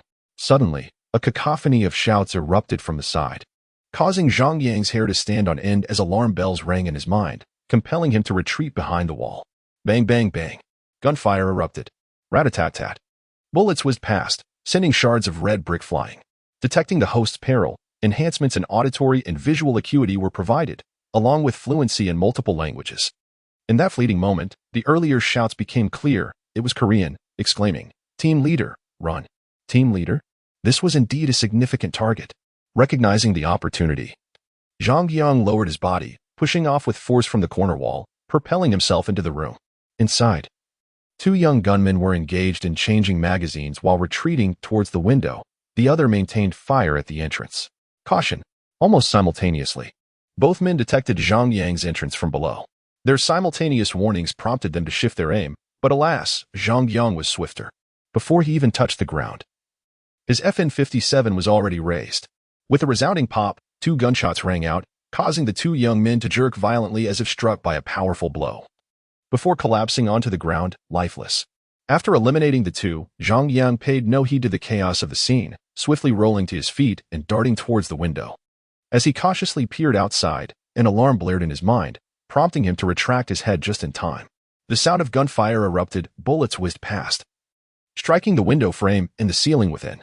Kai Wei, who had leapt from the window, did not immediately flee. Instead, he concealed himself in a corner, weapon drawn, awaiting the arrival of his subordinates. However, the individuals who approached were unfamiliar, prompting him to fire without hesitation.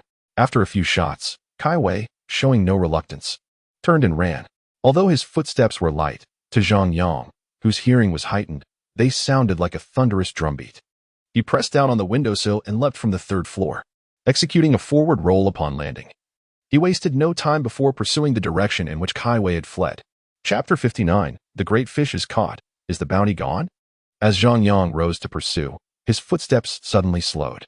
He turned to glance back and beheld a body clad in a button-up vest collapsed against the wall. The bullet hole in the forehead clearly indicated a gunshot wound.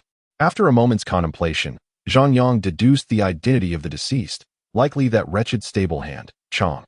The sight of his bound hands, the bruises adorning his body, and the evident obstruction in his mouth suggested that this man had been captured, and perhaps even cruelly thrown from above. With but a cursory glance, Zhang Yang chose not to linger. A more substantial prize awaited him ahead.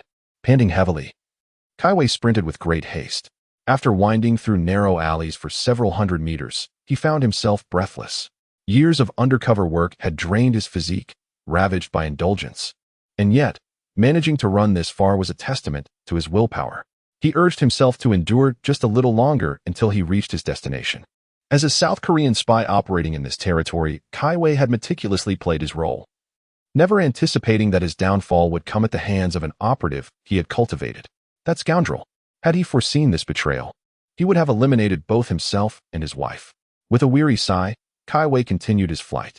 Ahead, not far off, lay a motorcycle he had left behind. Navigating a car through such narrow streets would be unfeasible. If he could reach the bike and take the less traveled paths, he could swiftly evade capture. Given time, he could reinvent himself and escape from Xia country. Suddenly, in the midst of his desperate escape, Kai Wei halted. Before him, a shadow stood at a distance of a mere 10 meters, a gun in hand. His eyes widened in disbelief. How had this figure managed to position themselves ahead of him? Yet, the silhouette unmistakably resembled that of the individual he had encountered in the safe house. So, both of the elite subordinates dispatched 2 years prior were gone? Paralyzed with fear, Kai Wei trembled. Compared to the recently dispatched subordinates, his own skills, honed over years of covert operations, paled in comparison. With both of his men lost and the adversary now poised before him, he realized his chances were dwindling. Yet, he resolved to fight back. Even if escape were impossible, he preferred a swift demise to the agony of torture. As for suicide, perhaps he had possessed such courage upon his arrival, but the passage of years had transformed him from the once audacious Jin Zhiwei. With a swift motion, the muzzle of the gun was raised. A sharp crack echoed as Kai Wei felt a jolt of pain in his right hand, rendering it useless. In an instant, The figure before him vanished from sight. When he regained focus, that figure had closed the distance. Zhang Yang had reacted the moment the adversary lifted his weapon. He did not discharge his gun. Instead, he propelled a pebble, shattering the opponent's right hand. With a powerful thrust, he covered the 10-meter distance in the blink of an eye. With a deft knee strike and both hands gripping the assailant's head, he forcefully drove it downward. Overcome by a tremendous force, Kai Wei felt his head being pressed down with no means of resistance. It was as though a tempest had swept through, followed by a resounding thud. A ringing in his ears and blinding pain engulfed him, and then darkness claimed him. Casting a glance at the incapacitated Kai Wei, Zhang Yang retrieved his phone and dialed Zhou Jun. While waiting for the call to connect, he casually picked up the silenced PS6 pistol lying on the ground, detached the silencer, and fitted it onto the FN-57. To his surprise, it was a perfect match, a universal model. He discarded the pistol on the ground, kept the silencer, and turned to walk away from the market. As for the scene that resembled a battlefield, he had no intention of approaching it. After all, there were no surveillance cameras capturing his presence. "Hello, old Zhou. I'm at the Sanjufulan market. I've received word that Kai Wei was seen here. I just arrived outside and heard gunshots from within. Hurry. I'm already on my way. Give me 10 minutes. Wait for you? What if the shooter comes out?" Zhang Yang feigned innocence. "Regardless, you must wait for me. Otherwise, we won't be able to clarify things later." Fine. I'll try to hold on. I'm by the main entrance, across the street." "Understood." Returning to his car, he removed his gloves and changed into a new outfit, discarding the old clothes into a concealed space. After spritzing himself with some perfume, Zhang Yang finally lit a cigarette, leaning against the car, quietly awaiting the arrival of help. A few minutes later, red and blue flashing lights illuminated the area, and the sound of sirens grew closer. Zhang Yang remained still as several police cars zoomed past, heading straight into the market. Moments later, more police vehicles arrived, equipped with mounted lights, 2 of which headed directly toward Zhang Yang's position, while the others naturally entered the market. The cars came to a halt behind Zhang Yang's vehicle, and Zhou Jun, along with Zhong Ming, exited their cars. "Xiao Yang, are you all right?" Zhou Jun inquired with immediate concern for Zhang Yang's safety. To be honest, Zhang Yang felt a surge of gratitude. "I'm fine, old Zhou. It was just that the gunfire inside was intense. I'm not sure if something serious occurred." Zhong Ming approached, scrutinizing him before shaking his head. "Something serious has indeed happened, and we cannot intervene." "Oh?" Zhang Yang paused, pretending to be oblivious. "Has the case been taken over by the provincial department?" "Leave that aside. Just recount what transpired after your arrival here. We need to take notes." After a glance at old Zhou, Zhang Yang nodded and recited the fabricated account he had prepared, emphasizing that he had not entered and knew nothing of the happenings inside. Upon concluding, he turned to the two and inquired, "Given the current situation, will I still be eligible for the reward?" Zhong Ming remained silent, while Zhou Jun shook his head apologetically. "It's unlikely. We received news before you called. You were just a tad late." "How unfortunate," Zhang Yang lamented, kicking a stone beneath his foot. A look of regret etched on his face. "Had I known, I would have simply called you to inform you rather than checking myself." Thus, he successfully established the persona of someone who had strived hard only to narrowly miss out on the reward. However, Zhou Jun refrained from elaborating further, offering a gentle pat on Zhang Yang's shoulder as a gesture of consolation. "Keep your phone available 24 hours a day for the next few days. We will reach out to you if necessary." Upon hearing the words of Zhong Ming, Zhang Yang felt a sudden jolt in his heart, yet maintained an unchanging demeanor as he replied, "Sure, I usually work at the studio. Old Zhou knows the address, or he can simply call me. If there's nothing else, I shall take my leave." After speaking, he did not wait for Zhong Ming or Zhou Jun to respond, muttering to himself as he turned and got into his car. "I still have to reimburse those people's intelligence fees. I must be foolish." In response to Zhang Yang's complaints, Zhou Jun cast a helpless glance at Zhong Ming, who returned the look with a deep sigh, saying, "Let us go. We have work to do inside." "All right, let us go." The two men ushered their team into the vehicles, and 2 police vans, flashing their lights, entered the market, heading towards the 3 buildings. Upon arrival, the vehicles halted, and several individuals hurriedly disembarked, making their way to the scene. At this moment, the scene was already bustling with activity, however. It was evident that the ones in charge were not the police, but rather a group of unassuming young men dressed in casual attire. They stood in the center of the room, nonchalantly surveying the area, particularly the 2 corpses lying on the ground. Their essay discovery. A shout rang out from the back alley, prompting the leader of the young men to lean out. A person downstairs looked up and exclaimed, "Boss, there's a body here. It's Guo Chang." "Spread out and search," commanded the youth, peering out. "Understood." Chapter 60. Special Department, once again under suspicion at the entrance. The detectives greeted their superior and his second-in-command as they arrived. Inside the room, the leading young man acknowledged the two newcomers, who were clad in shoe covers and hoods, before striding over to the ground, stating, "Observe, there are no fewer than 20 gunshots here. The two assailants were killed by someone else, one shot to the head. Furthermore," he approached the area near the door, indicating the ground. "There are traces here, likely left by an individual who lay on the ground. Preliminary assessments suggest someone approached the door, possibly triggering the motion sensor in the corridor or inadvertently startling those inside. During the exchange of gunfire, an outsider kicked open the door, leaping into the room while firing from a crouched position. This individual displayed remarkable skill and precision in marksmanship." The young man continued, making his way to the windowsill, pointing at the bullet holes in the window frame and the ceiling.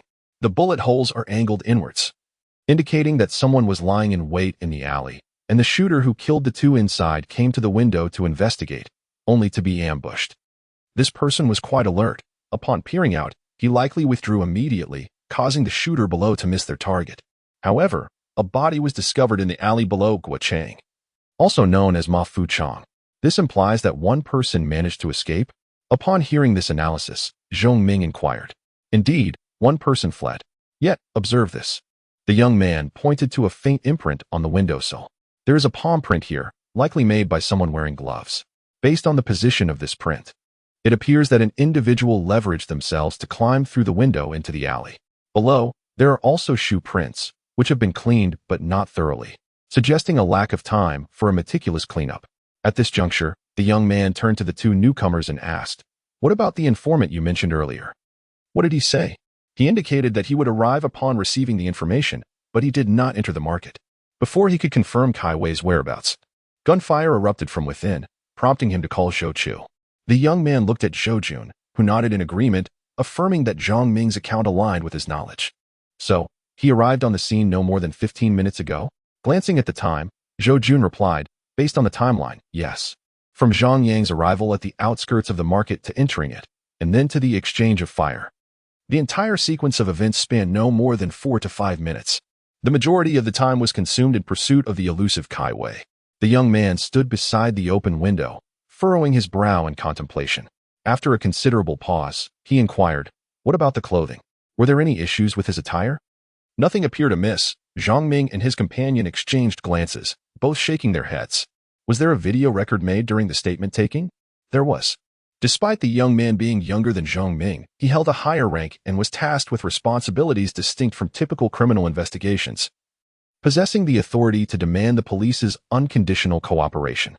Thus, Zhang Ming refrained from unnecessary dialogue and directly retrieved the law enforcement recording device, handing it over. The leading youth took the device and handed it over to a young man, approximately 25 or 26 years old.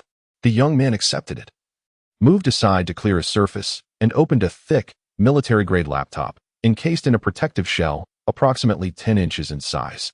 Shortly thereafter, the video was retrieved. "Boss, it's ready," the youth reported while approaching, with Zhang Ming and Zhou Jun following him to the computer. The young man struck the keys, initiating the video playback. "Xiaoyang, are you all right?" Observing the footage from the body camera, the youth meticulously noted Zhang Yang's every action, focusing intently on his expressions and attire. After watching until the end without any discoveries, the youth leaned in to whisper a couple of instructions to the young man, who then closed the laptop and called a companion before exiting. "At present, it seems there are no issues with your informant. Let us proceed." "Boss." Wei received a response. The voice from the intercom interrupted the youth's dialogue. "Copy that. Go ahead." "Boss, we have identified a significant target approximately 200 meters to the 4 o'clock direction from the scene. The individual is unconscious, with a firearm nearby. We have searched the vicinity and found a concealed motorcycle, keys in the ignition, about 20 meters away, likely serving as an exit point. Received. Apprehend the individual and transport them with caution." Understood. Concluding the call, the youth glanced at his other subordinates, silently signaling before turning back to Zhang Ming and Zhou Jun. "I will leave 2 individuals here to manage the site search. We will take anything necessary, including the bullets from the 2 deceased on the ground." The rest will be your responsibility, Zhang and Zhou. No problem. You go ahead with your tasks. We shall handle this.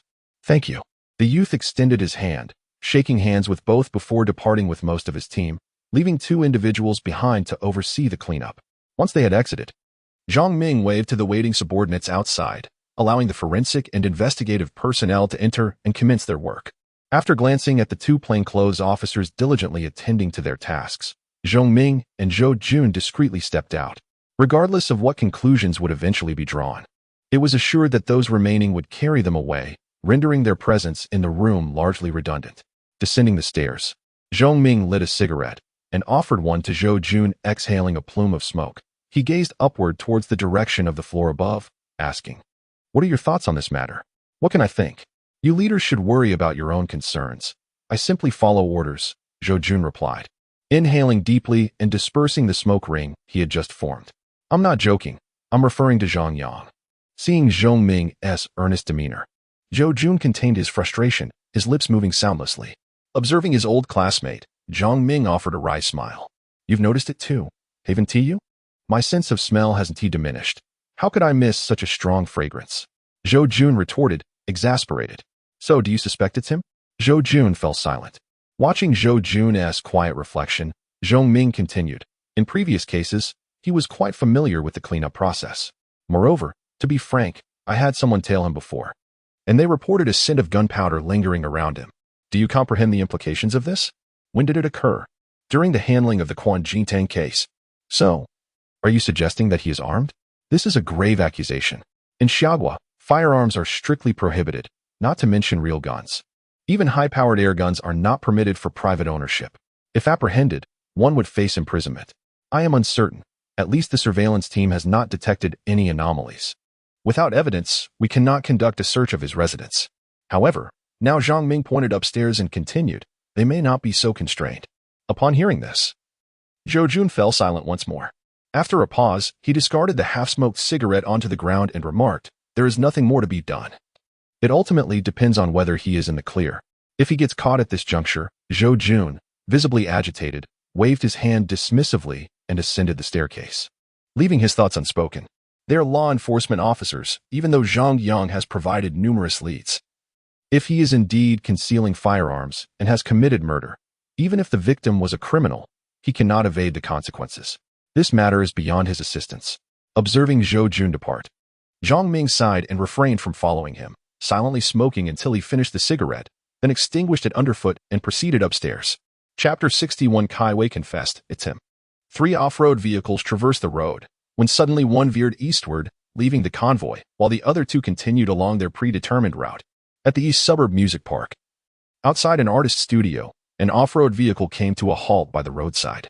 2 plainclothes officers, a man and a woman, disembarked and approached the studio's entrance. Ding dong. Ding dong. Inside, Zhang Yang heard the doorbell ring and quietly rose from his slumber clad in pajamas. He anticipated that the night might not unfold peacefully, though he had not expected it to occur so swiftly. "Yang, what's wrong?" Zhao Meili emerged from her room. "It's nothing. Go back to sleep. I'll check it out." "Really nothing?" Zhao Meili was aware that Zhang Yang had been out that evening and noticed the strong scent of perfume upon his return. The fragrance was a gift from her to him, yet he had never used it until now, and the intensity raised her suspicions. However, being wise, she refrained from asking further. "Truly nothing. I can manage. Sleep well." "All right, then I'll sleep." With that, Zhang Yang descended the stairs. At the entrance stood a man and a woman. Zhang Yang glanced at them, approaching and opening the door slightly. "Who are you looking for?" "National Security." "We need to ask you a few questions," the woman stated, producing her identification. Zhang Yang was taken aback. While he was somewhat accustomed to interactions with the police, the presence of National Security, especially at such an hour, was indeed intimidating. The unexpectedness caught him off guard. After a brief moment of astonishment, Zhang Yang quickly regained his composure, examined their credentials, and invited them inside, turning on the lights near the downstairs bar. He poured 2 glasses of water and sat across from them. "May I ask how I should address you?" he inquired after a pause, realizing he was unsure of the proper titles. "You're here regarding the incidents at the Grand Market, correct?" Understanding the purpose of their visit, he decided to be forthright.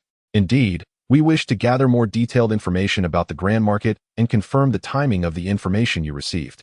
Upon hearing these inquiries, Zhang Yang recognized he was under suspicion. After all, 3 individuals had perished at the scene, and 1 survivor remained in the alley. The fact that these individuals were somehow connected to national security meant that an ordinary person like him, who had been near the Grand Market, would undoubtedly be scrutinized. Though a touch apprehensive, Zhang Yang remained steadfast. After all, he had gone to assist, and despite the ensuing complications, surely they would need evidence to accuse him. Considering he was no spy. Furthermore, from another perspective, even if national security possessed some ambiguous evidence, it did not necessarily mean they would take action against him, as their jurisdiction differed. Moreover, the evidence. Although the scene had not been thoroughly cleaned due to time constraints, directly implicating him would prove challenging. After all, perfect crime scene cleanup was no trivial matter. He opted to be forthcoming, omitting certain sensitive details, and clearly recounted the events that transpired. In summary, he arrived at the scene but did not enter. He merely heard the sound of gunfire. 1 individual inquired while another recorded and observed.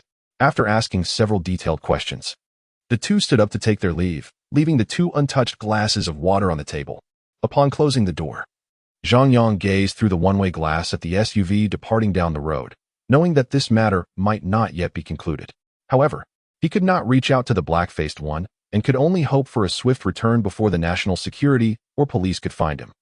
At 4 in the morning, the black-faced one returned.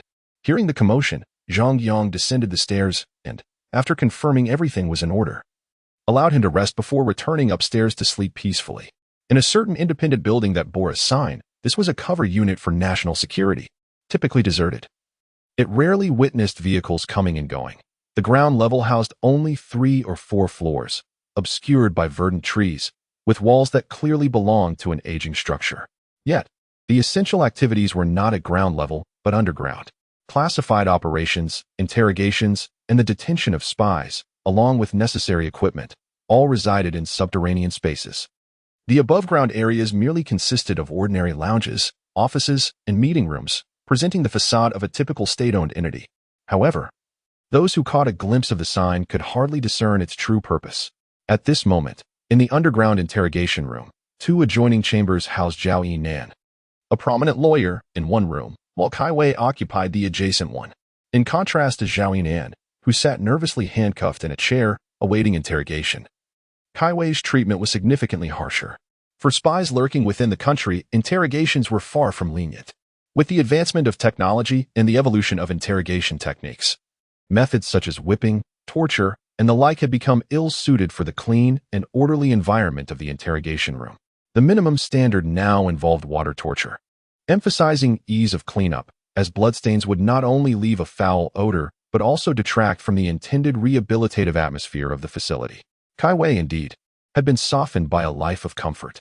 After enduring water torture 5 times, he could no longer withstand the pressure and confessed, including details about Shou Qinchin's discovery of Zhao Yinan's collaboration with him, and the subsequent notification from Zhao Yinan to proceed to Financial Island to commit murder and dispose of the body. They had initially considered alternative methods for handling the corpse, but the direct disappearance of Shou Qinchin could potentially lead to unnecessary complications. Thus, framing it as a common criminal case would be more advantageous for them. However, they had not anticipated that complications would arise mid-operation. Zhao Yinan was soon suspected, and the police's attention quickly shifted to Kai Wei himself. To this day, Kai Wei remained perplexed as to why the police were the first to arrive instead of the National Security's Counter-Espionage Department. Once the interrogation concluded, the leading young man from the earlier scene entered Zhao Yinan's room with the team. After sitting down and presenting his credentials, the young man kept his gaze fixed on the documents for a while before, amid Zhao Yinan's anxious demeanor, sliding a photograph across the table. The image depicted the corpse of Shou Qinchin. "Why did you kill your wife?" The words caused Zhao Yinan to shudder, his eyes reddening before he succumbed to tears. "I didn't wish for this, but she discovered me. She uncovered the truth of my prior allegiance to murder. I fear she might report me, so stepping out to see the world is indeed your alias, correct?" "Yes, it is my alias, but Enough with the excuses. For over a year, you have been scheming to converse with your wife under this pseudonym. There is no need for denial. You are fully aware of your motives. It is astonishing that Shou Qinchin could be so blind." After uttering these words, the captain lost interest in the interrogation. He gave a brief instruction to his subordinates and then exited the interrogation room. "Chief, The two individuals who had gone to meet Zhang Yang returned and approached the captain, who was smoking. "Oh, you're back. How did it go?" The captain extinguished his cigarette and turned to inquire. From their responses, everything seems fine. "And what about his answers?" the captain asked as he perused the notes. "It was him," the woman replied. "Very well, let this matter rest." The captain closed the stenographic notebook and returned it to his subordinate, preparing to leave. "Is that it? We aren't reporting this to the police?"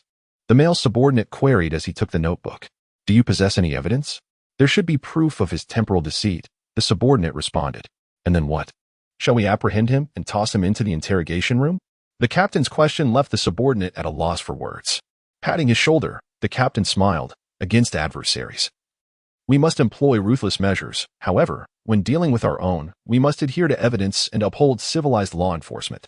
Even in the absence of conclusive evidence, considering the assistance he has rendered, should we not extend some leniency? Do not be overly rigid. As a great man once said, unite all forces that can be united. Yes? Reflect on this." With that, the captain ascended the stairs, and the female subordinate cast a glance at her younger companion before following suit. Chapter 62. An unexpected visit. Early the next morning, Zhang Yang received a call from Zhou Jun and promptly drove to the municipal police headquarters. In a small conference room at the Criminal Investigation Department, Zhang Yang encountered Zhou Jun, Zhong Ming, and a young man, the captain from the National Security Bureau. Seated beside the two leaders in their 40s, this captain, appearing to be in his early 30s, exuded an air of danger that Zhang Yang found unsettling. As Zhang Yang entered, Zhong Ming straightened his posture and addressed him. "Comrade Zhang Yang, we have summoned you regarding the reward for your assistance.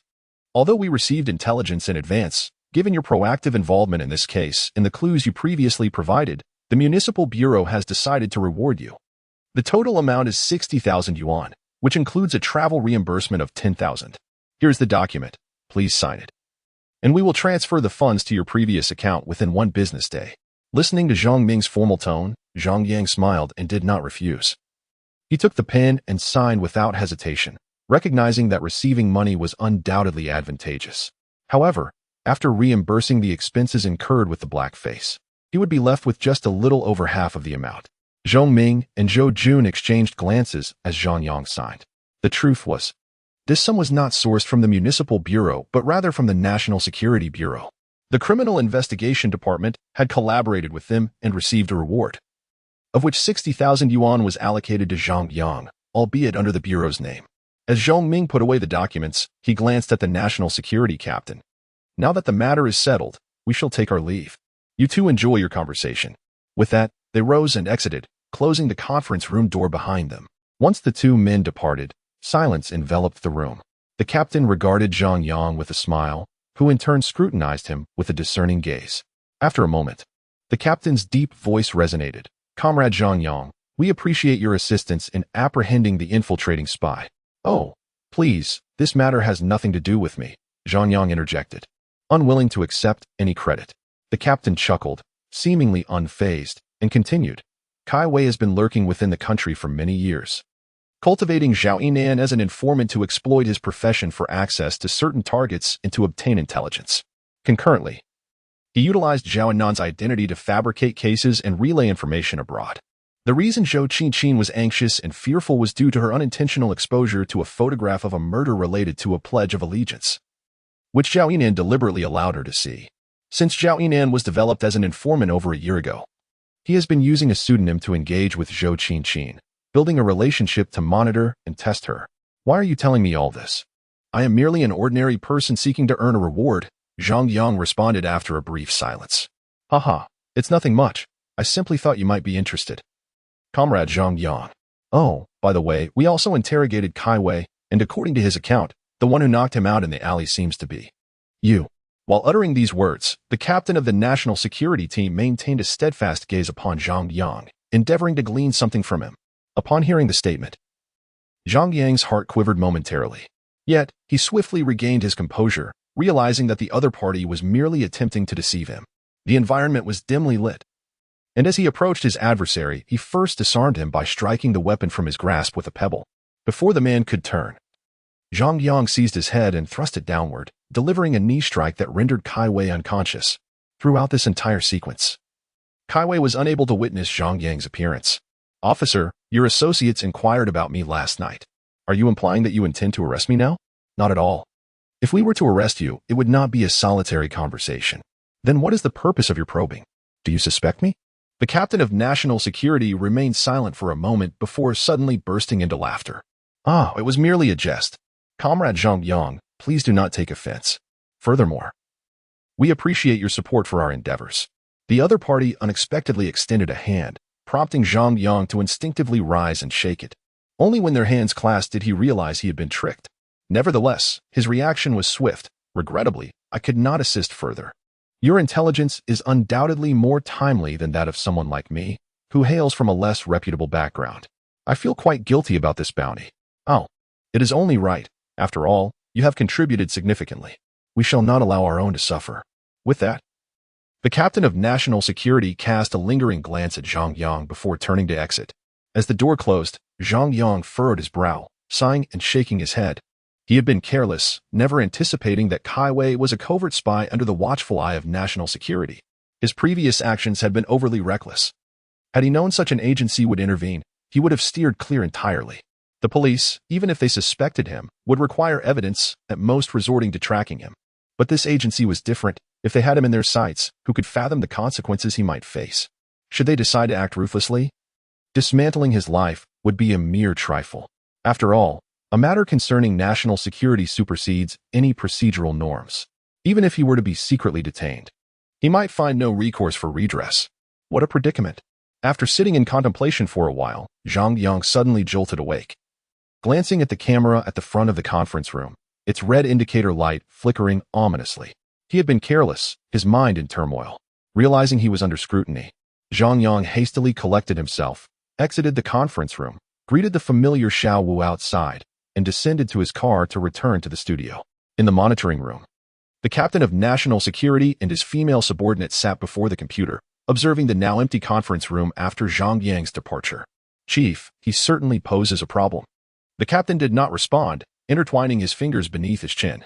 After a moment, he suddenly smiled, rising to proclaim, as it stands, he does not present a threat. Delete the video. We shall take our leave. Understood.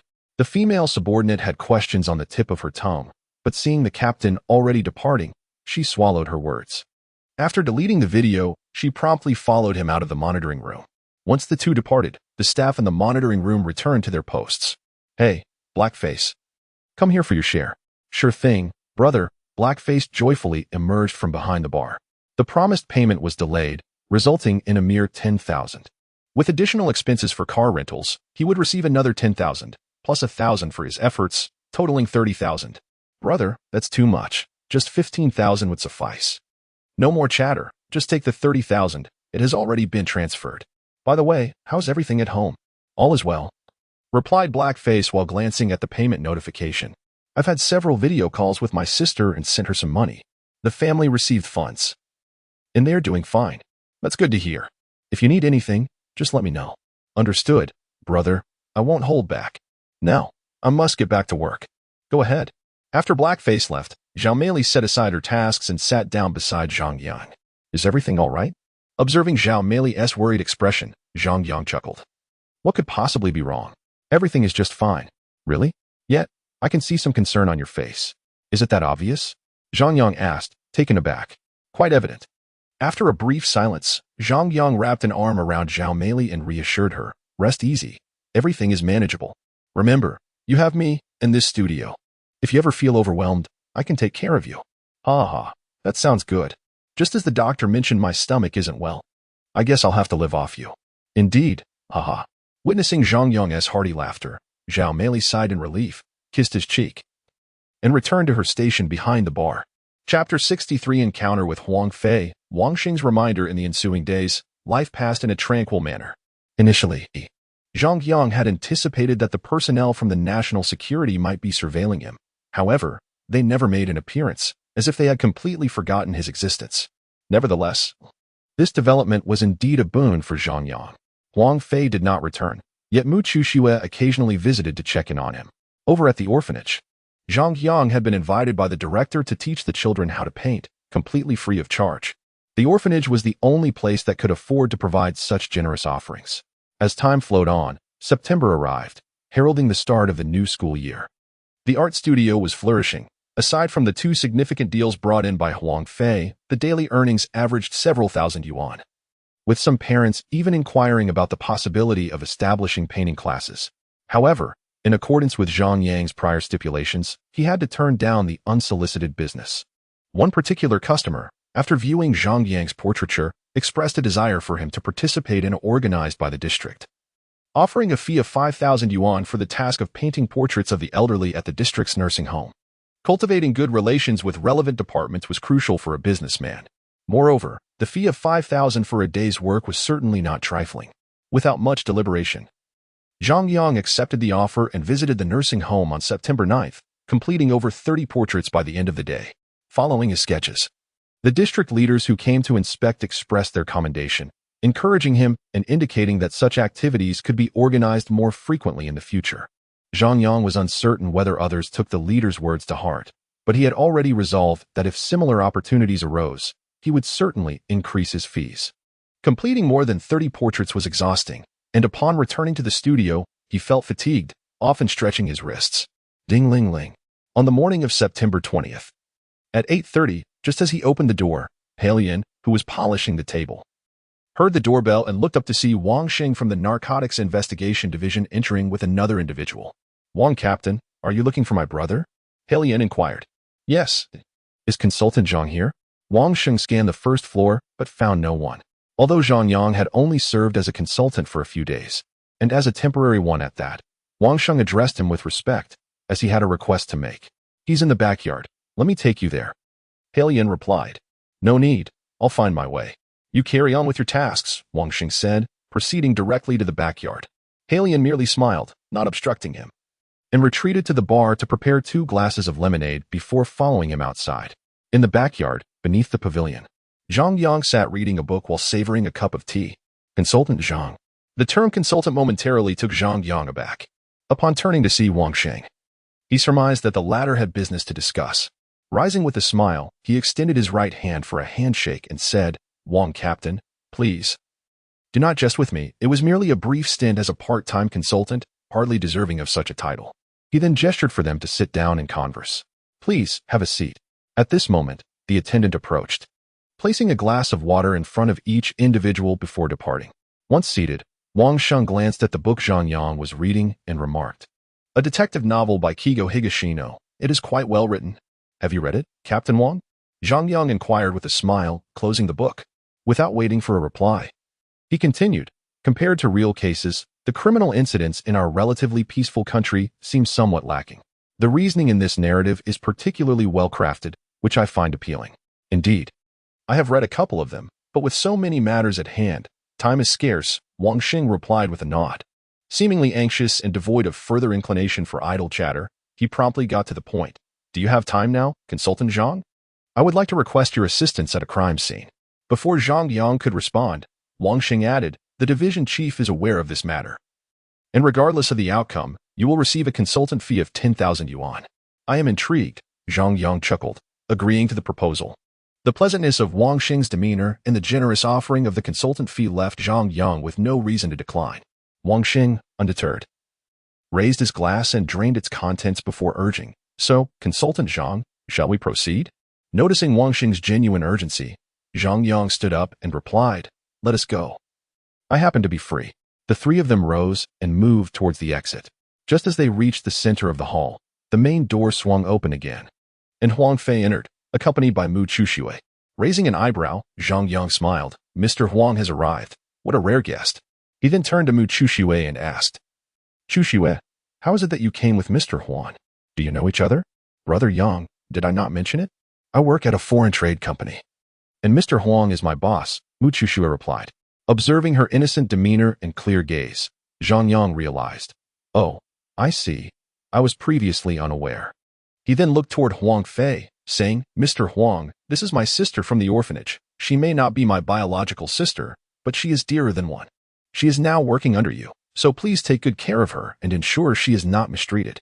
Upon hearing Zhang Yang's words, a glimmer of light flickered in Mu Chuxue's eyes as she lowered her head, seemingly shy. Huang Fei, casting a meaningful glance at Mu Chuxue, then smiled at Zhang Yang, saying, "Mr. Zhang, You are too kind. Chu Shui is exceptionally capable and one of my most trusted subordinates. I will certainly look after her. By the way, Mr. Zhang, are you heading out? Huang Fei inquired. Yes, a friend has requested a small favor from me. Mr. Huang, please make yourself comfortable. I will join you shortly. Or we can arrange another day, Zhang Yang responded. No need for that. I merely wish to purchase a few more of your paintings as a favor to a friend. Nothing too significant, Huang Fei replied. Thank you, Mr. Huang, for your continued support of my work. I shall take my leave now, Zhang Yang said. Meili, please attend to Mr. Huang. Of course, you go ahead. I will manage things here, Zhao Meili interjected at the opportune moment. After the exchange, Zhang Yang departed with Wang Sheng, while Huang Fei cast a lingering glance at the trio before turning his attention to selecting artwork under Zhao Meili's guidance. In the vehicle, Wang Sheng occupied the front passenger seat, while Zhang Yang sat alone in the back. Zhang, is that General Huang well acquainted with you? We've interacted twice. He is currently the most significant client of our studio, Zhang Yang replied. After a brief explanation, he inquired, is there an issue? Not exactly. But I must admit that he doesn't leave me with a favorable impression. If you decide to conduct business with him, it would be prudent to remain vigilant. Understood. I will certainly take your advice to heart. Thank you, Wang replied.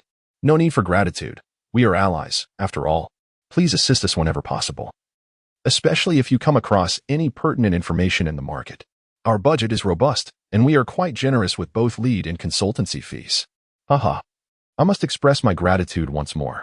We should arrange a meal together when time permits. That is a request I have no reason to decline. It's simple. Let us plan for it after this busy period. As they conversed, they soon exited the city and entered the highway, heading towards the outskirts. Upon reaching the sign for New River County, Zhang Yang remained composed. After more than 10 minutes, the vehicle halted at the entrance of an old residential complex on the outskirts of the county. They disembarked and entered the complex, which, based on its surroundings, appeared to house few residents. Indeed, as Wang Xing began his introduction, he confirmed Zhang Yang's suspicions. This is a collective housing project initiated by the village. Most residents have since relocated to the county seat or the city, leaving many homes vacant. Some have been rented out. We are here to inspect the residence of an undercover agent who failed to make contact with the designated liaison at the appointed time last night. The team promptly initiated a warning response. When our personnel arrived at this location, they discovered that the individual had already succumbed in their quarters. Chapter 64. The Death of the Undercover Agent. A familiar scene. The residence of the undercover agent is located in the eastern unit of the top floor of a 5-story building, which is currently being guarded by several plainclothes officers. Inside, there has been no movement. We surveyed the area but found nothing of significance. Wang Xing, accompanied by Zhang Yang, donned gloves and shoe covers before entering the scene. Upon entering, Zhang Yang was enveloped by an overwhelming sense of familiarity. It was pristine, almost unnaturally so, devoid of any indication that a second person had ever been present. There were no signs of struggle, no evidence of forced entry. The deceased clutched a utility knife in his hand. This knife was presumably from the crime scene, as at least one contact confirmed that the undercover agent indeed possessed an identical utility knife. The wound was located on the neck, with a long, smooth incision. The weapon was exceedingly sharp, matching the utility knife perfectly. Even the angle of the cut aligned with the direction in which the undercover agent would have held the knife. Thus, suicide? This was the conclusion reached by Wang Sheng and his team after surveying the scene. However, this outcome was met with skepticism. According to the contact, the undercover agent had been close to unraveling a lead and had agreed upon last night as the time for their next communication. His mental state was reported to be stable, showing no signs of psychological distress. Moreover, this undercover agent had undergone rigorous training, successfully completing his mission a year prior and, crucially, had only infiltrated the target's periphery for just over a month. How could a seasoned operative, possessing resilience and a sound mind, possibly take his own life? Consequently, both the contact and Wang Xing leaned toward the possibility of homicide. However, after hours of investigation yielded no results, Wang Sheng recalled Zhang Yang, hoping he might discern a flaw in the scene. After circling the area and meticulously examining the victim's wounds and the layout of the scene, Zhang Yang indeed made a revelation. It was murder. Despite the scene being cleaned with remarkable precision and professionalism, certain inconsistencies remained evident. Zhang Yang's assertion jolted Wang Xing and the others, who turned their gaze in anticipation of an explanation, while the environment made it difficult to unearth clues. The most critical aspect was the nature of the victim's wound. The incision was excessively long, nearly severing the trachea, which would undoubtedly inflict excruciating pain if one were to commit suicide by slitting their throat. A typical suicide would only require severing the carotid artery, although still painful. The individual would quickly succumb to shock from excessive blood loss. Severing the trachea, however, would result in a torturous struggle for breath. Furthermore, the most glaring inconsistency lay in the volume of blood. In adults, normal blood volume ranges between 4 to 5 liters. However, the blood present on the sofa and floor amounted to no more than 2,000 cubic centimeters. Observing the splatter patterns on the curtains and floor, one might sense an intentionality behind it, as well as an unusual concentration. Wang Xing and the others examined the blood splatter patterns, shaking their heads in disagreement, indicating they found no significant anomalies. Zhang Yang was not surprised by their reaction. If they could discern such details, they would have done so long ago. Approaching closer, he pointed to the spattered blood on the curtains and floor, stating, "Observe the bloodstains on the curtains and the floor, while the splatter patterns and distances appear accurate." A closer inspection reveals a disjointed quality. It can be concluded that the bloodstains on the curtains and the floor were applied separately, rather than being the result of a single splatter. Without waiting for Wang Sheng and the others to respond, Zhang Yang stood up and removed his gloves, stating, "Therefore, this is not the primary crime scene. The victim was likely moved here by professionals after having their throats slit in order to stage the scene before departing. Investigate the last known whereabouts of the victim. It may yield valuable insights." With that, Zhang Yang turned to leave, having completed his task, with no intention of lingering. "Wait a moment, Consultant Zhang. How many assailants do you suspect were involved?" Wang Xing inquired. "Isn't it evident from the surveillance footage?" Zhang Yang replied, intrigued. "I would like to hear your perspective," Wang Xing insisted. After a moment of contemplation, Zhang Yang gazed at the deceased on the single armchair and remarked, "By my estimation, the victim stands approximately 175 meters tall and weighs around 80 kilograms. At least 2 individuals would be required to maneuver the body effectively. To be on the safe side, I believe 3 would be appropriate. 2 for the heavy lifting and 1 to supervise and manage the finer details." He further elaborated on the division of labor.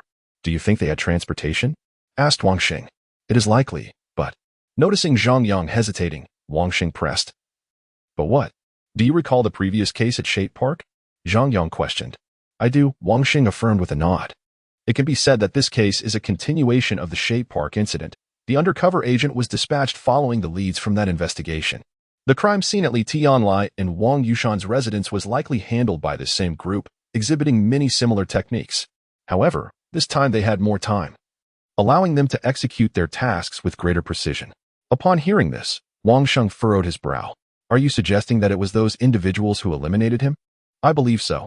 Based on their ruthless nature, it stands to reason that they would have swiftly eliminated an undercover agent upon discovery, which aligns perfectly with their modus operandi. Thus, we found no evident signs of torture on the undercover agent. I am confident that their covert methods are equally untraceable for them. Silencing a witness is the optimal choice, as excessive actions could lead to more mistakes." Pausing momentarily, Zhang Yang continued, "Captain Wang, if it were up to me, I would escalate the case to higher authorities. The provincial department may not suffice. It might require even more senior operatives to effectively apprehend this group. Moreover, I suspect that these individuals are merely hired hands. The depths of their affiliations are too profound for us to grasp." After casting a glance at the undercover agent, he sighed and remarked, "He is a prime example. Discovered in such a short span of time, these individuals either distrust all outsiders or possess exceptionally well-informed networks. Ultimately, it remains the same. Either escalate the matter or, based on the leads you currently possess, execute a decisive strike against them to dismantle their operation. When it comes to phishing, the individuals behind the scenes may not necessarily take the bait. From the fact that the police dispatched an undercover agent, Zhang Yang surmised that the narcotics team must have uncovered crucial leads. Otherwise, they would not have deployed an operative so indiscriminately. After all, undercover agents and informants are not the same. Once an undercover agent is dispatched, there is a specific objective in mind. However, the reality often proves to be quite disappointing, resulting in fatalities. In such circumstances, if Wang Sheng and his team continue to persevere, they face the grim prospect of either sacrificing more undercover agents or prompting the adversaries to simply vanish from the scene. The first outcome is exceedingly cruel. while the second would lead to the disappearance of the leads the police have painstakingly uncovered. Very well, I will consider your suggestion. Thank you, Consultant Zhang. I will arrange for someone to escort you back. That is fine. Just have someone take me to the high-speed railway station. You all have your duties. I can reach my destination much quicker by train than by car. Understood, and I apologize for the inconvenience. Once the case is concluded, I will treat you to a meal to make amends. After a moment's contemplation, Wang Xing chose not to insist further and acquiesced. Let us maintain frequent contact. Do not be a stranger. With a reassuring pat on Wang Xing's shoulder, Zhang Yang followed a police officer downstairs to the vehicle, heading towards the high-speed railway station. During the journey, he purchased his train ticket via his mobile phone, arriving at the station with over half an hour to spare before boarding. After bidding farewell to the officer who accompanied him, Zhang Yang strolled leisurely towards the entrance, traversing the square in front of the station. Chapter 65, Pursued, Scrubber. Deterrence. As Zhang Yang alighted from his vehicle, a black BMW X3 swiftly came to a halt in front of the square. A man and a woman exited, casting a glance at the figure over 20 meters ahead. After exchanging a knowing look, they quickened their pace to follow. The duo exhibited a remarkable synchronization. The woman trailed directly behind Zhang Yang while the man positioned himself slightly to her rear, seemingly prepared to intervene at any moment. They drew closer. The woman brandished a gray plastic tube, one end equipped with a button. As she gently pressed it, a slender needle extended from the opposite end. In her hurried maneuver to pass Zhang Yang, the distance between them did not widen. Instead, she leaned toward him. Zhang Yang turned to face the woman, and she recognized him in return. A smile graced her lips, yet her actions did not falter as the plastic tube neared Zhang Yang's thigh. Suddenly, a sharp sound erupted, a resounding slap. The gray plastic tube clattered to the ground, and the woman recoiled, clutching her arm, her face contorted in agony. The man behind her, witnessing this scene, instinctively moved forward, but halted under Zhang Yang's enigmatic gaze, further deterred by the ominous firearm in his possession. At that moment, the pursuing man and woman remained blissfully unaware of their exposure. When had they become so vulnerable? They grappled with confusion, even questioning the motives of their dispatchers. Yet such thoughts fleetingly flickered through their minds. This was not the time for internal conflict. The most pressing concern was how to escape the formidable individual before them, especially in the face of his firearm. As seasoned practitioners of firearms, they did not regard his weapon as a mere bluff. The trio stood in the expansive square, their expressions revealing a spectrum of emotions. The woman discreetly lifted her sleeve to inspect her arm, revealing a swollen, purplish bruise, the mark of Zhang Yang's earlier strike. He had not held back, and the force of his blow had not only bruised but also injured her bone. Her arm would require considerable time to heal. Observing the two before him, Zhang Yang marveled at the ease with which fortune had favored him. These two were indeed among the trio captured in the elevator surveillance footage following Li Tianlai's assassination, excluding the elderly figure adorned in makeup. He had pondered the circumstances after departing the scene. Given that an undercover agent had been uncovered, why had they not resorted to interrogation, instead merely discarding him back to his dwelling? Upon reflection, he surmised that their intent was ambiguous. Yet such elaborate measures were unlikely aimed solely at maintaining a pristine crime scene. It was probable that someone was monitoring from outside. Indeed, after he vacated the neighborhood, he had been trailed. In the square, the three stood in a triangular formation, each displaying distinct emotions. The woman bore an expression of pain. The man exhibited a blend of anxiety and fear, while Zhang Yang appeared the most at ease among them. The muzzle remained lowered, pressed firmly against the trouser leg. Yet the FN-57 pistol, equipped with a silencer, exuded an air of intimidation that rendered the man and woman motionless.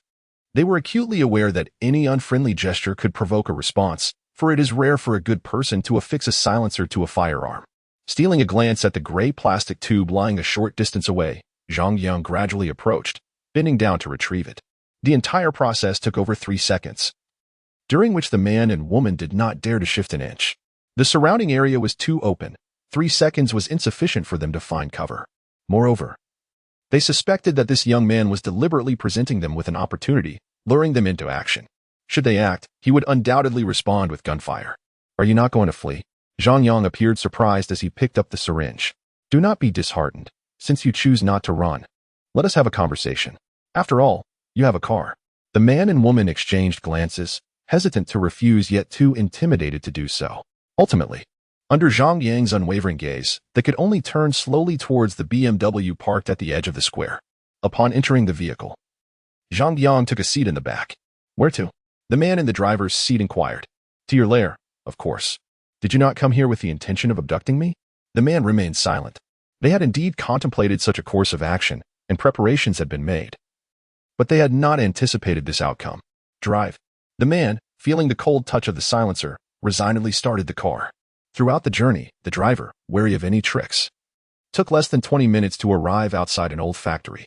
This location was situated on the outskirts of Xinhai City, less than 2 kilometers in a straight line from the undercover agent's residence. A fine place, Zhang Yang mused to himself as he gazed at the dilapidated factory entrance. The car pulled in and halted in front of the last building, with no one at the entrance. The man and woman exited the vehicle and led Zhang Yang into the factory. Click, click. In the expansive factory, sounds echoed, revealing a young man tending to firearms at a table, specifically an M25 sniper rifle. On the opposite end of the table sat a bald middle-aged man smoking a cigar, his gaze shifting towards them. Upon recognizing Zhang Yang trailing behind his subordinates, the bald man's expression soured, his brow furrowing. Click. The young man also noticed Zhang Yang, swiftly raising the rifle, aiming it forward. Boss, we brought the person, the man who entered awkwardly informed the bald man, casting a glare at his subordinate. The bald man turned his attention to Zhang Yang. You possess quite the audacity to come here. With a chuckle, Zhang Yang surveyed the factory, spotting a plastic sheet laid out on the ground, with a chair positioned upon it. Are you preparing to torture me first and then eliminate me? Quite the elaborate setup. However, since I have arrived, shall we not have your dog lower his weapon? The young gunman's eyes flashed with a lethal glint as his finger hovered over the trigger, poised to end Zhang Yang's life in an instant. You're alone, the bald man sneered at Zhang Yang. Well, if that's what you think. Zhang Yang's voice trailed off as his body suddenly dropped low, vanishing from the sniper's line of sight. The young sniper's expression twisted in alarm, swiftly lowering his rifle to track his target. But the distance between them was barely 20 meters. As Zhang Yang ducked out of the firing line, he simultaneously raised his own weapon. Thud, thud. 2 muffled gunshots rang out. The sniper, still lowering his head, took bullets to the forehead and shoulder, his body jerking twice before collapsing backward. Bang! In his fall, the young man reflexively pulled the trigger, sending a bullet tearing through the factory roof. With the greatest threat eliminated, Zhang Yang straightened, his gun now trained on the bald man, whose hand had only halfway drawn his own weapon. Now, don't move recklessly. Zhang Yang taunted. The best shooter in your little group was that one over there, and he's dead. What is the point of fighting now? Besides, he added coolly, I might not even kill you. The bald man's eyes burned with fury, but Zhang Yang was right. The dead sniper had been their most skilled marksman. Though the bald man was no stranger to firearms himself, age and years of inactivity had dulled his reflexes. And judging by Zhang Yang's speed and precision, he knew that even if he managed to draw his weapon, he stood no chance, especially not when he hadn't even fully unsheathed it yet. Regret flooded the bald man's mind. He should never have provoked this young devil. Chapter 66, Ransom for Life, Another Murder. Zhang Yang, Captain Wang. I feel as though I have committed a crime. Regret swelled within him, yet the bald middle-aged man exhibited no outward signs of fear or trepidation. In truth, he was indeed terrified. Otherwise, a man of his ilk would not have brought his apprentices to this perilous locale. You are quite formidable. I concede that my decision was hasty. So, Mr. Zhang, what do you intend to do next? Observing the bald man, who appeared unperturbed yet slowly withdrew his hand from the gun's grip, Zhang Yang smiled, choosing not to expose the charade. I shall not inquire about your names or wish to know them. However, I do have a few questions for you. Answer honestly, and you may have a chance to leave alive. If not, ask away. The bald man gestured for his apprentices to remain calm, taking a puff of his cigar. All right, first question. Did you kill Li Tianlai and the man in the collective housing 2 kilometers away? Yes. Who hired you? The bald man pressed his lips together, hesitating. Cannot say. Playing with the gun in his hand, Zhang Yang pressed further. Knowing would not serve you well. Ah, were it not for your status as criminals, I might have thought you were here to assist me. Speak up. It would benefit us both. Since you wish to know, I shall oblige. The bald man met Zhang Yang's gaze intently, revealing, we were hired by someone from Yun province. I do not know their specific name, nor did I catch a full glimpse of their appearance. I only know they are referred to as Lord Hong. Lord Hong? Zhang Yang scoffed. In this line of work, everyone seems to relish bestowing titles upon themselves. Mr. Zhang, this individual is no ordinary person. Their influence is substantial.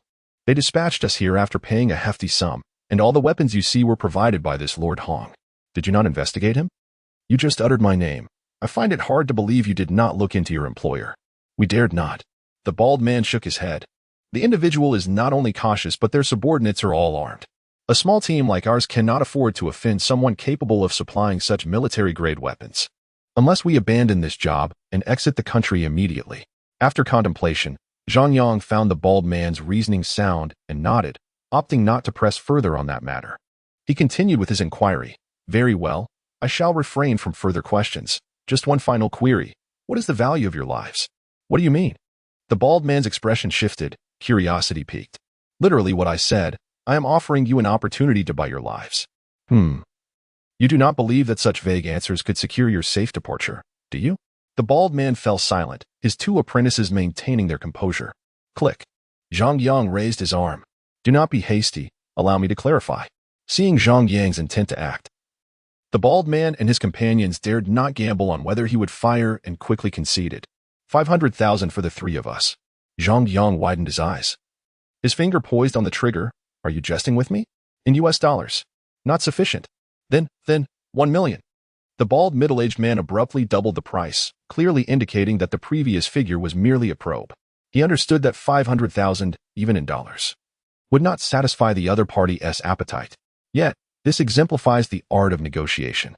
While not particularly astute, he at least possessed some basic acumen.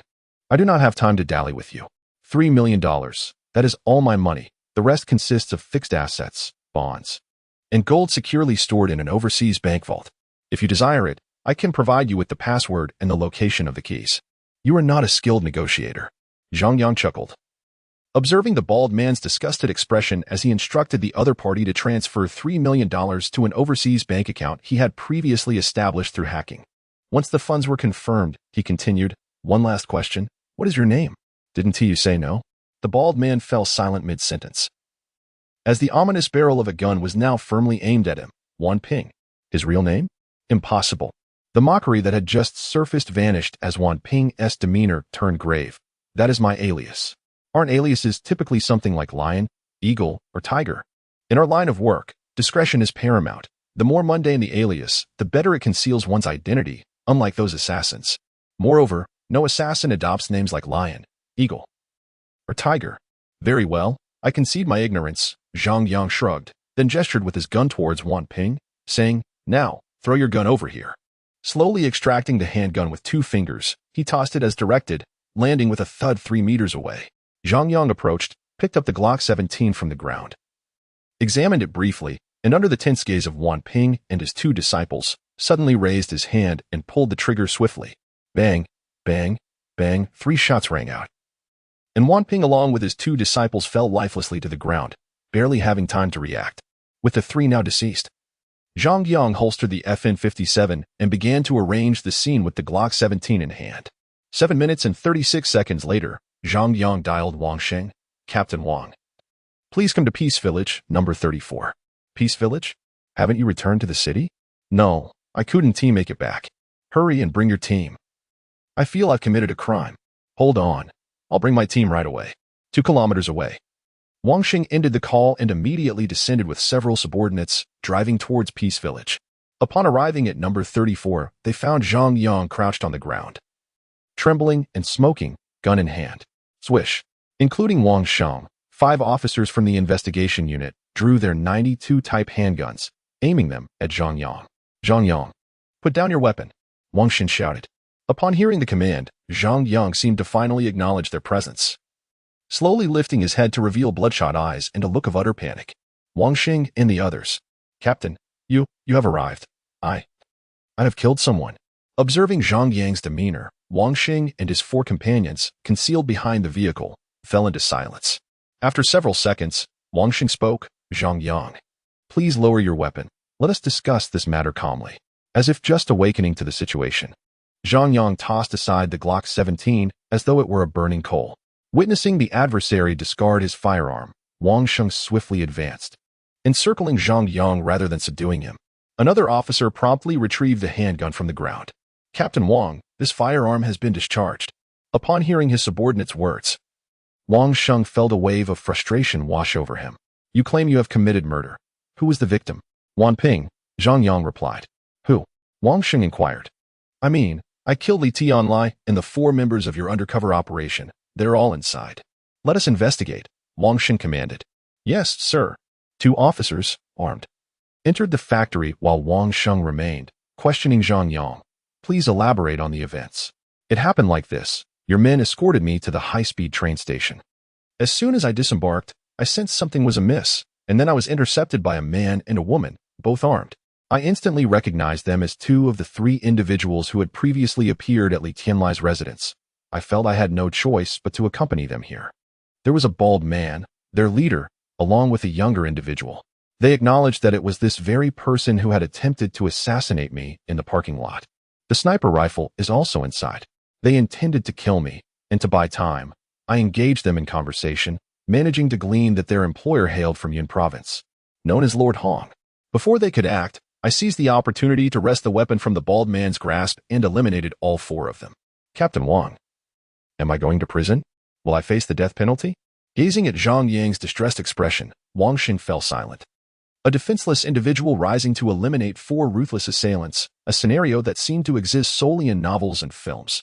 Furthermore, none of the assailants bore any visible injuries. In stark contrast, Zhang Yang appeared, apart from a bit of dust and a bruise on his face, remarkably unscathed. Has the world truly changed, or am I merely dreaming? Chapter 67. Entering the station, a smooth passage? Team Leader Wang, come quickly. Upon hearing his subordinate's urgent call, Wang Xing, unsure of how to respond, immediately stepped inside. Zhang Yang attempted to follow but was obstructed by 2 officers beside him. It seemed things had spiraled out of control. He was being treated as a criminal suspect. The actions of the 2 officers made Zhang Yang realize the gravity of the situation, yet there was no recourse available to him now. Earlier, in the square, he had drawn his firearm for safety if Wan Ping and the others were apprehended by the police and subsequently interrogated. He would find himself in a far more precarious situation. As for now, even if he was under suspicion, he could claim it was self-defense. After all, they had aimed to kill him. It was only natural for him to resist rather than passively await the arrival of justice. Should there be no other evidence against him and the judge wrongfully convict him, Zhang Yang would not hesitate to persistently appeal.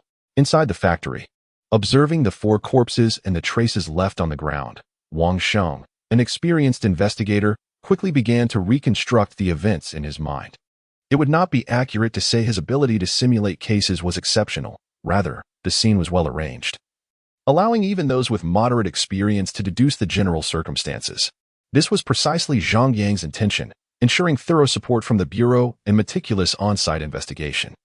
After surveying the scene from a distance, Wang Xing commanded his subordinates, proceed. Understood. Having given his orders, Wang Xing turned and exited the factory, casting a complex glance at Zhang Yang before stating, let us go back to the Bureau. All right, will I be handcuffed? Zhang Yang inquired, extending his hands. No need. Upon entering the vehicle, Zhang Yang remained composed, refraining from any erratic movements as he observed the officers seated beside him. Wang Xing started the car, driving towards the municipal bureau. Upon arrival, instead of directing him to the interrogation room, they proceeded to a small conference room where 2 accompanying subordinates were stationed to keep watch, after which Wang Xing departed. In the office of the Narcotics Control Division, Wang Xing and the head of the division smoked pensively, their brows furrowed. After a prolonged silence, the division head asked, do you trust him? Wang Xing remained silent for 2 seconds, extinguishing his cigarette and revealing a wry smile. What choice do I have? He is remarkably capable, as evidenced by the information from the previous criminal investigation department. Moreover, those 4 individuals were indeed criminals, and they were summoned by us. And you are aware of Mr. Hong, the head of the division. The division head nodded, preparing to speak when the desk phone rang. Glancing at it, he rose and answered, hello. Yes, I understand. After hanging up, the division head turned to Wang Xing, exhaling deeply. Let us close the case. Pay him the agreed consultancy fee. Additionally, inform old Zhong and the others. Understood. Wang Xing, puzzled, parted his lips but ultimately refrained from voicing his inquiries. That call had undoubtedly been made on Zhang Yang's behalf, and it was from someone the division head could not refuse. With this thought, Wang Xing ceased his chatter and made his way out of the office. Zhang Yang, you may leave now. The consultancy fee will be credited to your account within 2 working days. Can I leave? Surprised, Zhang Yang looked up from his seat, still reflecting on his previous assignments. He had braced himself for at least 24 hours of detention, and now suddenly being told he could depart. First, he dismissed the possibility of involvement from the narcotics and criminal investigation departments. Could it be that a higher authority had intervened? Exiting the narcotics department, he walked toward the city bureau's entrance. As he passed by the criminal investigation floor, he encountered Zhang Yang. "What brings you here?" "Ah, old Zhou." Zhang Yang greeted him, a hint of awkwardness in his smile. "I was just assisting the narcotics team with the scene. Now I'm heading back." "I see. Your professional engagements are becoming quite diverse. Was it Wang Sheng who called you?" Zhou Jun inquired amiably. "Indeed, I have other matters to attend to. So I shall take my leave. You carry on." "All right, do come over for a barbecue sometime." "Certainly, just give me a heads up before you arrive." After their brief exchange, Zhang Yang departed, hailing a cab to return home. Upon reaching the studio, he found Zhao Meili and He Lian present. "Brother, Xiao Yang, have you had lunch yet?" "We've eaten. By the way, have you?" Zhao Meili responded. "Not yet." Indeed, he had yet to have lunch. Having been occupied at the scene and then encountering Wan Ping and his gang before being taken to the city bureau without any mention of a meal being provided. "Let me cook you some noodles." "Sounds good." The bar area on the first floor was equipped to handle simple food preparations with an induction stove available. So cooking a bowl of noodles was no trouble. As Zhao Meili prepared the noodles, Zhang Yang settled onto a high stool at the bar, taking a sip of water before asking, "By the way, what did Huang Fei come by to purchase this morning?" "He selected 10 paintings and paid 15,000 each without haggling," Zhao Meili replied, a smile gracing her face. "Another 150,000 earned. Splendid." Zhang Yang reciprocated the smile. "By the way, that little girl from the orphanage has been following Huang Fei." "That's not a good sign," Zhao Meili recalled, offering a warning. Zhang Yang was aware of this. Ever since Mu Chuxue first visited, showing such dedication to mimicking his work and even recording it with her phone, he had his suspicions. After a moment of silence, he shook his head. "After all these years, I no longer know whether she is alive or a ghost. We shall see.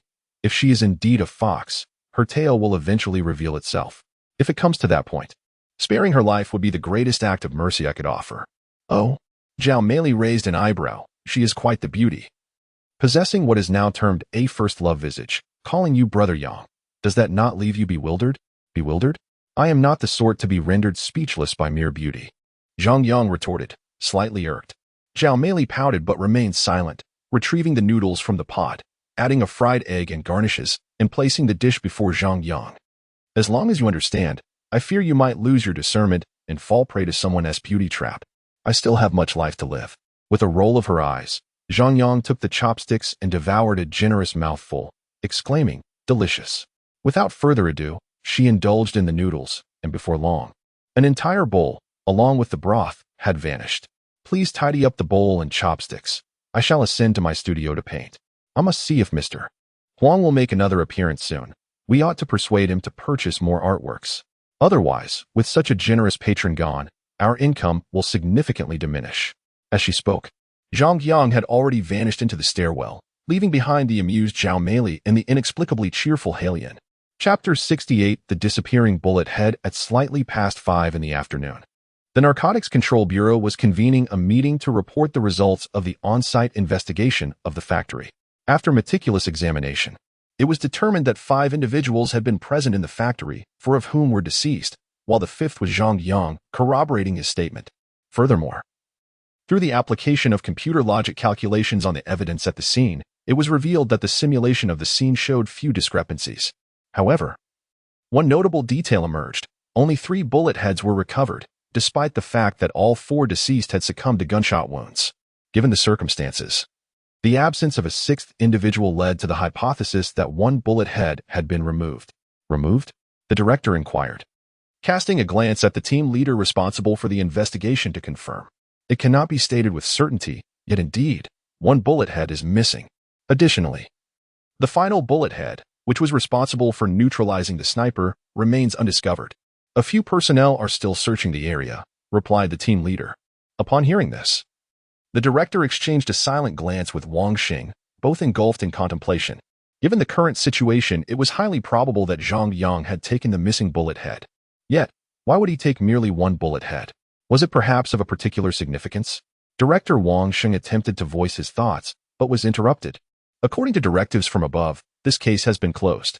As for the missing bullet head, further searches will be conducted. If it cannot be found, it may have inadvertently exited the factory. It is not a significant issue as long as no innocent civilians have been harmed, the director concluded. Understood. The team leader nodded in agreement. Very well, let us expedite the conclusion of this case. Is there anything else? The director inquired. Yes. There is also the matter concerning the undercover operation. Over an hour later, the meeting adjourned. Wang Sheng followed the director into the office. Once the door was securely closed, Wang Sheng eagerly asked, Director, is this case truly concluded? What alternative do you propose? The director asked, filling his thermos with water before taking a seat. His gaze directed downward as he blew gently on the surface. Wang Sheng was momentarily taken aback, then seated himself across from the director, expressing, the 4 deceased are regrettable. Yet one bullet head remains missing. The ambiguity within the case does not align with protocol, does it? You are absolutely correct, the director acknowledged with a nod, fully aware that the situation deviated from standard procedure. However, it was unavoidable. This case had transcended the jurisdiction of the municipal bureau. While it is true, this case must be wrapped up. Our next target is that Lord Hong. He is our primary focus. As for this case, it will be handed over to others. The director stated firmly. Noticing Wang Sheng's lingering curiosity, the director raised a hand to halt any further inquiries. Do not pry into the specifics. Such knowledge may not serve you well. Prepare yourself. After I report to the chief, you will lead a team to Yun province to collaborate with local law enforcement. We must ensure that Lord Hong is apprehended this time. Understood. I will begin preparations immediately. Without addressing the director, Wang Sheng received another warning. Although he harbored doubts, he chose not to linger on them. Since the case was beyond the jurisdiction of the municipal bureau, he resolved to let those above him grapple with it. His focus would remain on fulfilling his duties. The following morning, at 6 o'clock, Zhang Yang, accompanied by Zhao Meili and Halian, donned their athletic gear and commenced their run after completing their warm-up exercises. In traditional Chinese medicine, the principles of yin and yang are emphasized. The rising sun signifies the ascent of yang energy, making morning exercises particularly beneficial, while running in the evening or at night could lead to a decline in yang energy, which is detrimental to the body. From a safety perspective, daytime running is indeed more secure than nocturnal jogging. The trio formed a line, with Zhang Yang leading the way. However, as they had just stepped onto the sidewalk, he noticed a man standing next to a black Volkswagen Tiguan not far ahead. Zhang Yang recognized him as the captain from the National Security Bureau. Upon seeing Zhang Yang approach, the captain straightened his posture, removed his sunglasses, and offered a nod and a smile. Zhang Yang thought to himself, truth be told, the first time he laid eyes on this individual, he sensed trouble, a premonition that had now materialized. If it were not for an issue at hand, this man would surely not be here so early to confront him. Meili, Halian, you two go ahead and run, he instructed. The two exchanged glances with the captain, nodded silently, and proceeded to jog ahead along the path. Slowing down to stop by the vehicle. The leader has summoned me for something? Zhang Yang inquired, uncertain how to address him, but concluding that leader would suffice. Allow me to introduce myself. I am Chun Jiaxing. The national security captain extended his right hand. Zhang Yang hesitated, reluctant to shake it, wishing he could pretend he had not heard the name. Yet, reality dictated otherwise. He offered a perfunctory handshake, responding, Leader Chun, did I do something wrong to warrant your early visit? How could that be? Chun Jiaxing laughed, but his expression suddenly turned serious. If you had truly committed an offense, it wouldn't be just me here. Ha. Just a jest, don't take it to heart. Zhang Yang felt a peculiar unease around this national security captain, sensing a certain volatility in his demeanor. How could he be serious one moment and jovial the next? Noticing Zhang Yang's silence and the strange look in his eyes, Chun Jiaxing took the initiative to continue the conversation. Well, I came primarily because I've heard of your exceptional abilities. We happen to be in need of someone with your talents. How about joining us? Zhang Yang contemplated several possibilities, but did not foresee that they were here to recruit him. Leader Chun, I don't believe I meet your recruitment criteria. What do you mean by that? You fit perfectly. In fact, we have been observing you for some time. Decisive in action, profound in strategy, and adept in methods, completely in line with our special recruitment standards. As if recalling something, Chun Jiaxing added, Oh, you're not referring to your criminal record, are you? Those matters are trivial. Should you decide to join us, I assure you, I will ensure you remain entirely unblemished, leaving no trace behind. Forget it. After a moment of silence, Zhang Yang suddenly remarked, I cannot abide by constraints. Rather, don't be hasty, Chen Jiaxing interjected, his urgency palpable. He glanced around, lowered his upper body slightly, and leaned closer, saying, "You took a life, and I managed to cover it up." The narcotics team discovered a missing bullet at the scene and intended to investigate, but I intervened. Zhang Yang's gaze deepened as he observed Chen Jiaxing, who lifted his chin with a smile gracing his features. From the expression on his counterpart's face, Zhang Yang discerned that Chen Jiaxing harbored doubts about him. Had he truly been unconcerned about the matter, he would not have obstructed the narcotics department's inquiry. Nevertheless, this bore the semblance of a quid pro quo. "Leader Chen, if there is anything you require of me, do not hesitate to ask. I shall endeavor to assist in any way I can. As for joining your ranks, I regret to say my concerns are too numerous. It is simply unfeasible." "Very well, any assistance is appreciated," Chen Jiaxing responded with unexpected ease. For a fleeting moment, Zhang Yang was taken aback but soon realized that the intention was not to recruit him into the national security apparatus. Rather, the primary aim was to seek assistance, and the previously mentioned favor served as a prelude for future dealings. It appears that Chen Jiaxing is quite astute. Indeed, one must be intelligent and quick-witted to ascend to a position within national security, especially as a leader in counterintelligence.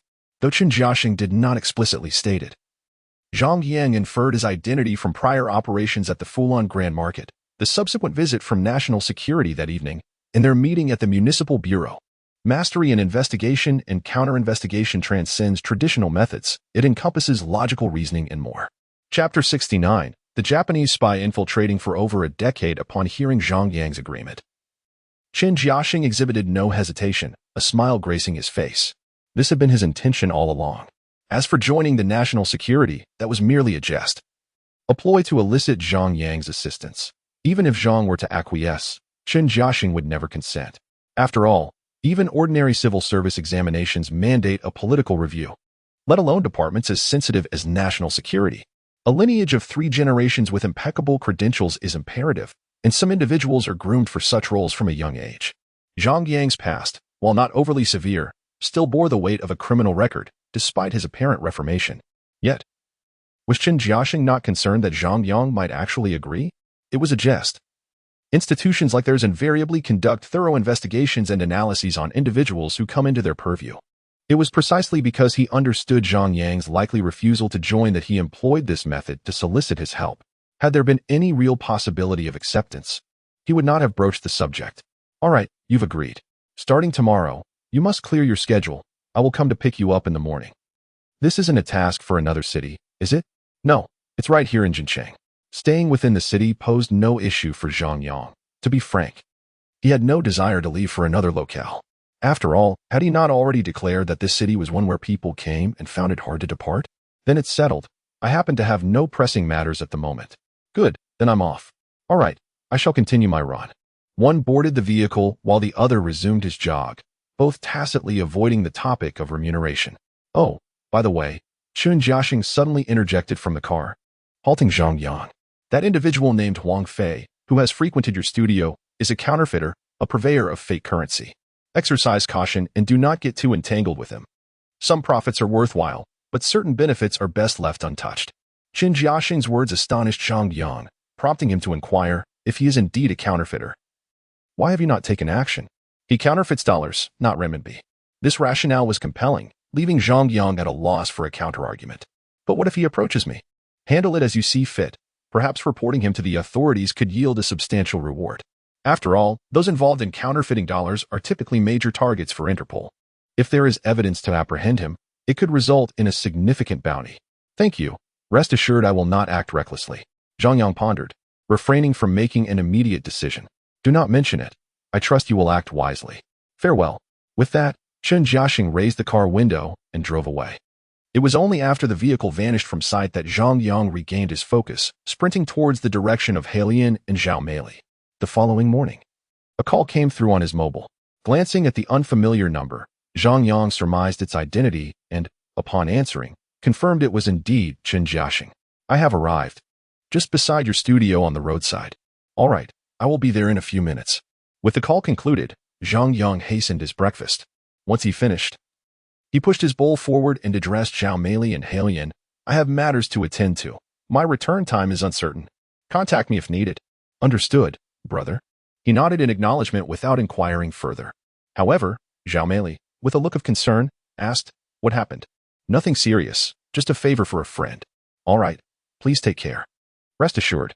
With a smile and a nod, Zhang Yang stood up to change his clothes.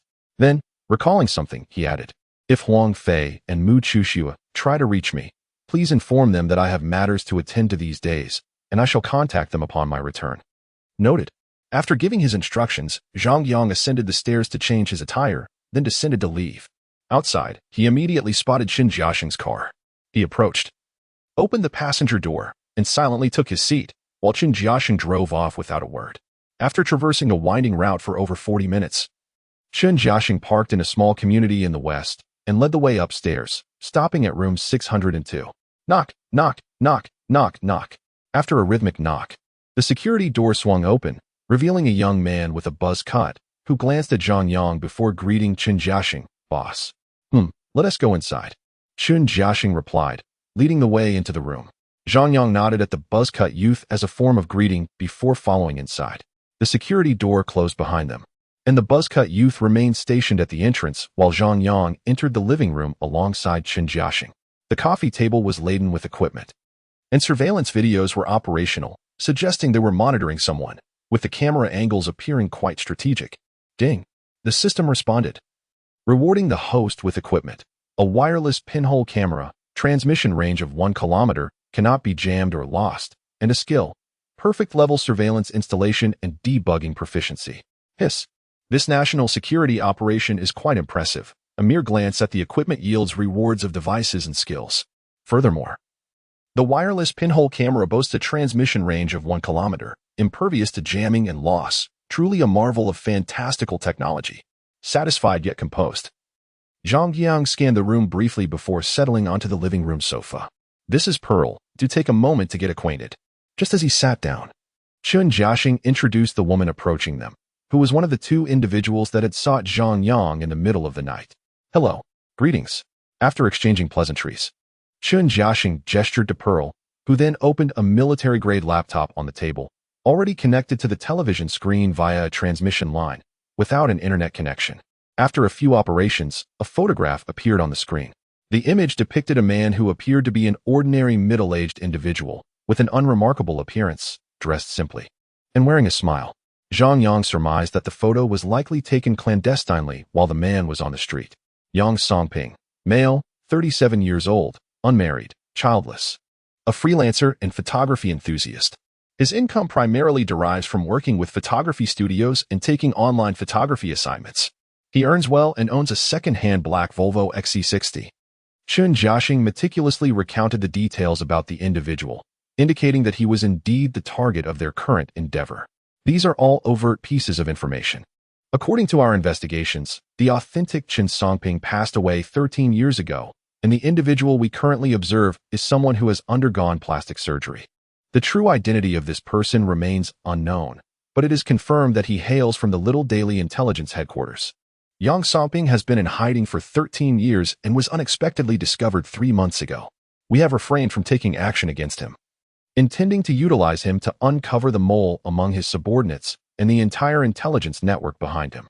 This individual is highly vigilant and possesses exceptional professional acumen. During previous surveillance attempts, we nearly compromised our position in the most recent operation. It remains uncertain whether he has become aware of our presence, but if our operatives continue to tail him, there is a significant risk of exposure. At this juncture, Qin Jiaxing turned to Zhang Yang. "While I am uncertain of your tracking capabilities, we are well aware of your memory retention and artistic skills. The purpose of your involvement today is to leverage these abilities to aid us in monitoring this individual, documenting the people he encounters, the places he visits, and ultimately rendering a complete illustration of our target." After listening quietly to Qin Jiaxing's words, Zhang Yang furrowed his brow. Completing these tasks will not be a brief endeavor. It could take a month, 2 months, or even extend over 6 months to a year or more. Chapter 70. The boss sets off to begin surveillance. "You cannot expect me to comply with such demands. I have pressing matters to attend to. This is clearly not a task that can be resolved in a short span of time." Zhang Yang expressed his discontent. Sensing his dissatisfaction, Qin Jiaxing cast a glance at Pearl, who nodded in agreement, prompting everyone to vacate the living room and dining area. Once the crowd had dispersed, Chun Jiaxing clarified.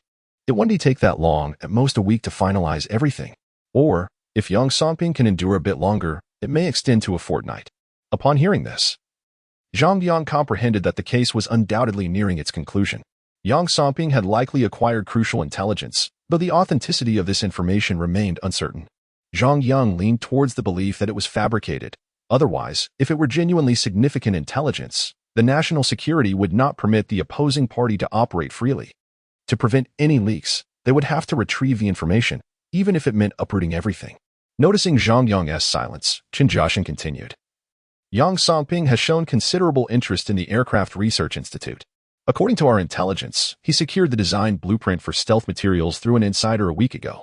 Given the nature of such information, digital communication is not secure. Thus, the traditional methods are still favored for transmission.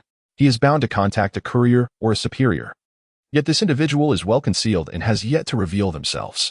Stealth material design blueprint? It seems to pertain to the latest fighter jet intelligence, Zhang Yang pondered. Can you ascertain that Yang Songping has not disseminated the information? Indeed, once we obtained the materials, we kept a vigilant watch on him. We dare not approach too closely. But we can confirm that he has not yet transmitted the intelligence. Nodding thoughtfully, Zhang Yang inquired, given this, shouldn't he merely monitor the information? He must eventually meet someone, correct? Logically, yes. However, the intelligence has been kept on his person for a week with no developments. Our analysis suggests that Yang Songping's superior or courier is exceptionally elusive, likely employing a fixed schedule for their meetings, preventing Yang from initiating contact. This individual is the substantial catch we seek. Very well, shall I proceed independently, or will you assign someone to accompany me? Zhang Yang agreed. The nation's welfare is a shared responsibility, especially concerning the matter of confronting the enemy. Additionally, the debts of gratitude owed must be repaid. Thus, there is no justification for refusal, be it in public or private matters. If you can track him alone, that would be ideal, as you are an unfamiliar face. We will provide you with equipment support. Should that prove unfeasible, we will send someone to accompany you. Qin Jiaxing was astute, upon hearing Zhang Yang's words. He sensed ulterior motives. Then I shall proceed alone. Without hesitation, Zhang Yang decisively opted to undertake the task himself. Have 2 vehicles on standby. I will require them at a moment's notice. Understood, no problem. With arrangements finalized, Pearl and the others returned to their duties, while Zhang Yang retreated to a specially prepared bedroom to rest. At 8:07, Zhang Yang, the target, was ready to depart. I am coming out now. Upon exiting the room, Pearl promptly approached Zhang Yang to assist him in installing the covert communication device, simultaneously handing him a locator. The positioning device operates continuously for 24 hours. Our personnel will remain nearby to ensure your safety. Maintain a safe distance, as I fear the other party may detect us. After glancing at the locator and stowing it in his pocket, Zhang Yang cautioned, rest assured, we will exercise caution. Once the device was installed, Pearl gave a thumbs up to Qin Jiaxing. Qin Jiaxing seized the walkie-talkie. Attention all teams, the boss is preparing to depart. The secretary will follow shortly. The convoy is on standby. Received. Concluding the transmission, Qin Jiaxing turned to Zhang Yang. You may proceed. We will inform you of the boss's exit from here. 3 vehicles await outside. The subsequent journey will depend on you. Can you confirm your ability to track him independently without issue? The matters concerning the vehicle will be handled by your team. Once we disembark, I will take charge. I have amassed considerable experience in tracking during my previous employment and can easily masquerade as a professional thief. It was precisely because of Zhang Yang's illustrious past in the industry that Qin Jiaxing felt reassured. Nodding, he replied, very well. If you are compromised, withdraw immediately. We will follow up. Remember your primary objective, document and sketch the individuals who come into contact with the boss. Understood. After signaling an affirmative gesture, Zhang Yang set off. Upon descending and walking to the entrance of the complex, he had scarcely passed through the turnstile when he spotted a black Volvo SUV emerging from the garage exit a short distance away. The transparency of the car windows was somewhat limited, yet Zhang Yang's exceptional vision allowed him to discern the interior with clarity from a mere 10 meters away. Secretary, the boss should have made contact with you. Indeed, I just saw him pass by. He is confirmed inside the vehicle, preparing to follow. After replying in a hushed tone, Zhang Yang positioned himself by the roadside, where a taxi conveniently halted beside him. He opened the door and entered. The driver remained silent and followed suit.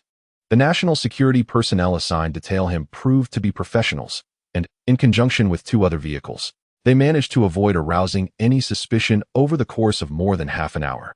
Meanwhile, seated in the middle of the back seat and observing the Volvo SUV through the windshield, Zhang Yang noticed a change in its demeanor and activated the communicator. The boss is taking a circuitous route. Alert all teams to proceed with caution, as he may be meeting a client. The term client referred to the code name for the superior or liaison previously conveyed by Qin Jiaxing. Received. Qin Jiaxing's voice resonated in the earpiece, and he promptly notified the other teams. Attention, the secretary has made an observation. The boss may be meeting a client. Increase the distance. Understood. Stop at the intersection ahead. I require a vehicle change. I will drive myself. Hearing Zhang Yang's request, Pearl and the others exchanged glances with Qin Jiaxing. After a brief silence, Qin Jiaxing activated the walkie-talkie. Prepare the vehicle. The others will track according to the locator's display. Received. Moments later, the vehicle information was relayed back to the monitoring point, and Qin Jiaxing signaled Pearl to forward it to Zhang Yang. At the intersection, a taxi signaled to the right and pulled to the side, where Zhang Yang alighted and made his way toward a vehicle awaiting him down a narrow lane, while the taxi continued to advance, temporarily trailing his employer. Parked by the roadside was a Volkswagen Polo, compact yet robust, agile in movement, though it was evidently overdue for a wash, appearing somewhat grimy. Approaching, he opened the door. The keys were inside, ready to ignite the engine. The sound revealed that this vehicle had been modified. The original 1.6-liter engine had been upgraded to a 2.0T, and it was evident that the engine was new. A small car now possessed a formidable heart, and Zhang Yang expressed his satisfaction with it. Executing a near U-turn, the silver Polo merged into the traffic at the intersection, pursuing the location relayed by Qin Jiaxing through his earpiece. Shortly thereafter, he spotted the previous taxi, accelerating to change lanes and overtaking it. The driver, upon noting the vehicle's details, veered left and turned away at the traffic light. Meanwhile, Zhang Yang came to a halt behind his employer's vehicle, separated by 4 cars. Chapter 71. Evasion and the cunning Yang Songping within the confines of the Volvo's cabin. Yang Songping appeared calm. However, his heart raced, and his mind was acutely focused. His sharp, eagle-like gaze continuously scanned the road ahead, the flanks, and the rearview mirror. As a seasoned spy, he possessed an innate mastery of both tracking and counter-tracking techniques. When pursued, one could merely be in a trailing position. Yet, if a team was on his tail, vehicles would surround him from the front and sides as well. It was conceivable that several cars could be strategically placed ahead while a single vehicle maintained a distance behind, with the front cars either proceeding straight or making turns, allowing the trailing vehicle to seamlessly reposition itself regardless of his direction, thus rendering the pursuit more discreet and challenging to detect.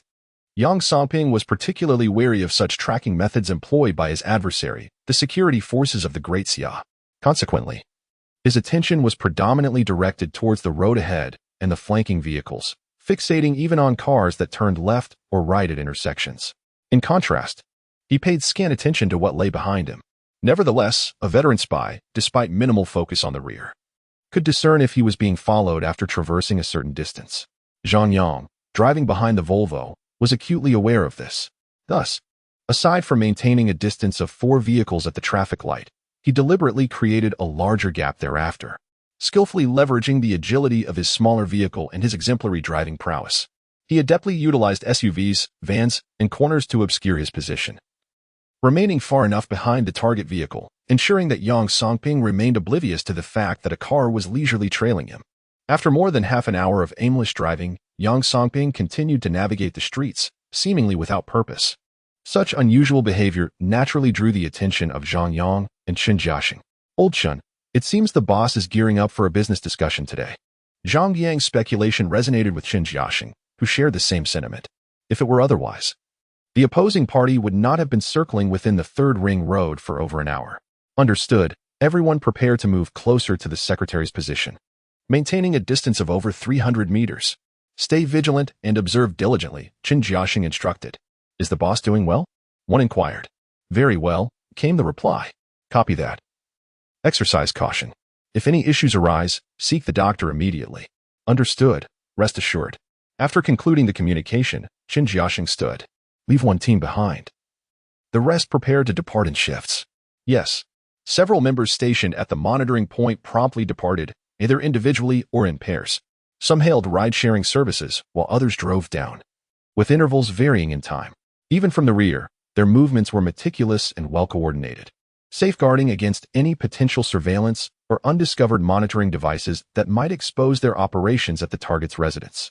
Colleagues utilizing ride-sharing services were met by others for support, while those driving headed towards the vicinity of the designated location, taking varied routes but ultimately converging close to their destination.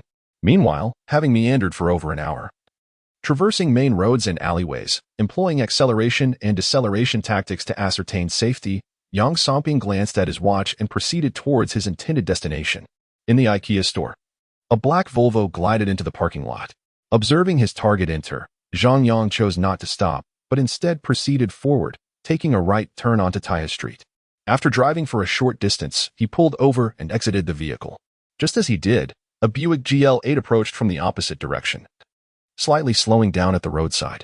A young man emerged from the side door, and upon spotting him, Zhang Yang turned towards IKEA. The young man swiftly approached the Polo, entered, and drove away. Subsequently, vehicles arrived at several nearby intersections, and individuals took their positions to prevent their boss from making a hasty retreat. The parking lot of IKEA was situated on the first floor. As Zhang Yang briskly entered, he scanned the area while heading towards the mall's entrance. It wasn't too long before he spotted Yang Songping, who had just exited his vehicle. The boss had alighted. After quietly acknowledging this, Zhang Yang casually surveyed his surroundings. If Yang Songping was here for a clandestine meeting, considering the depth of the client's concealment, he was likely a vigilant individual, possibly having placed surveillance on the periphery. Early in the morning, with the mall just opening its doors, the crowd was sparse. The few present appeared to have clear intentions, accompanied by companions, while a solitary woman, looking hurried, was likely late for work. After nonchalantly observing, Zhang Yang leisurely approached the mall entrance, followed closely by Yang Songping. The two men crossed paths. Yet Zhang Yang feigned indifference, utilizing the moment to discreetly check for any weapons on Yang Songping. Fortunately, there were no firearms, but a sharp, slender dagger was concealed at his lower back, hidden beneath his jacket. The absence of a firearm was reassuring. Ascending the escalator, Zhang Yang took out his phone, stealing a glance at Yang Songping, who stood 2 spaces behind him, staring straight ahead with one hand in his pocket and the other resting on the escalator's handrail. Upon reaching the top, Zhang Yang deliberately paused, allowing Yang Songping to move ahead. Pretending to make a phone call, he conversed with Chun Jiaxing. Old Chun, shall we retrieve the intel? It's in the boss's jacket pocket. No need, the intel isn't crucial. Understood. Having confirmed his suspicions, Zhang Yang ascended the escalator once more. The layout of the IKEA store was quite logical. Entering from the 3rd floor required one to traverse the entire space before proceeding to the 2nd floor. Of course, one could directly access the 2nd floor, but it necessitated using the corridor beside the escalator. However, Yang Songping opted not for that route, but instead prepared to enter the store. Zhang Yang intended to follow. As he lifted his foot to step forward, his keen gaze detected something amiss. Yang Songping appeared inclined to turn back. He quickly halted his raised foot, pausing at the entrance where a QR code was available for scanning to receive a mug, feigning great interest as he pulled out his phone to scan. Indeed, Yang Songping turned around. This fellow utilized the change in elevation to execute another counter-surveillance maneuver. His turn would allow him to observe anyone behind him, including those who had just ascended. A pursuer could potentially collide directly with him. For such a professional spy, even a fleeting glance could unveil an inconsistency. Fortunately, Zhang Yang halted just in time and engaged in conversation with the mall staff. For a few moments, Yang Songping observed without noticing anything amiss as he passed by. Proceeding down the expedited corridor. Having experienced the previous incident, Zhang Yang refrained from immediately following. His vantage point allowed him to clearly discern the other's actions. Successfully scanning the code, he retrieved a mug and moved forward. Ahead, Yang Songping had ascended the staircase to the 2nd floor, and upon reaching the 1st landing, he abruptly turned to ascend further. Zhang Yang thought to himself, really? Again? Must you be so relentless? 2 counter-surveillance maneuvers, if someone were indeed tailing him. The first might reveal his presence, but the second would surely lead to his discovery. Thankfully, Zhang Yang remained vigilant, not moving swiftly. His only recourse was to head towards the restroom. Resolute in his decision, he ambled along while observing his surroundings. Suddenly, an epiphany struck him as he recalled a recent scene. Halting beside a shelf adorned with plush toys, grasping a tiger plush, he glanced to the side, and indeed, Yang Songping was heading towards the restroom. A chuckle escaped him. It seems fate has decreed that I conclude my business sooner than expected. Chapter 72. Intelligence transmission and target identification. Not long ago, as Yang Songping turned to descend the staircase, he briefly locked eyes with the janitor stationed by the restroom. Initially, Zhang Yang paid little heed, assuming the janitor merely glanced up by chance. However, just moments ago, as Yang Songping pivoted, the janitor cast another glance at the stairway and scanned a few patrons in the corridor. It dawned on Zhang Yang that this individual was likely the contact Yang Songping intended to meet. Committing the janitor's visage to memory, Zhang Yang refrained from following him inside. Given that the information itself was inconsequential, it sufficed to monitor the target and confirm later. Inside the restroom, Yang Songping observed an elderly man diligently cleaning the glass in the men's lavatory. He proceeded directly to the urinal, and after relieving himself, approached the wash basin. Gazing into the mirror, he noticed the old man coincidentally looking back. A circle drawn in the mirror with a fingertip had a small dot at its center. The circle, made with water, allowed the droplets to trickle down, yet the design remained discernible. Recognizing the pattern, Yang Songping calmly dried his hands, retrieved a black memory card the size of a fingertip from his pocket, placed it on the counter, and exited. The janitor casually collected the memory card, tucking it into the pocket of his work uniform, erasing the traces from the mirror with his cloth. The rendezvous was complete, with no surveillance present. Mere seconds elapsed without a word exchanged, and the recognition process consisted solely of a now-vanished drawing on the mirror. This exemplified a classic espionage exchange. Emerging from the restroom, Yang Songping's brief absence allowed him to observe the target continuing down the stairs, appearing as though he had merely sought a momentary respite. Zhang Yang proceeded toward the restroom. At the entrance, he encountered the janitor exiting, leading to a brief face-to-face interaction. "Apologies," Zhang Yang said, excusing himself as he maneuvered past the janitor. Within that fleeting second, he discreetly assessed the janitor's person. Aside from a mobile phone and identification card, there lay a black memory card nestled in the janitor's breast pocket. It was him. Two pieces of evidence confirmed the target. The first was undoubtedly the black memory card, distinct from those commonly available in the market. Although it bore a brand, it was evident that a specialized reader was required to access its contents. Such a memory card, incompatible with standard devices, would be of no use to an ordinary individual, particularly one as aged as the janitor. The second piece of evidence was the identification card. Who among the virtuous would carry their ID at all times? Zhang Yang himself seldom carried his ID unless necessary, often leaving it at home for fear of misplacement. Of course, with the advent of portable spaces, such documents were now securely stored away. Having confirmed the target, Zhang Yang refrained from any rash actions, completing his business in the restroom without arousing suspicion, with the janitor perceiving him merely as an ordinary patron. Departing the lavatory, he descended the stairs, pushing a shopping cart ahead while simultaneously reporting to Chen Jiaxing. "Boss, I've met the client. The deal has been concluded." "So soon?" Chen Jiaxing was taken aback, only to quickly realize, "The client is in the mall?" "Indeed. The cleaner in the men's restroom on the 3rd floor. You may verify this, as the information is already in his possession." "How do you know the information is with him?" "Zhang Yang, was I not clear that you were to follow him?" Chen Jiaxing expressed a hint of anxiety, fearing Zhang Yang's identity might be compromised. "Leader, do not forget my previous experience. I possess a certain talent in this area, and there is absolutely no risk of exposure." Upon hearing Zhang Yang's words, Chen Jiaxing recalled their findings. This individual was exceptionally skilled in the art of theft, making it nearly impossible for anyone in their line of work to locate a rival. With this thought, Chen Jiaxing exhaled in relief, his tone softening. "Understood. I shall investigate his identity, while you keep an eye on the cleaner. I am currently on the 2nd floor. Please expedite the information gathering and maintain surveillance at the exit. I am concerned about exposure if I approach, especially since I have already encountered the other party." "All right, understood." After concluding the call, Zhang Yang stood in the ceramic dishware section, selecting several bowls and plates. He continued onward and soon spotted Yang Songping in the bedding area. Carefully choosing a new 4-piece set, he had the sales clerk prepare it before pushing his cart toward the exit. Yang Songping scrutinized Zhang Yang from behind. He recognized this individual. They had crossed paths on the way up and at the staircase, and now he reappeared in his line of sight, naturally piquing the old spy's interest. However, observing Zhang Yang proceed directly toward the exit with his selections, Yang Songping hesitated, feeling perhaps he was overthinking the situation. Nevertheless, remaining cautious, he too chose a 4-piece set, and slowly made his way toward the exit. If Zhang Yang were indeed following him, he would surely slow his pace to wait if he had not yet spotted him. Yet, Yang Songping did not see him again until he reached the checkout counter, where Zhang Yang was paying. Exhaling softly, he realized he had been overly concerned. With a sense of relief, Yang Songping relaxed. The mission was accomplished without a trace, and he merely needed to await accolades and a potential promotion from above. Perhaps he might even be reassigned to headquarters. Cherry blossoms, oh, how I yearn for the cherry blossoms of my hometown. It has been over a decade, and it is time to return. Yang Songping departed in his vehicle. His tracking was handled by Chen Jiaxing's team. The follower kept a considerable distance. Losing sight temporarily posed no issue. For having completed his mission, Yang Songping would undoubtedly return home, maintaining silence for the time being.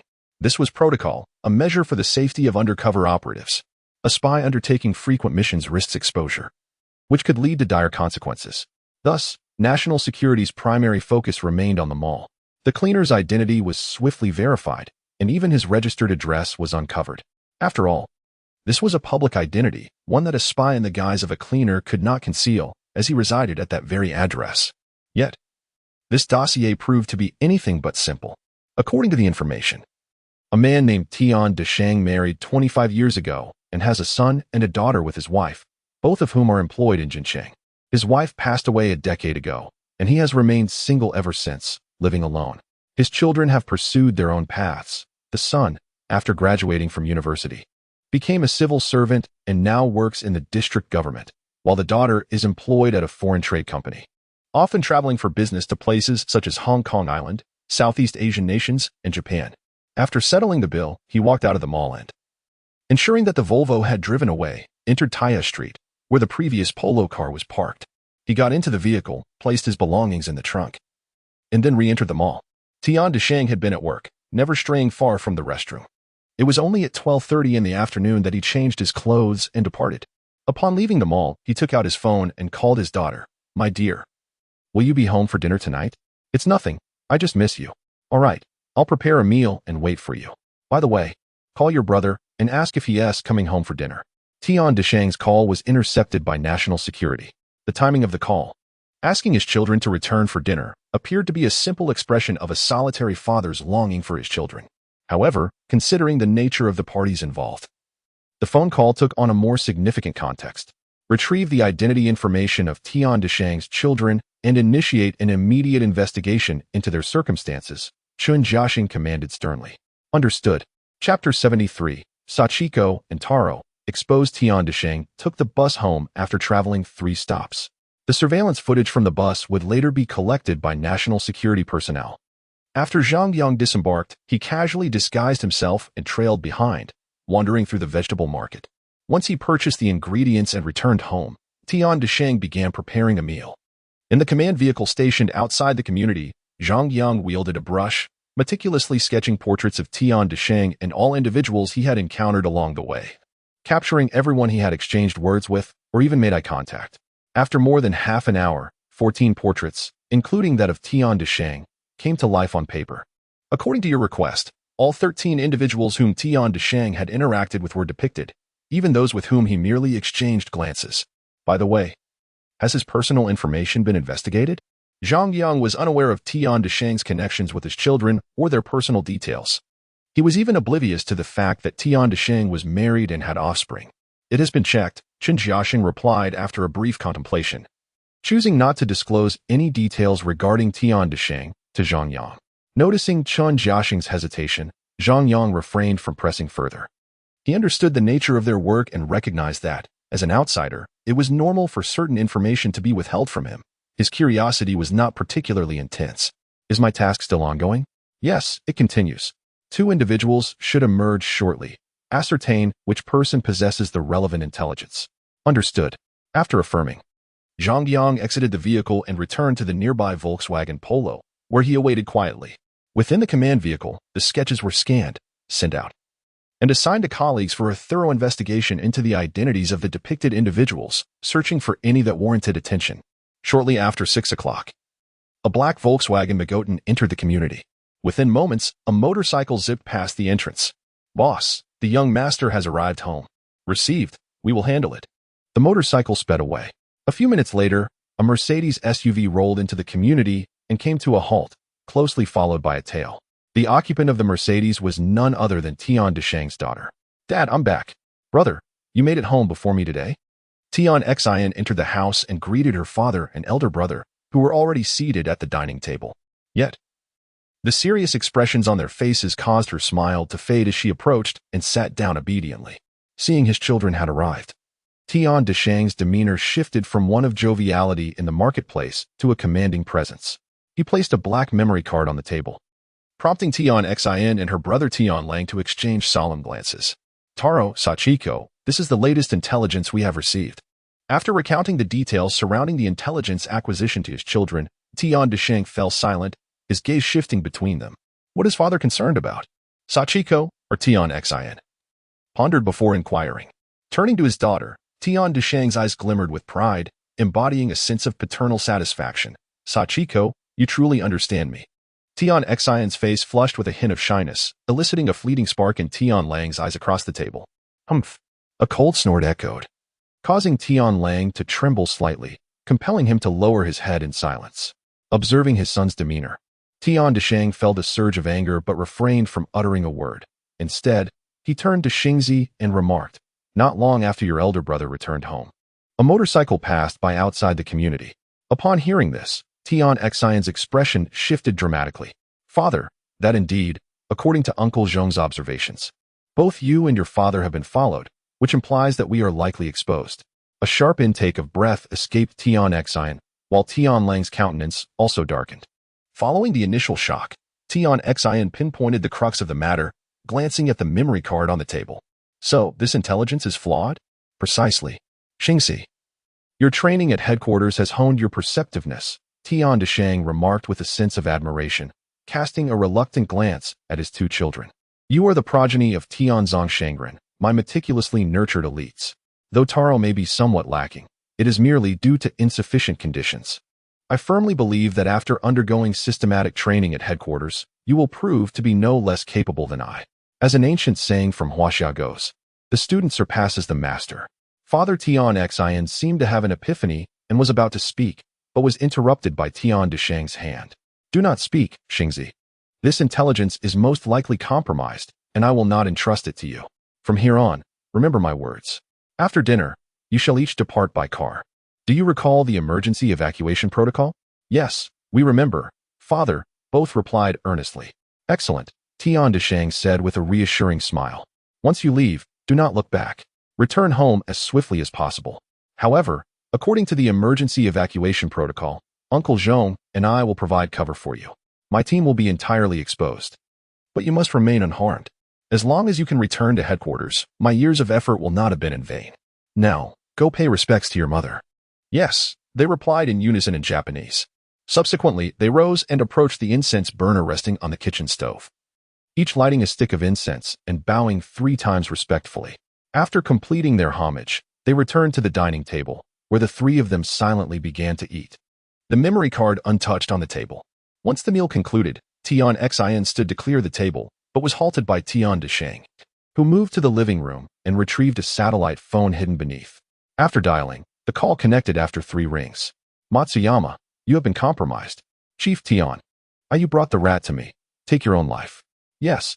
The call abruptly ended, and Tian Deshang removed the battery from the satellite phone, hurling it forcefully to the ground, shattering it into pieces. He picked up the main board and handed it to Tian Lang, who nodded and, after breaking it into several fragments, disposed of it in the toilet. When Tian Lang emerged, Tian Deshang looked at his children, embraced each of them, and patted their shoulders. "Go. Carry your father's spirit back to your homeland. Xingzi, take good care of your brother and show him our hometown." "Rest assured, father. I shall take good care of my brother," Tian Xion said, her eyes glistening with tears. "Do not weep, my daughter. We shall meet again at Jiuduan Ban," he replied. Tian Xion nodded, wiping her tears away. Meanwhile, Tian Lang, who had remained silent, turned his gaze towards the kitchen, his lips moving slightly as he murmured, "Father, I wish to speak of mother." A sharp slap echoed through the air, causing Tian Lang to stagger, and he looked up at his father, trembling under his fierce gaze, quickly lowering his head.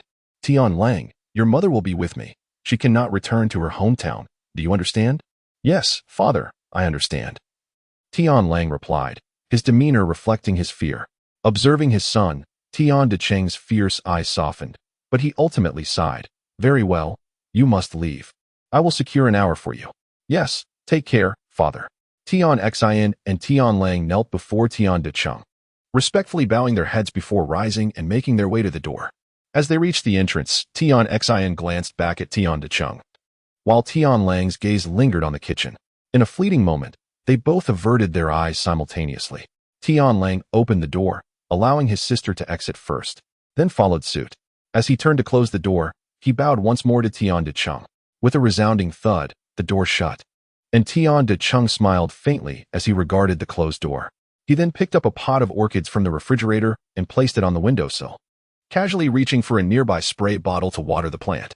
At the entrance of the community, an elderly security guard, his hair a mix of gray but his physique robust, observed the orchids on the windowsill and noted Tian Decheng's actions. His expression momentarily shifted before returning to its normal state. Chapter 74. The Gatekeeper Wang Zhong, alarmed, their essay bomb.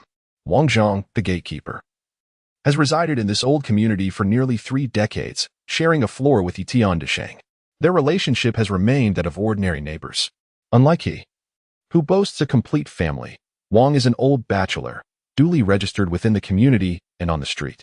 He has previously taken on odd jobs, primarily in security, and has held his current position as the gatekeeper for about 10 years, assigned by the street office. The primary role of the gatekeeper in such an old neighborhood is merely to open and close the gate, while also remaining vigilant of unfamiliar faces entering and exiting.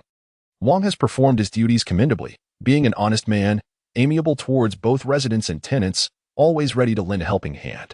Upon receiving a signal, Wang returned to his small office, opening a wooden cabinet nestled in the corner. Inside lay a grimy canvas bag. He unzipped it to reveal a sawed-off shotgun alongside over a dozen bullets and a handheld remote detonator. Ignoring the gun and ammunition, Wang seized the detonator, confirming the signal before tucking it into his pocket, and then stepped out of the gatekeeper's room. As he emerged, he noticed a young man entering from outside, someone he had never seen before. Instantly, his sense of caution heightened. Hey, who are you looking for? Hearing the call, Zhang Yang paused, a smile forming on his face as he prepared to respond, yet an unsettling tension gripped him. His instinct warned him of a potential threat. This old man poses a problem.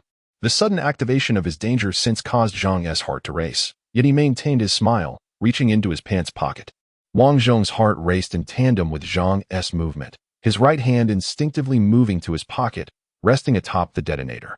Zhang noticed this action and observed the abnormal bulge in Wang's pocket, realizing that the danger stemmed from whatever lay within.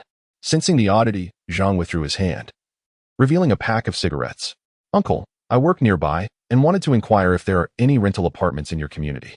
You know how exorbitant agency fees can be. He stepped closer, offering a cigarette to Wang Zhong. Here, uncle, have a smoke. Glimpsing the cigarette and then the smiling, warm-faced Zhang Yang, Wang's vigilance momentarily subsided. However, his right hand remained in his pocket, while he accepted the cigarette with his left, smiling as he replied, We do have rental apartments, but they're all occupied now. You might want to check other communities. He felt the urgency to send the stranger away as Tian Xin and Tian Lang were about to come out. Please, uncle, point me in the right direction. I've been wandering around here all afternoon. If you've been around for hours, you should know whether there are any available apartments. Wang Zhong thought, his unease returning. Indeed, there are some apartments in nearby complexes, but they tend to be either too pricey or poorly renovated. They must at least be livable, don't you think? You should turn right upon exiting and check the second community. Those buildings date back to the early 2000s and have elevators. As Zhang Yang spoke, a Volkswagen Magotan and a Mercedes SUV emerged from the residential path, approaching the entrance. Noticing the vehicles, Zhang Yang instinctively moved beside Wang Zhong. Uncle Zhong, he said. The Magotan halted at the electronic gate, preparing to scan for payment. Wang Zhong's left hand was occupied with a cigarette, and upon recognizing the familiar face of Tian Lang, along with the young man beside him appearing unperturbed, his initial wariness dissipated. He then retrieved the remote control for the electronic gate from the table by the door with his right hand. At that very moment, as Wang Zhong turned, Zhang Yang mirrored his motion, obscuring the Magotan owner's line of sight just long enough to stealthily pilfer an item from the elderly man's pocket. To his shock, Zhang Yang recognized the object in his hand. although he had never encountered such a device in reality. He had seen enough films to know that this military-grade remote detonator was a staple in action movies. The detonator and C4 explosives could not be returned. Initially, he had only intended to ascertain what the old man had in his pocket, but upon realizing its nature, he instantaneously made a decision, and with a thought, he concealed the detonator within his spatial pocket. "Thanks, uncle. I'll check next door," he said. With the remote control in hand, Wang Zhong was momentarily distracted, failing to notice the oddity in his pocket, and he responded affirmatively before turning to Tian Lang to open the electronic gate for the two siblings. Meanwhile, Zhang Yang stepped outside, and after walking 3 or 4 meters, he quickly alerted Chen Jiaxing. "Old Chen, there's an issue at the gate. The guard has a bomb detonator, which I've managed to steal. Our surveillance might be compromised." His only course of action now was to inform Chen Jiaxing and distance himself swiftly. He conveyed the potential exposure and the existence of dangerous explosives, urging them to prepare, while he himself fled the vicinity. Who knew where the bomb was hidden, its potential yield, or if there were other detonators? After all, this device was remote-controlled. It was entirely possible that others possessed similar devices. As for the risk of exposure, it was evident from the guard's demeanor. The vehicle that had followed earlier had certainly passed by the entrance, and the old man must have seen it. How could someone capable of concealing a detonator in his pocket be an ordinary person? Meanwhile, Chen Jiaxing in the command vehicle was taken aback by the report and quickly sought confirmation. "Secretary, please verify the details of the recent report." Confirmed. I must leave promptly. The detonator is in my possession. You may send someone to investigate. It's a military-grade remote detonator. I've seen it in movies more than once. I cannot be mistaken. Additionally, it's prudent to note that the client may have detected an issue. If it's a subordinate on the boss's end, they may attempt to hide immediately. I recommend you take action. With that, he began to sprint down the road, ensuring that he was out of sight of those at the entrance of the residential area. Zhang Yang exerted himself into a rapid run. As for the subsequent handling of the situation, it was beyond his control. He was merely there to assist, and as a mere mortal, if the bomb detonated, survival would be a mere fantasy. Such a decisive escape made it clear to Chen Jiaxing that Zhang Yang was not jesting. However, a pressing dilemma has arisen. What shall be our next course of action? To apprehend the suspect? That would necessitate a bold assault, fraught with the peril of potential detonation. Not to mention the uncertainty regarding the presence of a secondary detonator or the magnitude of the explosives involved. It is crucial to acknowledge that we are situated within an aging residential community, where the combined population of the neighboring districts is substantial. Should a large-scale explosion occur, the resulting casualties would be catastrophic. Yet, if we refrain from detaining the suspect and allow him to escape, we cannot permit the intelligence asset to slip through our fingers. After careful deliberation, the only feasible approach is to separate and capture the individuals. Attention, all teams. Once the minor leader exits the perimeter of the community, execute the apprehension immediately. Operations can commence on the boss's side. Maintain surveillance of the community and mobilize the assault team. Following these 2 directives, Chen Jiaxing promptly instructed his subordinates to connect with the office. The call was swiftly established. "Director, we have a serious situation." He rapidly briefed the director on the circumstances, leaving the director momentarily stunned. What was initially a seemingly foolproof surveillance operation had revealed the adversary's cunning. A deeply embedded spy was accompanied by an accomplice right at the entrance. After contemplating the situation, the director issued a command: "Proceed as you suggested and dispatch the assault team immediately." Understood. Chapter 75, A Failed Plan? Action. With Chen Jiaxing's command, several teams sprang into action. 2 apprehension squads were already in position, poised to follow the Magotan in the Mercedes SUV. Additionally, 3 other teams were prepared to approach the vicinity of the community as soon as the Magotan and the Mercedes departed, ready to park on either side of the street outside the community as well as at the rear. As for the capture operation, it would have to await the arrival of the assault team. At the entrance of the community, Wang Zhong opened the electric gate and Tian Lang started the car, driving outwards. Behind him, Tian Xin nodded towards Uncle Zhong and followed suit. Observing the 2 within the vehicle, a smile spread across Wang Zhong's face, his eyes brimming with encouragement. He had already steeled himself for the possibility of death. He had a cigarette in hand.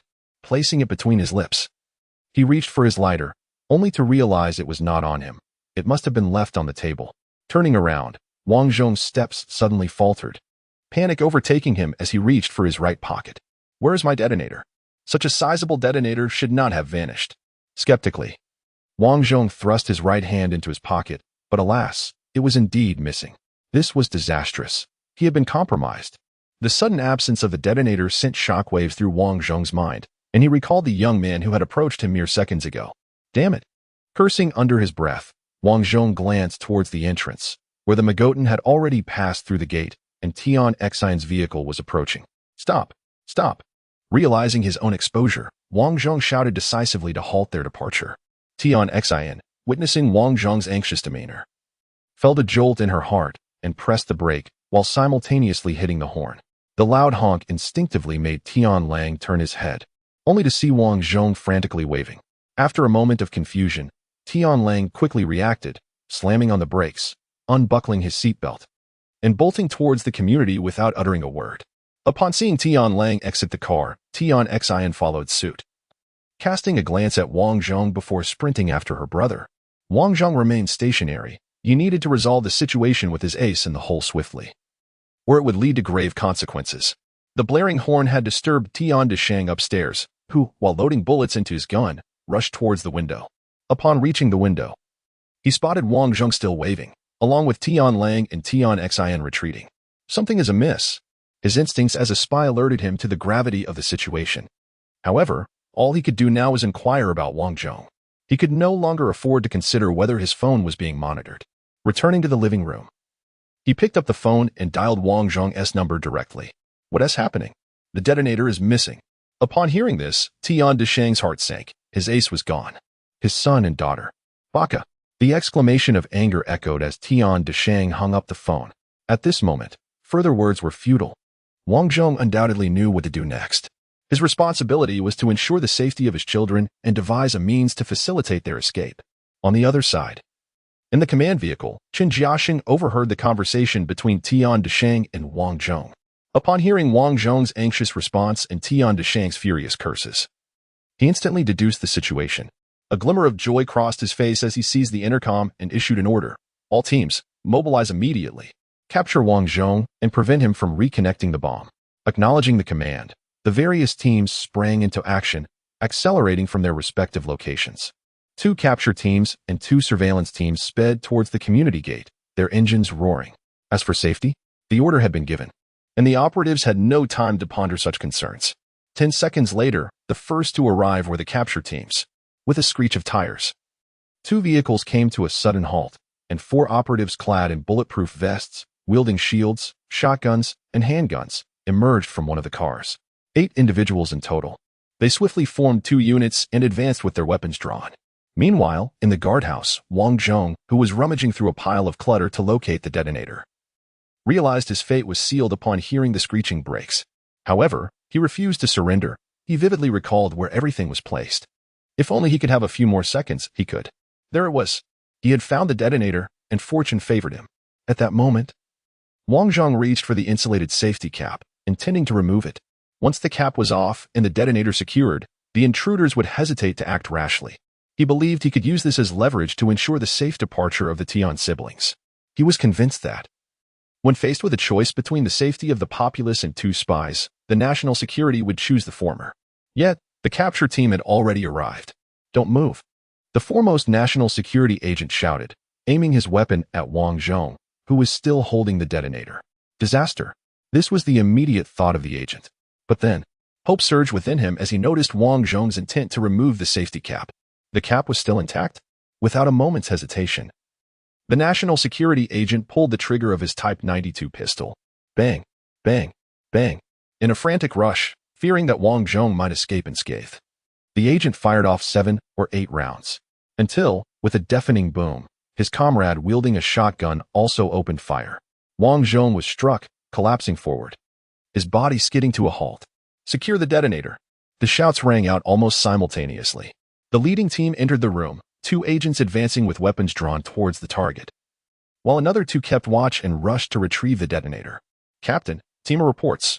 The guard has been neutralized. The detonator is secured. Crisis averted. Received. Continue the assault. Secure the target location and ensure that no hostages are taken. Understood.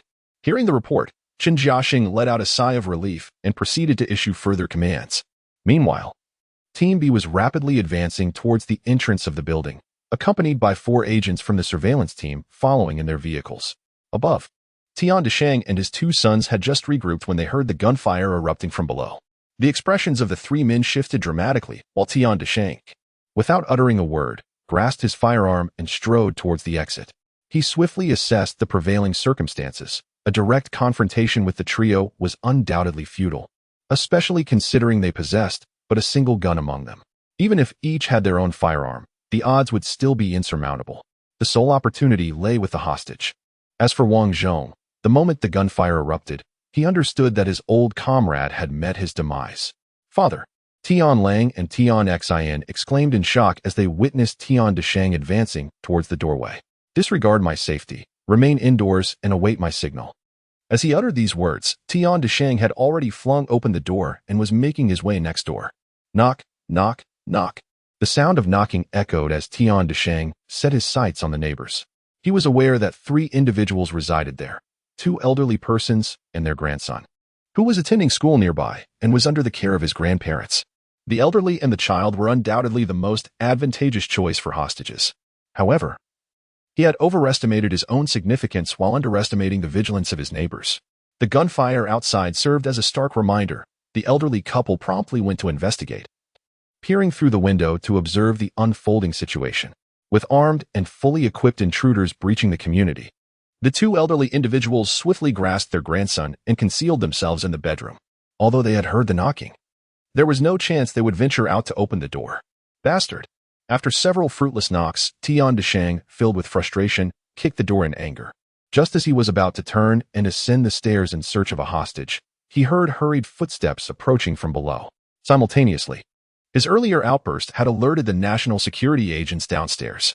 Chapter 76. Confrontation. Zhang Yang made his move, and within moments, the sound of footsteps grew increasingly frantic, indicating that they were drawing near. Aware of the commotion below, Tian Deshang did not hesitate. He extended a hand and unleashed a flurry of gunfire toward the lower floor. The rapid gunshots echoed, and bullets flew chaotically.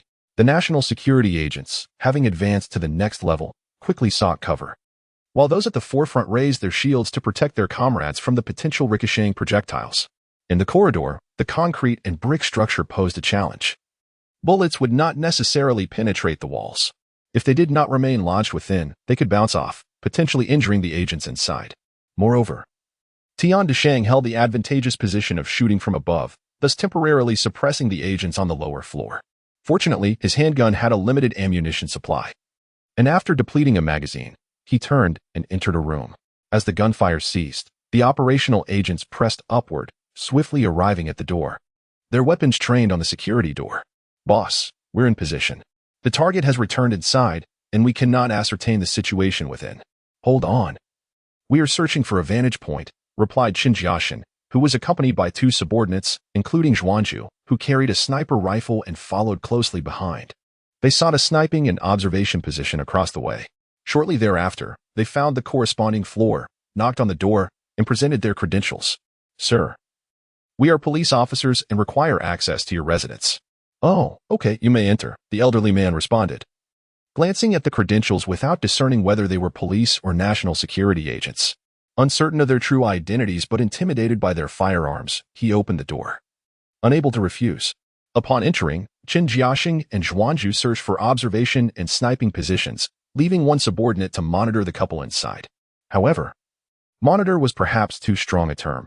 He merely focused his attention on the 2 individuals. Raising his binoculars, Qin Jiaxing scanned the opposite side. Yet all he could see were closed curtains. "ZB team, take note. The target has drawn the curtains, obscuring visibility of the interior. Technical team, deploy thermal imaging." Received. Shortly after, an operative from the technical team arrived with a black box, meeting up with Action Team B. Action Team A followed suit, replacing the monitoring colleagues who had just arrived. Activating the wall-penetrating thermal imaging, they directed it at the wall, and soon, 3 figures appeared on the screen, positioned within the living room. Given their stances, the external sniping position could not eliminate any of them. They all had cover, and at least 2 appeared armed based on their movements. After relaying the reconnaissance findings, Qin Jiaxing rubbed his temples, contemplating the precarious situation. Approaching the door posed a significant risk, and the possibility of high-powered weapons, such as grenades, within the room could not be dismissed. A direct assault might result in casualties. Even with merely handguns. Was waiting for the assault team the only option? Assault team, this is Bai Hua, reporting position. Bai Hua. We have 13 minutes until we are in position. Upon hearing the response from the special forces, Chun Jiaxing's expression grew grim. This was a residential area, and the longer they delayed, the greater the danger became. It was conceivable that Tian Deshang might still possess a detonator. If given sufficient time, the consequences could be dire. However, ordering his subordinates to charge in recklessly was a decision he could not bring himself to make as the captain. At a corner more than 100 meters away from the community, Zhang Yang awaited the arrival of the national security agents to take over the detonator. After handing over the device and observing the two agents sever the remote signal, he inquired, "Have they captured anyone?" The two agents exchanged glances, and the leader replied, "The guard was shot dead, and another detonator was found. The other three have retreated and are hiding in the house." "I see," Zhang Yang nodded, remaining silent for a moment before activating his communicator. "Old Chun, if you need a lock picked, just call me. I am quite adept at it." Although he had just heard about a runaway bomb, Zhang Yang still wished to contribute. After all, in times of relative peace, when such opportunities arise, he felt a responsibility to assist. As for the bomb, he had just acquired a top-tier bomb disposal skill, which should prove useful. Moreover, with another detonator already found, it was likely that the situation would not escalate to peril, right? As Chun Jiaxing pondered anxiously, he heard Zhang Yang's response, which caused a sharp pang in his head. "Leave this to us. You should find a place to wait on the periphery." Zhang Yang felt a surge of indignation at being underestimated. In terms of skill, he could easily outmatch Chun Jiaxing's subordinates, and when it came to marksmanship, he was even more exceptional. None of Chun Jiaxing's men stood a chance against him, let alone his lock-picking and hacking abilities. Fueled by his stubbornness, he insisted, "Old Chin, let me handle this. Just give me a gun and a flashbang, and I will take them down. You merely need to specify whether you want them alive or dead." Chun Jiaxing retorted, "Stop messing around. If it's a matter of life and death, stay put. Our special forces are almost here. They are the professionals. I'm not messing around. The longer this drags on, the worse it becomes. The adversaries are preparing, having discovered 2 detonators, and there may be a third. We must act swiftly. How long until the special forces arrive? 10 minutes. That is far too long. What if an explosion occurs? Boom. 1 building gone. What then? Can you not think of a more positive outcome?" "I can, but can you ask the fellows inside if they can?" He pressed on. "I'll ask you one last time. Give me a gun and a flashbang, and I'll help you settle this. Are you in or not?"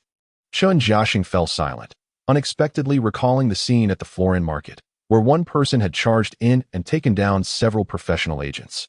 It was indeed him. A glimmer of hope ignited within Chun Jiaxing's heart. Could it truly work? It could. Upon regaining consciousness, Zhang Yang quickly realized the gravity of the situation. However, the words had already escaped his lips, and he was unwilling to exacerbate the casualties when he had the capacity to act. After a brief moment of hesitation, he provided a resolute affirmation. Time was of the essence. Delays could lead to unforeseen complications. With this thought in mind, Chun Jiaxing responded, "Very well, come over immediately." "Understood. I shall be there at once." Upon concluding the communication, Zhang Yang swiftly beckoned 2 nearby agents, who were momentarily stunned, and proceeded to his vehicle, heading straight for the residential complex. The distance of merely 100 meters was traversed in the blink of an eye, far more expedient than on foot. Once he alighted from the vehicle, disregarding the 2 occupants, Zhang Yang hastened into the complex and ascended the stairs. The operatives within the building had already received their orders. Upon Zhang Yang's arrival, without a moment's pause, they handed him a bulletproof vest, a stun grenade, and a fully loaded and inspected Type 92 pistol. Zhang Yang declined the vest, inspected the stun grenade, and after a thorough examination of the pistol, he silently approached the door. After glancing at the thermal imaging display, he crouched down to unlock it. In a mere 3 seconds, the antiquated lock was disengaged. Zhang Yang then signaled to one of the agents beside him to prepare for the door's breach while he readied the stun grenade.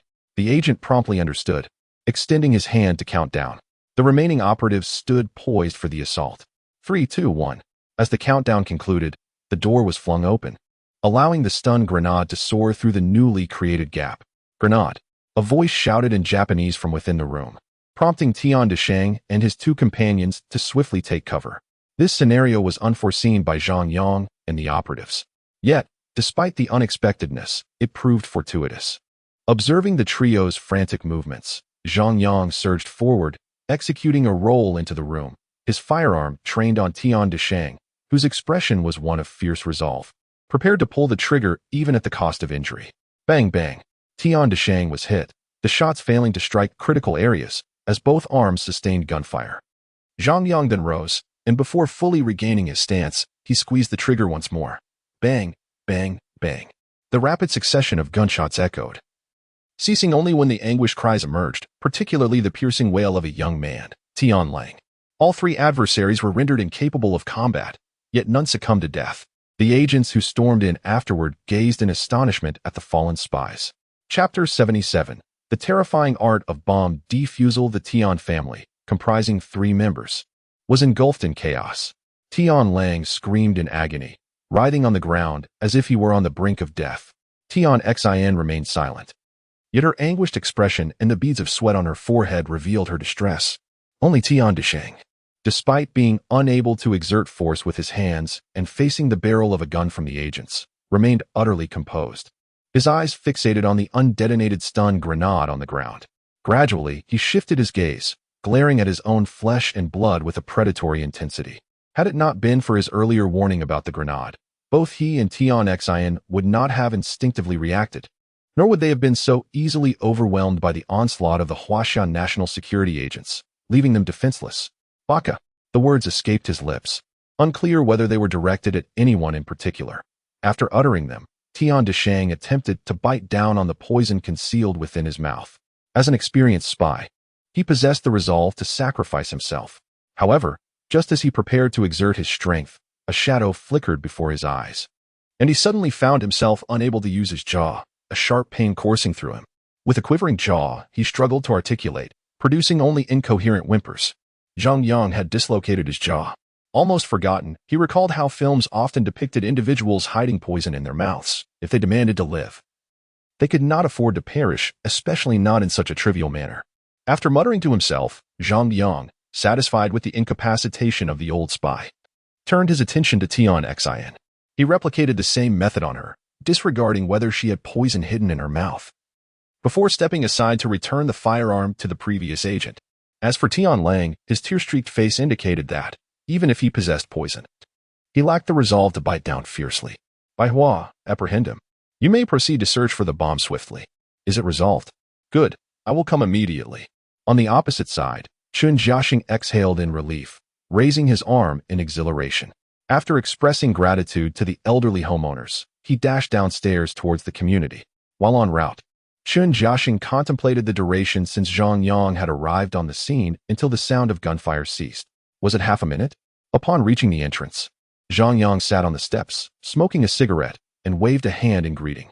Nodding with a smile, Chun Jiaxing escorted Zhuanzhu into the room, where they observed the 3 spies receiving rudimentary treatment for their gunshot wounds, a broader smile gracing his face. Inform the assault team that their presence is no longer required. 2 teams will escort them back, while 1 team meticulously searches the premises. The others will locate the bomb. Understood. The team immediately began to divide tasks, and soon reinforcements arrived outside. At the stairwell, Zhang Yang sat, observing as Tian Lang was dragged away, calling out for his mother. His brow furrowed in contemplation. Is Tian Lang's mother still alive?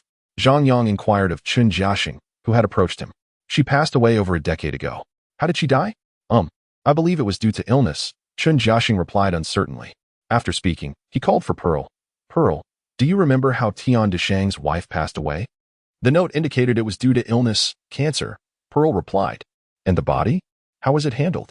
Pearl could not provide an answer. Such matters were not documented. Let us go inside and take a look. Zhang Yang felt an inexplicable unease. Tian Lang's demeanor could be interpreted as longing for his mother. Yet the fact that he frequently glanced back while being taken away raised questions. Was it possible he caught a glimpse of his mother's spirit? Superstitions should not be entertained. But Tian Lang's insistence on calling out for his mother suggested something amiss. A rational person would not behave in such a manner. Seeing that Zhang Yang had already entered, Chun Jiaxing and Pearl hurried to follow. After a thorough search, they found no trace of any photographs or even a whisper regarding Tian Lang's mother. Had they encountered a ghost? Standing in the living room, Zhang Yang furrowed his brow, suddenly detecting a peculiar odor. Following the scent, he looked towards the kitchen. Was there incense burning? Entering the kitchen, Zhang Yang gazed at the incense burner on the stove, where 2 sticks of fragrant incense were still smoldering, his eyes flickering with intrigue. Zhang Yang, what are you doing? Chen Jiaxing asked, noticing Zhang Yang's sudden stillness. After a moment of silence, Zhang Yang appeared to have an epiphany and pointed towards the stove, saying, "Old man, summon someone to break open this stove." "Why? Let's break it open first, and you'll understand." "All right, I'll call someone to bring tools." Before long, the tools arrived. After inspecting the cabinets and finding nothing of concern, the 3 agents began their work using the tools. The noise was considerable, prompting Zhang Yang to step outside. Soon after, Chen Jiaxing received a phone call. "Boss, we've located the bomb." "Boss, the bomb has been found in a dusty red Fukong car parked in the lot behind the community. This car is filled with explosives. I'm coming over now. I'll accompany you to take a look. The kitchen will take a while longer, and I just received a perfect level bomb disposal certification. I'd like to test it." In the backyard parking lot, a red Fukong car was parked against the wall behind the apartment building, its thick layer of dust indicating it had been there for at least several years. "Boss, we just checked. The trunk and interior of the car are packed with explosives. C4, a substantial quantity, almost 100 kilograms. "How much?" 100 kilograms. This figure startled Chen Jiaxing. 100 kilograms of C4, if detonated, would surely obliterate not only the surrounding area, but also guarantee the destruction of the adjacent apartment building. The crater left by the explosion could reach depths of over 10 meters and span several dozen meters in circumference. "Quickly call in the bomb disposal team." Zhang Yang, what are you doing?" As Chen Jiaxing was in the process of notifying the bomb disposal team, he turned to see Zhang Yang standing beside the bomb-laden car, his hand reaching for the door. This action paled Chen Jiaxing's face, and cold sweat immediately drenched his back as he instinctively shouted. His shout startled Zhang Yang, causing him to flinch and inadvertently pull the door open. All present fell silent, fixated on Zhang Yang, who had just opened the car door, frozen in place. Cough. Lao Chen, refrain from shouting. I shall dismantle it. For heaven's sake, don't act recklessly. If it explodes, our lives may be forfeit. But think of the countless innocent souls in this community. Upon hearing this, Chen Jiaxing realized the gravity of the situation and hurried over while shouting. However, before he could approach, Zhang Yang had already entered the vehicle, brandishing a dagger and swiftly severing the intricate network of wires. By the time Chen Jiaxing reached the car door, several wires had already been cut. Do not block the door, step aside. As he beheld the severed wires, Chen Jiaxing felt a wave of confusion wash over him, ready to scold Zhang Yang, only to suddenly realize it didn't explode. The absence of an explosion indicated that Zhang Yang had successfully deactivated the bomb. Deactivated? Chen Jiaxing asked, bewildered. What else could it be? Step aside. I need to inspect the trunk. If all goes according to plan, the bomb within should lack any wiring and thus require no disassembly. With that, he approached the trunk and opened it. Indeed, while the explosives were interconnected, there were no wires for detonation, eliminating the need for dismantling. All that was required was for a professional to arrive and extract the detonator. With a resounding thud, he closed the trunk firmly and declared, all set.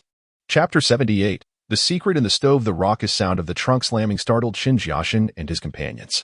Old Chen mused that if they faced any more of such shocks without being blown to bits, he might well succumb to a heart attack from fright instead. It wasn't he that he was unfamiliar with perilous situations. Rather, the presence of over 100 kilograms of C4 explosive made him acutely aware of the potential devastation that could ensue from even the slightest misstep. Yet Zhang Yang, in a mere span of 10 seconds, handled the situation with an alarming nonchalance. Those in the bomb disposal unit were far more meticulous, exercising utmost caution with their every movement. Had they truly secured the explosives? Or should I retrieve a few pieces for you? No, please refrain from touching anything.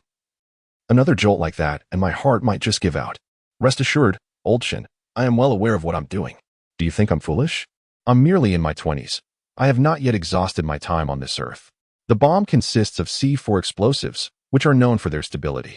Furthermore, the vehicle has been stationary for quite some time, rendering any traps on the doors impractical for Tian Deshang and his team, as they sought to remain inconspicuous. After all, should a curious child or an unwitting individual trigger an explosion, what would become of them? Your reasoning is indeed sound, Chen Jiaxing thought, his face flushing with embarrassment. Upon hearing the mention of over 100 kilograms of explosives, he had momentarily lost his composure, unable to fathom such a staggering amount. Given a moment to regain his equilibrium, he would have pieced together these thoughts. However, Zhang Yang's rapid actions left him no time to react, especially amidst the chaos. All right, I'll leave this in your capable hands until the professionals arrive to safely disarm the explosives. I shall investigate whether the stove has been opened, he declared. Oh, yes, you all remain here to guard the site. No one is to approach until the bomb disposal team arrives. Pearl, let us ascend and take a look. Yes, sir. As they moved away, Qin Jiaxing suddenly realized he was the commander, yet he had unwittingly allowed an outsider to sway him. His earlier performance had been less than commendable. With a sense of shame weighing upon him, he contemplated for a while and came to an understanding. Anyone confronted with such a formidable cache of explosives would naturally be taken aback. After all, they were human, not saints. Furthermore, Zhang Yang's brash methods were enough to rattle anyone. With this in mind, Qin Jiaxing turned his gaze back to Zhang Yang. While he had claimed no issue with lockpicking, an area in which he was undoubtedly skilled, given his prior vocation, it was the ease with which he handled firearms and disarmed explosives that piqued Qin's curiosity. He resolved to investigate further upon their return. Unbeknownst to Qin Jiaxing, Zhang Yang strode confidently ahead, ascending the stairs. He suspected there was something amiss with the stove, yet lacking any clairvoyant abilities. He could not discern its contents. His curiosity regarding what lay behind the stove had intensified since embarking on this path, and he wondered if such a preoccupation was a sign of trouble. This fleeting thought vanished as quickly as it appeared, and he dismissed it from his mind. Upon entering the room, they found the stove had nearly been breached. After a brief wait, Qin's voice rang out. We have made a discovery. Upon hearing the agent's call from within, Zhang Yang and Qin Jiaxing quickly rushed inside. They were met with the sight of a shattered concrete stove, revealing human skeletal remains. It was evident that the bones had been encased in cement and embedded within the stove, subsequently covered with more cement. Beastly. As Zhang Yang beheld this horrific scene and recognized the unmistakable female characteristics of the skull, he understood the grim reality, and his rage erupted in vehement curses. His outburst startled Qin Jiaxing and the others, who quickly grasped the situation, their expressions darkening in response. In Huaxia culture, reverence for one's parents and filial piety are held in the highest regard.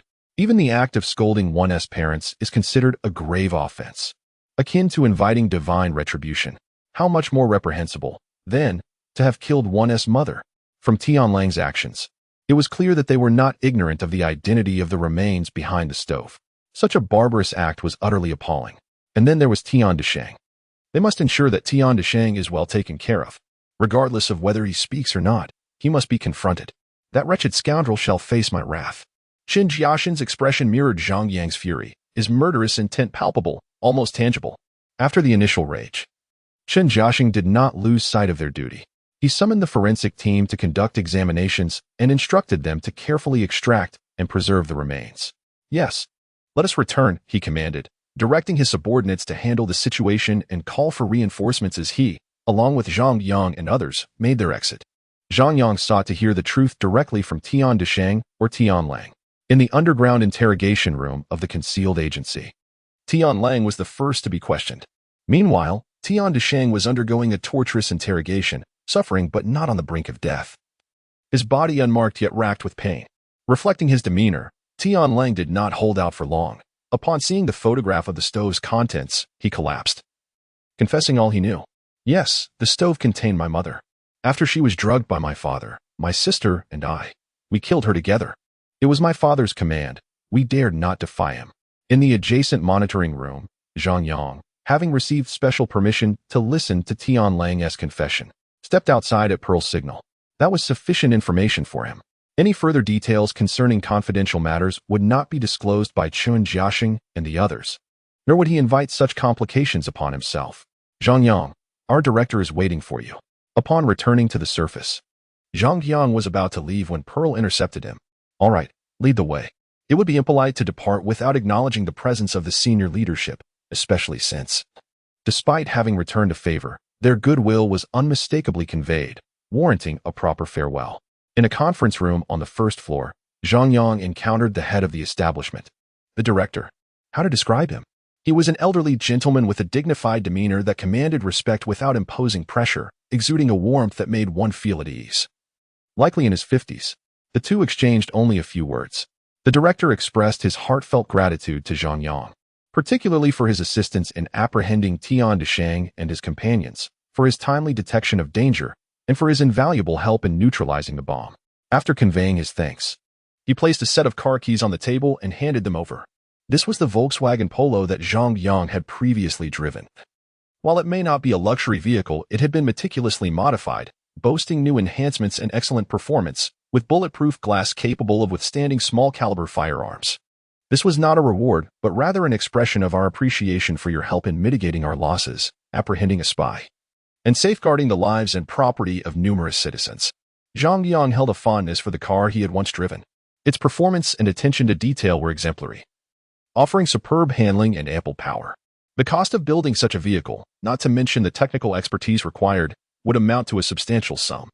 Receiving this car as a gift, though lacking monetary compensation, carried significant weight. After toying with the keys for a moment, Zhang Yang eventually set them down. Leader, I cannot accept this car. You have aided me, and I have assisted you this time without expecting any reward, so I must decline the car. The elderly man across from him smiled approvingly, appreciating Zhang Yang's principled stance. I understand that you are not in need of money at the moment. However, this is our token of gratitude, not a payment. There is a saying that one should not refuse a gift from an elder. Please accept it, otherwise I would feel indebted to you. After a brief moment of consideration, Zhang Yang finally acquiesced. Very well, I shall accept it. He picked up the keys and placed them in his pocket. A commendable young man indeed. Now, go on. You have been here long enough. Thank you, leader. I shall take my leave now. Rising to bid farewell, he exited and reunited with Pearl, who had been waiting outside. They made their way to the parking lot, where the Volkswagen Polo awaited. After starting the engine and bidding farewell to Pearl, Zhang Yang accelerated out of the parking space, heading towards the exit. Chapter 79. Huang Fei's invitation, Mu Chushua's warning in the art studio. Zhang Yang parked his vehicle in the side lot next to a Jeep Compass, with an Audi Q3 belonging to Zhao Meili nearby. After securing his car, he entered through the main entrance, where both Halian and Zhao Meili were present. Brother. Halian was the first to spot Zhang Yang. Xiaoyang, you're back? After exchanging pleasantries with Halian, Zhang Yang turned to Zhao Meili, smiling as he replied, Yes. I'm back. The issue has been resolved. Have you eaten? Zhao Meili inquired. Not yet. Is there anything to eat? At that moment, Zhang Yang realized he hadn't had dinner. It hadn't crossed his mind until now, but the thought of food made his stomach grumble. Rolling her eyes, Zhao Meili said nothing and headed upstairs to prepare a meal. Brother, Meili has been worried about you for quite a while. She just asked me about you. Halian said after Zhao Meili had gone upstairs, bringing a glass of water over and speaking softly. Zhang Yang acknowledged, glancing at the staircase without further comment. Some matters were better kept in the heart. By the way, I've got a new car. You can take the old one. It'll be more convenient for you when you go out or handle errands, and you won't need to rent one anymore. As he spoke, Zhang Yang retrieved the keys from his pocket and tossed them to Halian. Really? Brother? Halian exclaimed with excitement as she caught the car keys.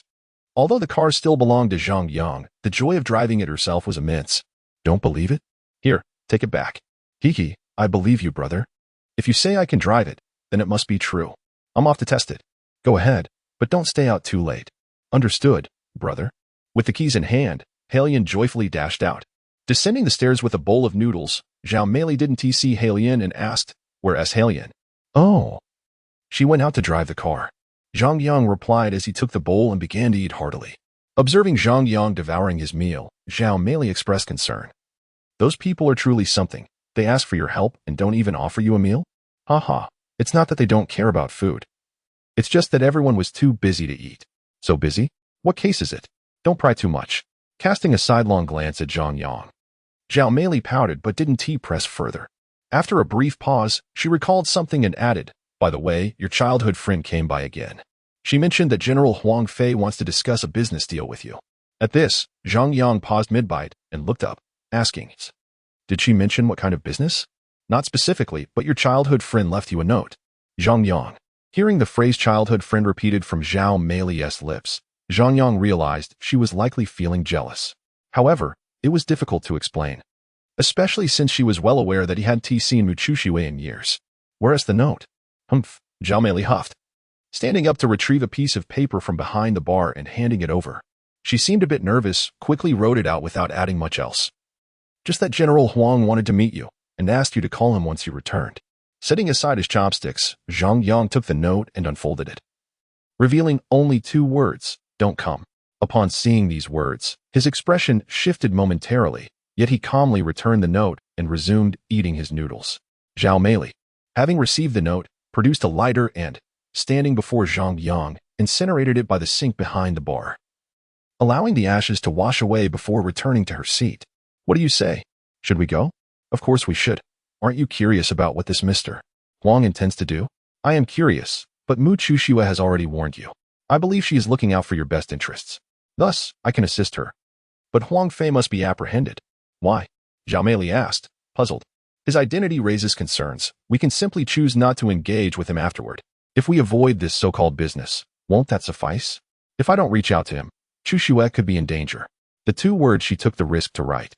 Whether out of sincerity or Huang Fei's machinations, I must honor that sentiment and grant her this chance. Very well. Although her words carried a hint of reluctance, Zhao Mei felt a surge of joy within. She believed she had not misjudged Zhang Yang. Despite his seemingly callous exterior, he indeed possessed depth, albeit a hint of aversion to responsibility. Yet, he was deeply loyal, and though he had not defined their relationship, she found comfort in their current days together. Moreover, the mere act of Zhang Yang taking a risk for those 2 words from Mu Chuxue indicated that he was not entirely self-serving. With that, she felt content and not greedy. Finishing her noodles, Zhao Mei cleaned up and headed upstairs. The bar could be cleaned, but she knew Zhang Yang would call, so she refrained from lingering. Observing her graceful figure depart, Zhang Yang smiled and retrieved his phone to dial a number etched in his memory. The one from Huang Fei's business card. The call connected swiftly. "Hello. Hello, Mr. Huang. This is Zhang Yang." As the call was established, a smile graced Zhang Yang's face. He was genuinely pleased. After such a long wait, the other party had finally revealed their true intentions, and he might potentially profit once more from this situation. If their motives were impure, he would not hesitate to turn the tables. "It's Mr. Zhang. Have you finished your business?" "Indeed. I've just returned and heard from Mei that you sent Chuxue to seek me out regarding a business discussion in a villa's living room in the suburbs." Huang Fei held the phone to his ear, casting a glance at Mu Chuxue, who was drinking and playing cards with 2 subordinates, then stood to move to the backyard. Once seated, he continued, "I indeed have a significant business opportunity one wish to discuss with you, Mr. Zhang. Are you free in the near future?" "Even if I am busy, I must find the time. After all, Mr. Huang is a major client of mine." "Ha ha ha. Ha ha ha. Mr. Zhang is jesting. Shall we arrange a meeting?" "Certainly. Come by tomorrow, and I will make time for you." Zhang Yang made no mention of his previous visit. Huang Fei paused momentarily before smiling. "Mr. Zhang, if convenient, may I suggest a location for our meeting?" "Oh." Zhang Yang appeared somewhat astonished, and after a prolonged silence, he finally replied, "All right, then name a place, and I shall come over. How about I invite Mr. Zhang for a hike tomorrow at the back mountain of Qingcheng?"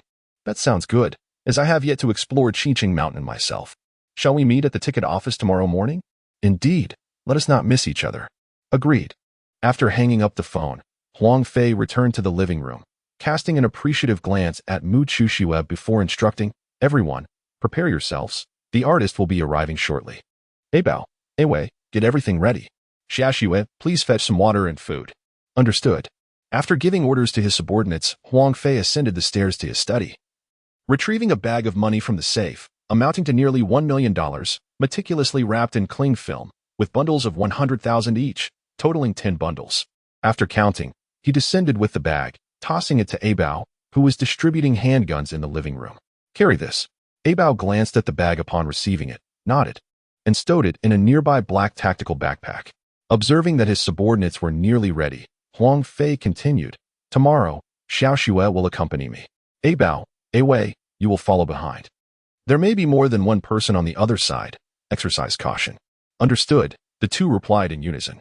However, Mu Chuxue hesitated for a moment before looking at Huang Fei and saying, "Boss, if he does not agree, may I have the opportunity to persuade him?" Noticing the anxious expression on Mu Chuxue's face, Huang Fei smiled. "Rest assured, Xiaoxue, our intentions are merely financial, and Mr. Zhang appears to be a reasonable person. The gifts we have prepared are substantial enough. He will surely agree." With that, Huang Fei turned and departed, while Abao and Wei exchanged glances, tidied up, and then moved beside Mu Chuxue, patting her shoulder before leaving. Chapter 80. Preparation and departure to Qiqing Mountain in the backyard. Zhang Yang poured 2 cups of water and sat quietly. After a little over 10 minutes, Zhao Meili descended, noticing the absence of anyone near the bar. She approached and closed the door, entering the backyard. Indeed, she saw someone and noticed a cup of water placed on the table in the pavilion. Smiling, Zhao Meili walked over and took a seat on a chair. "So, how is it? We've arranged to meet at the back mountain of Qiqing tomorrow." Zhang Yang understood the implications of her question. The back mountain was indeed a splendid location, especially since tomorrow was a weekday, likely reducing the number of hikers. If they ventured a bit deeper, they would find themselves in desolate wilderness, devoid of surveillance or people, a perfect place for concealment. Listening to Zhao Meili's musings, Zhang Yang sighed. "Can't you think of something more positive? What if he intends to offer us money?" "That would depend on whether you desire the money or something else," Zhao Meili replied. "If one desires the money yet does not wish to be tainted by their dealings?" Zhang Yang inquired. "It's complicated." Zhao Meili shook her head in resignation, exhaling a profound thought. "That is indeed true, but I am confident." As she spoke, Zhang Yang flipped his hand, revealing a sleek black Type 77 pistol. With a swift motion, Zhao Meili sprang to her feet, astonished. Her gaze fixed on Zhang Yang. "How did you conjure that?" Zhang Yang almost stumbled at her question, his expression perplexed as he replied. "Shouldn't you be asking how I came to possess a firearm? That is inconsequential. I am not one to pry. I am merely curious about your method of summoning it." Observing Zhao Meili's eagerness to delve deeper, Zhang Yang found himself at a loss for explanation. Noticing his silence, Zhao Meili shrugged dismissively and refrained from pressing further. She reached for the pistol, deftly handling it, then expertly detached the magazine, inspecting it before reloading with a satisfying click, aiming the firearm around with caution. Thankfully, she possessed the common sense to avoid pointing the muzzle at anyone. "This is quite a fine weapon, compact and formidable, military grade. Where did you acquire it?" Finally, a question Zhang Yang could answer. He smiled. "Previously, Quan Jintang had me captured, attempting to coerce me into assisting him in theft. I overpowered his henchman and seized the firearm. I simply concealed it thereafter." "Oh, I see. I've heard my godfather mention this." Zhao Meili nodded in acknowledgement. "By the way, what about you? You seem quite adept with firearms." "Oh, that has nothing to conceal. I spent some time abroad, where, as you know, firearms are easily accessible with shooting ranges everywhere. I took the opportunity to practice and develop decent marksmanship." Reassured by Zhao Meili's confidence, Zhang Yang nodded. "Excellent. Tomorrow, I plan to involve both you in blackface. When he returns, perhaps you could instruct him on handling a firearm. I want to teach him. You should do that." Zhao Meili retorted, her attention fixated on the pistol. Zhang Yang chuckled, choosing not to insist, and acquiesced with a nod. The two engaged in light conversation until half an hour later when Blackface returned, prompting Zhao Meili to rise and head upstairs. "Blackface, come here." "Brother." The black-faced man rushed over and immediately spotted another Type 77 rifle resting on the table, his eyes gleaming with excitement. Men have an inherent fascination for such items. Toys are cherished from childhood, and now he was confronted with the real deal. As for how the black-faced man discerned its authenticity, the distinct reflections in the gleaming barrel spoke volumes. He removed the magazine, and Zhang Yang gestured for the black-faced man to take a shot at it. Unlike Zhao Meili's expertise, the black-faced man was a complete novice. Although he had watched numerous films and dramas, understood how to hold a gun, and knew not to point it at people, a discerning eye could easily tell he was inexperienced. "Come over, let me teach you," Zhang Yang said. "Sure thing, brother." The black-faced man replied eagerly. Thus, one taught while the other learned. The black-faced man proved to be quite astute and, under Zhang Yang's guidance, soon began to emulate the techniques. He at least grasped how to disengage the safety and how to hold the firearm, though he couldn't practice marksmanship, as firing it would surely lead to trouble. Once the instruction had progressed satisfactorily, Zhang Yang retrieved the handgun and turned to the black-faced man with a serious expression. "Do you know why I'm teaching you to use a gun?" "I don't know." The black-faced man shook his head, then added earnestly, "But brother, rest assured, if you ever need it, even for something as grave as taking a life, I won't betray you. Just promise me that if I die, you'll look after my sister."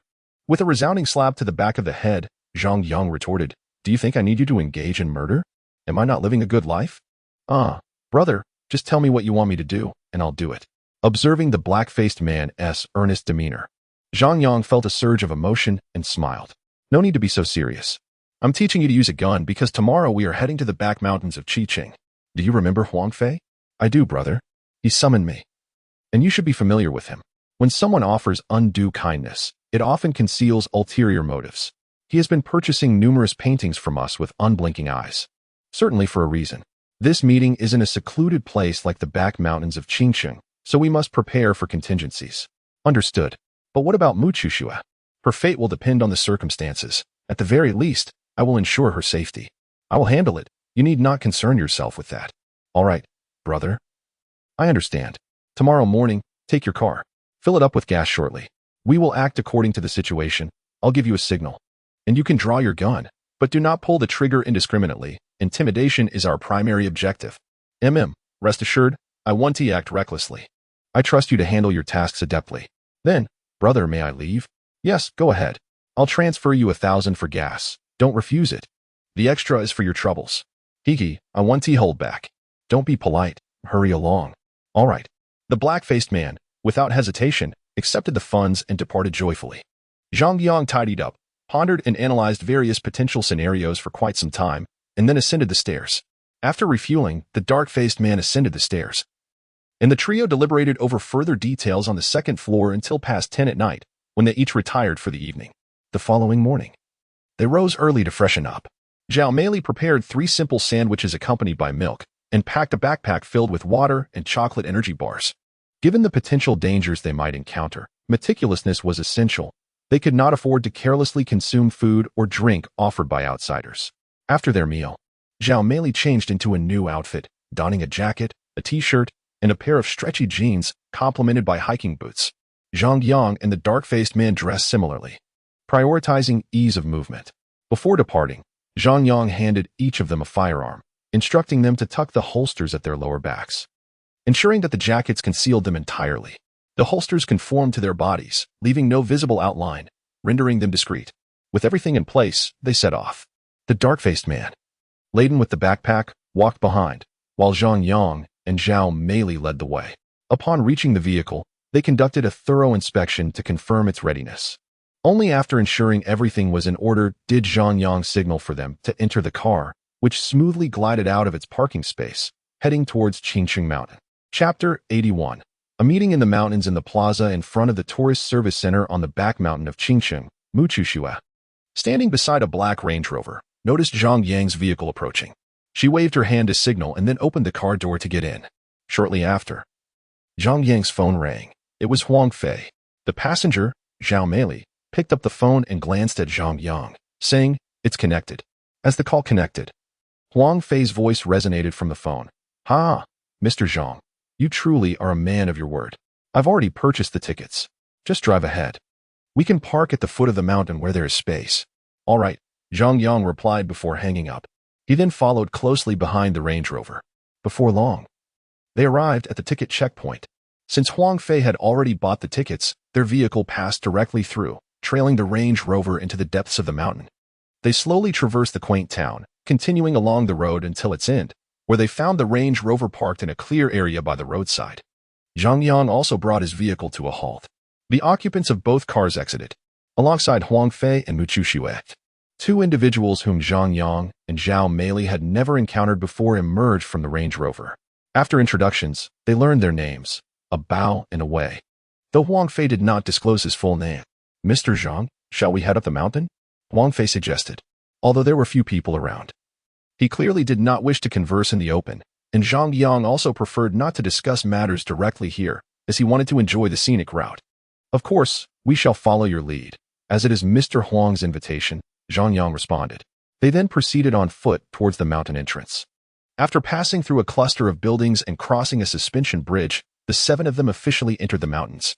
Huang Fei led the way with Muchushua, while Zhang Yang, Zhao Meili, and the stern-faced figure followed closely behind, with a bow and a way bringing up the rear. Throughout the journey, Huang Fei and Zhang Yang exchanged laughter and conversation, while the others remained silent, particularly a bow and a way, whose expressions were obscured by sunglasses. All were in good physical condition, and after nearly 2 hours, they reached another village. Upon arriving at the village entrance, Huang Fei glanced back and, seeing no one else around, stepped towards a parking area on the right. Noticing Huang Fei's change of direction, Zhang Yang discreetly exchanged glances with Zhao Meili and the stern-faced individual, and the 3 followed suit.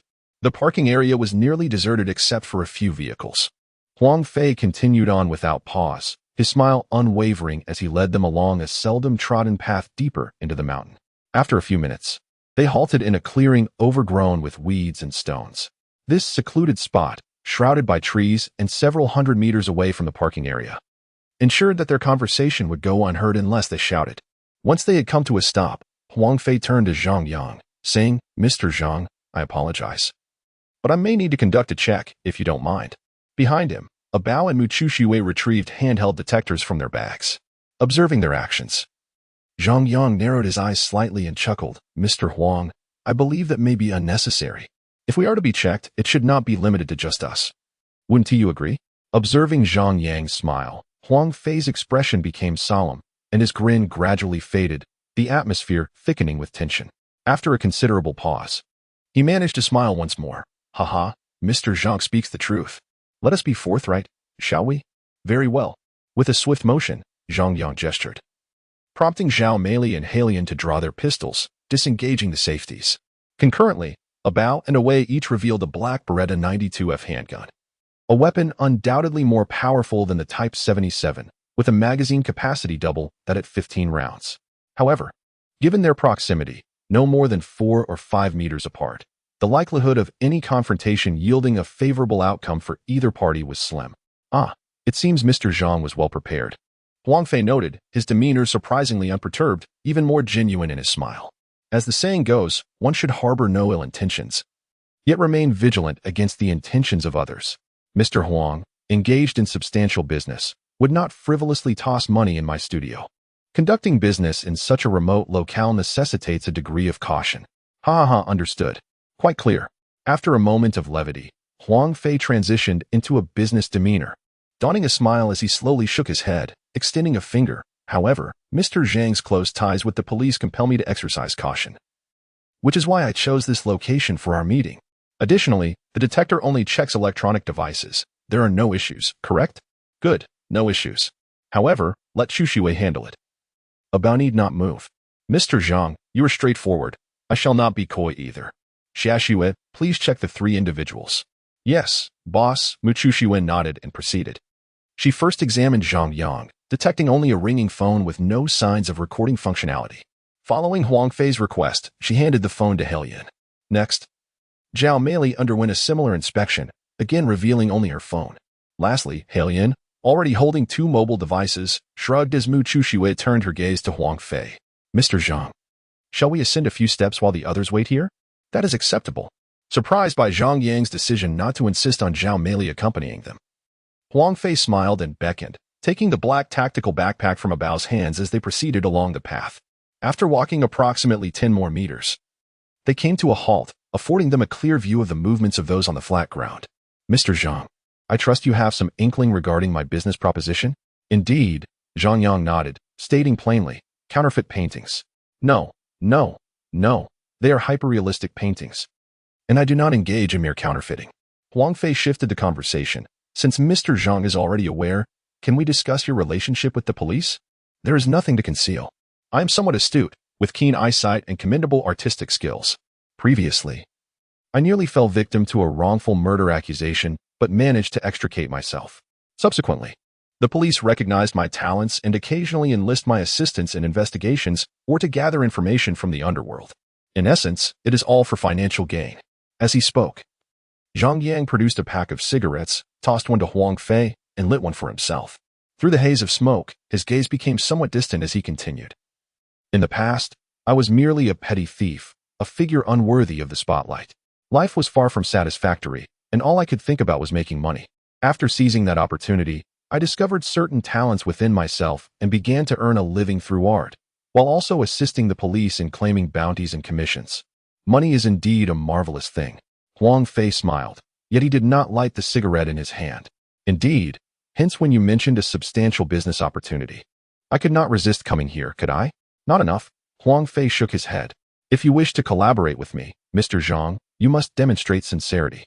"Sincerity?" Zhang Yang chuckled, discarding the cigarette but onto the ground and extinguishing it with his foot. His expression shifted to one of seriousness as he coldly retorted, "Perhaps Mr. Huang has misunderstood. It is you who seek my collaboration, not the other way around. If you harbor any doubts, consider this encounter a mere hike in the mountains. After parting ways here, we shall each walk our separate paths. Observing Zhang Yang's demeanor, which bore no trace of jest, Huang Fei felt a stir of belief within him. As Zhang Yang appeared ready to depart, Huang Fei hastily interjected, "Mr. Zhang, please do not be hasty. We are still in discussion. As you mentioned, money is a precious commodity. Surely you have the children in the orphanage who require your significant earnings to improve their circumstances." At this point, a chill ran down Huang Fei's spine, causing the hairs on the back of his neck to stand on end. He sensed imminent danger. Indeed, Zhang Yang's eyes were now sharp, exuding an intense aura of menace. "Mr. Huang, one can indulge in ample meals, but words must be chosen wisely. The last person who threatened me is no longer among the living." Upon hearing those icy words, Huang Fei experienced a sensation that uttering even a single additional word could lead to his demise in the wilderness. This feeling underscored the reality that the young man before him was not jesting. He possessed genuine capabilities.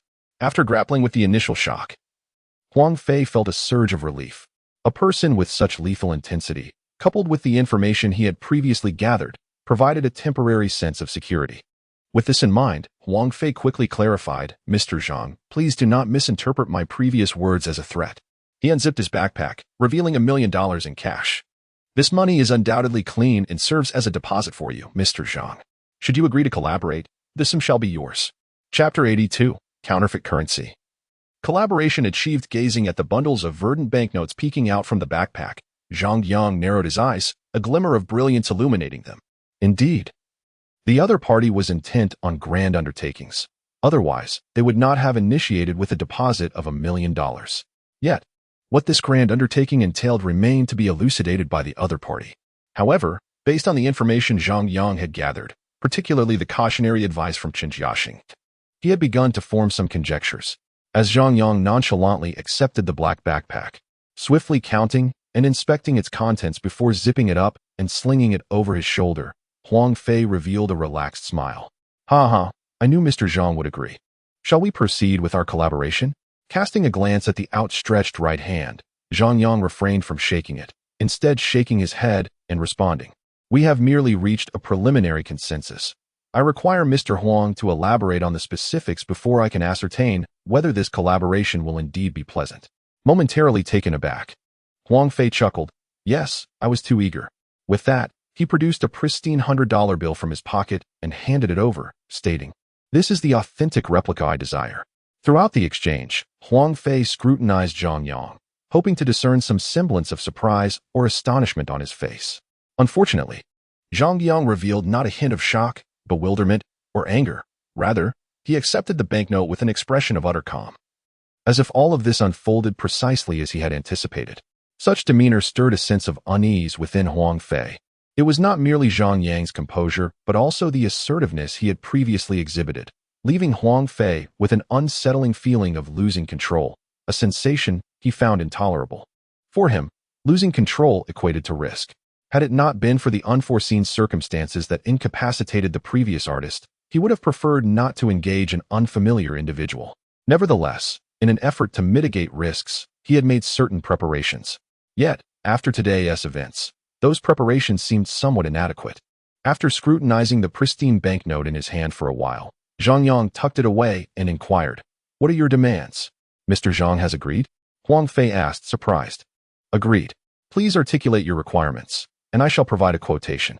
This was, of course, a deliberate maneuver on Zhang Yang's part. He was equipped with a pinhole camera, a reward from the system, which had recorded every occurrence from the outset. However, these mere recordings could not suffice to convict the other party. The notion of catching a thief with the stolen goods merely entailed a single banknote. A bag of dollars did not constitute direct evidence. Sufficient counterfeit notes needed to be produced for a conviction, after which he could sell Huang Fei out for a handsome sum. At present, he was merely probing. "This is the latest model of banknotes. I do not require your assistance with the rest, but the circuit board requires your expertise. To create the circuit board, it must first be drawn, and every detail must be flawless." "So the previous painting was also a test?" Zhang Yang queried.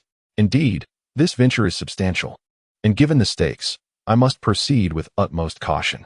Zhang Yang remained silent for a while, then nodded and said, "You are correct. I can assist you in creating the artwork, replicating it one-to-one, after which I shall have no further involvement. However, the fee must be increased. All right. How much more do you propose? Huang Fei responded with bravado, showing no sign of discontent at Zhang Yang's avarice. Let us add 5 million. Consider the first million as a deposit. When I provide you with the artwork, you will need to pay me an additional 2 million, with the remaining balance settled within 6 months. How does that sound? Zhang Yang proposed his terms. To be candid, this fee was relatively modest in comparison to the eventual profits to be made. Moreover, since Zhang Yang would only be responsible for the artwork and would not engage with the factory, Huang Fei felt his own safety concerns were considerably alleviated. Yet, there remained an issue regarding the electrical board. It was not sufficient to merely create the artwork. A master plate would also need to be engraved. Although they had a skilled artisan for the electrical board, the precision required for the latest version of the currency was beyond his capabilities.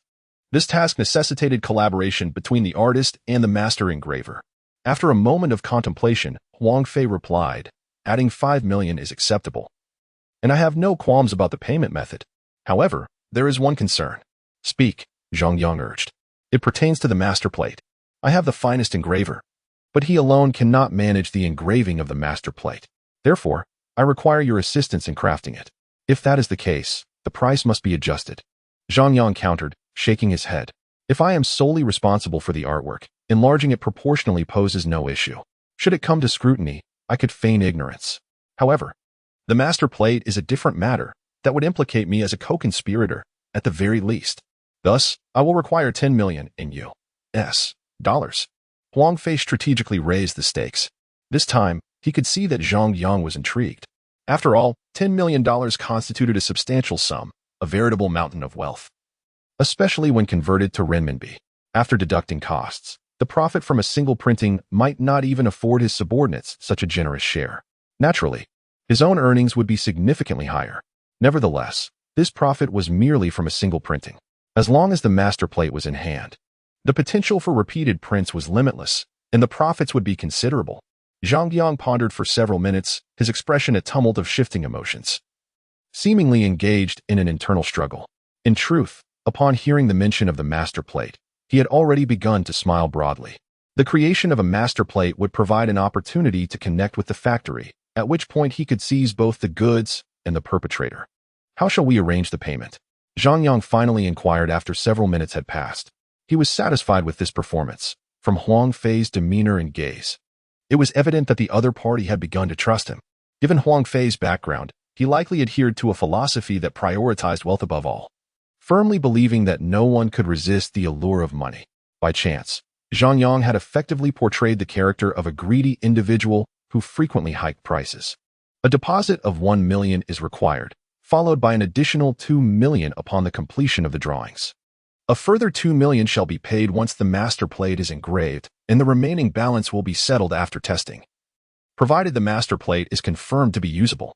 Of course, should you fail to accomplish the first step, you are obligated to refund the deposit. If the master plate is found to be unusable, you must return all compensation except for the deposit. This arrangement is indeed fair, and I consent. After a moment of contemplation, Zhang Yang agreed and extended his right hand. Observing Zhang Yang's gesture, Huang Fei hesitated momentarily, his suspicion arising from the too smooth nature of the proceedings. However, this hesitation was fleeting, and a smile soon graced his face as he reached out to shake hands with Zhang Yang. At the slope below, Bao and his companions, who had been closely monitoring the situation, exhaled in relief upon witnessing the two men shaking hands with broad smiles, and they stowed their weapons away with ease. Muchushua, witnessing this scene, felt a flicker of concern, yet gradually relaxed. Had the two sides truly come to blows, she would have been at a loss for how to proceed. Huang Fei had saved him, and Zhang Yang was a childhood friend who had also protected her, although she wished to keep her childhood companions from becoming entangled in such matters. It was not the worst outcome now that Zhang Yang had disregarded her advice and forged a partnership. Meanwhile, Zhao Meili and Halian noticed the descending pair, exchanged glances, and then looked at Bao and away before sheathing their weapons. Upon reaching the bottom and reuniting with the group, Zhang Yang, accompanied by Zhao Meili and Halian, continued towards Baiyan Temple, while Huang Fei led Muchushue and the others, parting ways at the village and heading towards the downhill cableway. Chapter 83. The Director. The cunning elder brother, What S in the bag? On the trail, Halion stared at the black backpack for quite some time before finally asking, "Money. Did you agree, brother?" Observing the anxious and worried expression on Halion's face, Zhang Yang turned around and replied with a smile, "Rest assured, I have it all under control. Money must be earned, and mistakes will be avoided. Who knows, we might even achieve something significant." In contrast to Halion's anxiety, Zhao Meili remained composed. She quickened her pace to stand beside Zhang Yang and smiled at Halion, saying, "Just trust your brother." "Oh, I understand, Sister Meili. Brother, it's not that I don't believe you, it's just, no need to explain, I understand." With these few words, the central idea of their trio was once again solidified. Halion, having set aside his worries, began to appreciate the early autumn mountain scenery. After climbing to Baiyun Temple and taking a few photographs, the trio began their return journey. They took two segments of the cable car, one from Baiyun Temple to Yi Village, and the other from Yi Village down to Tian Town. Upon arriving back at the parking area after the cable car ride, they found that the Land Rover had already departed. After a thorough inspection and confirming everything was in order, the three of them got into the car, drove to Tian Town for lunch, and then set off once more towards the city. In the office of the Counter-Espionage Department Director. Knock, knock, knock. "Come in." As the office door swung open, Qin Jiaxing entered, holding a substantial folder. "Director." "Ah, Xiaoqin, what brings you here?" The director, an elderly man with white hair, set down his documents and inquired with a smile. "Yes, I have something for you. Please take a look at this." Receiving the folder, the director opened it and began to examine the contents with great seriousness. Upon viewing the first page of information, his brow furrowed. He glanced up at Qin Jiaxing but refrained from immediately voicing his thoughts, instead quickly flipping through the subsequent pages. After reviewing most of the material, he closed the folder, tapped the cover, and asked, "What do you think of this?" "Director, first and foremost, I harbor no prejudice against Zhang Yang, nor do I intend to repay kindness with malice. His role in uncovering the Tianzhong Group, a spy organization that has been dormant for decades, was indeed crucial. However, in our line of work, one must maintain a stance of suspicion towards everything. Coupled with his demonstrated marksmanship and bomb disposal skills, I have lingering doubts. I cannot find peace of mind without thorough investigation." Nodding, the director replied with a smile, "Your work ethic is commendable, and I am pleased. Our adversaries are cunning. We cannot rule out the possibility that sacrificing one Tianzhong group could allow for the infiltration of even more formidable and covert spies. You've done well in this respect. Now, can you share your conclusions with me?" Qin Jiaxing straightened his posture, his expression earnest as he responded, "Based on our findings, there are no areas of Zhang Yang's identity or upbringing that raise suspicion. Yet, precisely because of this, the various abilities he exhibits defy reasonable explanation, correct?" "Indeed." The director interjected. Reclining against the back of the chair, the elderly man contemplated, his right hand gently tapping the armrest. Sitting opposite him, Qin Jiaxing remained silent, allowing the moment to unfold. After a considerable pause, the elderly man opened his half-closed eyes and spoke slowly. "The issue you raised has also occupied my thoughts, which is why I have gifted him the latest equipped automobile." Qin Jiaxing was taken aback for a moment, but quickly regained his composure. That vehicle boasted the finest configurations. It could be said that its exterior resembled a Polo, yet its interior rivaled that of a sports car. Most importantly, as it was designated for tracking and surveillance. The car itself was equipped with a location device, capable of directly connecting to the monitoring system of the Counterintelligence Department. "It seems you have grasped my intention." Noticing Qin Jiaxing's dawning realization, the elderly man smiled and continued, "Since his identity poses no issues, and no other suspects have been identified for the time being, coupled with his exceptional abilities, we can indeed employ him. Of course, we must prioritize safety during this process. Additionally, provide him with a mobile phone." "Understood, Director." After a brief contemplation, Qin Jiaxing acquiesced, but then a concern crossed his mind. "By the way, Zhang Yang previously charged a considerable fee for his collaboration with the Municipal Bureau. If we require his assistance in the future, we will need to compensate him as well. And this funding? This posed a dilemma. The landlord's household had little surplus. Although the Counterintelligence Department's budget was ample, their expenses were substantial.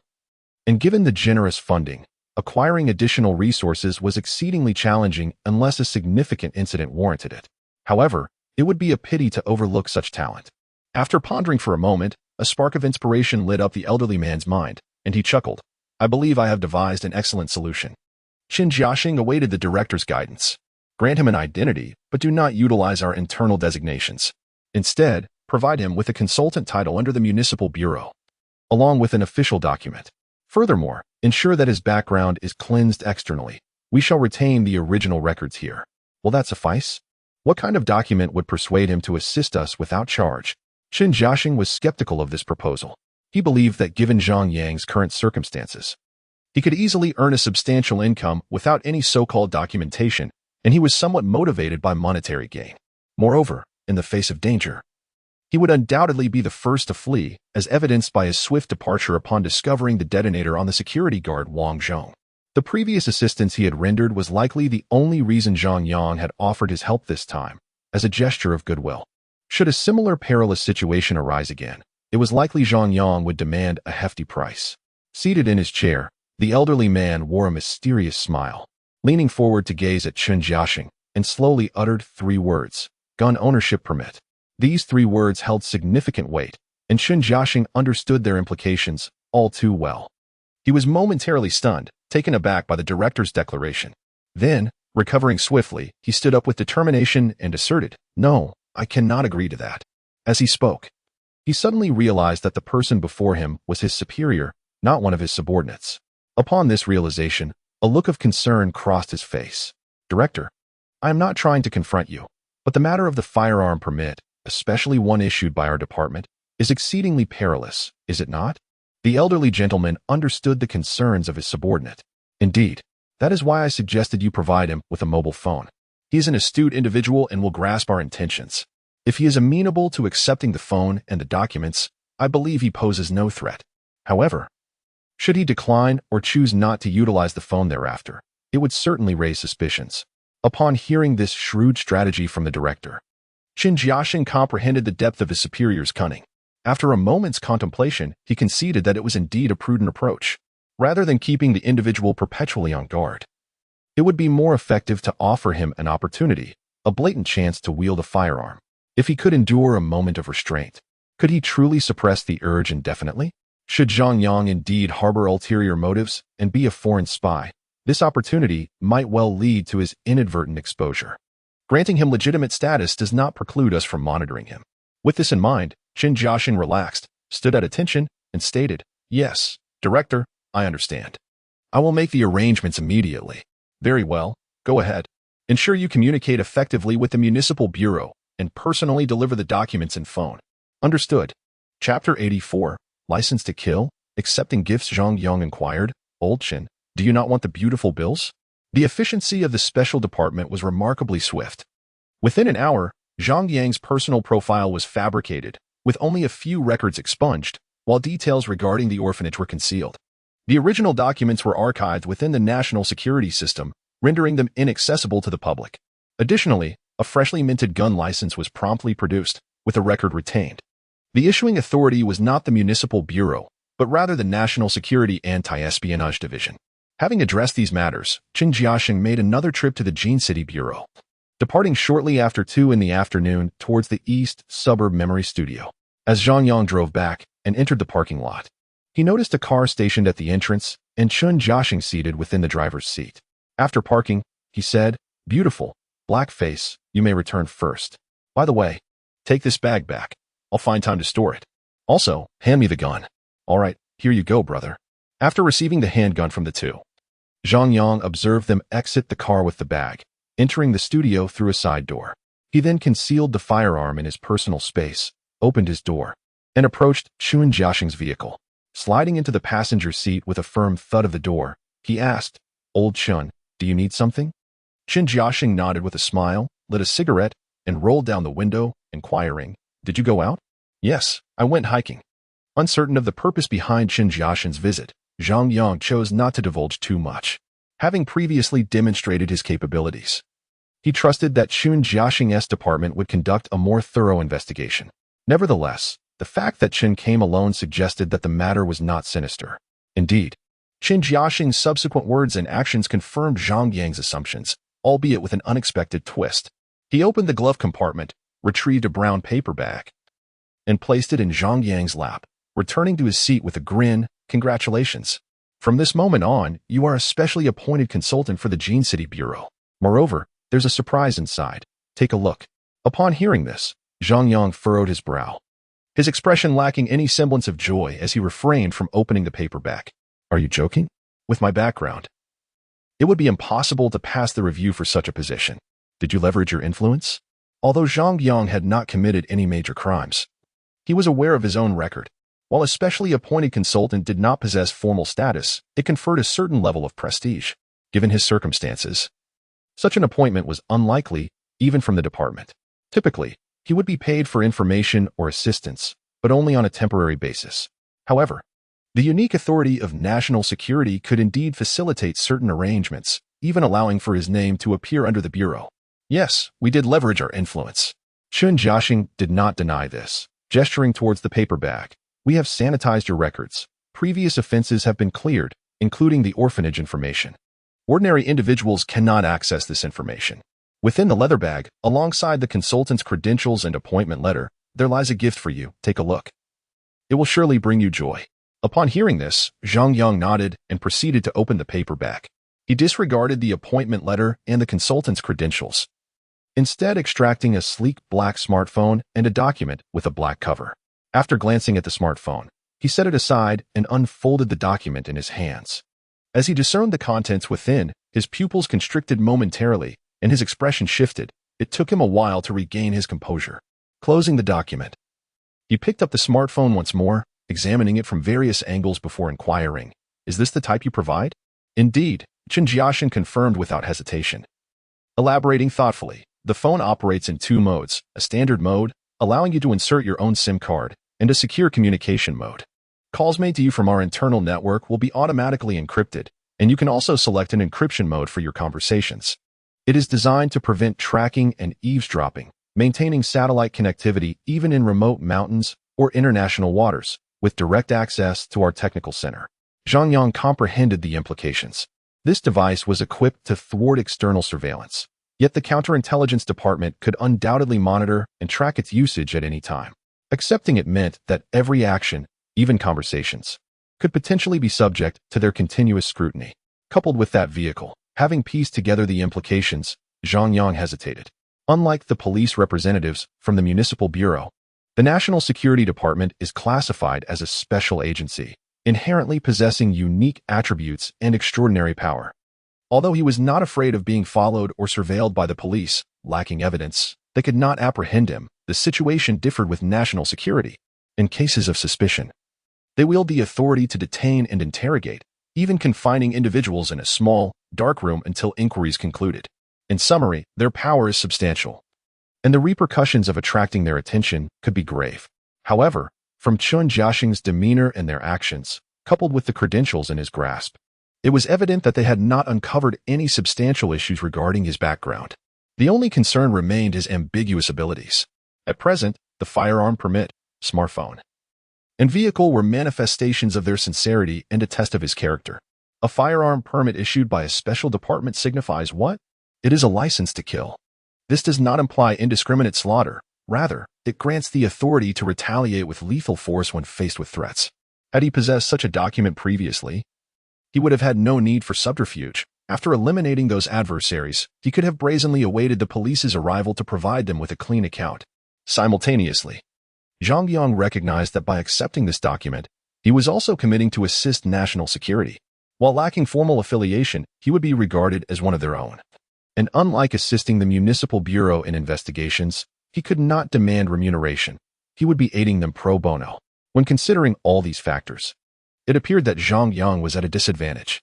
Nevertheless, this single document could offset all perceived losses, and he might even owe them a debt of gratitude.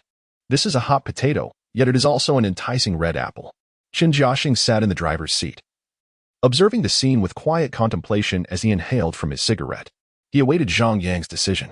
After a lengthy interval of over 10 minutes, a sudden sound attracted Chun Jiaxing's attention. Turning his head, he smiled. Zhang Yang was seen extracting his mobile phone and removing the SIM card. After detaching the card, he picked up the black phone, inserted the card, powered it on to ensure its functionality, and subsequently tucked the black phone into his trousers pocket, while the deadly permit was stowed away in his jacket pocket. Think of a code name. I need to archive it when I return. You will continue your work at the Municipal Bureau without our interference. Should we require your assistance, we will reach out to you. Your identity information will only be known to me and the director. A separate file will be created under your codename, and a new identity will also be fabricated for you. As for the firearm, you may acquire it independently or apply through our department if necessary. No need. I can manage on my own, Zhang Yang replied. This response did not surprise Qin Jiaxing. After a contemplative gaze at Zhang Yang, he continued, in the spirit of responsibility. I must remind you that the permit is neither a talisman nor a guarantee of immunity. I understand, Zhang Yang nodded. Then, that is settled. I have no further matters. Do you require anything else? I have a small request. Since I have benefited from your resources, I believe in reciprocation. Old Qin, would you like some American dollars? Qin Jiaxing remained silent. Chapter 85, Excitement and Profit Sharing. Where did you acquire the American dollars? Oh, have you established contact with that Huang Fei? Did he reach out to you? Have you agreed? Observing the realization dawning upon Qin Jiaxing, whose expression remained unperturbed, Zhang Yang discerned an advantage in their collaboration. They would not easily overreact to unforeseen circumstances. Were old Zhou to discover this matter, his countenance would surely shift dramatically. Yes, he approached me today, just returned from abroad. A deposit of $1 million, but the subsequent amount remains uncertain. However, I am not referring to my service fee. This is my personal capital, and you shall not partake in it. That one do, there must be a share for everyone involved. Besides, I could provide you with a guarantee. Qin Jiaxing was also in a predicament. As a leader overseeing a group, though the budget was ample, expenses were substantial as well. The work they undertook was arduous and perilous. It was challenging to secure benefits for his subordinates. Now, with a legitimate opportunity to acquire a considerable sum of money, he was naturally reluctant to let it slip away. You need not offer a guarantee. If you wish to avoid those counterfeit bills, I can collaborate with the municipal bureau instead. You may feign ignorance about this matter. As he spoke, Zhang Yang pushed the door, preparing to exit the vehicle. Wait. Qin Jiaxing grasped his arm. That is preposterous. An immense benefit lies before us, and I cannot let it go so easily. If we collaborate with the municipal bureau, what would be our role in this affair? As long as the counterfeit is convincing enough, I can still submit it. There are always departments that could utilize it. By leveraging those departments' resources, we could extract some advantages from it. Moreover, aren't the benefits negotiable? I won't demand much. You've already taken the deposit. We need not dwell on it. Surely, there will be opportunities where our assistance is required in the future. I can send someone to aid you. And a share of the benefits should be reasonable, no? Zhang Yang did not respond immediately, yet his rejection was not as resolute. Reciprocity was essential. One must sow seeds to reap fruits. After all, the counterfeit case was not under Qin Jiaxing's purview. Even if it were resolved, it would be handed over to the local police for processing. Therefore, the accolades would not pertain to them. Tangible benefits remained paramount. After a prolonged silence, Zhang Yang relented. This time, Huang Fei reached out to me, seeking assistance in procuring the printing plates. The quoted price is $10 million. Don't be hasty. Observing Qin Jiaxing's eyes gleam upon hearing the figure, Zhang Yang continued, out of this, $1 million as a deposit is already in my possession. Once I complete the designs, he will pay an additional $2 million. The initial $3 million belongs to me. I will handle the tasks without your assistance. However, to secure Huang Fei's conviction later, we must catch him red-handed, which necessitates locating their counterfeit factory. We cannot simply find any place for the engraving of the plates, as their engraver will also need to be present. At that time, we will require your team to monitor the surroundings, provide timely support, and most importantly, track the engraver. Huang Fei has evaded capture for so many years without leaving a trace. Proceeding with utmost caution, the outsider will make an effort to remain inconspicuous while offering assistance. The factory's location should remain discreet. I will insist that they conduct the tests in my presence. However, their compliance is not guaranteed. Should that be the case, your assistance will be indispensable, as you possess the requisite expertise. Listening to Zhang Yang's analysis, Qin Jiaxing found it quite reasonable and aligned with his own thoughts. How shall we divide the profits? He inquired. Once the project is completed, your involvement will be necessary. The initial $3 million is undoubtedly mine. That is settled, correct? Absolutely. Zhang Yang affirmed. Despite his inclination to refuse, Qin Jiaxing recognized that Zhang Yang had managed the preliminary matters independently, and thus, there was no justification for profit sharing. Even if it pained him, he had no choice but to acquiesce. After this, regardless of the revenue, we shall split it evenly. That won't do. Such a division would certainly disadvantage us. Moreover, as you mentioned earlier, A reciprocal arrangement is warranted. Consider that certificate, Qin Jiaxing countered. Then let it be a 60-40 split. He proposed. I shall take 30, and you 70, given that we will be mobilizing manpower and resources. This suggested ratio resonated well within Zhang Yang's acceptable parameters. Agreed. He replied. Furthermore, all factory equipment and counterfeit currency shall belong to us. Qin Jiaxing added. That poses no issue. Counterfeit currency holds no utility for me. Zhang Yang responded readily. There was no need for further deliberation. He readily assented, recognizing that any confiscated counterfeit bills, even if turned over to the municipal bureau, would likely be incinerated. However, if entrusted to certain departments, their utility could extend beyond mere disposal. Zhang Yang lacked the necessary connections, but those with extensive networks surely existed. The profits garnered could serve as funding, thereby easing the burdens of those unsung heroes. He was no saint, yet he harbored a sense of patriotism. After all, they were merely counterfeit U.S. dollars, with little relevance to domestic affairs and certainly of no practical use. Moreover, should these items fall into the hands of relevant authorities, any inadvertent acquisition could mitigate risks, could it not? The realm of finance is fraught with complexities and depths of knowledge beyond his understanding. Yet there are professionals adept in such matters. With the arrangements finalized, Qin Jiaxing bid farewell to Zhang Yang. He needed to return promptly to the office for a debriefing. This was indeed a significant matter, necessitating the mobilization of personnel and equipment, which must be reported through the appropriate channels. Otherwise, clandestine actions could lead to disciplinary violations. Meanwhile, upon returning to the studio, Zhang Yang exhaled with relief. Given Huang Fei and his associates' meticulousness and capabilities, involving the police could easily lead to complications. After all, these individuals had previously operated outside the law, and it was improbable they did so without means. The factory itself might not even be located within the country. In such circumstances, assistance from national security would undoubtedly be the most advantageous. Their personnel are formidable, and their equipment far superior to that of the police. Should there be a need for operations beyond the border, national security's efficiency and discretion would surpass that of the police. These were the paramount reasons Zhang Yang had conveyed the importance of this case to Qin Jiaxing. Otherwise, he would have sought the counsel of Zhong Ming and Old Zhou. Brother, he called. Has the matter been settled? Zhao Meili approached and inquired, have you reached an agreement? No need to worry. You may continue with your own affairs. Helian, do make an effort to gather information from time to time, and try to cultivate some informants. Do not hesitate to spend money. After all, only valuable intelligence merits compensation, and the costs associated with this information can always be justified. Understood, brother. I have maintained contact with those individuals, Helian replied earnestly. Very well. Nodding. Zhang Yang refrained from further admonitions, confident in Helian's diligence. He then patted his backpack and instructed, please close the door and come to the second floor. Certainly, brother. After shutting the door, Helian ascended to the second floor, where Zhang Yang and Zhao Meili were already seated at a tea table. On the large table lay 10 bundles of U.S. dollars. The sheer amount of cash was astonishing, even for Zhang Yang and Zhao Meili, who were witnessing such a sight for the first time. Without further ado, once everyone had gathered, Zhang Yang took 2 bundles from the 10 and placed one in front of Zhao Meili and one in front of Helian. This is your remuneration. Each of you receives 100,000. Take a moment to rest, and this afternoon, please head out and deposit this money in the bank. Brother, this is too much. I haven't done anything today. Before Helian could finish his sentence, Zhang Yang interrupted him, stating earnestly, what do you mean you haven't done anything? Did you not carry a weapon today? Did you not face the barrel of another's gun? Henceforth, refrain from such foolish remarks.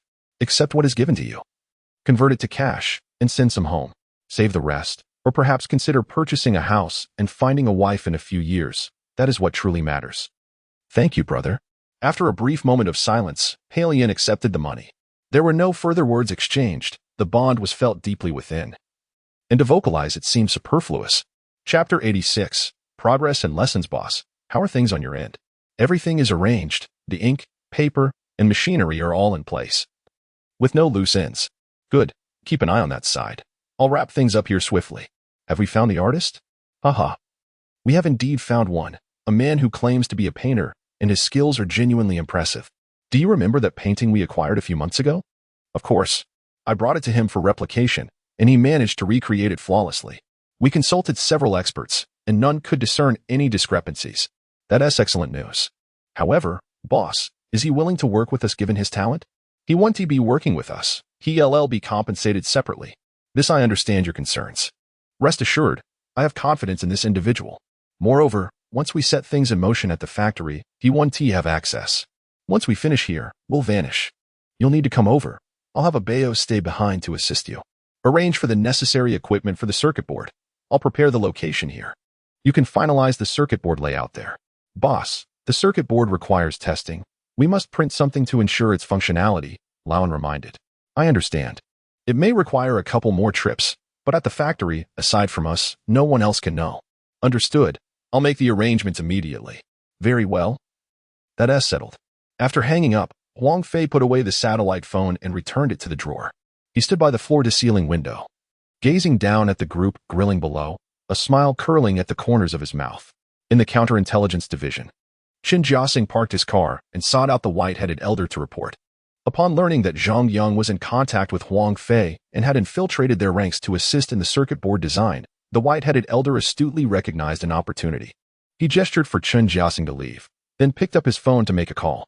This matter was significant and beyond his jurisdiction, necessitating an official report.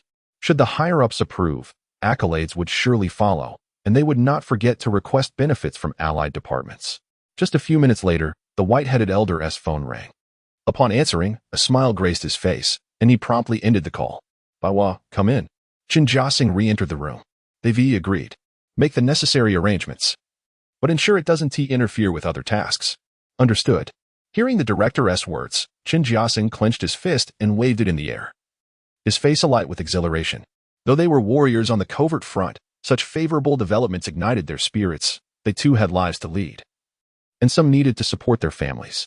Meanwhile, Zhang Yang and his companions drove separately to the bank to deposit their funds. They first exchanged US dollars for Chinese yuan before depositing them into their accounts.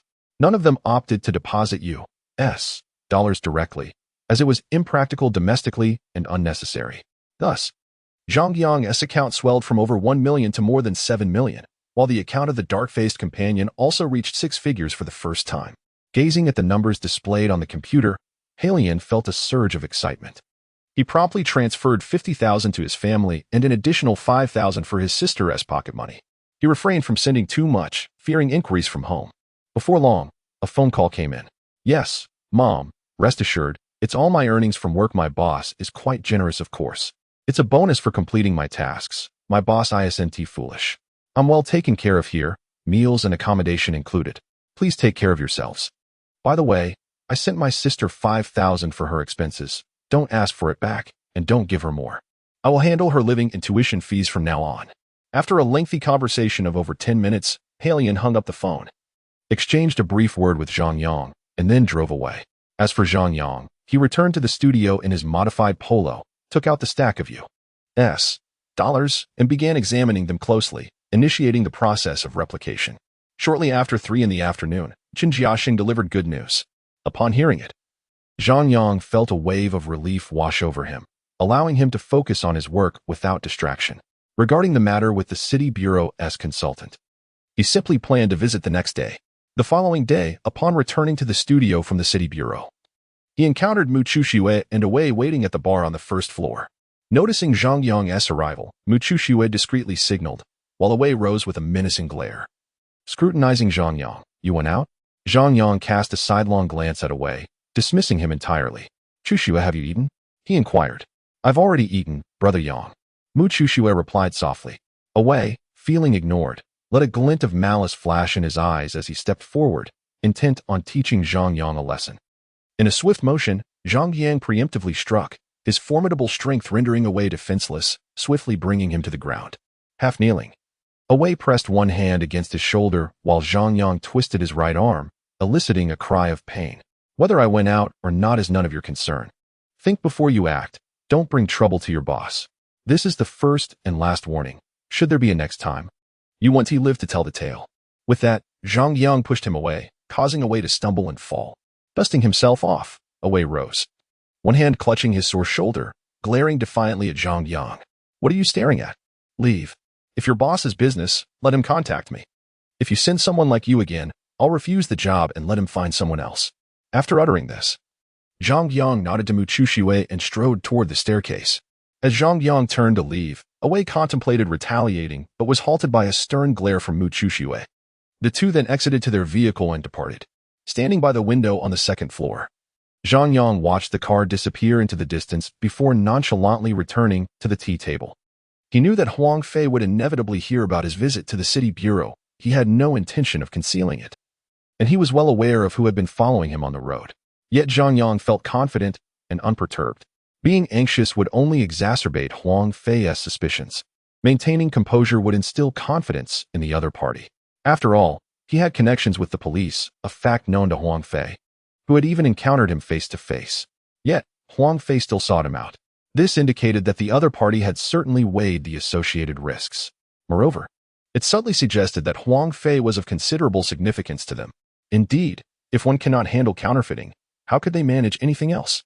They might as well sell sweet potatoes. With a dejected demeanor, Wei and Mu Chuxue drove back to their suburban villa. Upon arrival, Wei stormed out of the car, rushing inside in a fit of anger, while Mu Chuxue remained composed at the wheel. She understood that Wei was going to lodge a complaint. Yet, given Zhang Yang's reaction and the dynamics within the team, her astute nature led her to realize that Wei would not fare well. Indeed, as soon as they entered the living room, they found Huang Fei berating Wei, whose left cheek bore the unmistakable imprint of a slap. "Get out," Huang Fei shouted upon seeing Mu Chuxue enter.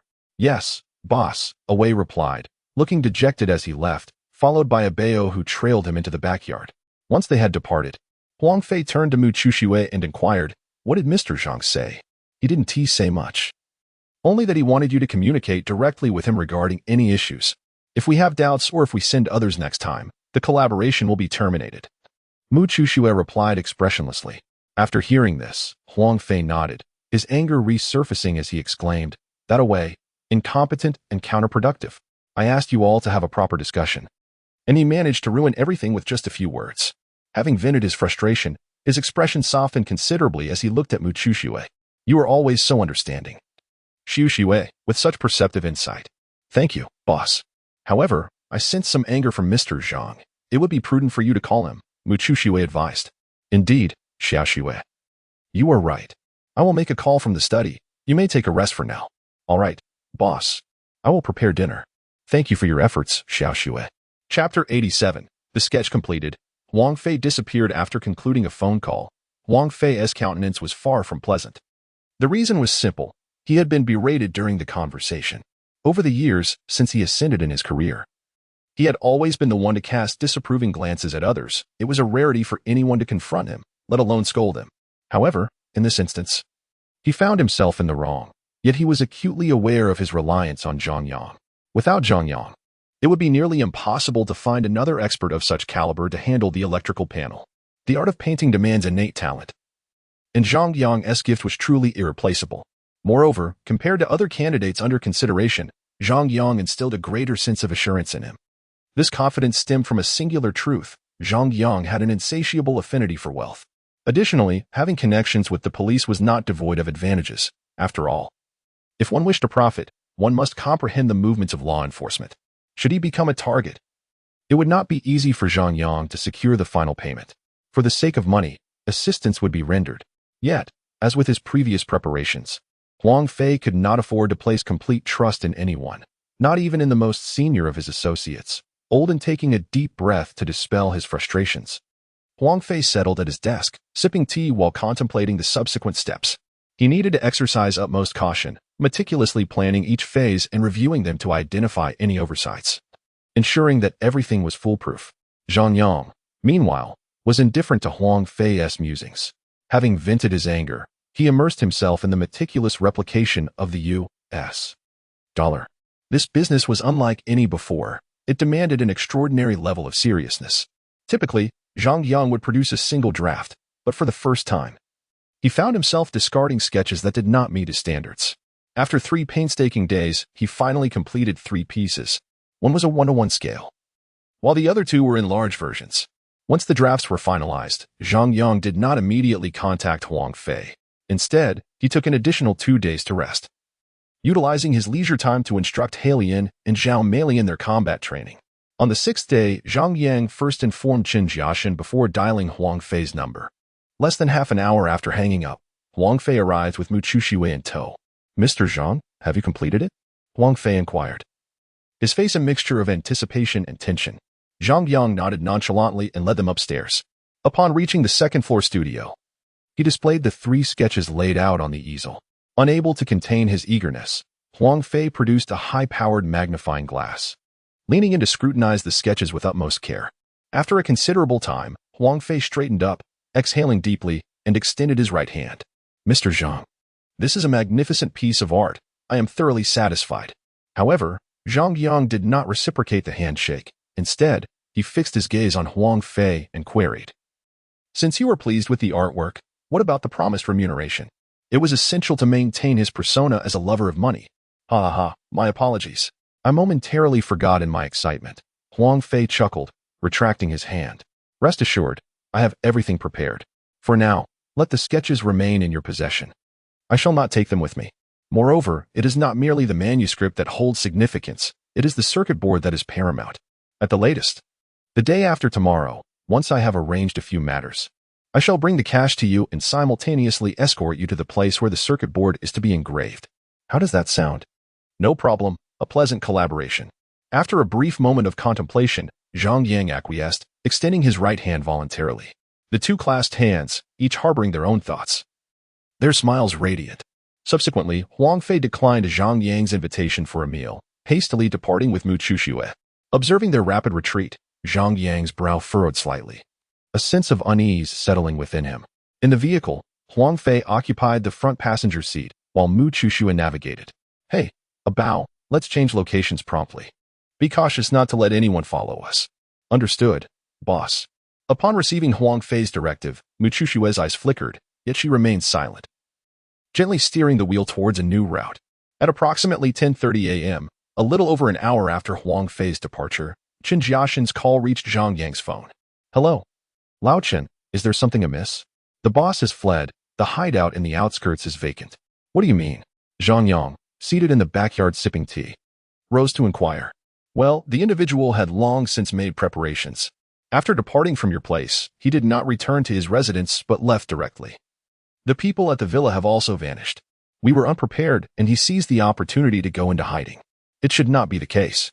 Once the initial shock wore off, Zhang Yang regained his composure and pondered, analyzing. "I have completed the artwork," and he was quite satisfied after reviewing it. He even mentioned the need to engrave the circuit board. It is unlikely he could find a more skilled artist than myself in such a short span. So he should not be able to disappear completely. However, he has vanished now, and the Central Command has pulled surveillance from various locations without uncovering any trace of him. Chen Jiaxing expressed his frustration. "Lao Chen, do not fret. I actually believe that Huang Fei hiding at this juncture is more a matter of prudence. After all, I have connections with the police, and he is aware of this. In such circumstances, caution is indeed warranted. If he were to appear brazenly, I would find that suspicious." "That does make sense." On the other end, Chen Jiaxing contemplated and concurred. "Huang Fei may have fled, but he would undoubtedly not relinquish me, the artist. Therefore, he will send someone new to make contact with me, and given their current flight, as well as the promise to meet with me by the day after tomorrow to settle the second payment, he will not renege on his word. However, the individual who reaches out to me may very well not be him. Ah, the circuit board master." Suddenly, Zhang Yang recalled someone. Mu Chushui, a bow. In a way, do not possess such high-level skills. It is quite possible that the circuit board master is preparing for other matters. With this thought, Zhang Yang relaxed and said to Chen Jiaxin, "Lao Chen, prepare yourself. Huang Fei has a high probability of having left the country, but a subordinate, the circuit board master, will undoubtedly seek me out, as I am needed to collaborate with him on the creation of the circuit board master template. It would be preferable for you to prepare a discrete tracking device, and also to assign individuals who are well prepared for departure. In the event that Huang Fei vehemently opposes my access to the factory, we will have to rely on that master copy to ascertain each other's locations." Upon hearing this, Chen Jiaxing nodded in agreement and said, "Understood. I will inform them. Additionally, I will ensure they maintain a safe distance from you. This group is highly professional and exceedingly cautious. We must strive for absolute certainty. Such an arrangement would be ideal. Without my signal, this should track my mobile phone signal, ideally maintaining a distance of over a kilometer. If we find ourselves in a desolate area, it is best to approach via alternative routes. Rest assured, I will ensure all is arranged, and they are well aware of the procedures. Very well, let us proceed this way, he concluded, ending the call. After hanging up, Zhang Yang contacted his dispatch subordinates, briefing them on the details of their subsequent actions. He then turned his attention back to the case at hand, as their counter-espionage department was quite busy. Meanwhile, Huang Fei and his companions, having changed vehicles and assumed new identities, confidently boarded a flight from the neighboring city, preparing to head to Yun province. From there, they intended to proceed to the border for their departure. As for the situation in Jincheng, Laoan and Abao had already taken their positions, leaving ample logistical support in place. They awaited the safe exit of the three individuals before contacting Zhang Yang to commence the next phase of their plan. Chapter 88. The arrival of Olden and counter-surveillance tactics. It was demonstrated that with prior arrangements, the process of exiting was remarkably swift. By the following afternoon, Huang Fei had successfully escorted away and Mu Chushui across the border, after which they navigated through several transfers to arrive at a secluded factory nestled within the mountains. While the exterior appeared dilapidated, the interior had been well maintained and was at least habitable. Moreover, near the factory's entrance, there were over 10 militia members armed with antiquated AK rifles. These individuals had been hired by Olden to guard the premises. Upon reaching the factory, Huang Fei assigned a way to oversee the militia and then led Mu Chushui inside to inspect all the equipment. Satisfied with the condition, he retrieved a satellite phone to contact Olden. The next day, Olden, dressed in a courier uniform and exuding an air of simplicity, arrived at the artist's studio in a small wooling van. "Hello, whom are you looking for?" The dark-faced man behind the bar, upon noticing Olden's entrance, scrutinized him before breaking into a smile and stepping forward. "I am here to see Mr. Zhang, sent by General Huang."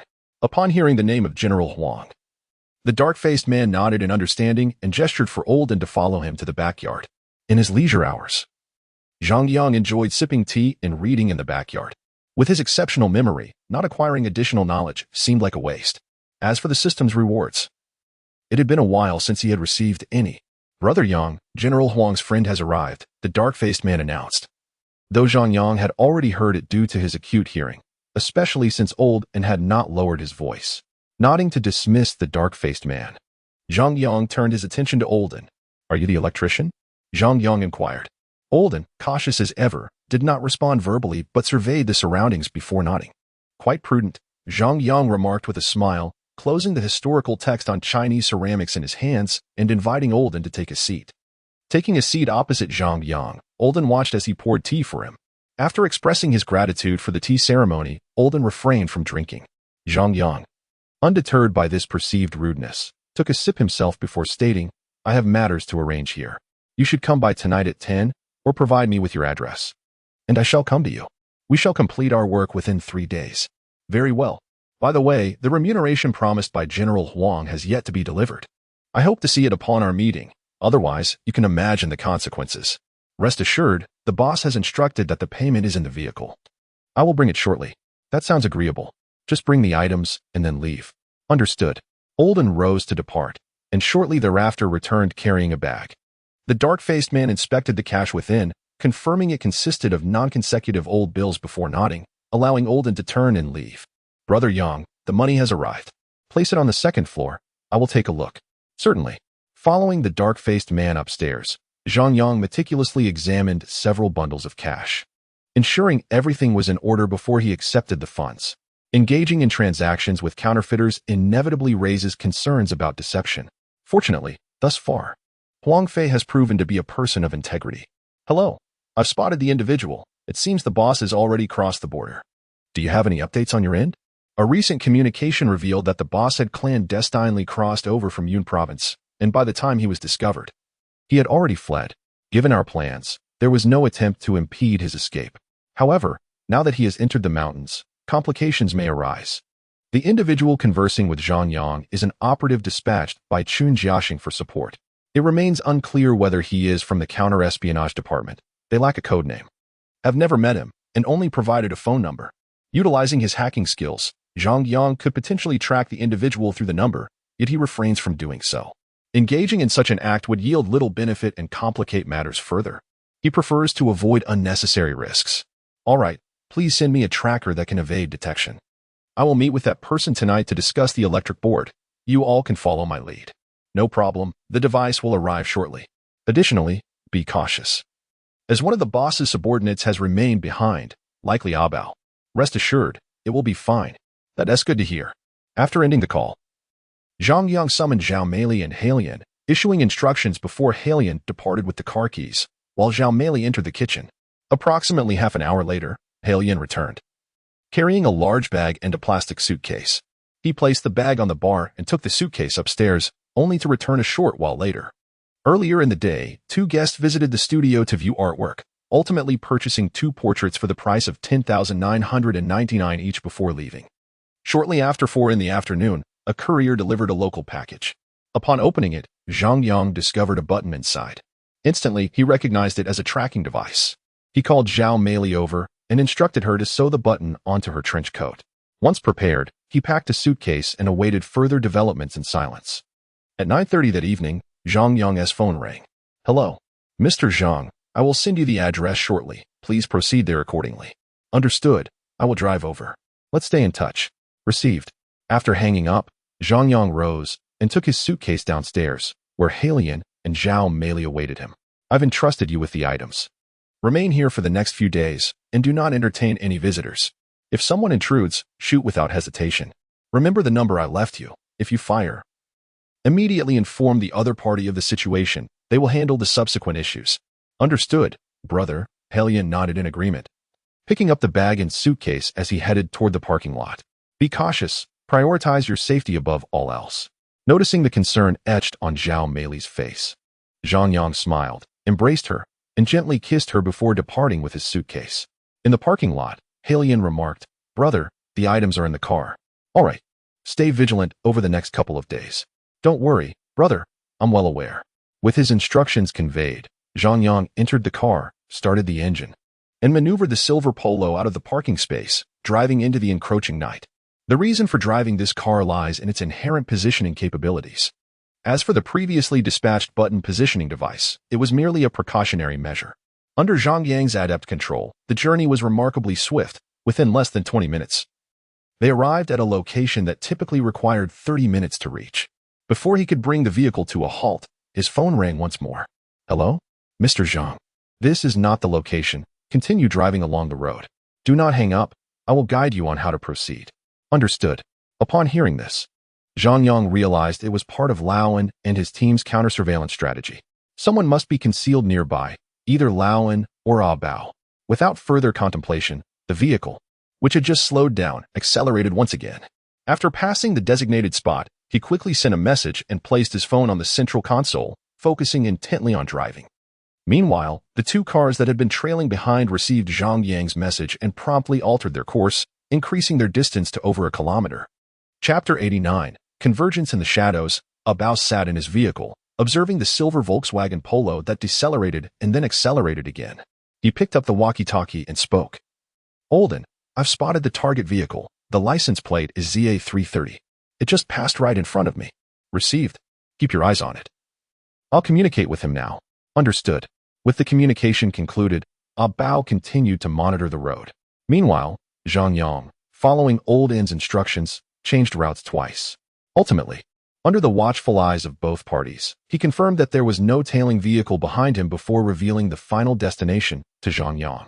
At 5 minutes past midnight, Zhang Yang parked in front of an auto repair shop located near a suburban town. As soon as the car came to a halt, Olden opened the rolling door and gestured for him to drive inside. After maneuvering the vehicle into the repair shop, Zhang Yang stepped out. You're here. We don't rush. I still have some items to retrieve. Stopping Olden from speaking further, Zhang Yang opened the trunk and pulled out a suitcase filled with clothes, along with a large plastic bag and a portable cooler. Olden remarked, Could you help me with this? Without hesitation, Zhang Yang handed over the plastic bag. Olden opened it, took a glance inside, and inquired with curiosity, Is this all self-eating rice? Yes, it's simple and convenient. I quite enjoy it. If you're cooking, don't bother about me. I can eat this. What about that cooler? Olden pointed to the container Zhang Yang was holding. Also food. I came well prepared. After closing the trunk and locking the car with a couple of presses of the key fob, Zhang Yang looked over and asked, Where will I be staying? This way. Olden, feeling exasperated yet understanding Zhang Yang's wariness, led him to a room in the back of the repair shop. Upon opening the door, he handed over the key, saying, This is the key to your room. You can lock it. You may rest for now, and we shall commence work tomorrow. Just the two of us? Zhang Yang inquired playfully. Olden, already turning away, glanced back with a smile, maintaining his composure. 2 people is sufficient for this task. Working on the circuit board is no issue. However, there is one matter I must clarify. What is it? After completing the circuit board, there is a payment of 2 million that you are required to provide me. Without seeing the money, I will not commence work. What do you mean? You had an agreement with our boss. Olden frowned, expressing his dissatisfaction. Indeed, an agreement was made, but where is your boss now? I have never met you. Nor do I even know your surname. Why should I begin work on trust? After a considerable pause, Olden, standing at the door, nodded slowly. Very well, Mr. Zhang. You may rest for now. I will step out for a moment. Step out? You aren't planning to deceive me, are you? Zhang Yang wore an expression of skepticism. Rest assured, we require your skills and will not act recklessly. Is this not the issue you just mentioned? Should I discuss it with the boss? He inquired. So, Huang Fei is still in Jincheng, is he not? Zhang Yang deliberately probed. Aha, Mr. Zhang, you jest. How could the boss possibly flee with matters unresolved? The situation outside is tense. Our avoidance of a meeting with you is merely for everyone's safety. Observing the old fox before him, Zhang Yang maintained a stoic demeanor. Nodding after several seconds. Very well, I will grant you 1 hour. If you do not return by then, I shall take my leave. Understood. Olden left, his head heavy with concern. He had not anticipated that Zhang Yang, who had previously agreed, would now only recognize the value of money. This diverged significantly from their initial plan. Fortunately, Huang Fei had foreseen this possibility and had arranged the funds, though they were not with Olden. Instead secured with a bow. Thus, upon receiving Olden's report, Huang Fei was not excessively surprised. He instructed him to contact a bow directly to retrieve the money. He was not apprehensive about Zhang Yang alerting the authorities after obtaining the funds. Firstly, he had already exited the country.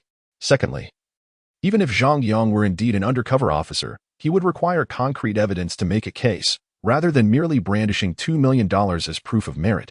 After receiving instructions, Olden hung up and waited several minutes before reaching out to Abao. Once they had agreed upon a meeting place, Olden hurried back with the money, anxious that Zhang Yang might leave. Fortunately, he did not take long, returning to the repair shop in approximately 40 minutes. However, when he knocked on the door, there was no response. After knocking twice without hearing a reply, Olden's heart sank. Just as he was about to turn away, he noticed Zhang Yang emerging from the shadows beneath the courtyard wall. Right on time. Have you secured the money? Seeing Zhang Yang's gaze fixed on the bag in his hands, Olden could only nod helplessly. The two entered the shed, where, under the glow of energy-efficient lights, they verified the authenticity of the bills. Only then did Zhang Yang appear at ease, retreating to his room to rest. Upon returning to his own quarters, Olden observed that the lights across the way had been extinguished. He stood by the window and took out his satellite phone to make a call. Boss, the money has been secured. We can commence work tomorrow. Understood. Keep a close watch and expedite the task. Once completed, hand over the money to him, and then return. Olden remained silent. What is it? Huang Fei inquired. Boss, I am concerned about the remaining payment. Given Zhang Yang's earlier display of caution, he may not trust us with the 5 million for the final payment. This indeed posed a dilemma. Under the shared expanse of the night sky, Huang Fei, clutching the satellite phone, shared in the worry, contemplating Zhang Yang's earlier inquiries relayed by Olden, which clearly indicated that the other party suspected his absence from Jincheng. Should the electrical panels be completed, Olden's attempt to leave directly with the funds would likely encounter obstacles. Should Abao handle him? This thought flickered through his mind, but Huang Fei quickly dismissed it. It is evident that Zhang Yang is not a simple character, even without delving deeply into his complexities. Although Abao possesses considerable strength, the repercussions of any potential conflict remain uncertain. Huang Fei rubbed his temple forcefully, feeling a headache coming on. After much contemplation, he concluded. Let us first proceed with our tasks. Once the circuit board is completed, you may act according to our prior agreement. If he is unwilling, we shall address it then. Furthermore, remember to promptly inform Abao when we approach success. Zhang Yang is no ordinary adversary. You must exercise caution. Understood, boss, came the reply. After hanging up, Olden sighed. I hope everything goes smoothly from here on. After this sigh, his thoughts inevitably drifted to the previous artist. Their collaboration had been relatively pleasant, but alas. As the artist began to grasp his own significance, he audaciously attempted to negotiate with his employer. Otherwise, he would not have become a mere pile of bones in the rainforest. Suddenly, Olden conceived a potential solution. Perhaps this could be the way forward. However, upon further reflection, he realized that finding another artist would be arduous. If he were to resort to drastic measures, the individual might not yield easily, especially since his boss had just mentioned that this person was not to be trifled with. After a mental brainstorm, Olden relinquished the idea. It would be better to leave the troubles to his boss. Once this task was completed, he could retire in peace, enjoying the fruits of his labor without concern for what lay ahead. As Olden retired to bed, Zhang Yang, in the room across, remained wide awake, his eyes wide open, despite the lowered volume of the conversation that had just transpired. The distance of 4 to 5 meters did not prevent him from catching snippets of the dialogue, which left him quite pleased. His efforts had not been in vain. The insistence on upfront payment and the deliberate mention of Huang Fei not being in Jinqing were all strategic moves to lay the groundwork for future requests to visit the factory. It appeared that both Olden and Huang Fei were mentally preparing for what was to come. When he eventually broached the subject, it would not seem abrupt or raise suspicions. Yet, success was not guaranteed. The only unforeseen complication could arise if Huang Fei were to pay the final installment of $5 million prematurely. Should that occur, Zhang Yang would have no choice but to accept it. Nevertheless, even if he could not accompany them, he could still discover Huang Fei's whereabouts through alternative means. Counterfeit money and the machinery were his to secure. Chapter 90, Guns, Dollars. In the completed board, it has proven true that the saying different trades are like different mountains holds wisdom. Given Zhang Yang's artistic prowess, one would presume that engraving the board would pose little challenge. However, the reality revealed a stark contrast. Nonetheless, without Zhang Yang, Olden would also find himself at a loss. The two set aside their grievances and collaborated earnestly. After revising 5 or 6 versions within 3 days, they finally settled on the last edition following a thorough cross-examination.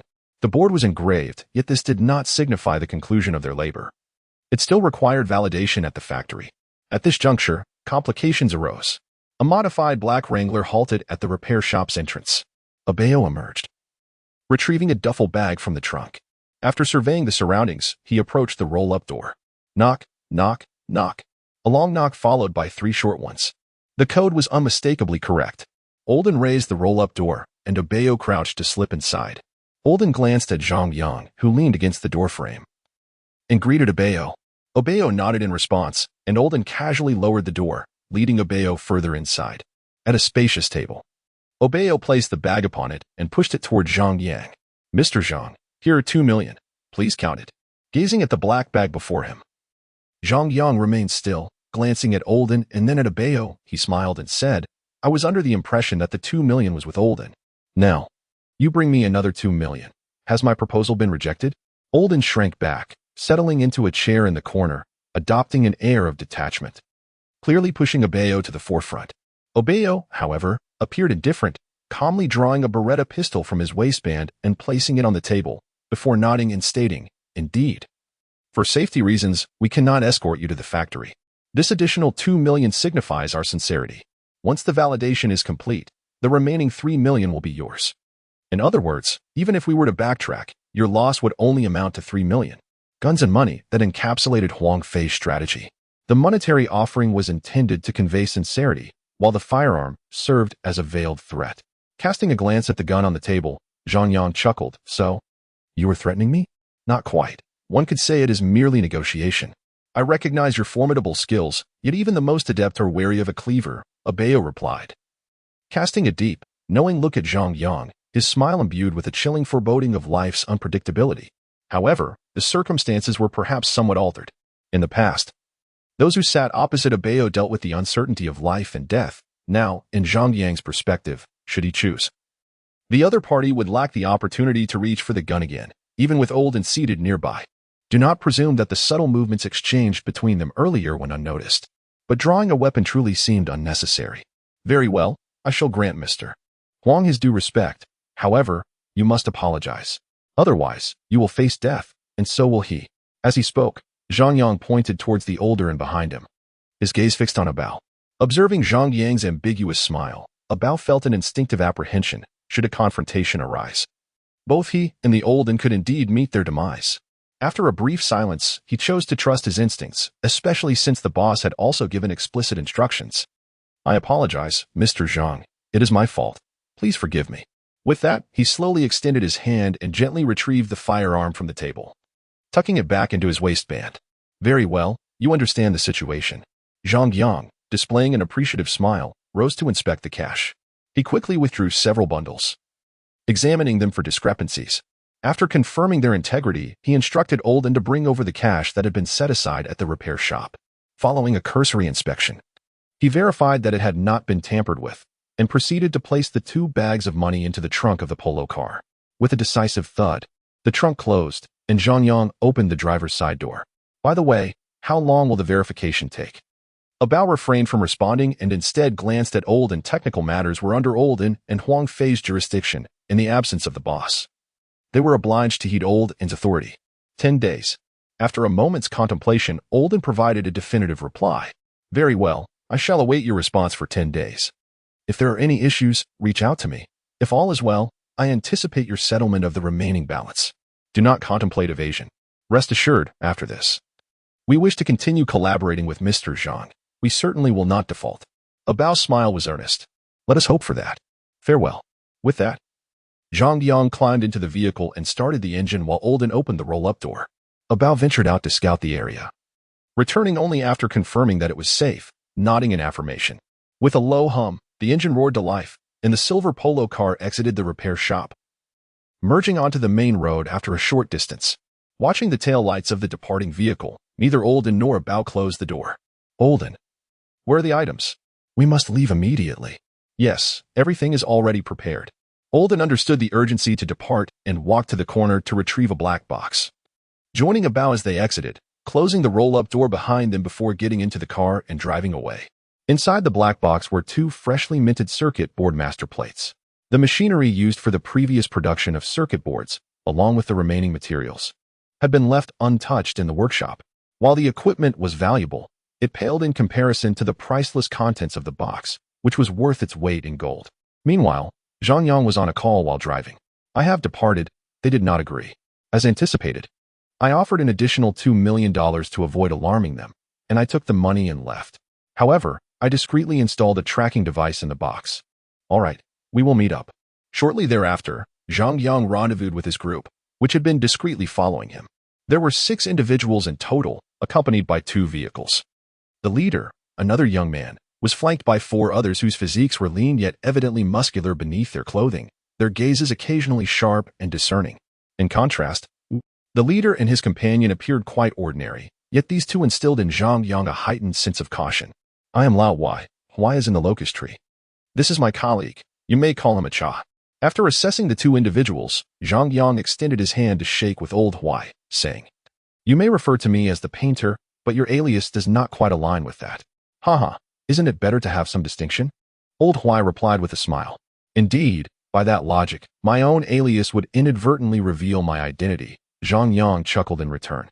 In the counterintelligence department, Zhang Yang was known as the painter. There existed an alternative approach, one that involved a reversal of expectations, though it required considerable acting prowess. Old Huai possessed a way with words. After sharing a light laugh, Zhang Yang dismissed the matter with indifference. To him, an alias was merely a label. He had no need to infiltrate enemy ranks, rendering it less significant. The counterintelligence department would undoubtedly manage any other matters efficiently. After exchanging pleasantries, Zhang Yang retrieved his phone. I have placed a tracking device inside the box containing the master copy. Its range is limited to 1 kilometer, so we will need to follow them closely. Old Huai glanced at the activated tracking device on the phone and nodded, saying, Don't worry, they won't escape. It may pose some difficulties if they opt for alternate transportation. We will do our utmost to keep up, even if we fall behind. We have means to ascertain their whereabouts. Let's prepare and depart swiftly. Very well. Zhang Yang did not oppose old Huai's suggestion to accompany him in the pursuit. After handing the phone to ACHA, they each entered their vehicles and followed suit. Chapter 91. Commencement of printing, authentic currency level, revelry having departed from the repair shop. Bao and Olden drove tirelessly southward. They changed vehicles 3 times along the journey, alternating drivers without pause. At last, after more than 10 hours of travel, they arrived in Chonswa City, situated near the border, just beyond which lies the Vietnamese province of Lang Son. Upon confirming that Bao and Olden had settled into a humble abode near the border, Old Y made a phone call. Shortly thereafter, several sets of equipment were delivered, accompanied by a guide, dressed in fresh attire within a dwelling merely 600 meters away. Zhang Yang and the others prepared to abandon their vehicle. At precisely 3:12 in the morning, Bao and Old and stealthily exited the residence, mounting a motorcycle as they headed toward the border. They had altered their appearance, donning outdoor gear and carrying tactical backpacks made of waterproof materials. Observing their movements, Old Huai and the others rose, awakening Zhang Yang as well. They subsequently boarded an old truck, prepared by the guide, and gradually followed behind. The old mountain range is steeped in legend, an expanse of unspoiled jungle. Here, Bao and Old and clandestinely crossed the border, meeting a local guide on the other side before plunging into the dense wilderness. At the border, Zhang Yang and the 7 others awaited their turn. Once the guide had delivered them to this location, he departed. After ensuring their target had moved away, the 7 secretly traversed the national boundary, closely trailing behind. Langsun City. After 2 days of arduous travel and with the help of a designated pickup, Zhang Yang and his companions arrived here. Following in the wake of Bao and Olden, they had anticipated further action, but to their surprise, after a brief respite, the duo drove a rugged vehicle northwest towards Wangwan, venturing deep into the jungle via a narrow path, ultimately stopping at an unmarked location on the map. This site was the factory belonging to Huang Fei and his associates. Huang Fei and his companions had departed from Yunnan province. Once they crossed the border, they vanished from sight. It was presumed they had concealed themselves within the jungles of the triangular region, but unexpectedly, they had taken a detour and arrived near Langsun in southern Vietnam. As the mud-caked off-road vehicle approached the factory, the militia guarding the entrance readied their weapons, their expressions grave as they disengaged the safety on their assault rifles. "Halt, stop! Friends!" Away, alerted by the notification, promptly intervened, halting the armed militia. Upon hearing Away's command, the militia captain gestured, signaling the alarm to be lifted. The militia, previously poised for combat, emerged from their hiding places, returning to their respective positions, while simultaneously unlocking the iron gate and clearing the barricade that had been piled up in front. From their demeanor, it was evident that this was a well-trained and formidable armed group. Had Away not intervened in time, the off-road vehicle now stationed at the entrance would likely have been riddled with bullets. In truth, these individuals were far from ordinary. They were descendants of former guerrillas, organized into an armed faction, persistently opposing the southern Vietnamese government forces in the mountains. The survival of these individuals is undoubtedly facilitated by the influx of foreign capital, such as armed escorts, the collection of protection fees, and the provision of security for people like Huang Fei. Particularly, Huang Fei shares a close acquaintance with the leader of this militia. For a price of $200,000, they dispatched over a dozen of their finest personnel. This amount, in relation to the South Vietnamese dong, represents a significant sum, one worthy of risking their lives for. As the vehicle entered the factory premises and halted at the entrance, Huang Fei, dressed in a suit, was greeted by Mu Chushue, clad in outdoor attire. Upon seeing Laoan and Bao alight from the car, a smile spread across his face. "Laoan, Bao, I trust your journey was safe?" "Indeed, boss." They replied with cheerful grins. "That is reassuring," Huang Fei nodded, glancing back at Mu Chushue before turning to Laoan and Bao. "You know the drill." Mu Chushue approached with a detection device, scanning the 2 men thoroughly, followed by a separate inspection of their backpacks alongside Away. Only after confiscating their mobile phones and satellite devices was the procedure deemed complete. With a nod of confirmation from Mu Chushue and Away, Huang Fei's smile deepened. "Ha ha ha, let us proceed inside to celebrate." Laoan and Bao, having reclaimed their backpacks, maintained a facade of nonchalance, following suit with smiles. Upon entering the factory, Mu Chushue poured several glasses of liquor, and each person raised a glass for a toast. After sipping, Huang Fei set his glass down, rubbing his hands together. "Laoan, where are the circuit boards? Let us take a look." At the call, Laoan, equally exhilarated, set down his cup, opened his backpack, and retrieved a briefcase while exclaiming, "Boss, I assure you, this time the circuit boards are of professional caliber. More authentic than the real thing." "Is that so?" Huang Fei's eyes sparkled with excitement. Bao and Away exchanged glances, grinning broadly. For the perfection of the circuit boards signified a greater potential for producing counterfeit currency, yielding higher profits. Among the 5 present, only Mu Chushue exhibited a fleeting glimmer of concern, which quickly dissipated as she hurried to join the gathering. The black briefcase was opened, revealing soft black padding on either side. with a molded cavity in the center housing 2 circuit board templates. Upon seeing the exquisitely crafted templates, Huang Fei's eyes gleamed with delight. Akin to beholding a captivating beauty, he eagerly donned gloves to handle them with utmost care. He then accepted a magnifying glass handed by Mu Chushua, leaning down to scrutinize the templates. After a lengthy half-hour, under the watchful eyes of the gathered individuals, Huang Fei set aside the circuit board and removed the magnifying glass, his face alight with enthusiasm. Excellent. A remarkable find. Lauan, prepare for us to print a sample. Yes, came the unified response, and they swiftly began their preparations. This time, Huang Fei did not shy away from the labor, personally engaging in the process, while Mu Chushua managed logistics, including the meal provisions for the group. After adjusting the ink, calibrating the machinery, and setting up for automatic replication, the first print run commenced. As the machines roared to life, stacks of banknotes emerged, subsequently dried and pressed for synthesis. When the first counterfeit note appeared in hand, more than 10 hours had already elapsed. The subsequent process involved both machine and manual verification, comparing it with the latest legitimate currency. The results were quite promising. Although it did not achieve absolute perfection, there was over 90% similarity, particularly with the crucial security features like the Moyer patterns. The paper, ink, and machinery employed were identical to those used for genuine currency, rendering the differences negligible, and it could easily deceive the untrained eye. It is likely that only the experts from the Federal Reserve could discern the counterfeit quickly. As for the average person, they would hardly detect any discrepancies, especially since these notes could pass through currency verification machines, which, in a certain sense, legitimizes them. Naturally, if discovered, there are methods to eliminate these counterfeit notes, such as through their serial numbers. Each banknote possesses a unique serial number, assigned in a particular manner. However, the serial numbers of these counterfeit notes only originate from a limited range, replicated from authentic currency. Should someone acquire 2 notes bearing the same serial number, the issue would inevitably come to light. Similarly, if 2 identical serial numbers were subjected to verification, an alert would be triggered. Nevertheless, such occurrences are not easily realized, especially in the short term. Furthermore, Huang Fei operates on a wholesale level, alleviating concerns about distributing individual notes. Once they confirmed the master template posed no issues,